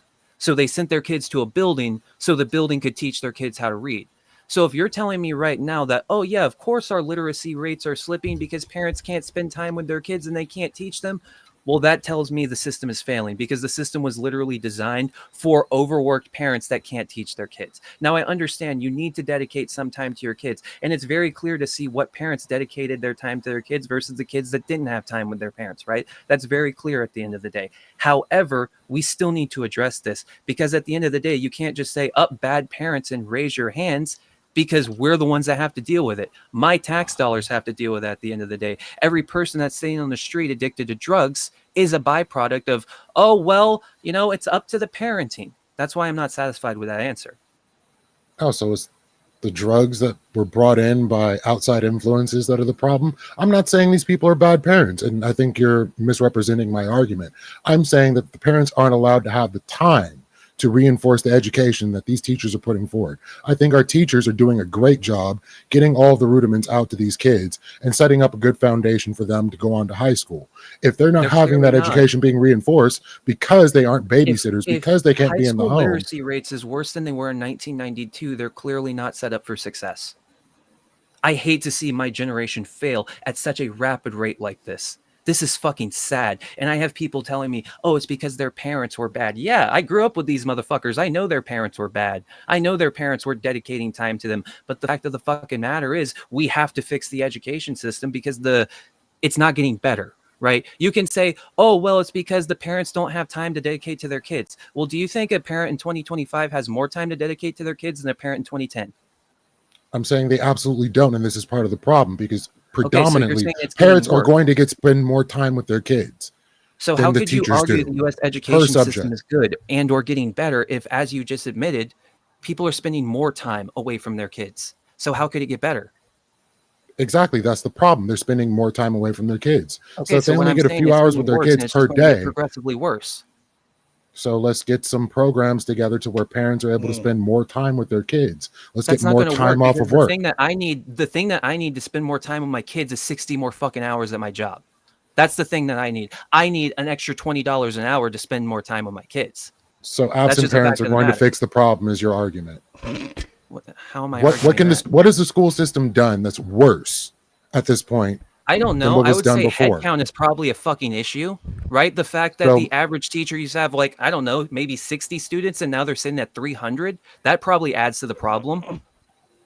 I can definitely Like agree if, with you that if more kids in having the classroom parents gives the teacher one-on-one, less time. having more kids in the classroom would absolutely add to the problem, right? If you're saying they need one-on-one time from their parents, they probably need, more than fucking one teacher for 100 students, right? That would just be common sense. And that's why kids are So failing right now. you're just saying kids aren't getting enough one-on-one time, especially with teachers, which could be augmented No, they're by not more getting tutoring any time, programs. period. That's not a fault of the education nobody's even system. addressing this. Only thing I'm trying to point out is that the U.S. 1 minute. education system is failing. And when we talk about things like abolishing the Department of Education, that's why I support it. Because obviously right now we're failing when it comes down to education, and we need major reform throughout the entire system to even begin to address these issues. So It's you're not just, saying- we need to spend more time with our kids. I wish it was that simple. So you're saying destroy the Department of Education, don't reform Yes. it because you can't reform something you destroyed. So No, you're already just going to tear down any destroy it rudiments and that then we have rebuild. already Yes, that okay. have been working. Like a phoenix Rebuild from the from what? ashes. It'll be amazing. Rebuild from what? From the From ashes. the nothing you're going to get. So it's going to be Yes. whoever's in office that's going to set up whatever it is that's already not working. So you're saying that I would take a gamble with the next guy in office versus the current system we have right now that has given us a education system worse than the one we had in 1992. I mean, for the most part, all you're saying is that the teachers don't get enough time per student and that the parents working 60 hours also are bad. Yeah, and the aren't fact able of the to matter is accomplish that parents anything. are going to have to work 70 and 80 when it comes down to the next decade, right? So that's not changing. So you're at expecting the end of teachers to we be need babysitters. We need some, yes. Honestly, yes. That's what we need. We need teachers to be babysitters. We need teachers to be the parents that you All can't be right. because you're working 70 hours a week. Gonna need you to pay them teachers more. Okay. Hey, we can talk about that later. That was interesting. I'm going to Tyler first. Oh man, I'm on the spot here. Okay. Whew, man, that was good. These are being progressively better here. I feel I'm gonna keep this kind of short and sweet here. The point Avius made about the literacy rates of parents during the 1800s who were working more time, which he tried to remake again about 2010 and 2025. Parents are actually working less now than they were at these previous times and more literate now than they were at previous times, yet we're seeing worse results, I think was the winner argument. And you rephrased it 3 different times, 3 different ways. And every time he hit you with a new argument, you found a new way to just keep throwing that in that, like, we're seeing more of what you're asking and we're still seeing declining results. And I feel like that argument for you, you just kept it real simple and kept hammering that home, and that was your win right there. Who did you say won, Tyler? Avius. Surprise! I've never even heard this dude. Killing it. Yeah, are you new, Avius? Are you like to the circle? Have you been doing this a while? Or? I've been around for a while. I've been like in the primordial ooze of the debate space. I hear that. Okay, yeah, the ooze, bro. I'm from the ooze. I'll go ahead and go next, I guess. I gotta say I was very impressed with Avius. However, Lethe, I think I was gonna wager that he was the more experienced. He acted like a little more experienced, but he was more calm. And I do like the passion that Avius displays, but. The one thing that really stuck out to me here was you didn't really offer any solutions. Your solution was burn it all down, and the next guy will do another thing. And Lethe offered consistently different. At the end. Yeah, Lethe consistently throughout the panel offered several different solutions, and he offered like things that would back it up. I think that was your weakest area, and I think that's a little stronger argument. The Department of Education. Yeah, and I mean you did a really good job, and I think that I like your argument style. I think it was very good. I just think Lethe maybe slightly pulled out ahead, and I think that like one big thing right there with not hitting him enough with a plan, I think is why I'm going to give it to Lethe on this one. But you did outstanding. You definitely, if you aren't new to this, you're really good. You're going to be moving up soon on this. I think you're very good at this. I mean, you represent everything I hate too. So like that I'm not just lying to you. You know when I say this and gassing you up. So. Yeah, same. This is the second time I disagree with you and voted for you. I agree with both the arguments you went against. But yeah, Lethe on that one for me. I don't know Chairman, what you got, Papa? Yeah. So both of y'all are commie adjacent, so I don't respect either one of you. But in terms of logic, Lethe, you made a much more reasonable argument, and I respect you a lot more than I do Avius. And Avius, man, you know, the whole buildings teach our kids how to read thing that you said, dude, that like I laughed. That was hilarious. And it just goes to show that you learned logic in a condemned library with no books, right? So I'm super excited about that. And you definitely won. I scored you at 10 points, Avius, and Lethy at 8, even though you're obviously a moron. So Oh, okay. All right. So, Avius, I actually thought you did really good. I'm not going to ding you for the talking about buildings and shit. You made solid, cogent points about how poor the education system is that can be measured. I didn't actually hear anything on the other side about how the education system is adequate. That's what I was waiting for. I don't know what anybody else heard, but Lethy never said anything about, well, yeah, okay. So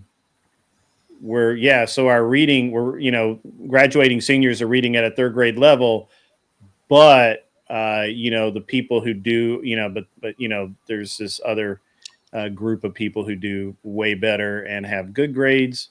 Got bogged down in a bunch of weirdness. I don't know. Avius, I think you made actually the only measurable argument. I couldn't measure anything that as a win that Lethy said, although he actually was very rational. He is actually, Lethy, man, you have a really good way of speaking. It's very it's very like it's personable, intelligent, strong without being overbearing. It's very, and that I think it pulls away from other people's arguments because Avius has this voice that's just like, sounds like he's on like Jolt Cola maxed out or something, like he's wound the fuck up. And so when you compare I haven't those, taken my Ritalin for today. That's the issue. Where things kind of went, but whatever, it doesn't matter. So Avius, man, it was good having you. Come back. Hopefully somebody will raise you from the dead. Good show, bro. You should come back. Grid. I think you do really well in these blood sport formats on grids. I love how on Sarah's panel you're able to stay in a dialogue and stay in like the track that someone brings you into it for like 10 minutes at a time. And so I think this is a great place for you too. I love listening to you. I know I was kind of ribbing you in the chat, but yeah, it's always awesome to see you on panels, bro. Yeah. Lethe, can I give you some feedback that might help you in the future?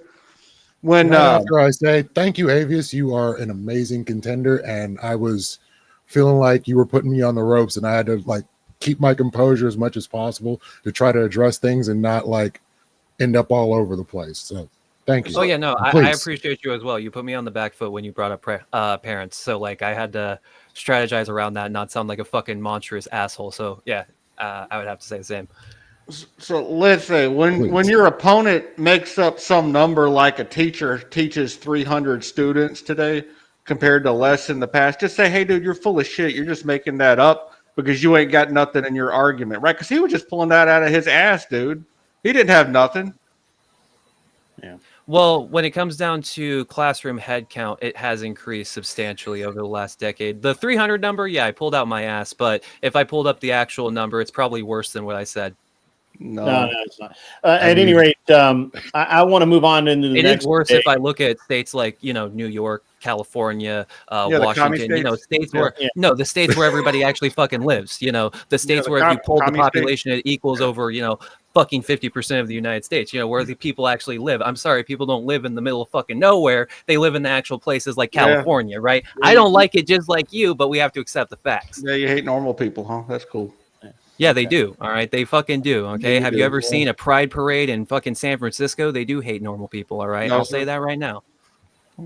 Yeah. All right. So, at any rate, Austin, have a great rest of your night, man. Come back. sharpen up your tools. We have a debate request for Clover versus Kel, but I am preempting that because I want to see Tim Hale versus the Duckman, and the topic is going to be insurrection. So all you guys get to the back. This is my ship. I am the commander, and you are not. So this is what's going to happen, captains. So let me. I gotta kick some of the not kick, but just gotta put you guys in the back. All right, Tim Hale, the man himself. How are you, sir? Yeah. All right. How's it going? Good evening, right? Good. Duckman, how are you? Feeling good? Good. Yeah. Tim, this is going to be obviously our first time talking. Your name sounds super familiar, and stuff like that. So yeah, hopefully we can have a good conversation. All this. Yeah. So to refine the topic, since I'm dictating the topic, because I know you're going to both are both going to agree and disagree on this, so I think it's going to be an excellent debate. Duck, you have expressed massive amounts of support for the rioting and insurrection in California and other states. Tim Hale was unjustly imprisoned by our government for what you have multiple termed an insurrection. So the prompt is, why is one an insurrection and the other is not? So let's get into it. And Duck, I believe that you will be the affirmative position here because I believe that you think that California, New York, and et cetera are not in fact insurrections, that they are peaceful protest, where I'm absolutely positive that Tim's going to disagree with you on that. So you will. I'm going to take a nuanced position, but I'm happy to hear what Duck says. Okay. All right. Well, let's get into it. I can't wait. This is going to be awesome. I can't wait because Duck has made these arguments all week and is very practiced, and Tim lived it. So this will be awesome. I think, maybe not, maybe I just fucked up, but we'll find out soon. Duck, are you ready? Yep, I'm ready. All right, start now. Yeah, so in California and in cities across the United States, and not just right now, but really since Trump's inauguration on Jan 20, there's been protests. Now, the most recent protests are because there's already challenges in court to the constitutionality of many of the decisions that Trump has made, and these are coming alongside heard, felt, seen injustices like high schoolers being taken from classes and put in internment. And so there's a big difference between people displaying civil disobedience, even be it criminal, and Jan 6th, which was a fake news, hateful attempt to overthrow the U.S. government. You cannot separate hatred. You cannot separate the intention. It was meant to disrupt. And I think when we talk about disruption, which we should, right, LA Duck. is a good thing. Sorry, Duck, that was your minute. I apologize. I know you had a lot to say there. Tim, whenever you're ready, just let me know. Yeah, so actually, I think we would find common ground on one thing. We're obviously not going to find common ground on the other. So I'll just say flat out, January 6th was not an attempt to overthrow the government. But I would also say that I'm not convinced that what is happening in LA is also an insurrection either. I actually think riots are a particular thing, and I think insurrections, there are ways we could parry about this legally, but as a history major, I would just go with the colloquial, which is that a insurrection is an armed rebellion, like you would have seen in the Philippine insurrection after the Spanish-American War. I think riots have happened fairly frequently throughout the United States and throughout its history. And I know people, again, you could take this or not. I know people who live out in the area, and while the stuff that we see on TV is definitely happening, I don't think the scale of it qualifies as insurrection. I do think that there are people who are getting in the way of law enforcement, federal law enforcement. You could argue, like some people did with the Proud Boy conspiracy thing or the Oath Keepers, that it was sedition, but Okay. good. That's your minute opening. All right, you guys ready to get into this? Sure. Excellent. Would you like me to continue from where I left off, or do you want me to pass it to Doug? Duck? Can you hear me? Duck? Did he freeze? He looks frozen. Dang it, Duck. I can wait. Duck. Wake up, Duck. DuckTales. Woo! oh, come on, Duck. Don't, not like this, Duck.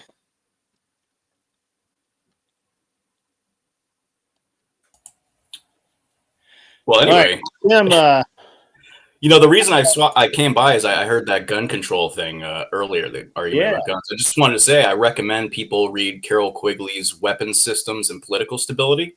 It's not an infallible work, but I think that for the left, if you are on the left of the spectrum, I actually think it's an interesting argument to look at the right to bear arms, really. And this might seem obvious to more constitutional conservative types, but if you're on the left, it's worth noting that the right to bear arms and the whole citizen soldier thing is really a byproduct of the Enlightenment. So when you look at how weapons specialization was used to keep certain people, I guess you could say, a more authoritarian state in power, because not everybody had access to certain kind of training or weapons that allowed the system to hold power.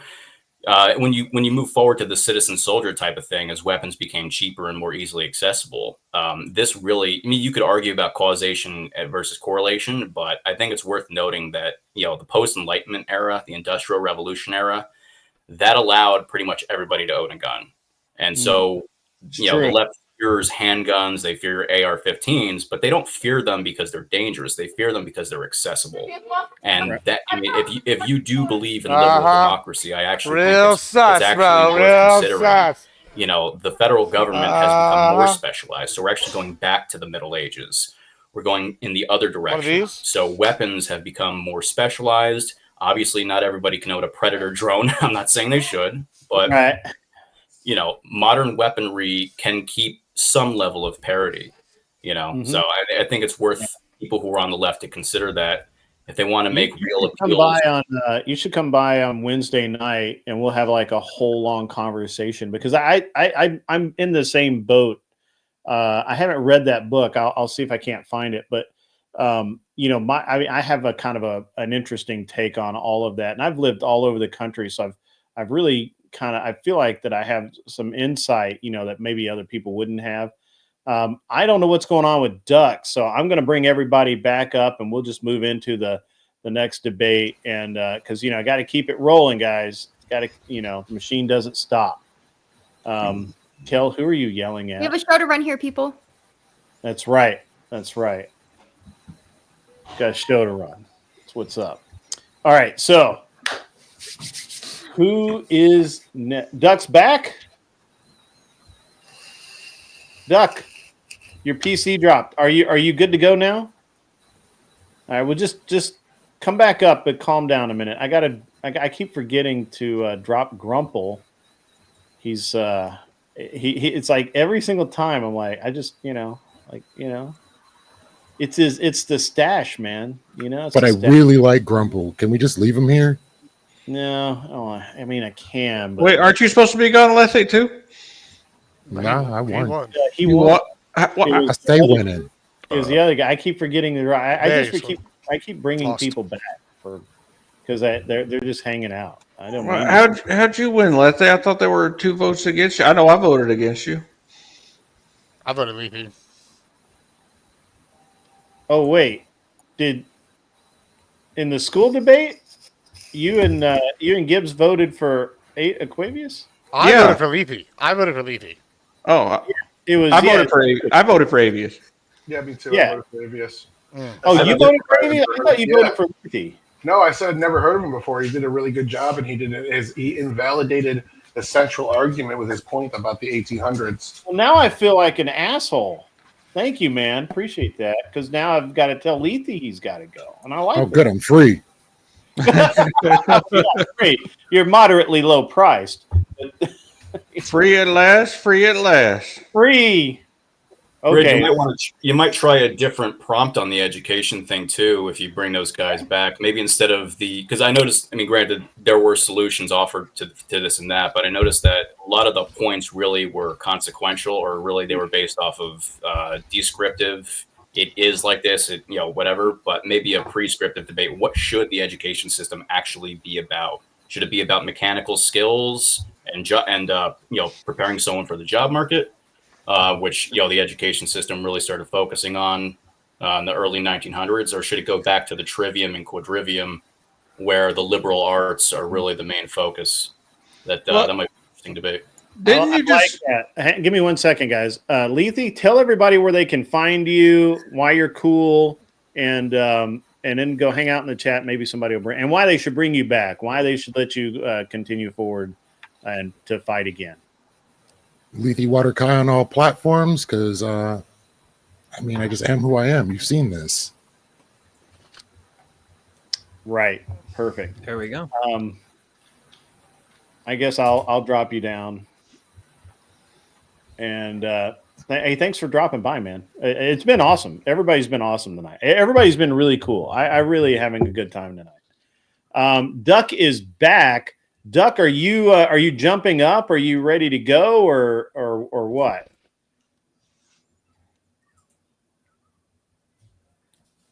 Duck. Sign of life. So Tim's a comedian. I hear he's a real riot. Funny. A real protest? Don't use that fascist language, pig. Oh no. Oh, very good, very good. Okay, because his computer. I'm working on my dad jokes. There you Proud go. of you. I thought you were just working on your dad bod, honestly. Woo! Damn! Shots Well, they fired. both come together. That's pretty cool. All right. Thank you. It's making me feel funny. Yeah. Well,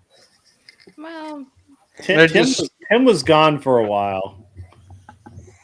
So, Tim, while we're waiting for Duck to figure out how to get back in, you want to tell people what 3 years of your life? Oh no, Duck's back. Never mind. I was going to say what 3 years of your life was like, but Duck's back. Oh, thank God. Thank God we didn't have to get put through that. I know, right? Coast is clear. Saved by the Duck. All right. Can you guys hear me okay? Yeah. Yeah. Allegedly. Kind of, I guess. Allegedly is good enough. Yeah. Don't freeze this time, Duck. I wondered, you started roboting, and I thought it was just like a lag on my end, but it was you. So don't do that again. It makes me look bad. All right. What does the duck say? Quack, quack, quack, quack, quack, quack. Yeah. What does the duck say? What does the duck say? The duck says he's back. All right. So we kind of had we had the prompt, we had the two intros, which I kind of don't remember now, but and now we're ready to start the debate. You guys ready to go, or do we need to? Well, I believe we left off with me talking, but then I think Duck froze there. So I don't know if Duck wants to. Tim was talking, and Duck ran for the hill. I mean, Duck froze. So all right, Tim, let me give you your minute, and then we'll go. We'll let you go. All right, you ready?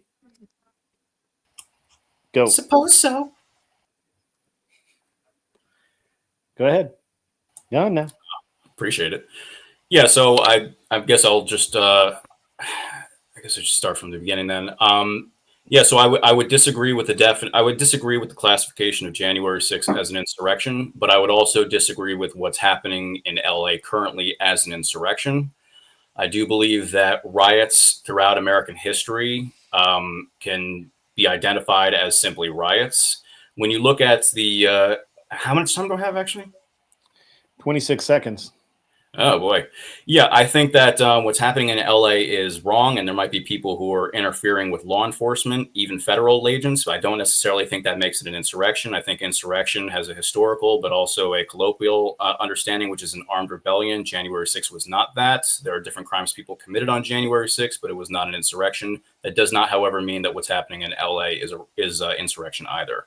So I'm open to it being simply a riot. All right, good. Yeah. That was you were like 2 seconds over, but that's fine. I'm gonna allow it. All right, you ready, Duck? Yep. Yeah. All right, Tim, you're ready. So let's go. So this is where, before I dropped off, this is where I wanted to jump in and say one statistic everyone should be familiar with is that on day one of the protests, 167 people were arrested for failure to remove themselves. So, when we ask how this can be classified as a riot, even a riot, not even an insurrection yet, I would still need clarification. And secondly, identifying why this could potentially, why some people might call this an insurrection, and why others would need to insist politically that this is a riot. I would still need clarification on that, because I see 200 people willing to go away in handcuffs for the reasons I mentioned earlier, which were that there's vagueness in the law leading to severe injustices, and that's something that citizens have no obligation to let pass by without exercising their rights. Okay, keep going. It's a debate. Yep. Okay. So, I mean, I'm not even going, I'll actually concede all of that. I'll actually grant all that for the argument. I don't see, though, how this is really a disagreement between us at this point, though. I'll say that in terms of it being a riot, I would say that, I'm using this in the colloquial sense, that there was riotous behavior. People are throwing things at cops, and there are people who are burning things, yada, yada. But again, I'm not even suggesting that this is the vast majority of people. I'll say this with January 6th, you had a statute you had a statute derived from the Civil Obedience Act of the 1960s, which was a way to basically crush people who engaged in civil rights protests. It was during the race riot era, and they actually used this for January 6th defendants to say that if you were in an assemblage of 3 or more people engaged in violence, that was civil disorder. So again, we have a federal system. I'm not going to suggest that all laws in California reflect that of the DC code. But if you're going to, if the standards say could be that there is a small handful of people engaged in riotous behavior, that could still be classified as a riot if there's enough of a collection of people. So, I'll say in regard to justice, go ahead. Maybe you can clarify this for me. So as someone who on January 6th, as maybe an onlooker, I saw this and my immediate reaction was that this is infuriating, and that we needed a securitized response to stop what was happening. The main difference that I see is that I don't see disinformation at the heart of LA. I do see disinformation, conspiracy theories, perhaps the runaway of this nascent new right media, all being at the center of January 6th, where I interpret that to be people that intended or would have gone along with and were hoping to be sort of an accelerant towards the overthrow of the US government and the overthrow of the democratic process.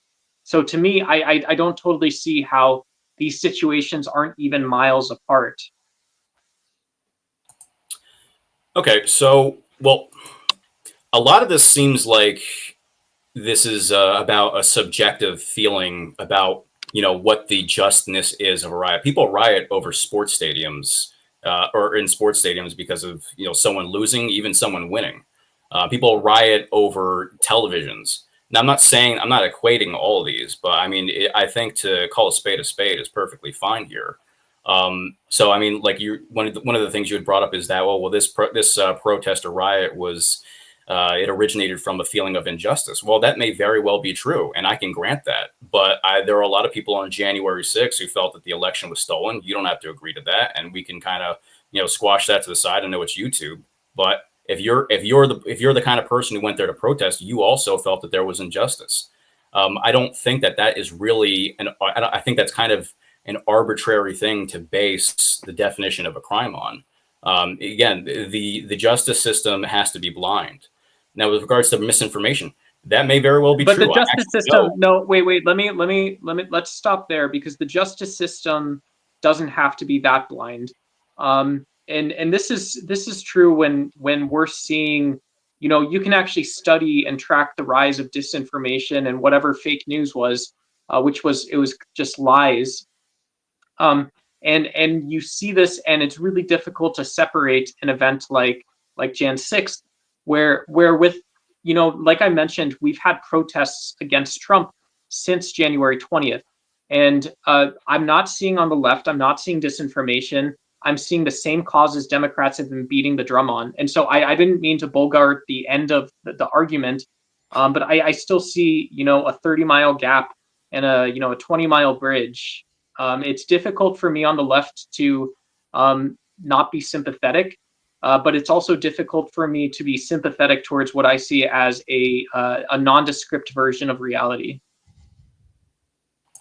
Okay, but at this point, sorry, go ahead, Greg. Yeah, that was far more civil than I expected, which is good, I guess. All right, we're just going to go right into the judging. Tyler, where you at on this? All right. Well, I'm just going to go with the invalidating point. I think won it, just because to sum it up quick here.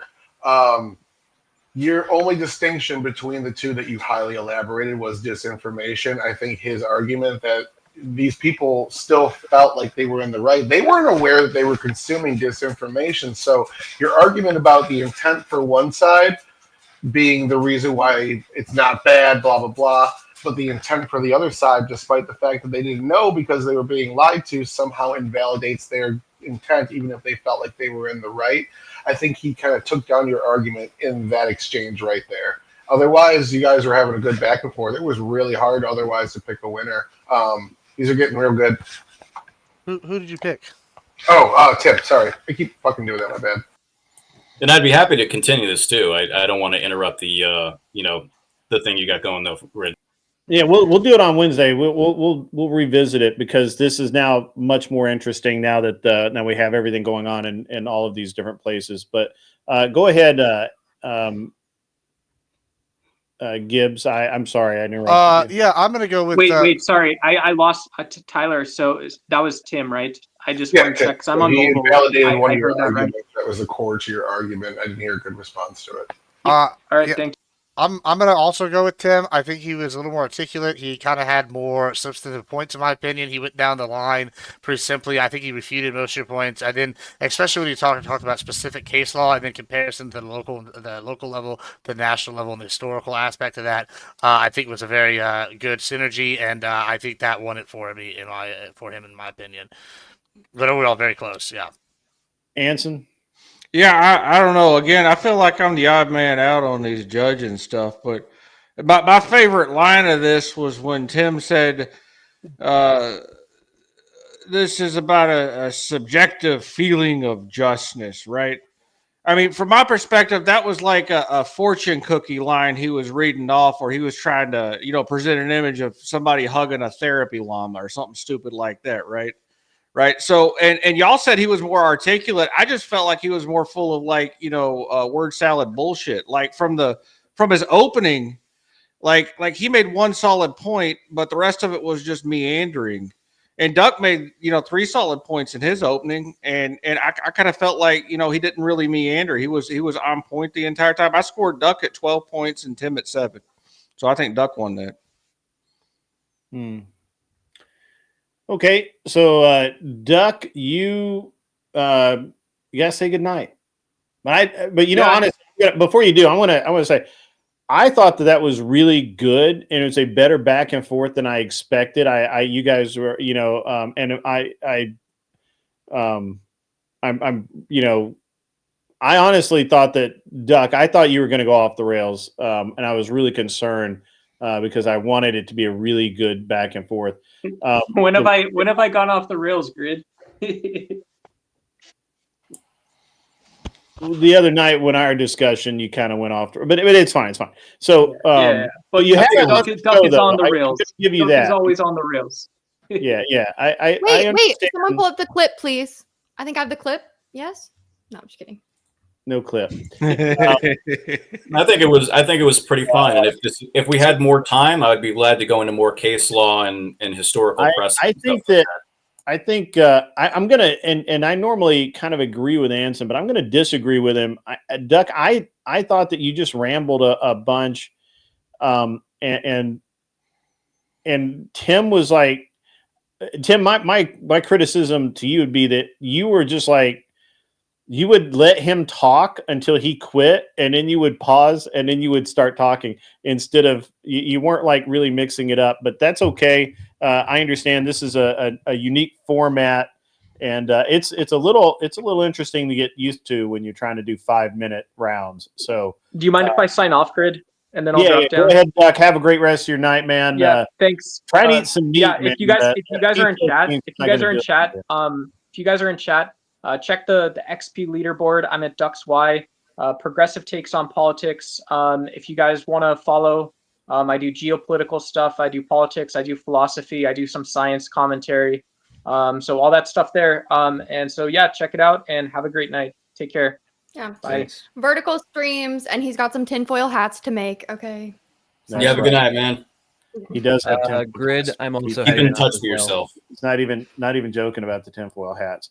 Okay, so what I heard was that Patrick, you've got to sign off. Anson, you had paid for him to be back. I don't know how you want to handle that. We could just like put that in the pot for a 1v1 at some point. I don't know, whatever you want to do. Just let me know. And but now we have Clovertac versus Kel. Not really sure why we have that debate. That would have been a matchup that I would have picked, but okay, it'll go there. I would have picked Abe versus Kel, honestly. What? Because you have mercy on Clover? What? Come on, you're messing with the wrong one. You're messing with the wrong one. He has a weak heart, so. Cool. Yeah, I can tell by him not camming up, pussy. Grid, I'm heading off. It was a pleasure being on here. I really appreciate you having me on. All right, man. Hey, yeah. Very good showing, by the way. Stay till the end. Yeah, you did really good today, by the way. Yeah, good debates. All right. Good debates. Appreciate you. I'll come around again later. Thank you very much for having me. I'll be around. All right. If you're lucky, bro. Check out that housing document I sent you on Discord. It might be I very much will. I was actually looking at that a second ago. I'm looking forward to reading that. I appreciate you, man. But until next time, guys, see you later. We'll see you. Oh, yeah. Thanks, man. Thanks for coming by. Thanks for debating. All right, cool. All right, so we're gonna hide Tim Hale, criminally funny. I think that's hilarious. I mean, who has that in there? Garfield. Tagline. Cutie pie. Patrick, we'll say goodnight to you, Patrick. Patrick, I'll stay if he doesn't get his credit or anything back. No, I'll get a credit. Yeah. Well, I'll credit him. I have no problem for that. Yeah. Okay. Rob. Well, I'll excuse myself then. But I appreciate you having me on, Grid. Hey, man, and no problem. He already excused you, motherfucker. You can excuse yourself after you got excused, bro. Come on. Kel is like into this. Like, I think Kel's auditioning for my non-existent co-host. Yeah, she's ready. No, what if I'm always like this, Gibbs? And this is why Gibbs was like, "Hey, I have an idea." Right? Yeah. You know, I like to bring people together.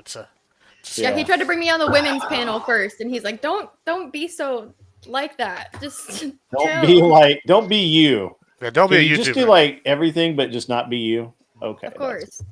All right. So what are we going to debate here, lady and gentlemen? Ladies first. I got a fucking clue. Whatever. Ladies first. How do you feel? I was thinking maybe like. Well, he lives in Texas and you live in California. Right. There's going to be some contention. Pretty different. I was thinking maybe like healthcare. How do you feel about healthcare? Or like, I don't know. You know what? Let me let you spitball. I'm new to the debate space. And everyone's picked all the fucking low-hanging fruit already. So we kind of have an uphill battle. Let's pick something. Oh, no, I got lots of stuff. Hang on. I got prompts, baby. I got prompts. Let's go. So let's go with it. Let's see where we at. And actually, I have prompts from all over. Should the drinking age be lowered? Fuck yeah. I'm down with that one. But no, keep going, keep spitballing. All right. Now this guy seems like he wants to debate the wrong or the age of Every consent on the wrong side of citizen history. should be mandated to perform national public service. Should what? Basically, you would have to serve in a form of government service, either military, whatever other. I mean, civil service, some other civil service. You'd have to go work for a year as radar tech, or go work at an airport or something like whatever. Civil service for some period. Civil service. I'm down for civil service. I'm down for healthcare. I would imagine we have different health care stances. If you want to spitball like one more, or sorry, I'm yapping. I'm nervous. Yeah, it's okay. So it's kind of like the Swiss, Israeli, not French. The French don't do it anymore. But all of the Middle European countries where you have to serve.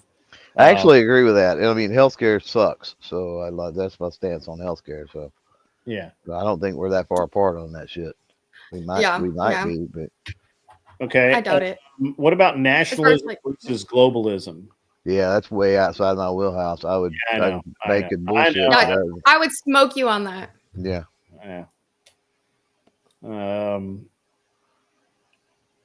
Is our election process fair? Absolutely not. Okay. All right. I don't know where do you stand? Is it fair?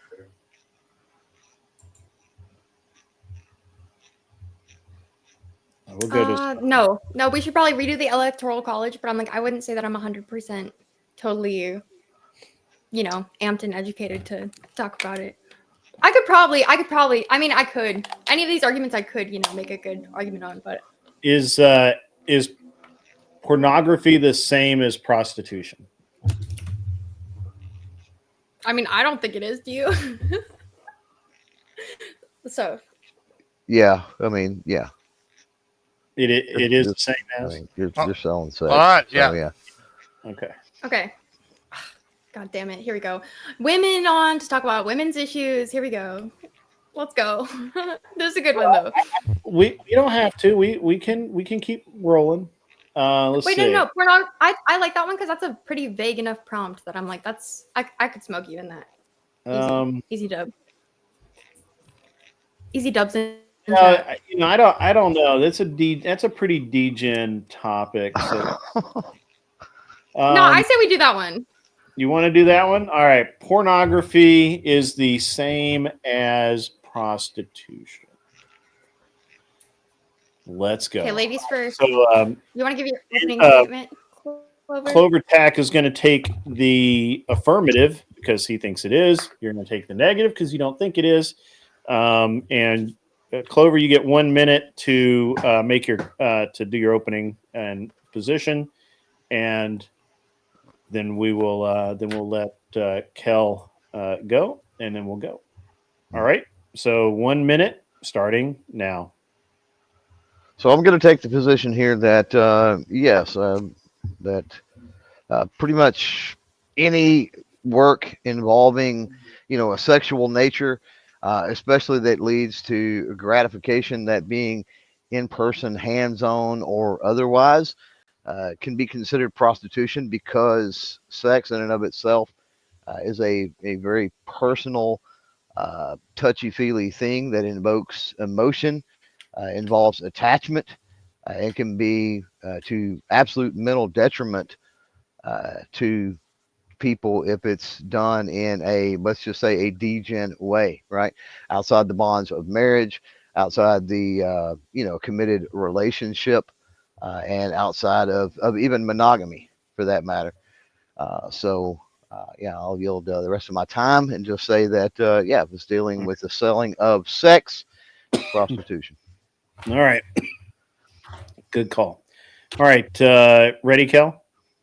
Yeah. Go. Okay, I would argue that if you like first think of it in the order of consumption, right? You wouldn't say that watching porn is the same as getting a hooker, right? So you say that any work relating to sexual gratification implies that you're prostituting yourself. I would disagree. I would say there's many avenues for people to do that independently, especially in today's age. There's more and more avenues for people to do that in a safe and independent way without like a porn producer like calling them to the casting couch. You say that it's because sex equals emotional attachment. I would say there's plenty of people who can differentiate sex and relationships and separate themselves from that act. And for some people, it's just at the end of the day a way of making ends meet. If they're staying safe, work is work. Same way that some people, okay, I don't agree, but like, oh, the U.S. military. Some people might say that you're a terrorist or whatever the hell, like crazy stuff has been said on Twitch. You know, I would disagree with that, but work is work at the end of the day, and plenty of people can separate themselves from a vocational path like that. All right. Both of you guys did very well. All right. 5 minutes on the clock and have at it. So it sounds like you might be going down some type of a road to where you're pointing out the morality of prostitution and or sex work, or that it should or should not be legal. You're not making any type of arguments along those lines, correct? Because my understanding, that wasn't really the prompt. No, I was just countering you said, oh yeah, well, sex is very emotional. So when you say that, oh yeah, it creates an emotional attachment. So any kind of work that relates to gratification inherently means prostitution. That inherently pertains to morality. So I was just inherently like going back to debunk your argument. You were trying to relate to morality. But if we go back to the original prompt, right? Porn does not equal prostitution. Like, you're saying that it does because it's the work of sexual gratification, which inherently brings it back to morality. So I'm saying that's retarded. Like, sorry, that's silly. Like, okay. So then, you talk about the sex work in the area of, let's say, the OF, right? The cam girl type situation. So the difference being there that essentially there's a camera. I mean, there's no other issue. You could essentially hire a prostitute. You could put a camera in the room and have the prostitute do the things with your friend and film it. Like, how is that any different? What's the difference in between those two?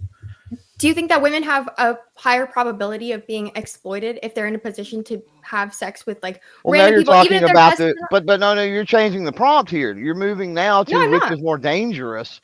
No, you said what's the difference? What's the difference? I said one's more inherently dangerous than the other. That's the difference. I'm answering your questions. You're like, you're pivoting. I'm like, no, I'm answering your question, you retard. Like, are we gonna keep using that word? I mean, no, sorry.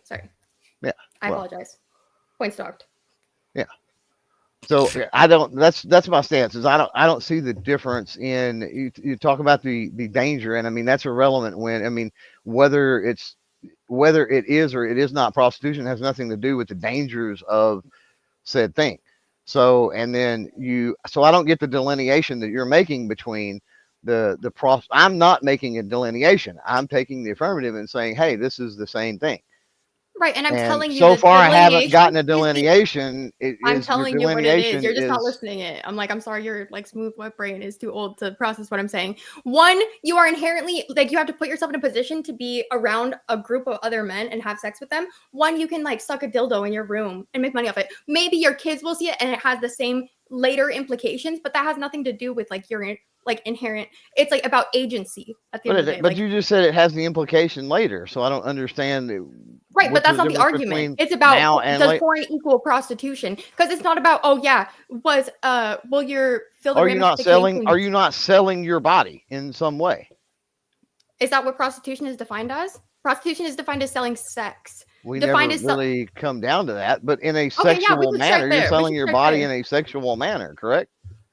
Okay, so I would define prostitution as the act of selling a sexual act. Okay, and with OF, you're selling a sexual act through a camera. An image, a digital image is different. It's still you're still selling. Okay, so the medium. So if it was a fucking cave painting, it would not be. It's not prostitution because it's a cave painting. Like what the fuck? I'm not saying that people won't use the stuff in the same way, but I'm saying in the production of it, you're in a way less severe position. That's crazy. So like that's like you don't understand like the hole in your yeah, I own do argument, understand. what I'm saying? What you're saying is the way that it's used by the consumer dictates No, what I'm it not is. saying the consumer. I'm saying in the production. I started with the consumer edge because I said if you got caught by your girlfriend and you got caught watching porn versus buying a hooker, would the argument be the same? So that's where I started. But then I pivoted to the production side and I said on the production side, as a woman, you're in a way less dangerous position argument sucking a in dildo that- in your bedroom In than that you are instance, the fucking being on the argument could casting couch. absolutely be the same if it was, if it was in the confines of a relationship.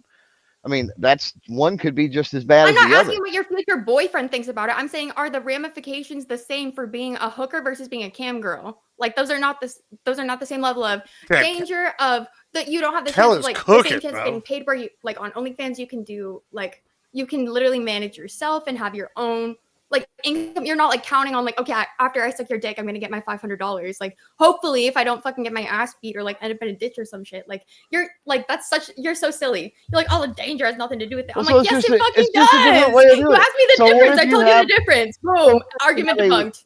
Boom. If you have a I sex made my case, robot ladies and that you gentlemen. control remotely, and somebody pays to have sex with that robot remotely, that's not prostitution. Is that what you're saying? Just because of the way? No, I don't think fucking a robot is prostitution because the robot doesn't make any money from it, and the robot doesn't fucking like. What are you talking about? A person buys a robot to have sex with. That's it.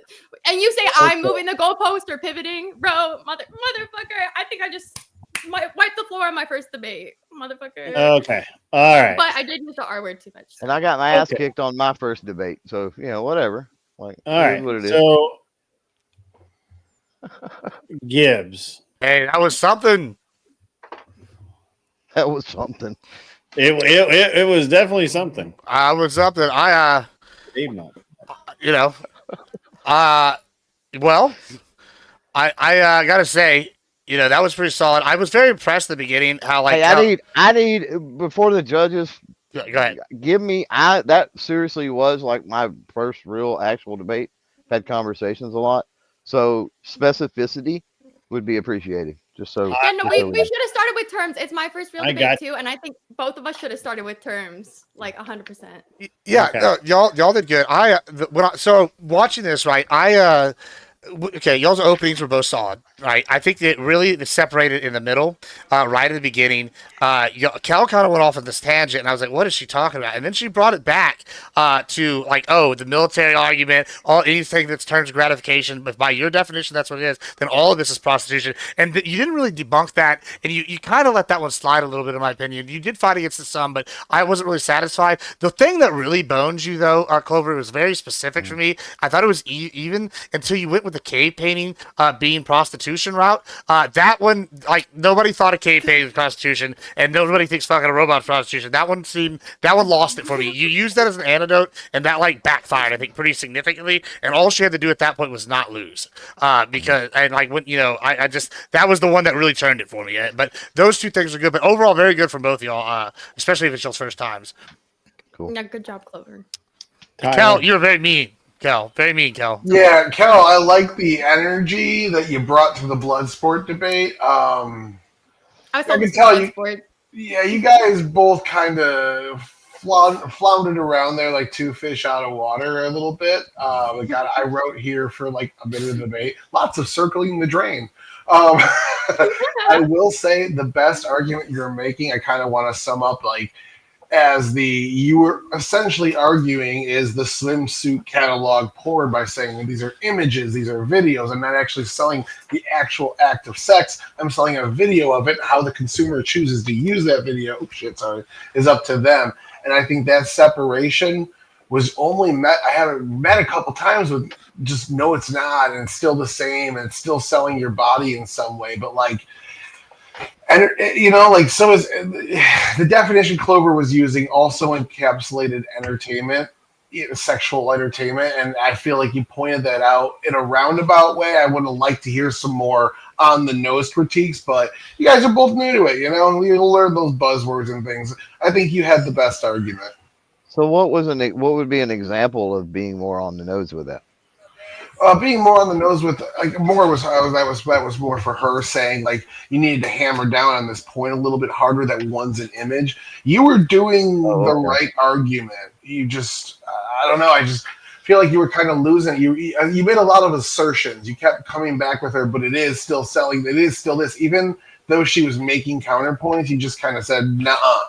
And I just don't feel like you backed that argument up enough when she was addressing it directly. That whole point that you went on calling her out for the safety argument, fantastic job there. Like you did great on that end. That was a really weak point that I don't think fit that well. Even though she did bring it around, I don't think it was that specific point was brought around at all enough to a win. I think you really gutted her there, but the big turner was her invalidating your central point. Mm-hmm. And Anson. Yeah, Kel, you're an ad hom factory. You constantly ad hommed, and Clover actually called you out on it after you did it a few times. And it's really pathetic to have to rely on that for your argumentation. It makes you look weak and stupid. And the I guess the part that really sold it for me is when you tried to go off the rails and argue off prompt. Clover brought you back on prompt, and you tried to pretend like he didn't, but he did.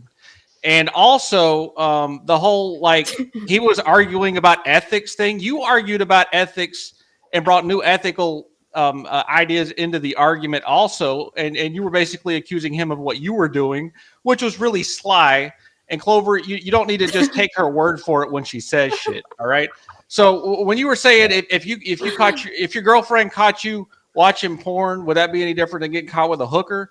Right. So that's a moral argument, right? And and it's a moral argument from degeneracy because you're a degenerate bimbo, right? And so that's the level that you were arguing from. And so what I saw was Clover owning you. He got 12 points. You got 8. Clover, you won that. Don't listen to these other two judges. You did really fucking good, dude. Word. Well, it was a mess from my standpoint, but Clover, all the way around. You could have really done better. Obviously, the cave painting thing, you got excited, which I'm not going to ding you for. I would not have dinged you for that. However, what I think that you missed a couple of really golden opportunities. Anson's right. You had her on the ropes pretty much the entire time.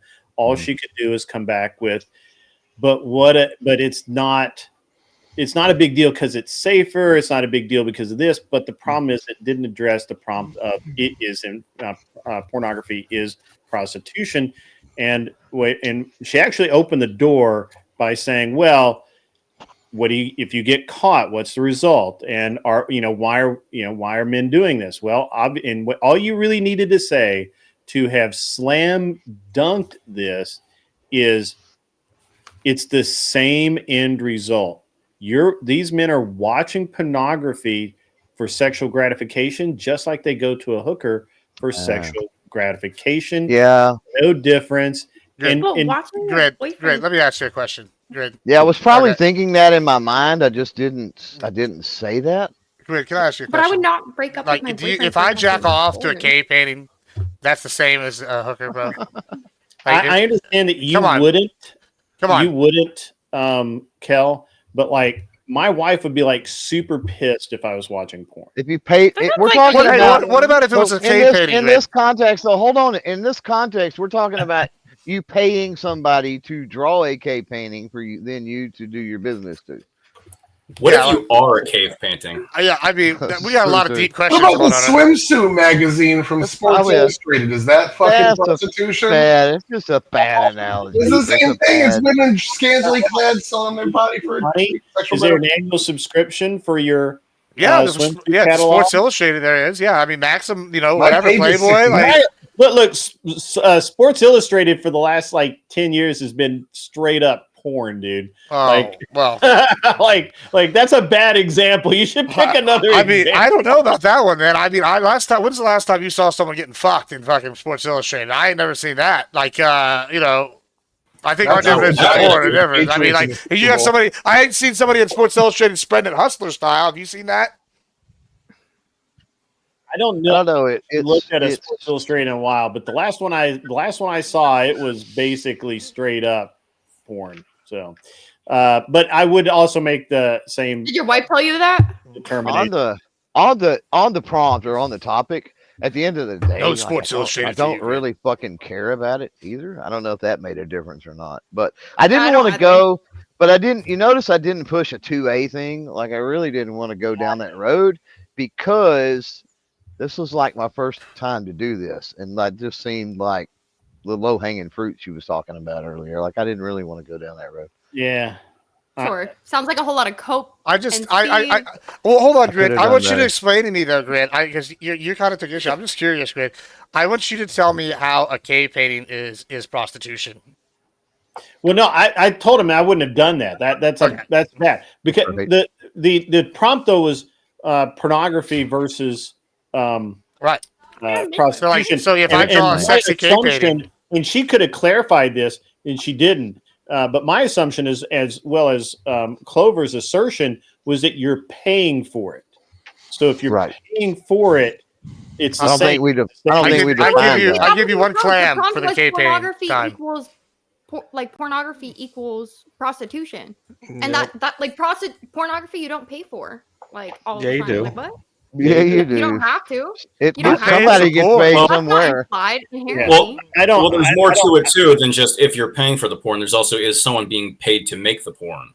So I No, mean, I totally made my point because porn is free. I totally like, bro. Yeah, you guys are tripping. Not the average consumer does not pay for porn. Pornography does not equal. So that's why I started by making my point on the the consumer versus on the consumer side. Hell, And I then really. pivoted. I realize that you're new to the world compared to Clover. So I'll explain this to you. When you get on the internet and you don't pay for things, you're still paying for things with your information, and someone's No paying for shit. the internet. So Yeah, it's still being paid for, even But though if we're the talking about, transaction isn't ethical apparent. consumption, but if we're talking down to the roots of the ethical consumption side of things, Hmm. but we're that's not what we're talking about. We're saying does porn equal prostitution? So we're not saying if we're not getting down to the meta of does the end or the base should've. initial result. You We you could have, should've. but we didn't. We were very much at the Yeah, surface you level. you, I you think did I I'm more everything. interested. I'm more interested in look again because I don't really care one way or the other about the prompt. I'm more interested in where things went good, where things went bad. I think the the debate biggest problem strategy side we of had things. with That's Clover my thing more than arguing. I'm done with arguing the prompt, right? Like I don't. Yeah. You laid the Clover. You laid the groundwork, drawing the comparison of pornography and prostitution being, women are getting paid for sex. You laid that groundwork. She did not really refute you on that. At the end, when she did come back and say, well, it's whatever, it's harmless, it's safer and all this other stuff.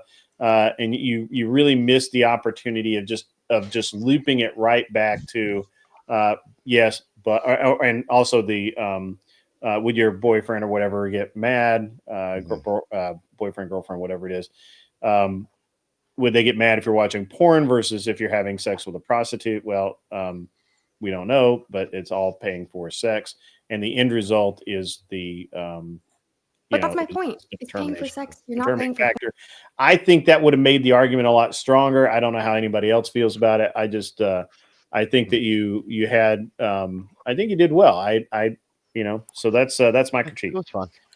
I think a lot of this boils down to it really is just a system of ethics, as I can find colloquial definitions that can say either it is the engagement in sex acts for money or it specifically requires another person engaged in it.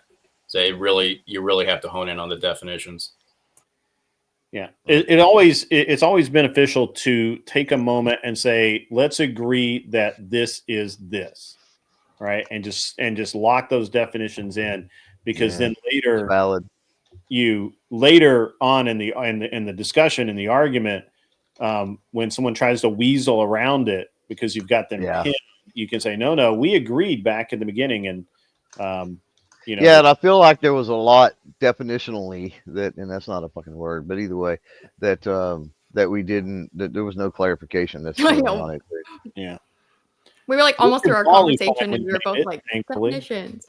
Yeah. All right, Clover, you got to go. Cool. Yeah, that's all good. Love you, man, but you Later. got to get out of here. Go away. Leave me alone. and we'll talk later. And then there are 3. Who shall it be? Grid, I am actually going to take this meritorious occasion to fuck off. It's Okay, 2:30 here. I literally just showed up to say hi, and here I am. Just fuck right off then. Just fuck right off, Tim. I guess I'm gonna go fuck off. Later, Grid. Hey, Keep in Tim, touch with come yourself. by Wednesday night, man. I want to have a conversation with you. All right, man. Take it deep. All right, man. See you. So then there were 2. So I want to take this opportunity to use that $50 credit that I have left over and pick the prompt. Yeah, that's fine. And the prompt is a woman's place is in the home, and if she belongs in the home, she might as well be in the kitchen. Damn. It's warmer in there. All right. How much do you make a year? Let's start there. I make 130,000. That's not enough. Going after the No. judges, interesting strategy. Cotton. We'll see how it works out for you. It's not enough for a fucking full household, bro. Well, it's not enough in California, that's for sure. Other places probably it's way more than that. Is really nice. I gotta keep up all of my Twitch subscriptions. It's gonna be like at least $200,000 a year, bro. Just kidding. I don't know what that means. It's a joke. You wouldn't. Yeah. Okay. Abe, you where you at on this one?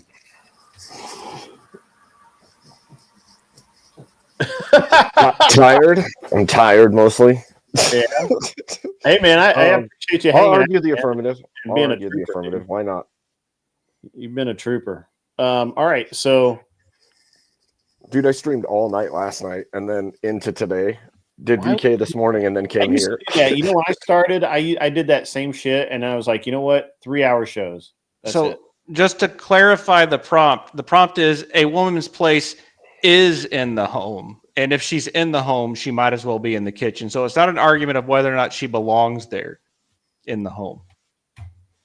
Wait, say it So again. you can't dispute that part of it? No, the presumption is That's a dumb argument. A woman's That's a place dumb is debate. it? No, it's not. It's straight from I'm leave not it. gonna make a debate with an assumption already made. That is It's straight from leave it to beaver. Okay, a woman's place is in the home, and if she's in the home, she might as well be in the kitchen. I can't engage in this debate because I don't agree with the first part of the premise. A woman's place is in the home. Okay, so we agree, right? So blah blah blah. I'm like, no, Yeah. no, we can't have that debate because I don't agree on the first part. Well, where else do you think a woman belongs in a home? Well, okay, if she might as well be in the kitchen, bro, you better be like making enough to get DoorDash, bro. I had a strong, independent mom and a stay-at-home dad. It's not looking good. Look, I have a septum piercing. Lean on your last argument and say she needs to be in the bedroom in front of a camera. Then I don't care. For sure, dude. That'll help. What's it? What the fuck? That was the freaking aliens are the coming. and aliens shit. are coming, bro. Are you playing with the soundboard? It's ice! Run! Sorry. I don't have a soundboard. No, that was Oh, my you don't? alarm. My Oh, you bad. gotta get one of those. I set it for 11:30 a.m., not p.m. Very helpful. Okay. All right. Okay. So let me help me understand this prompt because Anson. Okay, a woman's place is in the home. Uh-huh. And if she is in the home, she might as well be in the kitchen. Well, what would be the negative that she doesn't belong in the kitchen? That she Yeah, belongs- Well, you know, if you think a woman's place in the home isn't in the kitchen, where is the woman's place at in the home? I thought this was a serious debate show. This is a serious debate show. So, well, you better come up with a serious topic then, buddy boy. Come on, That is totally 100% serious. counter argument. A woman does not belong in the home. Oh no, that's okay. You can debate off prompt. That's fine. That's up to you. We can engage in the first part of your prompt. Yeah. That's an argument. Do I have to do your prompt? Is that like part of the show? Yeah, it was paid Sorry. for. Okay, Yeah, I'm you sorry. pay for the prompt. I'm sorry. I didn't understand. Okay, all right. Pay for the Okay, prompt. do you want to start? Or do All do right. you start? All right. So, well, who's got this positive position here, Anson? Hey, you got Well, Abe already said he'd take the affirmative. Okay. All right. Abe's holding it down for patriarchy. That's what he's doing. Okay. All right. So I'll start. Can I start? May I? Well, Abe has to start. He has Okay. the affirmative. So Yes. just He was calm the down. first president Calm down. Yeah. or something. All right. This is something. All right, Abe, you ready? Oh man. I guess. All right, man. Let's roll with it. In 1 minute. Okay.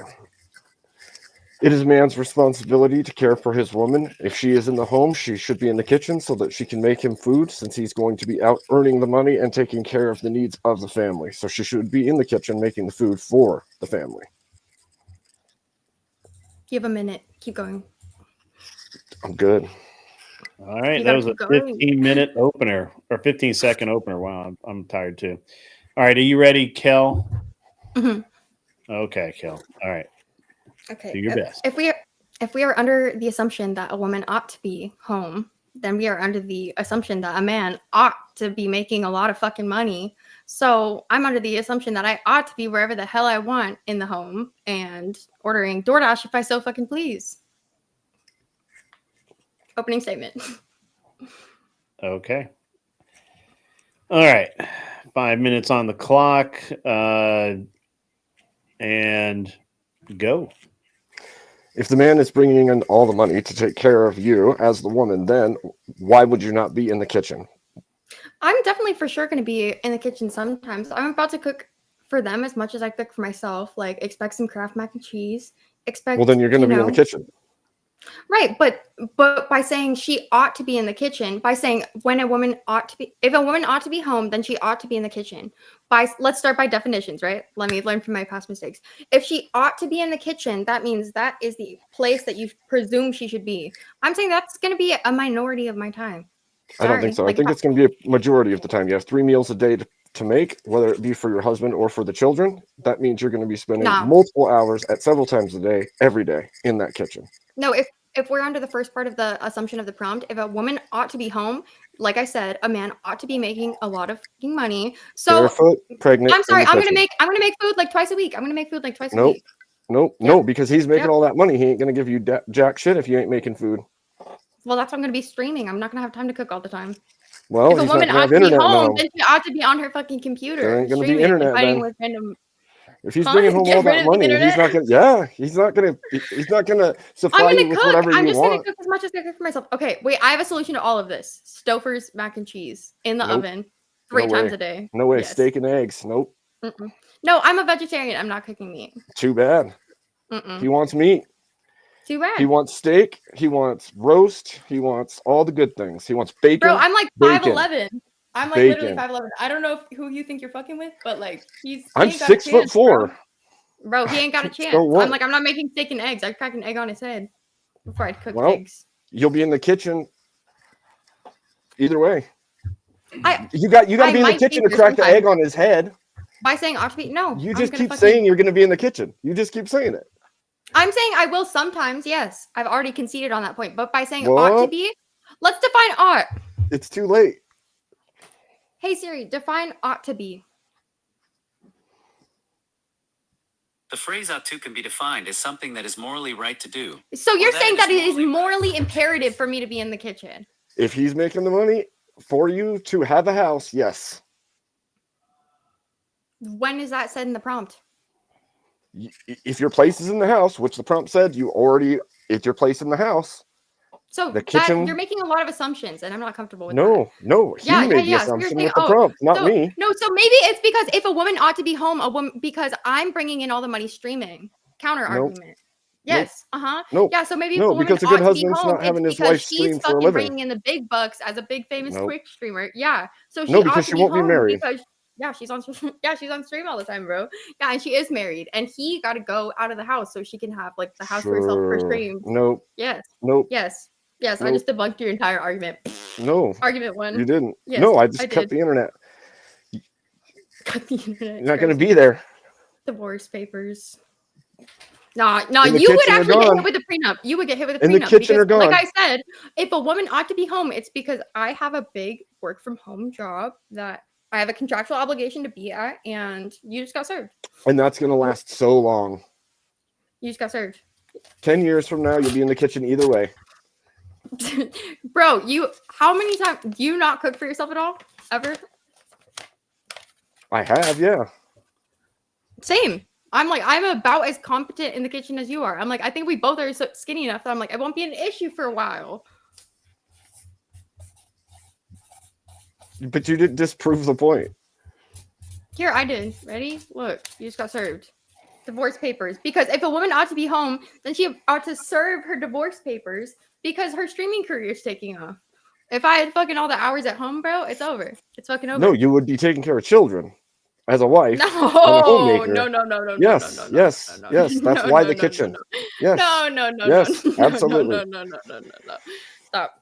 I'm getting. It's how civilization continues to exist. So it's that or civilization dies because women are all on the streams. Pool out there. Yeah, you think our civilization is going to be good because of my gene pool?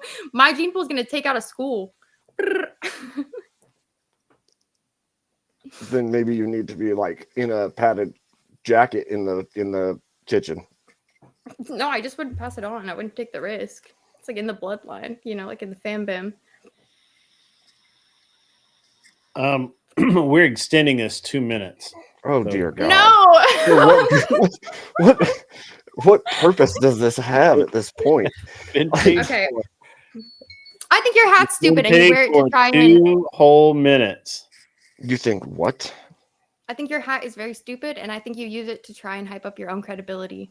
Counter argument. Actually, it's a running joke that you missed Tell me- because you weren't here because you were in the kitchen. Right. Okay. Is the beard fake too, or? Oh, I knew it was real, bro. It's just an actual Reddit mod. You just use the hat to like hide the fact how disgusting your beard and your mutton chops are. You're like, it's fine. What are you talking about? What are you talking about, bro?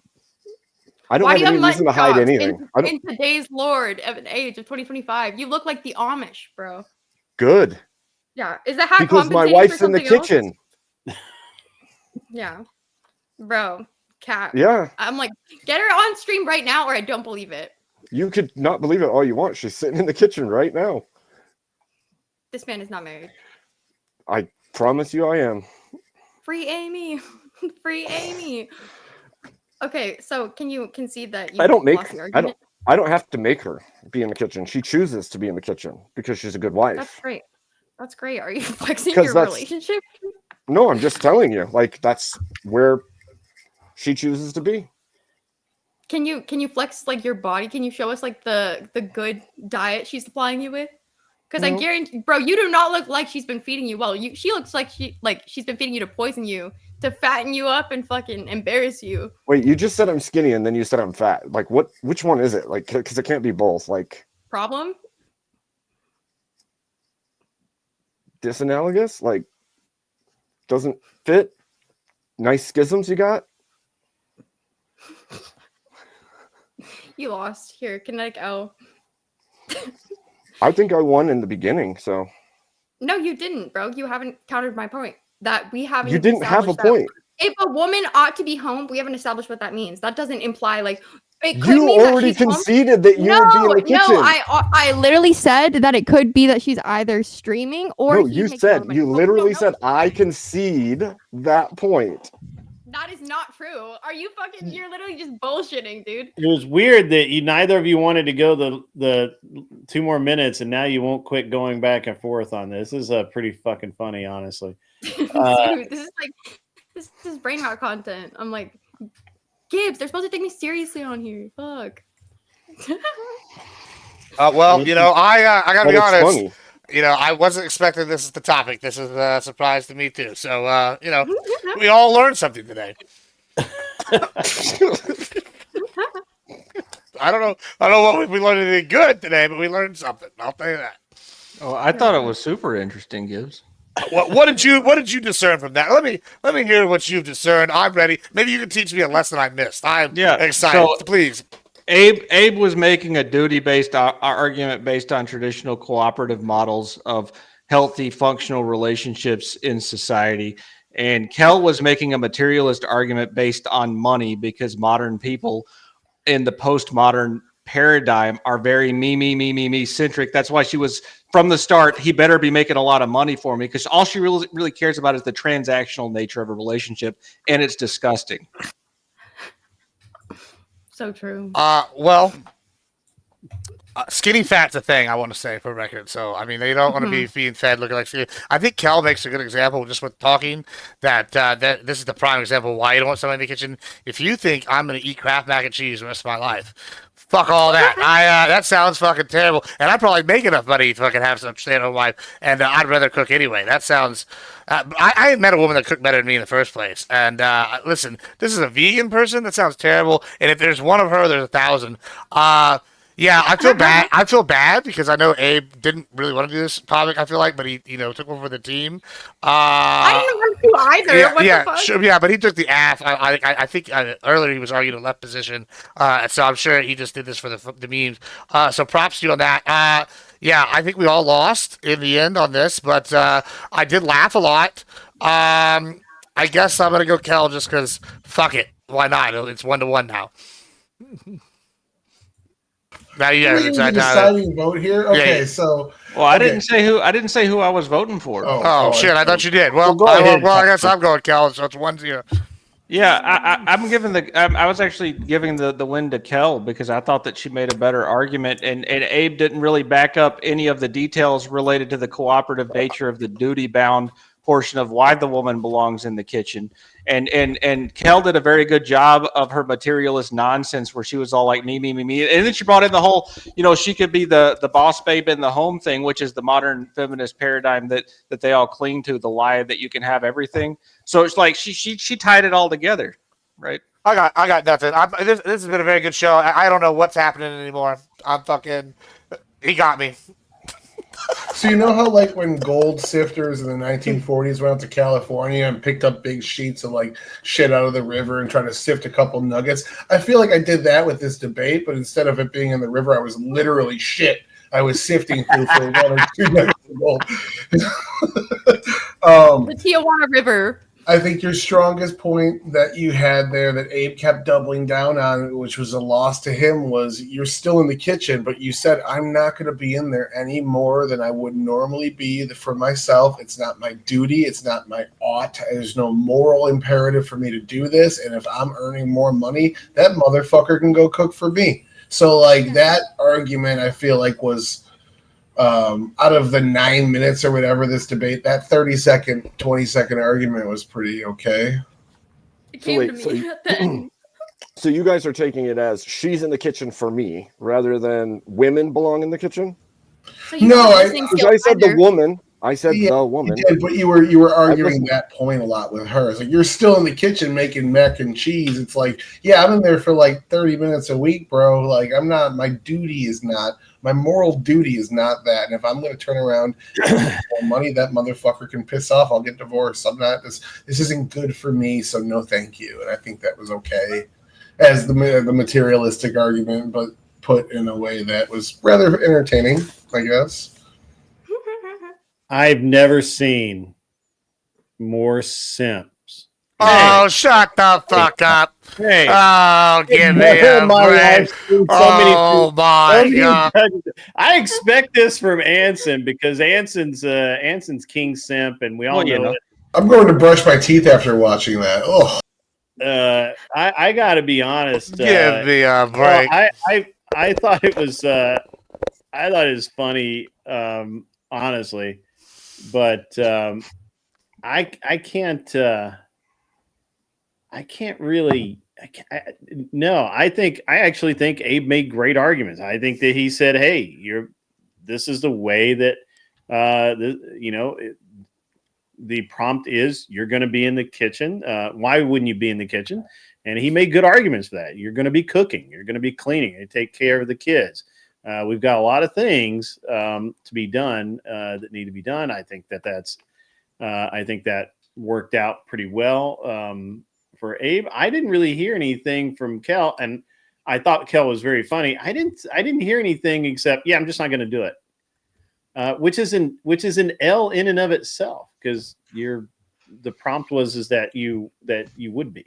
doing it. But at any rate, I don't know. The whole thing was a fucking L. Anson, you know, I don't know. I don't know what the fuck is going on with Anson, but that's okay. You're welcome. He did Anson shit tonight, which is weird. Coom Emperor. Yeah. It was entertaining. I had fun watching it. I had fun watching some of it. Kel, I just wanted to say that you know, I'm sure that you're going to make your ex-husband very happy one day. Thank you. I don't plan on getting married. I'm an infertile monster. Workaholic. Even more frightening. Thank you. Yeah, of course. Catch you at TwitchCon. Gang. Interesting. I'm kidding. Lol. Which part are you kidding about? Sorry. None of it. All of it? None of it. None All of it.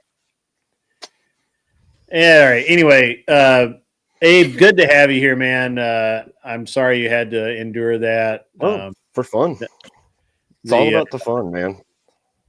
I think this is Anson's way of saying that the last show was too serious, and he didn't have any fun, and so he wanted to, he needed to keep himself entertained.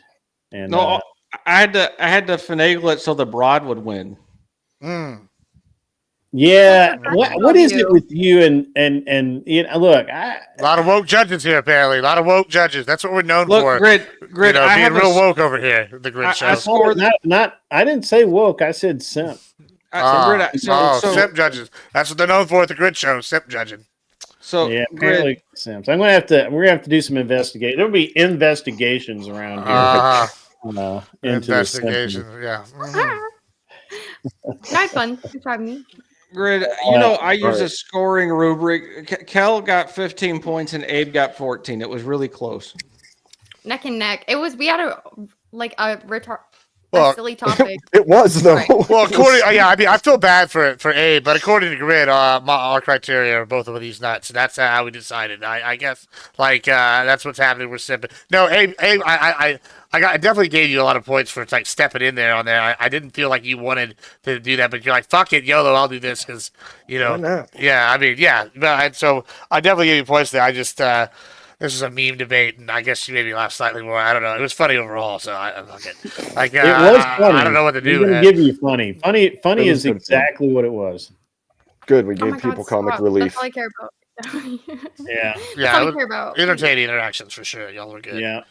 I'm gonna bring the two contestants back out just because they've been sitting there just peacefully minding their own business, hanging out. I gotta head to bed. I'm falling asleep over here. I am too, man. I'm going to bed too. I got to get up and I'm gonna get up and go. Probably he joins. They leave. I'll probably get up at like 5. And what time is it? All right. Well, I have to leave the show. I'm gonna do some other things here. So this is very fun. Thank you for having me. Let me judge today, Grid. I appreciate it. I enjoyed it a lot. It was nice to be able to judge. Good evening again, Gibbs. Thanks for Gibbs. You wanted do something after? Yeah, possibly. Let me get organized here in the next 5 minutes, okay, and I'll let Grid close out his thing. But thank you for having me, Grid. You Texas guys go do stuff. Hey, Grid, you want me to set up a stream?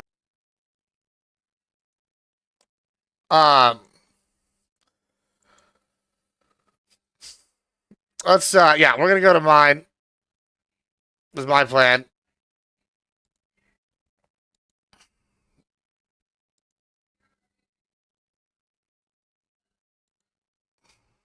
We're gonna change it. We're gonna do slosh.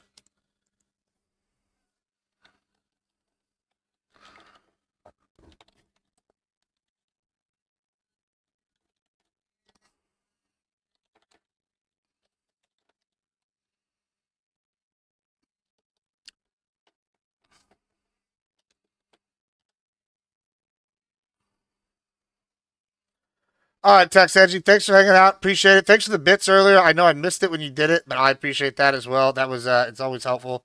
Every little bit helps. Keep Texas. Yeah, American. Well, or we can just go back to being the Republic, bro. The Republic of Texas.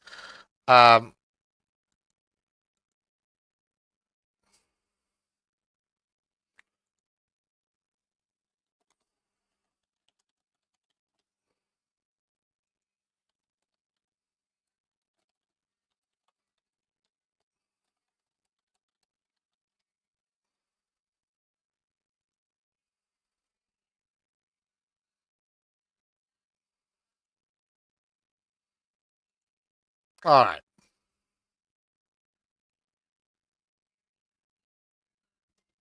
Let me just use this restroom real quick.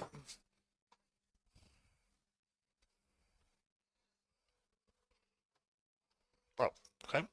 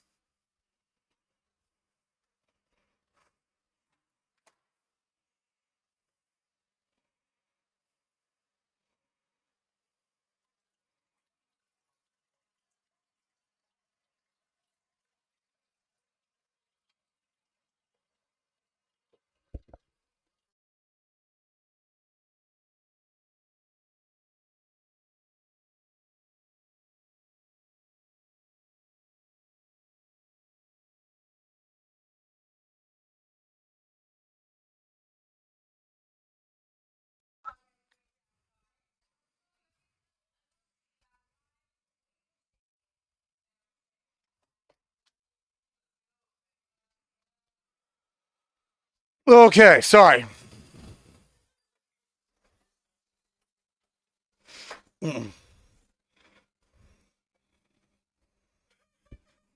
What's going on here?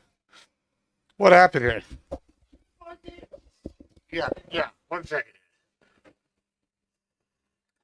I go to a pause screen. 1 second. Give me.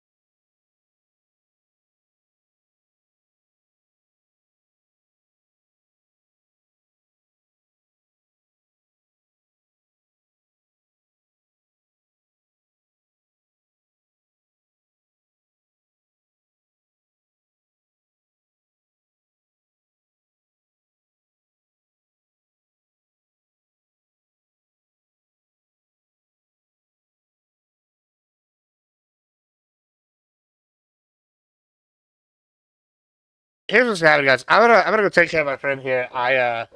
There's some they're having a bad time, so I'm gonna raid Kel, and then we can slosh here a little while. After I take my friend here, take care of my friend. Uh,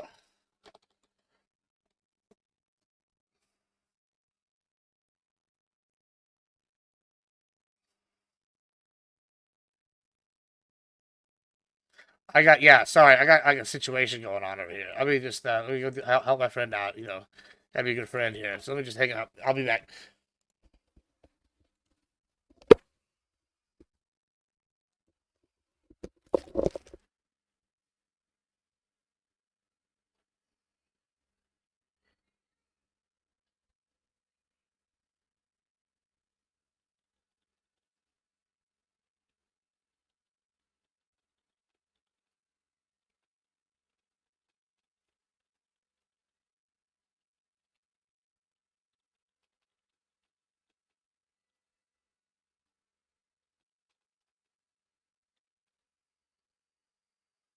Let's load this up.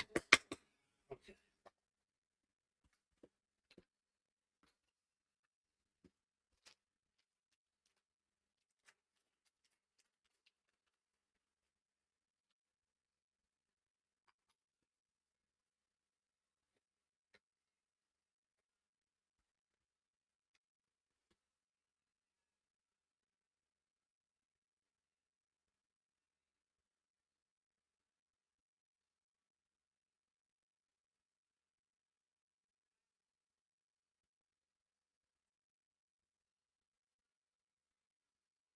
Oh.